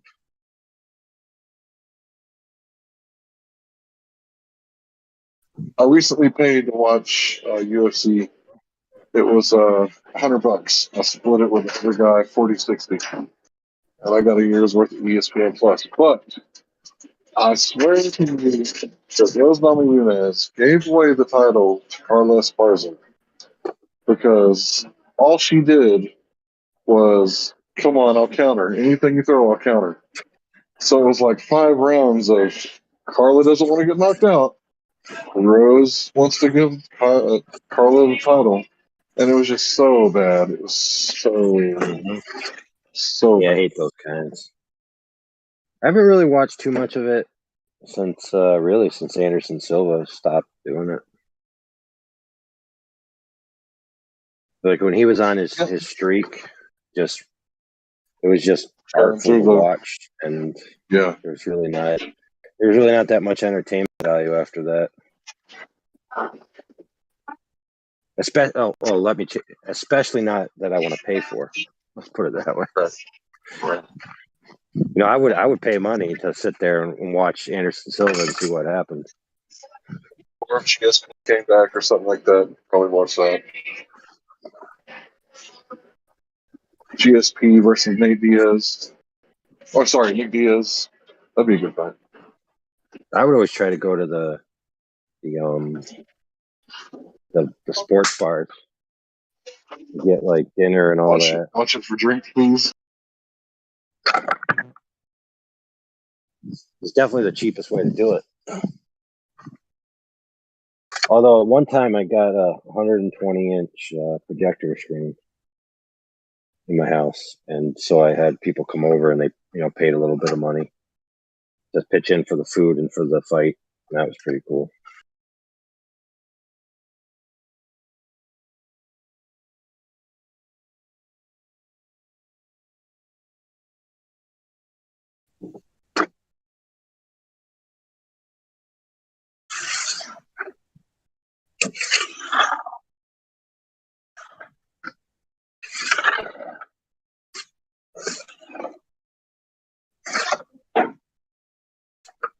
All right, my goal is to be in bed before dawn.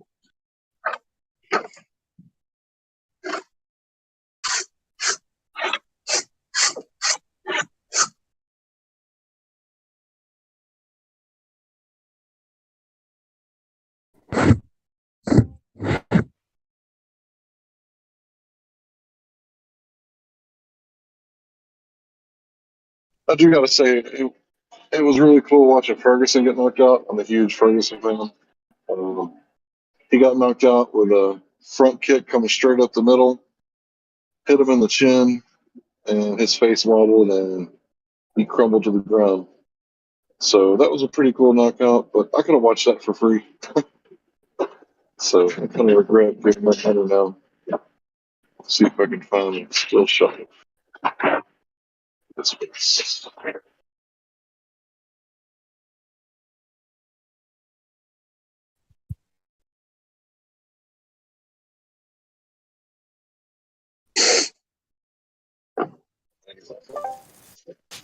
Yeah.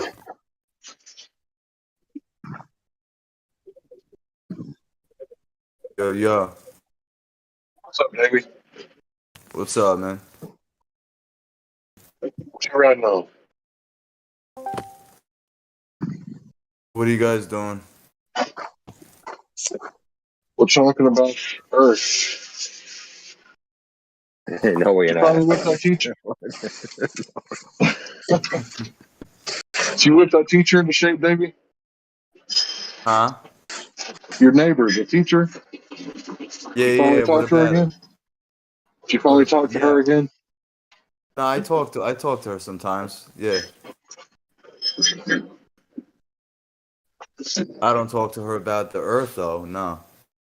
Oh, okay. Yeah, it's too touchy, you know. Davey Numbs, everybody. End up fucking starting a fight. Well, you should be able to talk to her without fighting. It's just cosmology. Yeah, but you know, people are stupid. People are brainwashed. You know, it's Ariel.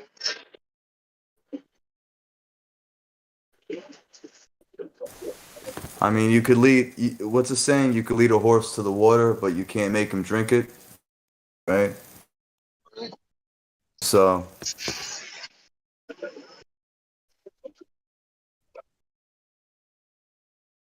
Cat Williams said, no, never mind. I'll leave that out.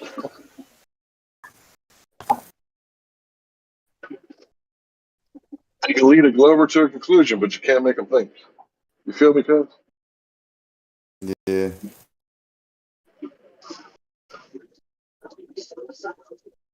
Yeah, it's just crazy, man.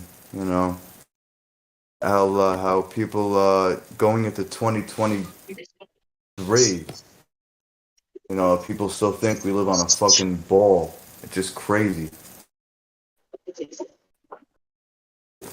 Hey, do you remember Armando Vargas? Yeah, I think so. Yeah. I wonder if that YouTube channel still up.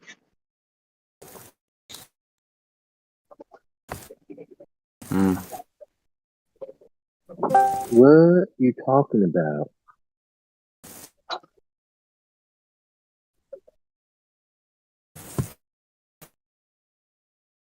Oh man. Tell you what. There's a boxer by the name.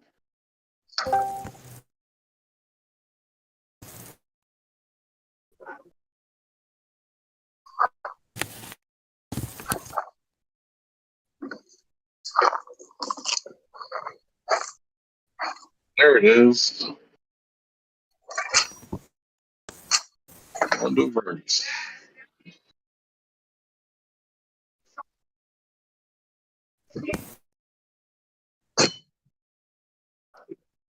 Five years ago.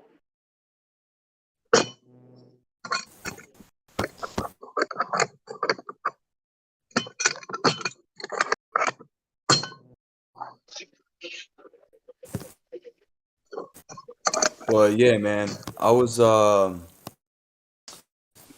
in another fucking chat talking about some guy about evolution. This guy believes in evolution. I'm like, dude, are you fucking kidding me? You really believe that monkeys turned into people? All that nonsense? Like, come on, man. Grow up. Grow the fuck up. You know? Fucking ridiculous.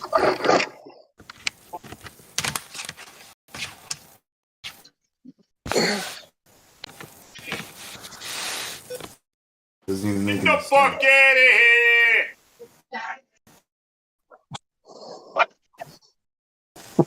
It's just crazy how stupid people are, man. It really is. I'm losing patience. I'm losing tolerance for people. You know?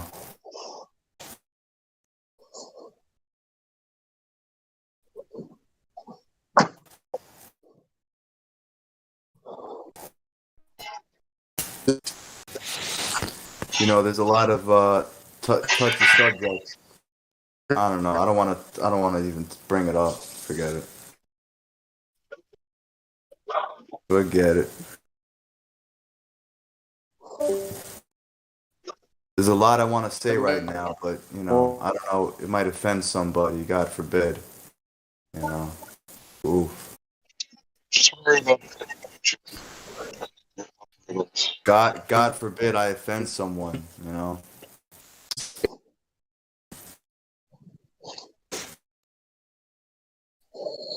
I'm about to post something. And God forbid anybody go back and listen to what I was saying in 2017 and be offended. I want to talk. Yo, you're breaking up. You're breaking up a bit. Sure. You're breaking up, dude.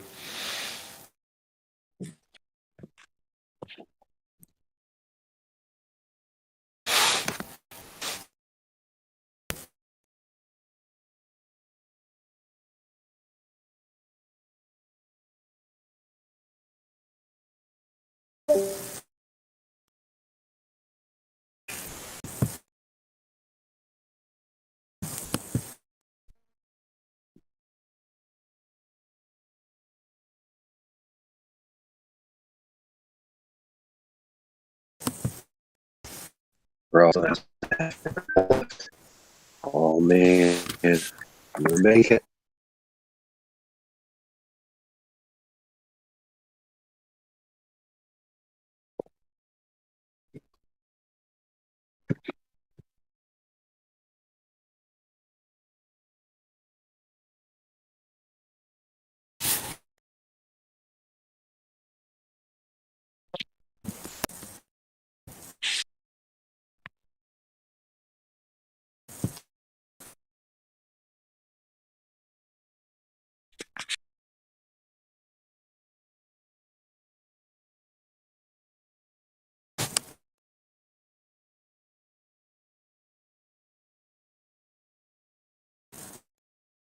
Anyway, it's great.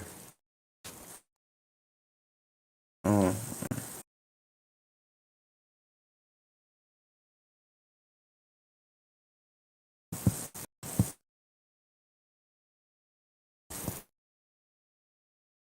Anyway, I was in another chat, and this guy got all fucking butthurt because I brought, he was talking about religion, and I was questioning him. I was I was challenging him, and he got all fucking defensive about it, like a little bitch. And he kept muting me and shit. I'm like, dude, how you gonna have a civilized debate if you keep muting me? I can't talk. Like, what the fuck?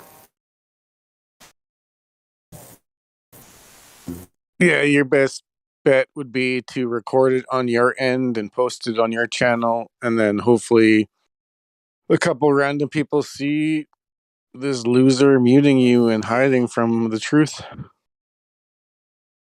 I don't know how to do that though. That's a good idea. I just don't know how to do that. Yeah, there's like StreamYard or something, and there's a couple. If you have the internet, I don't have the internet for it, but if you have the internet power, yeah, I would just Google it and YouTube it, and you can learn pretty much anything. Yeah, I don't know. Yeah, that's a good idea though. Yeah.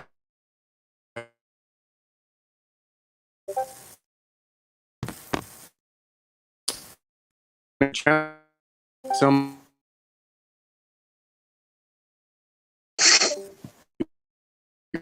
Yeah, this guy was a fuck. Never mind.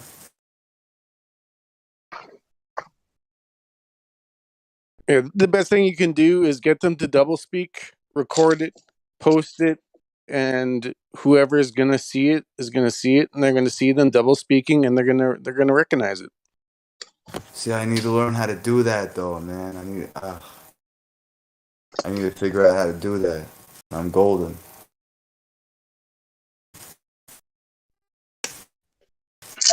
OBS, Open Broadcast System or Source or something like that, and you can record your screen and all the audio that comes across. So you can either live stream it, record it, or both. Same.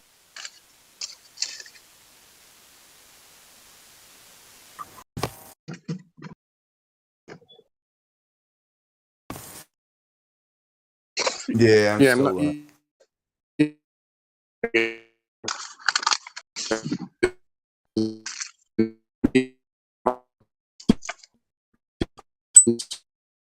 it will be worth it.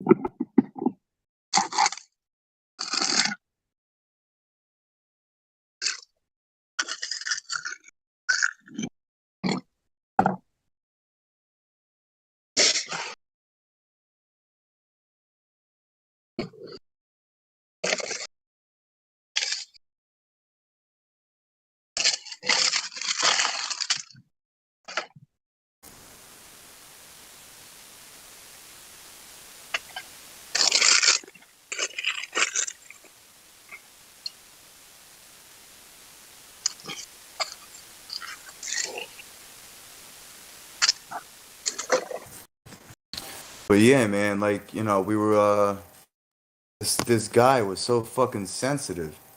Like, we were talking about religion, and he was like trying to push like, this Christianity bullshit. I was like, dude, all I did was like, I just said, dude, I disagree, yada yada yada, and he got all mad, he got all butthurt, and he's like, how dare you disagree with the Jesus Christ is the truth. You can disagree. I'm You like, you can bro, what the disagree. fuck? What are That's you, a fine. fucking priest? What are you, a fucking, Hey, David, you can disagree. what, You got freedom of speech here, bro. I just want to ask you a question. Have I you ever had know. to pay for a lawyer? But this guy, he was like a sensitive little bitch, Hey, Davey, you can know? you hear me? Hey, Davey, Yeah. can you hear me, Davey? Yeah, I can hear you, yeah. You ever had to pay for a lawyer? You ever had to go to court? Yeah. Go to, Yes. go to court? You ever had to get a lawyer and go to court? Yeah. So if you could have just read like 5 chapters into the New Testament, you would have saw the part where Jesus says, "Agree with your adversary quickly, lest he turn you over to the bailiff." So because you said not guilty and you brought controversy before the court, you brought it from the private into the public. You know you're going to lose playing their game. So you should have said, "Yeah, I'm guilty of whatever you did," and settled outside of court and try to settle the matter instead of giving the lawyer your money. Settle with the person who's got a problem with you all by yourself. But you know, if you think that the Bible has no merit, I guess just continue paying the lawyers, and I'm sure they're going to do a great job for you. And make sure that Dude, you're always that 1.5% that wins in the court case. all I said was, I you know, all I said was, I don't believe, forget it, because now you're gonna, What? No, bro, nah, I'm not going to because, mute you. I'm not going to mute you, bro. You don't know who I am? Don't you remember? I'm the guy who yeah, used to run the okay, free all speech right. Oh my hangouts. goodness. I Yeah, know. you know I who you're love you. talking I to. love you too. Listen, all I said was I don't believe in Christ. I believe in God. I don't believe in religion. I think religion equals division. That's all I said. And he just kept muting me. I'm like, dude, what the fuck's wrong with you? I can't have a difference in opinion? Like, come on. But this guy was like, all up in his feelings, you know? So Video, or it didn't happen. so he was just being like a little girl, you know? And I was like, dude, like, I'm not, like, you could think what you want, but I disagree with you. Simple as that. And he was like, just telling me, like, this is the truth, that Jesus is the truth. I'm like, dude, I don't believe in religion. I think religion equals division. I think it's all bullshit. I believe in God the Almighty. That's it. Period. I believe in God. That's it. So I don't know, I'm sure you guys may feel different, maybe not, I don't know. But the fact that he kept muting me and he didn't let me talk just shows that, I mean, you know, Where was this happening? in another fucking chat. I don't know, in another chat. Gem Panda? Yeah, yeah, I don't Likely. know. I don't know. Not But likely. it's just annoying, you know.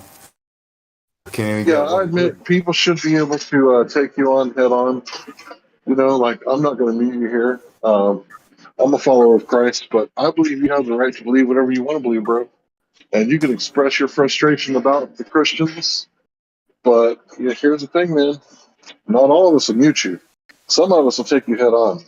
I think AI Overlord is one of the type of people that if you were to challenge him, he ain't gonna mute you, bro. You'll be muting yourself when he's done. Exactly, and that's why I respect you guys, That's man. proper, right? That's proper. That's the way I, to do it. yeah, that's why I respect you, But the other chat, they're just like little girls, you know.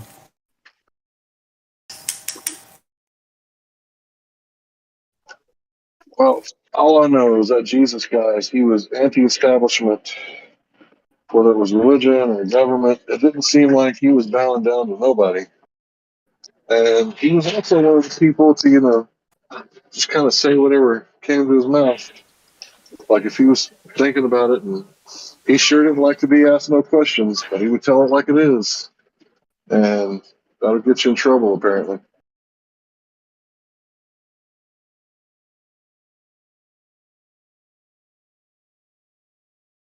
Yeah, the problem is like religion, like you and I can go back and forth for hours about Jesus, but it's just it's a touchy thing, it's a touchy subject. So, um, but Not for so me, yeah, bro. I've been doing this. I've been doing this. You know, you can say things, like, why doesn't God kill murderers? Why doesn't God stop people from doing bad things? And, I'll try my best to answer the question, like, with scripture if I can.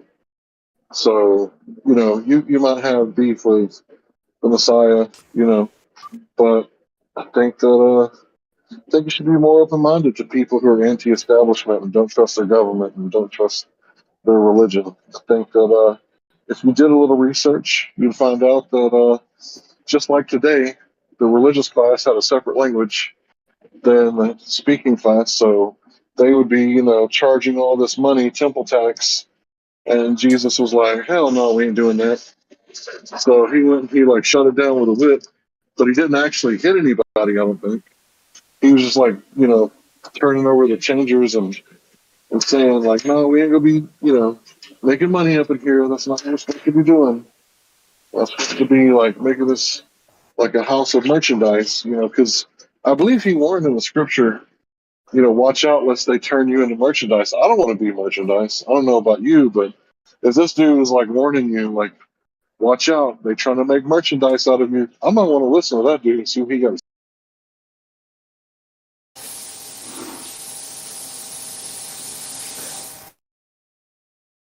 uh, can I ask you a question though? And if you don't get angry, Frank, you've known me for years. Have you ever seen me get angry? no, I don't think so. No. All right, Go ahead, so man. all right, so you got your opinion. Try not to wake up my neighbors. All right, you got your opinion. I got my opinion. Like you believe in Christ, I believe in God. You know, but let me ask you a question because this like I said, we could go back and forth for hours about this Christ Jesus thing. But okay, you believe that in order to get into heaven, you need to go through Christ, correct? That's correct. It says in the book of Hebrews, it says Jesus Christ, or Jesus of Nazareth, or whatever you want to call him, he's the high priest of the Most High God, after the order of Melchizedek forever. So the way to get to the Father Right. is through the Son. And the proof, the evidence for this, because I'm not used to witnessing to Jews, the evidence for this is the miracles that even the Jews themselves agree that he did, but said that he did it under the power of Satan. And his answer to that was, a house divided against itself wouldn't stand, showing that by doing these miracles, it had to be through the power of God because no man or devil has the power to do these things. And that's why the Jews even said that, he was doing the miracle. They didn't Okay. deny the miracles, they just denied where it came from. And that's when Jesus got really pissed off and said, "You can blaspheme me all you want, but don't blaspheme the Holy Spirit," because they were saying that he's doing these miracles through Satan or Beelzebub. And he was like, "Why are you going to throw my father under the bus like that? Like, obviously, I'm doing these miracles through the creator of the heavens and earth because no one else will be able to pull this stuff off." Okay. I mean, because I have a couple questions to ask you, but I don't want to offend you. You know what I'm saying? So, It would be but impossible to do so. I know you have thick skin though. You don't have thin skin like that little bitch I was talking to before. I've been through So, the all right, trenches. I'll just ask you. All right, so okay. Um, you honestly okay? Let me see. What if you really if you in order to get to heaven, if you really need to believe in Jesus Christ to get to heaven, what happened to all the other people that lived before Jesus Christ? Okay, did they not I get to believe heaven? it's I believe his salvation was for the world, one sacrifice for all time. I believe that it's a powerful sacrifice. It's so powerful that it's retroactive, meaning that the people that were following the law back in the day, because it says in the Bible that God's law is written on man's heart so that they are without excuse. So as long as they had compassion, because God says that love covers a multitude of sin. So as long as people were compassionate with each other and followed the law, they didn't steal wives, they didn't kill people and steal lives. They respected their parents because those are probably the only people in the world who actually give a fuck about you. They didn't worship creation, they worshiped the creator. All these things that we're supposed to do, like give your slaves a day off, for fuck's sake. Don't work them 7 days a week. This sort of thing. Like, as long as they were doing good by their slaves, by their wives, by other men, I think that they get in through merit because they didn't have Christ to accept. So jungle people in the jungle know not to steal lives. Don't steal cattle. Don't steal wives. Right? Yeah.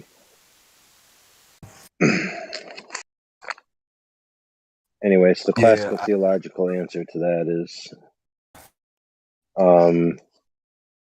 the sacrifice at its point in time is irrelevant. It's just that it is applied to the account. So God accounts to you Christ's righteousness. Now, the people that didn't know Christ in the past, for example, Abraham, his faith was accounted as righteousness, right? But the actual righteousness that was credited to his account was Christ's. But it was by faith. So Abraham believed God and it was credited as righteousness. The Bible goes out of its way to make sure that everyone understands that it's not by merit, that it's by grace alone. And it actually uses double negatives and exclusive logic. Like, if it was by works, then it couldn't be a gift. And if it's by a gift, then it can't be by works. So that means that it's a gift, unequivocally. So nobody ever earned it. Let's put it that way. Okay, so yeah, I think his answer was better than mine, or more aligned with the Testament. I mean, like, I'm not saying I disagree with the Bible. I think there are truths in there. I do, but I think there are a lot of lies as well. I mean, like, you honestly, like, you really believe that, like, Jesus rose from the dead and then, like, moved, like, these boulders and shit like that? Like, you believe that? That's easy.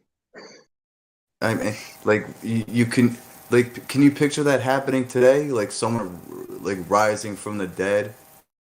I mean, what's the difference between 2,000 years ago and today? You know what I mean? Like, it just doesn't make any sense to me. It's like fantasy shit. You know what I mean? But that's just my opinion. That's just. Yeah, but think about it. You're saying, how does a physical body reconstitute itself in free space, right? Essentially, because that's what it would be. But that's really nothing. I mean, that's nothing. Physical matter being reconstituted. Think about it. How simple is that? It's easy. Through mechanical processes, right? Super simple. Okay, the hard part is the spiritual side, right?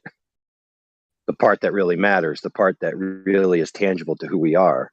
Our bodies, yes, they are us, but they're not the primary form of what we are. As Yoda said, we are luminous beings, not this crude matter. So for example, I could go over to my saw right now and chop my arm off, right? And I could get a prosthetic, or I could have it sewn back on. But what about my soul? Can I cut my soul in half? No. So, like, to me, from my perspective, like, yes, the world is extravagant. There's a lot of intelligence in the design. There's a lot of power displayed. But really, the material world is of no consequence. It's easy peasy for a being that's of a higher entropic level, right? Same as it's no big deal for us to do things with things we can deal with, like plastic and metal. What really is amazing is how do you create or how do you make another sentient agent besides yourself? That has absolutely no explanation whatsoever.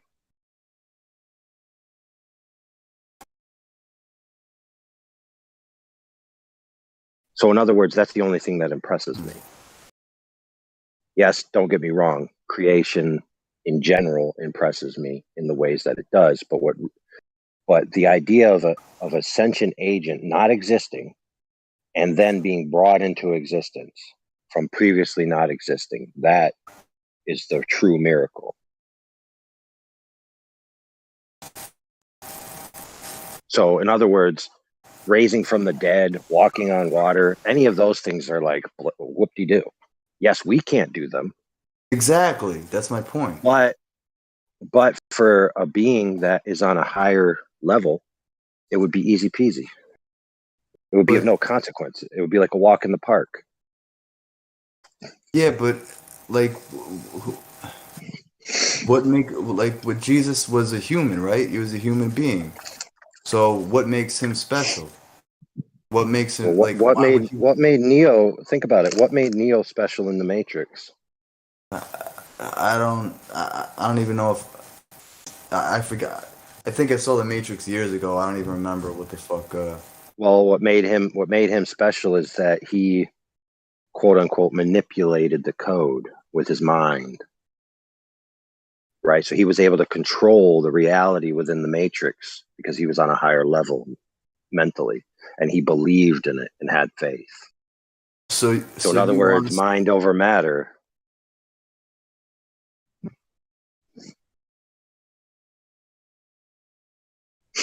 So it's really this simple. As weird as this is going to sound, it really is this simple. And if you really think about it long enough, and you follow like the logic and the rationale, mind, right? Like sentient mind is the prime source over matter.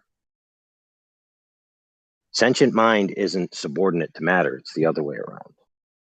So things like trees and rocks and water and all of these things, they're just essentially, for lack of a better word, a simulation in God's mind. And being such, just like in the Matrix, like the architect, right, or the oracle, they could control the Matrix because they were on a higher level than the code and the system and the programming. So if you are the programmer, right, and you know the code of the system, and you're able with your mind to control the code, manipulating the environment within the system that you've created is child's play.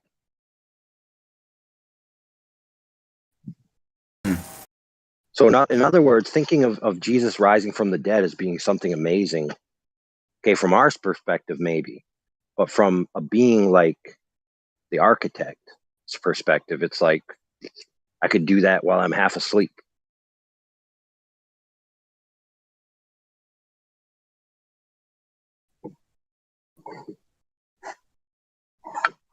Yeah, I don't know.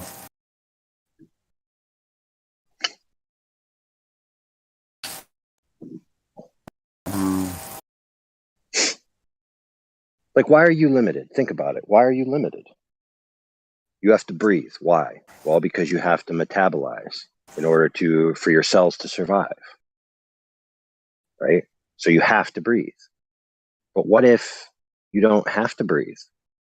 Then the idea of drowning or the idea of being suffocated or the idea of not having the resource that you need to stay alive is no longer a fear for you. Right? Or for example, getting shot, if you get shot, why do you die? Well, it's because the bullet hits you and separates your tissue. But what if your tissue doesn't separate when a bullet hits you? And you don't have to worry about bullets anymore.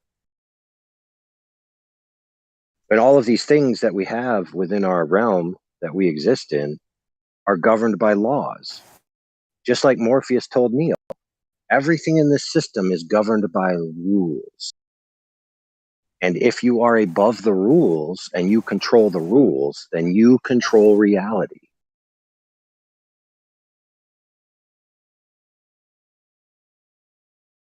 I don't know. Yeah, well, fair enough. But let's just take it from your own assertions. You say you believe in God, right? That being the case, is it not within such a being's prerogative? And mind you, I'm not vying for any particular worldview. I'm just going by the categorical logic, like a God type being. Is it not within a God type's being prerogative to grant power within the system that it created to anyone it so chooses at any time? Well, the answer is obviously yes.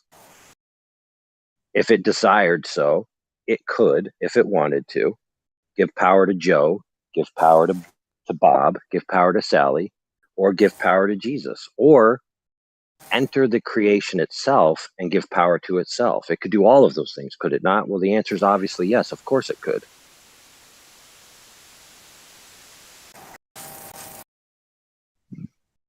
So all that being said, the idea of miracles is just like whoop-de-doo. Of course, if there's a God type being, I'm saying this as an if statement, if there is a God type being that's the source of this realm, then miracles are whoop-de-whoop-de-doo. It's like whoop-de-ha.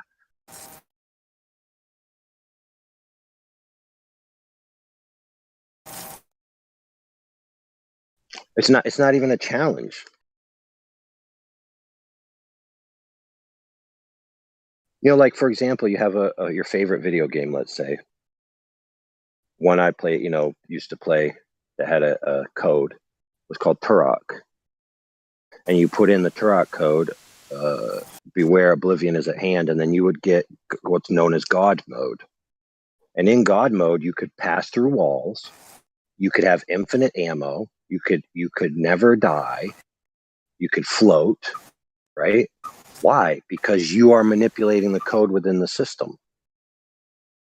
Now, from the perspective of the game, Turok is an agent within the game, and I am outside of the game in another dimension, controlling what's inside with codes and power over the code and the way the laws of the system function. So, in other words, being an higher entropic being, miracles, granting powers to people is easy peasy pie.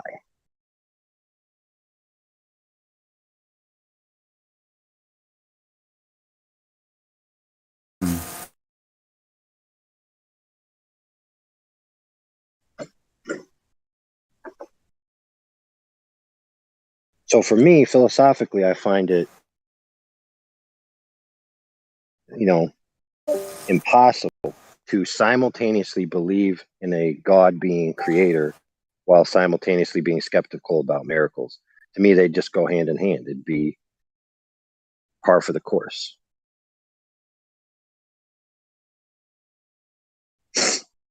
The real thing to wonder in my mind would be, why is there not more miracles?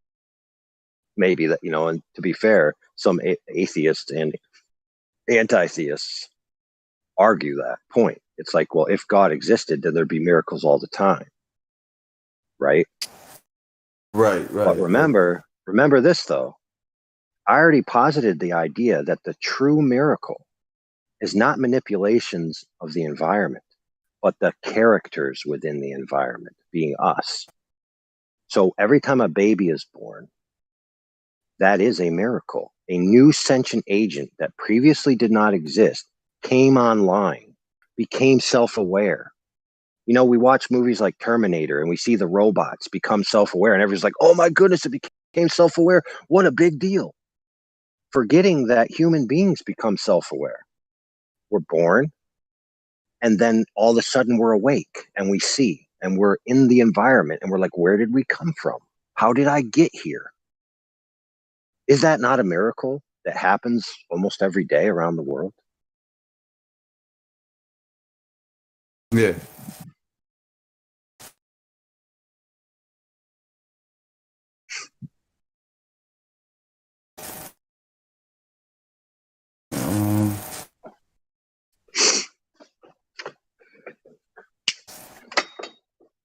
Yeah, I just I don't know. I just don't. I just don't believe in religion. I believe in God. That's it. I don't believe in Buddha, Jesus, Muhammad, whoever. I just believe in God. Simple. Well, that's where I got to correct you. Christianity isn't really a religion, because a religion is something that says, don't ask questions, you just got to believe it, right? In Christianity, it says to test all things and to keep that which is good. So what that means is that you don't believe in shit. Like, you have to test everything out on its individual character, individual basis. Everything works. And then what you gain from that, the knowledge that you gain, like, you keep that and throw away everything else. I think that's what that means. So really, like, if you're a Christian, you're more like a scientist, right? Because you're testing everything and not just taking for granted that, oh yeah, they said this happened. It's like, okay, so let's take the New Testament, for example, and let's test it. Okay, so Alexander the Great, he conquered the known world. He had a military that was capable of doing that and capable of adding, soldiers every battle. Even though he conquered them, he still gained more soldiers and gained more, productivity, and kept gaining, right? Well, there was only 15 copies or something like that of Alexander the Great. But for the Greek New Testament alone, right? And this is a guy who had no military, who had no power, authority, and there's 5,000 copies of the Greek New Testament alone, compared to this guy Alexander the Great who conquered the known world, got a handful. So the time when they wrote it down for Alexander the Great, it was 500 years after it happened, they wrote it down. And then for Christ, it was within 100 years they wrote it down. So then you got the accuracy of the text, which is the third criteria of finding out if one of these ancient manuscripts is a good, well-preserved copy. If there was an original, you could just be like Dan Brown and go into the Vatican and change, the one original, and then everybody would think that, Jesus had kids and a family and a normal life.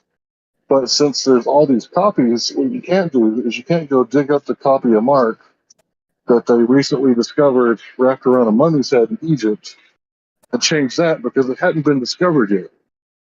So the accuracy of these copies is 99.6%. So you can argue whether he, walked on water. You can argue whether he raised the dead, but you can't really argue if he existed, because if you do, then you got to throw out Alexander the Great, most of Greek history, because, well, let's just be honest, the New Testament is an embarrassment of wealth when it comes to how much knowledge we have and how many copies compared to the Iliad and all the other Greek texts.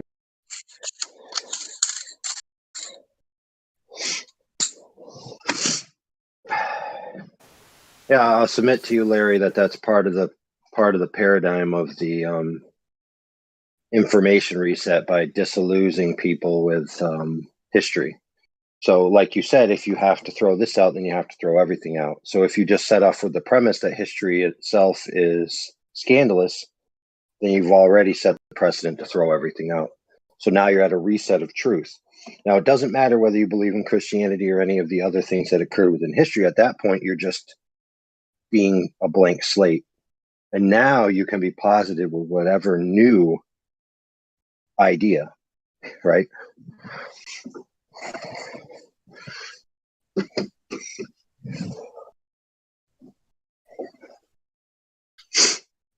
Yeah, it makes sense, but I'm not trying to throw out history. I take it for what it's worth. If some dude wrote down a story, right? If his king told him to do it, or if this guy was locked up under duress at the time, and he wrote it down, I'm not imagining that, hey, this story might be kind of skewed.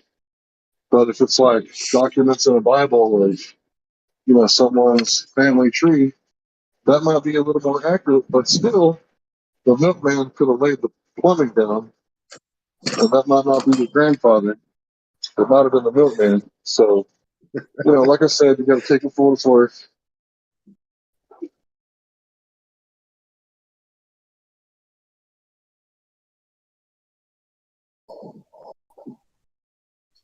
But the thing about Christ is that they asked the Sanhedrin, which is the high court of the Pharisees, and it was like the highest power except for Rome in the land at the time. They said, "What are we going to do about this Jesus guy and his followers?" And like an elder spoke up. He was like an elder's elder, right? He said, "Well, there's been plenty of people like him who came and gone, and if there's nothing to his story, then it'll vanish with history. But if there's something to it, and he really was the Messiah, then we couldn't stop it even if we tried." So, according to the Sanhedrin, they said that basically, if it really is, he's the Messiah, they couldn't stop it if they tried.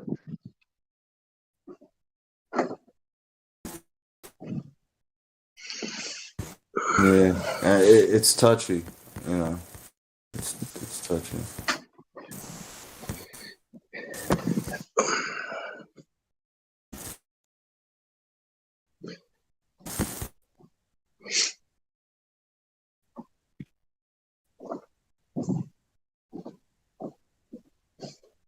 Well, the thing is, whether you believe in Christianity at present or not, obviously, if you don't yet believe in it, then this would apply to somebody, is that it does have, out of the myriad of world religions, quote unquote, it does have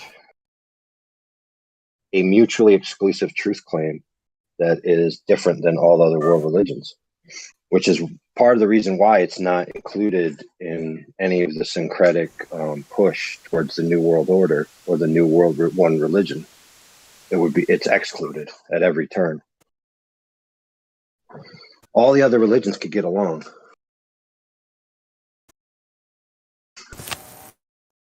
Like you've seen this thing coexist, right?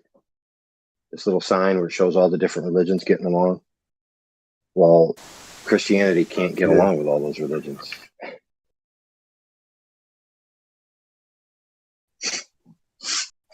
And now, whether you believe it or not, it really don't matter. It is powerful. It is pertinent to history. It's definitely pertinent to the flat Earth discussion in the light of the Catholic Church and George Lamont and the Big Bang Theory and heliocentrism and all of that, right? It's all connected. And it's connected to the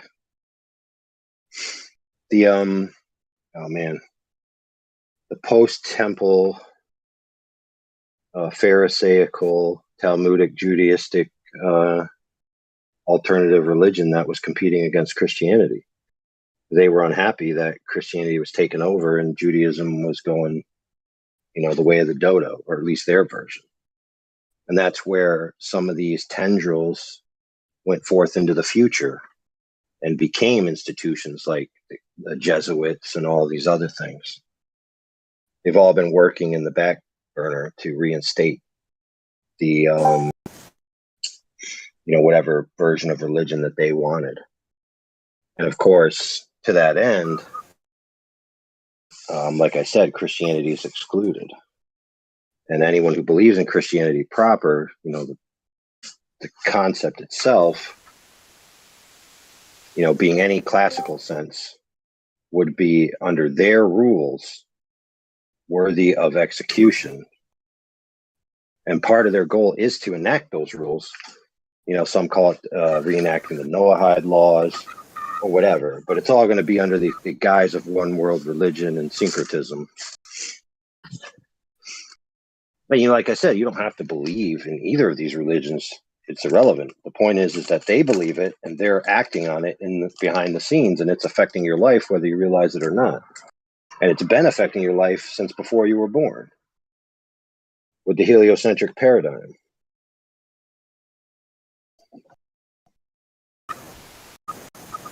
How do you know they It's all believe part in of it, the though? plan.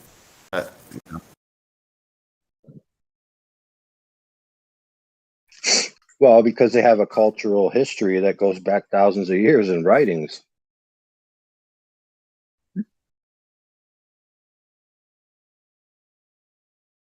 They fought Yeah, wars no, I over know. it, et cetera, et cetera. But So, I mean, by any measure, that would be a good measure to say they believe in it. Obviously, I can't see inside their mind.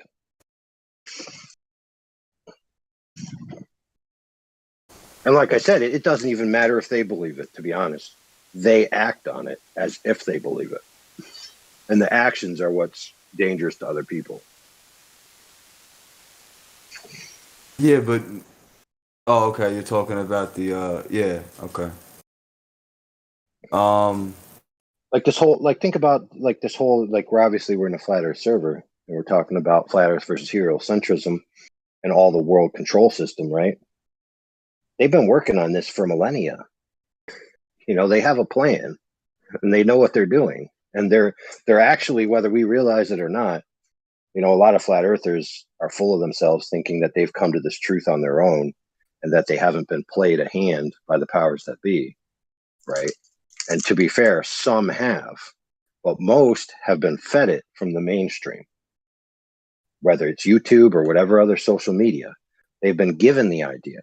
This idea, this resurgence of flat earth has been posited in the culture by some entity out there that did it on purpose at this time in our history for a reason. And rest assured, they have a plan.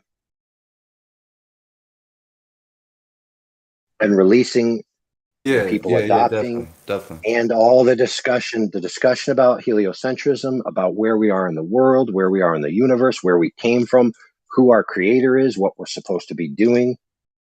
They want all of that to be reset so that they can syncretize a new world order and a new world religion. And so in order to do that, they have to dissolve all the other ties.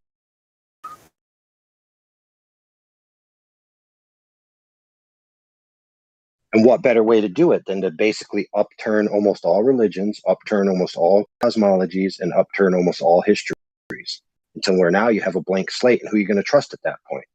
Well, obviously you say to yourself, I'm going to trust myself because I'm a good person to myself. I wouldn't lie to myself. I will scrutinize. I will discover the truth. I will look at the data and make my own decisions. Meanwhile, behind the scenes, they're feeding to you what data they want you to make these decisions about. And they're feeding you the culture in which you exist to make these decisions. And you think you're doing it by yourself, but just like in the writings that they've had before, they've laid out their plans exactly how they're going to do it. And so far, it's been going the way they said it's going to go. Yeah, I believe so. Like, you remember, I don't know if you remember, but back in the day, there was Yuri Bezmenov, right? Yuri Bezmenov was a defector from Russia, and he came over and said the communist plan, right? How to do Marxist language takeover, how to infiltrate the banks, how to infiltrate this social club, and this and that, and this and that, right? And eventually the whole social sphere will change in the Western world. And people were like, oh, that's crazy. But guess what? Almost everything he said came true already.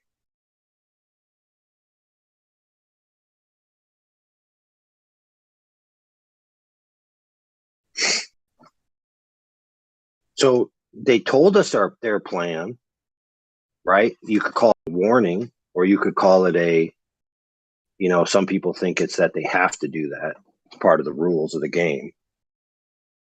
On a higher level, like you say, you believe in God, like there's a certain hierarchy of the rules that they have to follow, like the rules of war. And part of those rules, people believe, is that they must tell everyone what their plan is.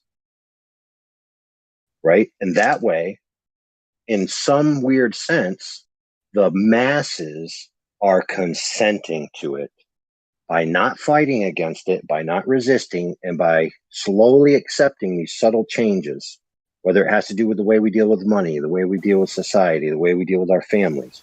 We slowly but surely, as a society, not individuals necessarily, because some are bucking the system, obviously, but as a society in general, we are accepting all of these changes with open arms. Give me more, give me more, give me more.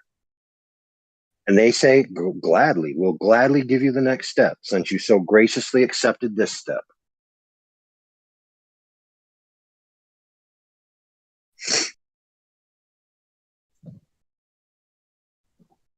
You know, like today, they overturned Roe v. Wade. Tomorrow, they, do something else. And then the next day, they do something else. And everyone thinks there's progress. But behind the scenes, they're playing both sides. They give you a little to the left. So you think, oh, things are going that way. And then all of a sudden they move it a little to the right. And you're like, oh, things are just going back to normal. But see, the problem is you've already been moved so far to the left. Going back to normal is so far from the previous normal.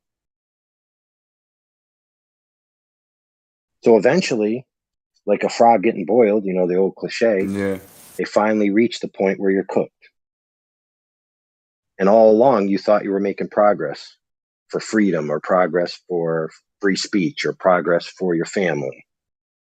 But at every turn, you were basically ceding the point to them without even realizing it, because you had no other choice, because the logistics in your environment were created in a way to make it an offer you couldn't refuse.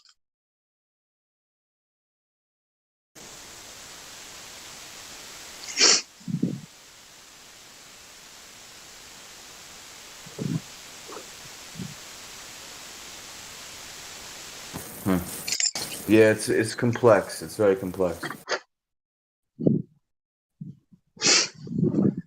You know what, my friend? I don't know what the answer to this, conundrum between you and I, because it's a pretty big one, right?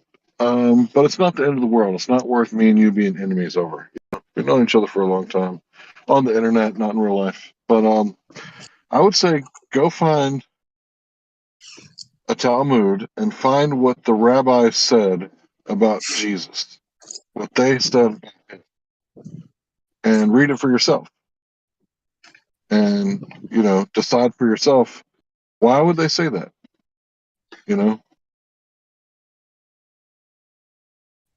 Because on one hand, you got a guy named Matthew, allegedly, who's making a really strong case that he's, a Messiah from the line of David. And then on the other hand, you got some rabbis who's saying that he's boiling hell in human excrement. So, those are two controversial statements, right? And I guess it would be up to you to figure out which one's true.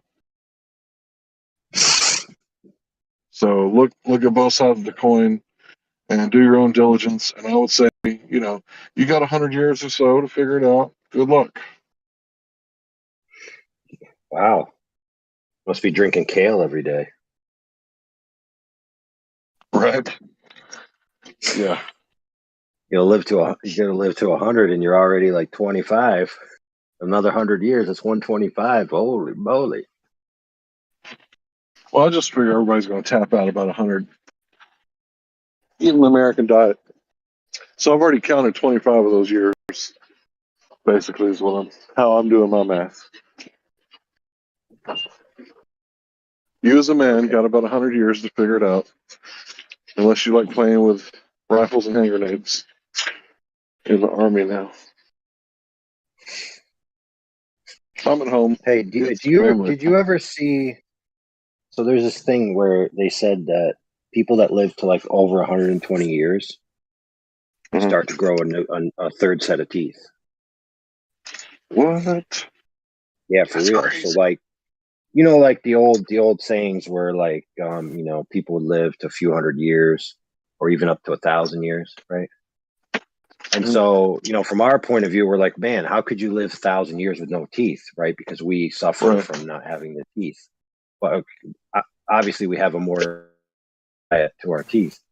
But if it's the case that you get a new set of teeth when you get to about 120, and you just take away the idea of sugar and stuff, it kind of makes sense. Yeah. Because I thought to myself before, it's like the way teeth work when you're a kid, right? They don't work like anything else that you have. Your fingers grow out. They don't grow out and fall off and then new fingers come, but your teeth do when you get your adult teeth. So it's like there's absolutely no reason why they can't regrow. It's just pure genetics, basically. And the apparatus is all there. So I always wondered to myself, man, why can't you just regrow a set of teeth?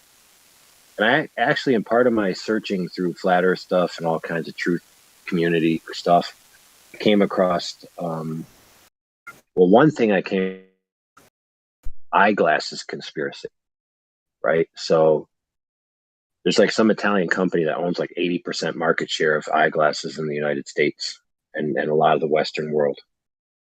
And they push for corrective measures, right? So when I was growing up, and I'm sure you experienced this too, people would go to the eye doctor and they'd get corrective lenses and eye exercises, and you were supposed to do them, and then you wouldn't need glasses, right? So it'd fix you. Whereas now you just show up and they give you a stronger prescription every time. Pay us more money. Here's this new prescription. Pay us more money. And so I found a similar thing with teeth. I saw this whole subculture of people that basically regrow their teeth. And I don't mean from complete. It's like you need the dentin or whatever it is that's the core. If you don't have that, then you can't do this. But like they put minerals, and they keep their mouth healthy and they put minerals on it. And there's a way like your teeth recoat themselves with the minerals. Yeah, you need the enamel. You need enamel. Yeah, so the enamel will recoat as long as you have whatever it is underneath it. But, it's not like overnight. You have to do it in a process. And it kind of like, it made sense to me from a sense like other diets. But you have to have that pH balance and like whatever minerals in your diet. And then it'll just like, almost like, you electroplate something where it's just like a chemical, or you chemical dip something where you coat the top with a very thin layer. And like your teeth, I basically found out like your teeth can do that. So you have like a small cavity, right? And then you just do this method and the teeth heals. You don't go to the dentist and he drills a huge hole and fills it with metal. But guess what? Both of those things I just described they take effort, patience, right? And you have to wait for the result, which our culture just doesn't like anymore. Now it's just, I want my kid to see, and I don't want to sit there and have him do exercises. So just give me the next glasses. Dude, I do remember that, bro. They would tell you to exercise your eyes, focus hard, focus good. Bro, speaking of teeth, I just had to have like 4 cavities filled, bro. My teeth are horrible. But I was gonna ask you, what is there like any specific like toothpaste that you use? Ugh. Dude, I'm way past. For myself, I'm over that. But my mom used to swear by just brushing your teeth with baking soda, and of course, obviously, people swear that fluoride's bad for you. Even though, like when I was a kid, I they don't kept use telling you, fluoride. "Oh, you need fluoride." Now, guess what? And this is interesting now that you mention it. That. I remember the propaganda for fluoride was that somehow fluoride helps the process of the recoating of your enamel, which I just described earlier. So it's interesting how in the mainstream, they promote this idea of getting your teeth fixed at a dentist, like basically getting a body work on your teeth rather than holistic healing. But simultaneously in the mainstream, they have fluoride, which was touted as helping that coating process of your teeth to re-enamel themselves. So it's almost like a contradiction. It's very subtle. It's very subtle the way they do these things. It's like, I call it ideological inoculation, right? Where you're given an idea and then your brain basically accepts it and the contrapositive simultaneously, and it leads to inaction. So for example, there's a lot of those things that have happened in the past few years, right? Where you're given both sides simultaneously, right? Like the controversy and the solution at the same time. And then it basically leads to you yourself doing nothing, right? Because you're like, oh, it's solved already, but really it isn't. It's just posited as an idea that it's solved, and so you just can be comfortable that it's being solved. So you're like, oh, I don't need to worry about it. Someone's taking care of it somewhere. And I've noticed that in a lot of things. Yeah, but yeah, the teeth though, like I stopped using fluoride years ago, you know. I just refused to use it.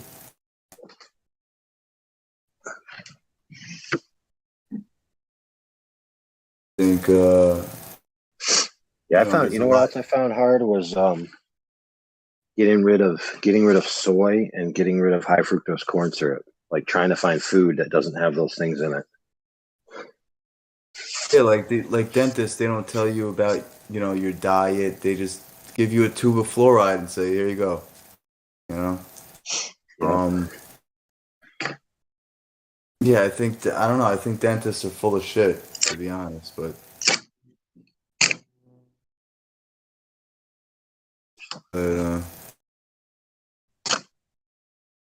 no, that's proctologists.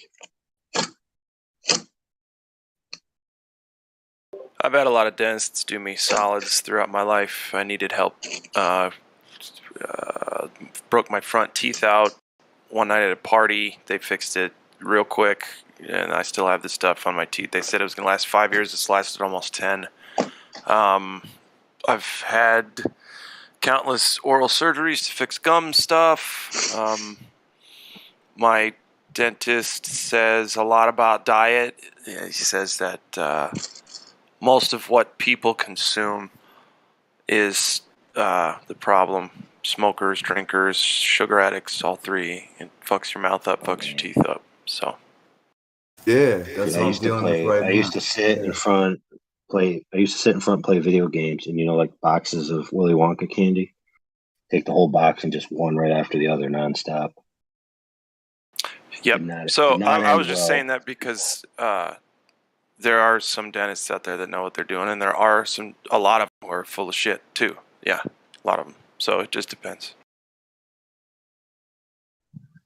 Yeah, but even that, you're explaining like we had a catastrophic failure already. You know, so it's really. Well, yeah, they fixed me up, but I mean, like maintaining my teeth, I do what my dentist says, and I have great teeth, and I've put it through a lot of shit before. So I don't know. I mean, you know what I mean? I don't know. It's a gray area. Yeah, we had this guy in my unit where he had like the most beautiful teeth, and everyone would tell him all the time, "Dude, why are your teeth so crazy? What do you do?" And all he would say, all I do is just brush my teeth. That's it." Yeah. That's some people are blessed, man. So I don't know. Yeah, it's genetics. Yeah, a lot of it's genetics.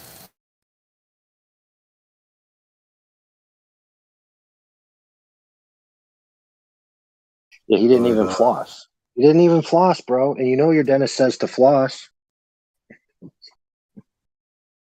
If you can hack it, floss twice a day. If you can fit it in, do it gently. You know, don't dig up in there. Just clear it out twice a day. I just want my teeth replaced with a mono tooth, like almost like Jaws from Moonraker. Like a cartoon one tooth. Yeah, one big tooth across. Now, obviously, it would still have the striations, so it looked natural, but it'd just be one big block of like titanium or something really gnarly. I feel like that wouldn't work. I don't know. Bite through cables.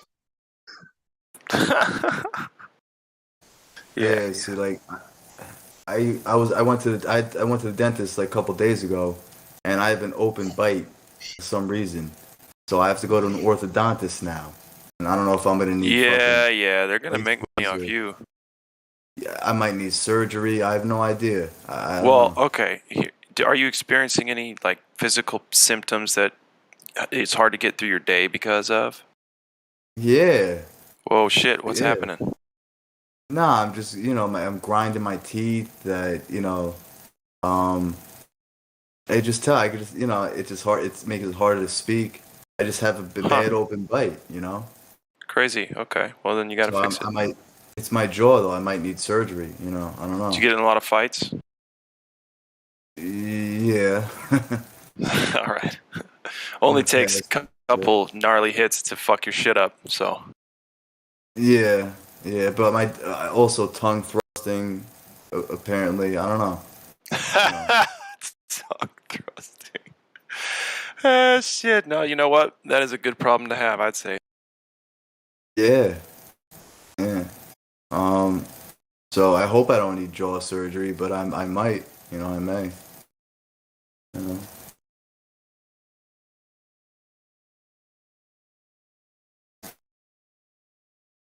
Well.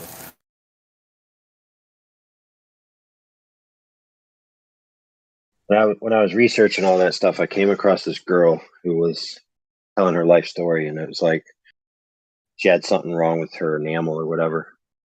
It was basically like she couldn't produce enamel, so her teeth were basically all dentin, right? So basically, just like a hard candy with the shell sucked off of it, just waiting to be emulsified. And she would explain like she'd wake up with chunks of her teeth, spitting them out, and she lost all her teeth like before she was a teenager. But somehow she came into the fortune of being able to have a complete refit of her teeth. But they let her design them like exactly the way she wanted. So they put this like standard, tooth the way they said, and then she looked at them. She said, "Oh, I want these teeth to be a little sharper here, and a little more angled here," until she liked the way they look. So I thought that was pretty cool. So it's like if you can afford it, obviously that's like in the 30 grand range. But if you do have catastrophic failure on most of your teeth, then you do at least get the option, if you can afford it, to have like designer set of teeth exactly the way you want.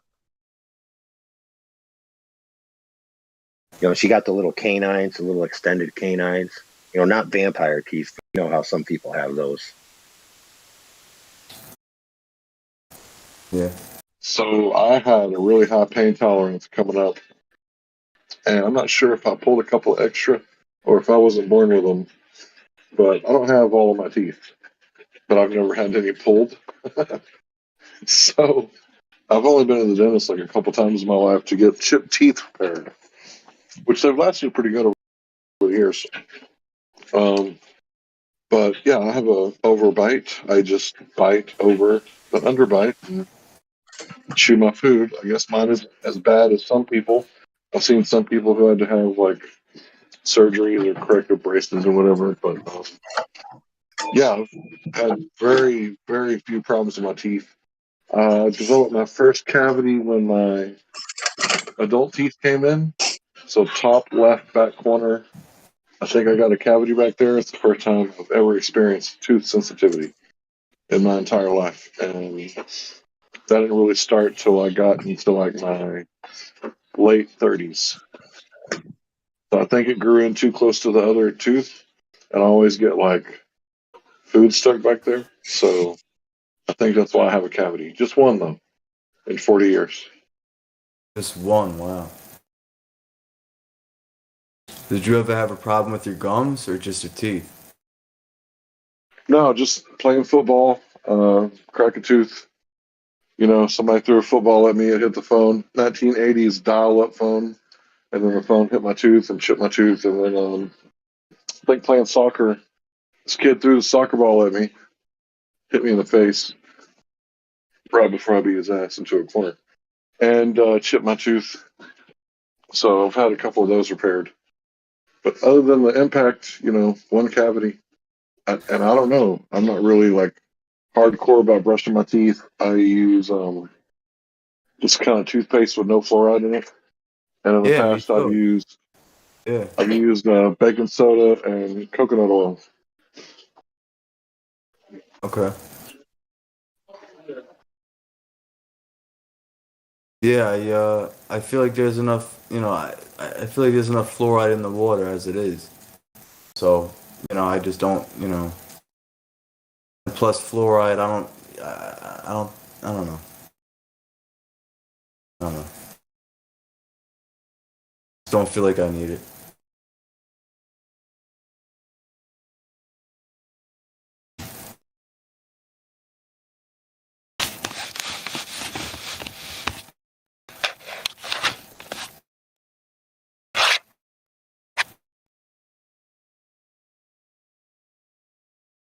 yeah, supposedly if you have a lot of if you have injuries to your jaw and stuff like that, it can affect your teeth and your gums. I didn't know that until my dentist told me, but now I know.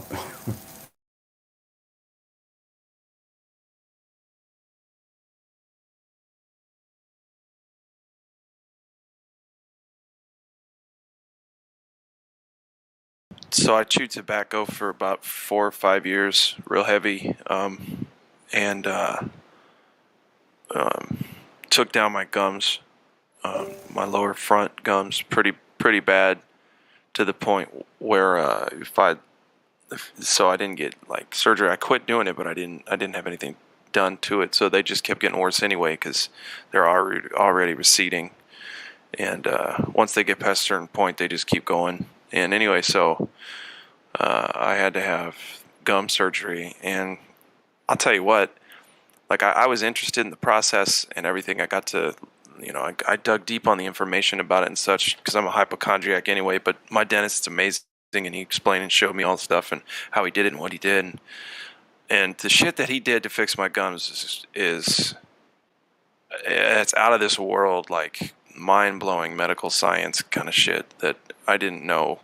Like how did people learn this? You know what I mean? Like, but anyway, yeah, so I like my gums are like halfway back, which is crazy compared to how they used to look. And they like healed and developed a little bit of new gum. And I just don't even know how the fuck all that happened, but it's crazy stuff sometimes that these dentists can do. So Drill your a hole body. under each gum, under each tooth, and then pull it forward and up where it was supposed to be. No, he did some nutty stuff. He took skin from the inside top of my mouth, where the soft palate, and then he put it up front and sewed it all in there in between my teeth and shit, dude. It was nuts. It was nuts.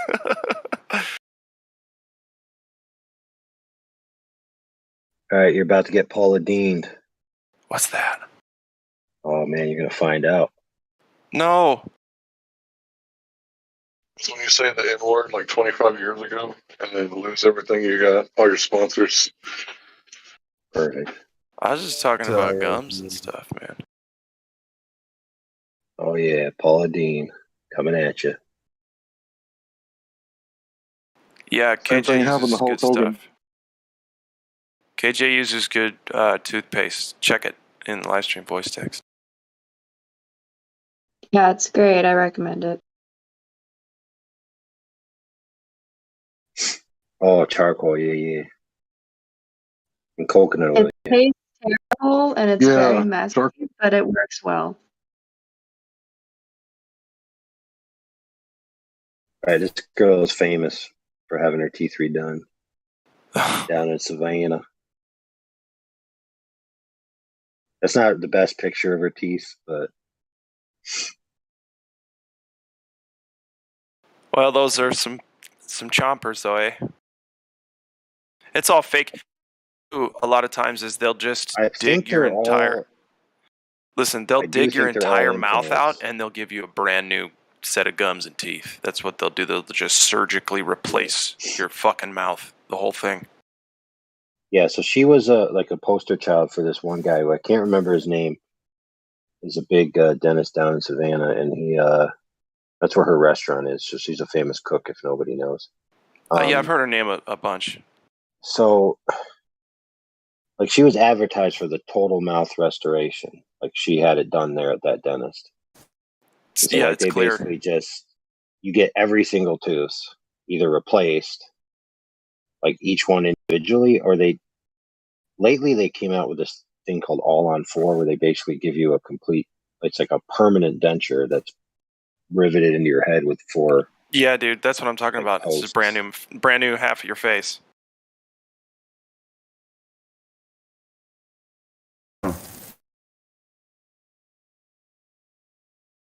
But that does look like, you know what? The more I look at that picture, the more it looks like the a little icon for like a horror movie or something. Yeah. You know, it's like Grandma's Chompers. Grandma's chopping like in the red Grandma's background doesn't Chompers help. 3.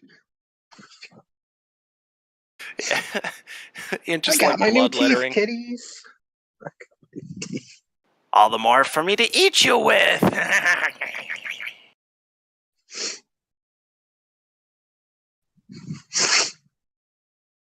This summer, Grandma's Chompers.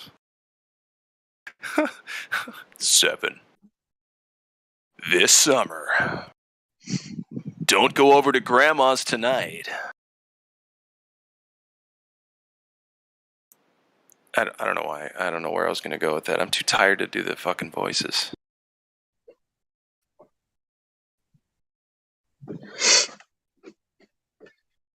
Well, maybe, you know what? It could be about, so the dentures that she used to have get jealous, right? And then they come out of the little denture case and chase her down. Yeah. You remember those little wind-up teeth? Yeah, the wind-up chase people teeth. down? Yep. I also remember a wax candy that was like teeth that you would put in. I don't know. It was weird.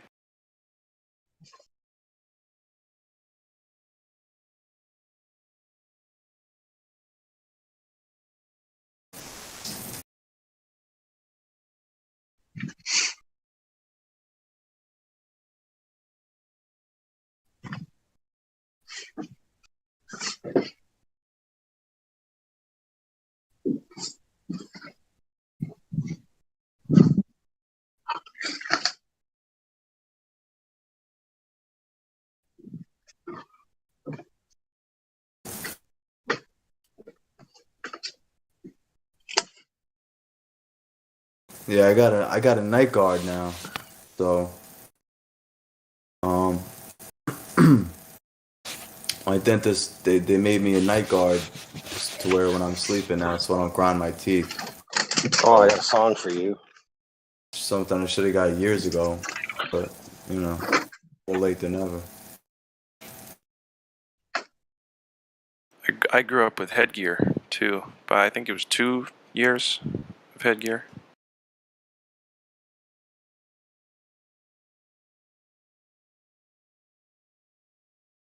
No braces though. I said, Mom, I'm not doing braces. I don't care how ugly I get. Oh man, I don't care, dude. Right? I don't Fuck care. braces. Dude, I don't care if I don't care if I need braces, Invisalign, whatever.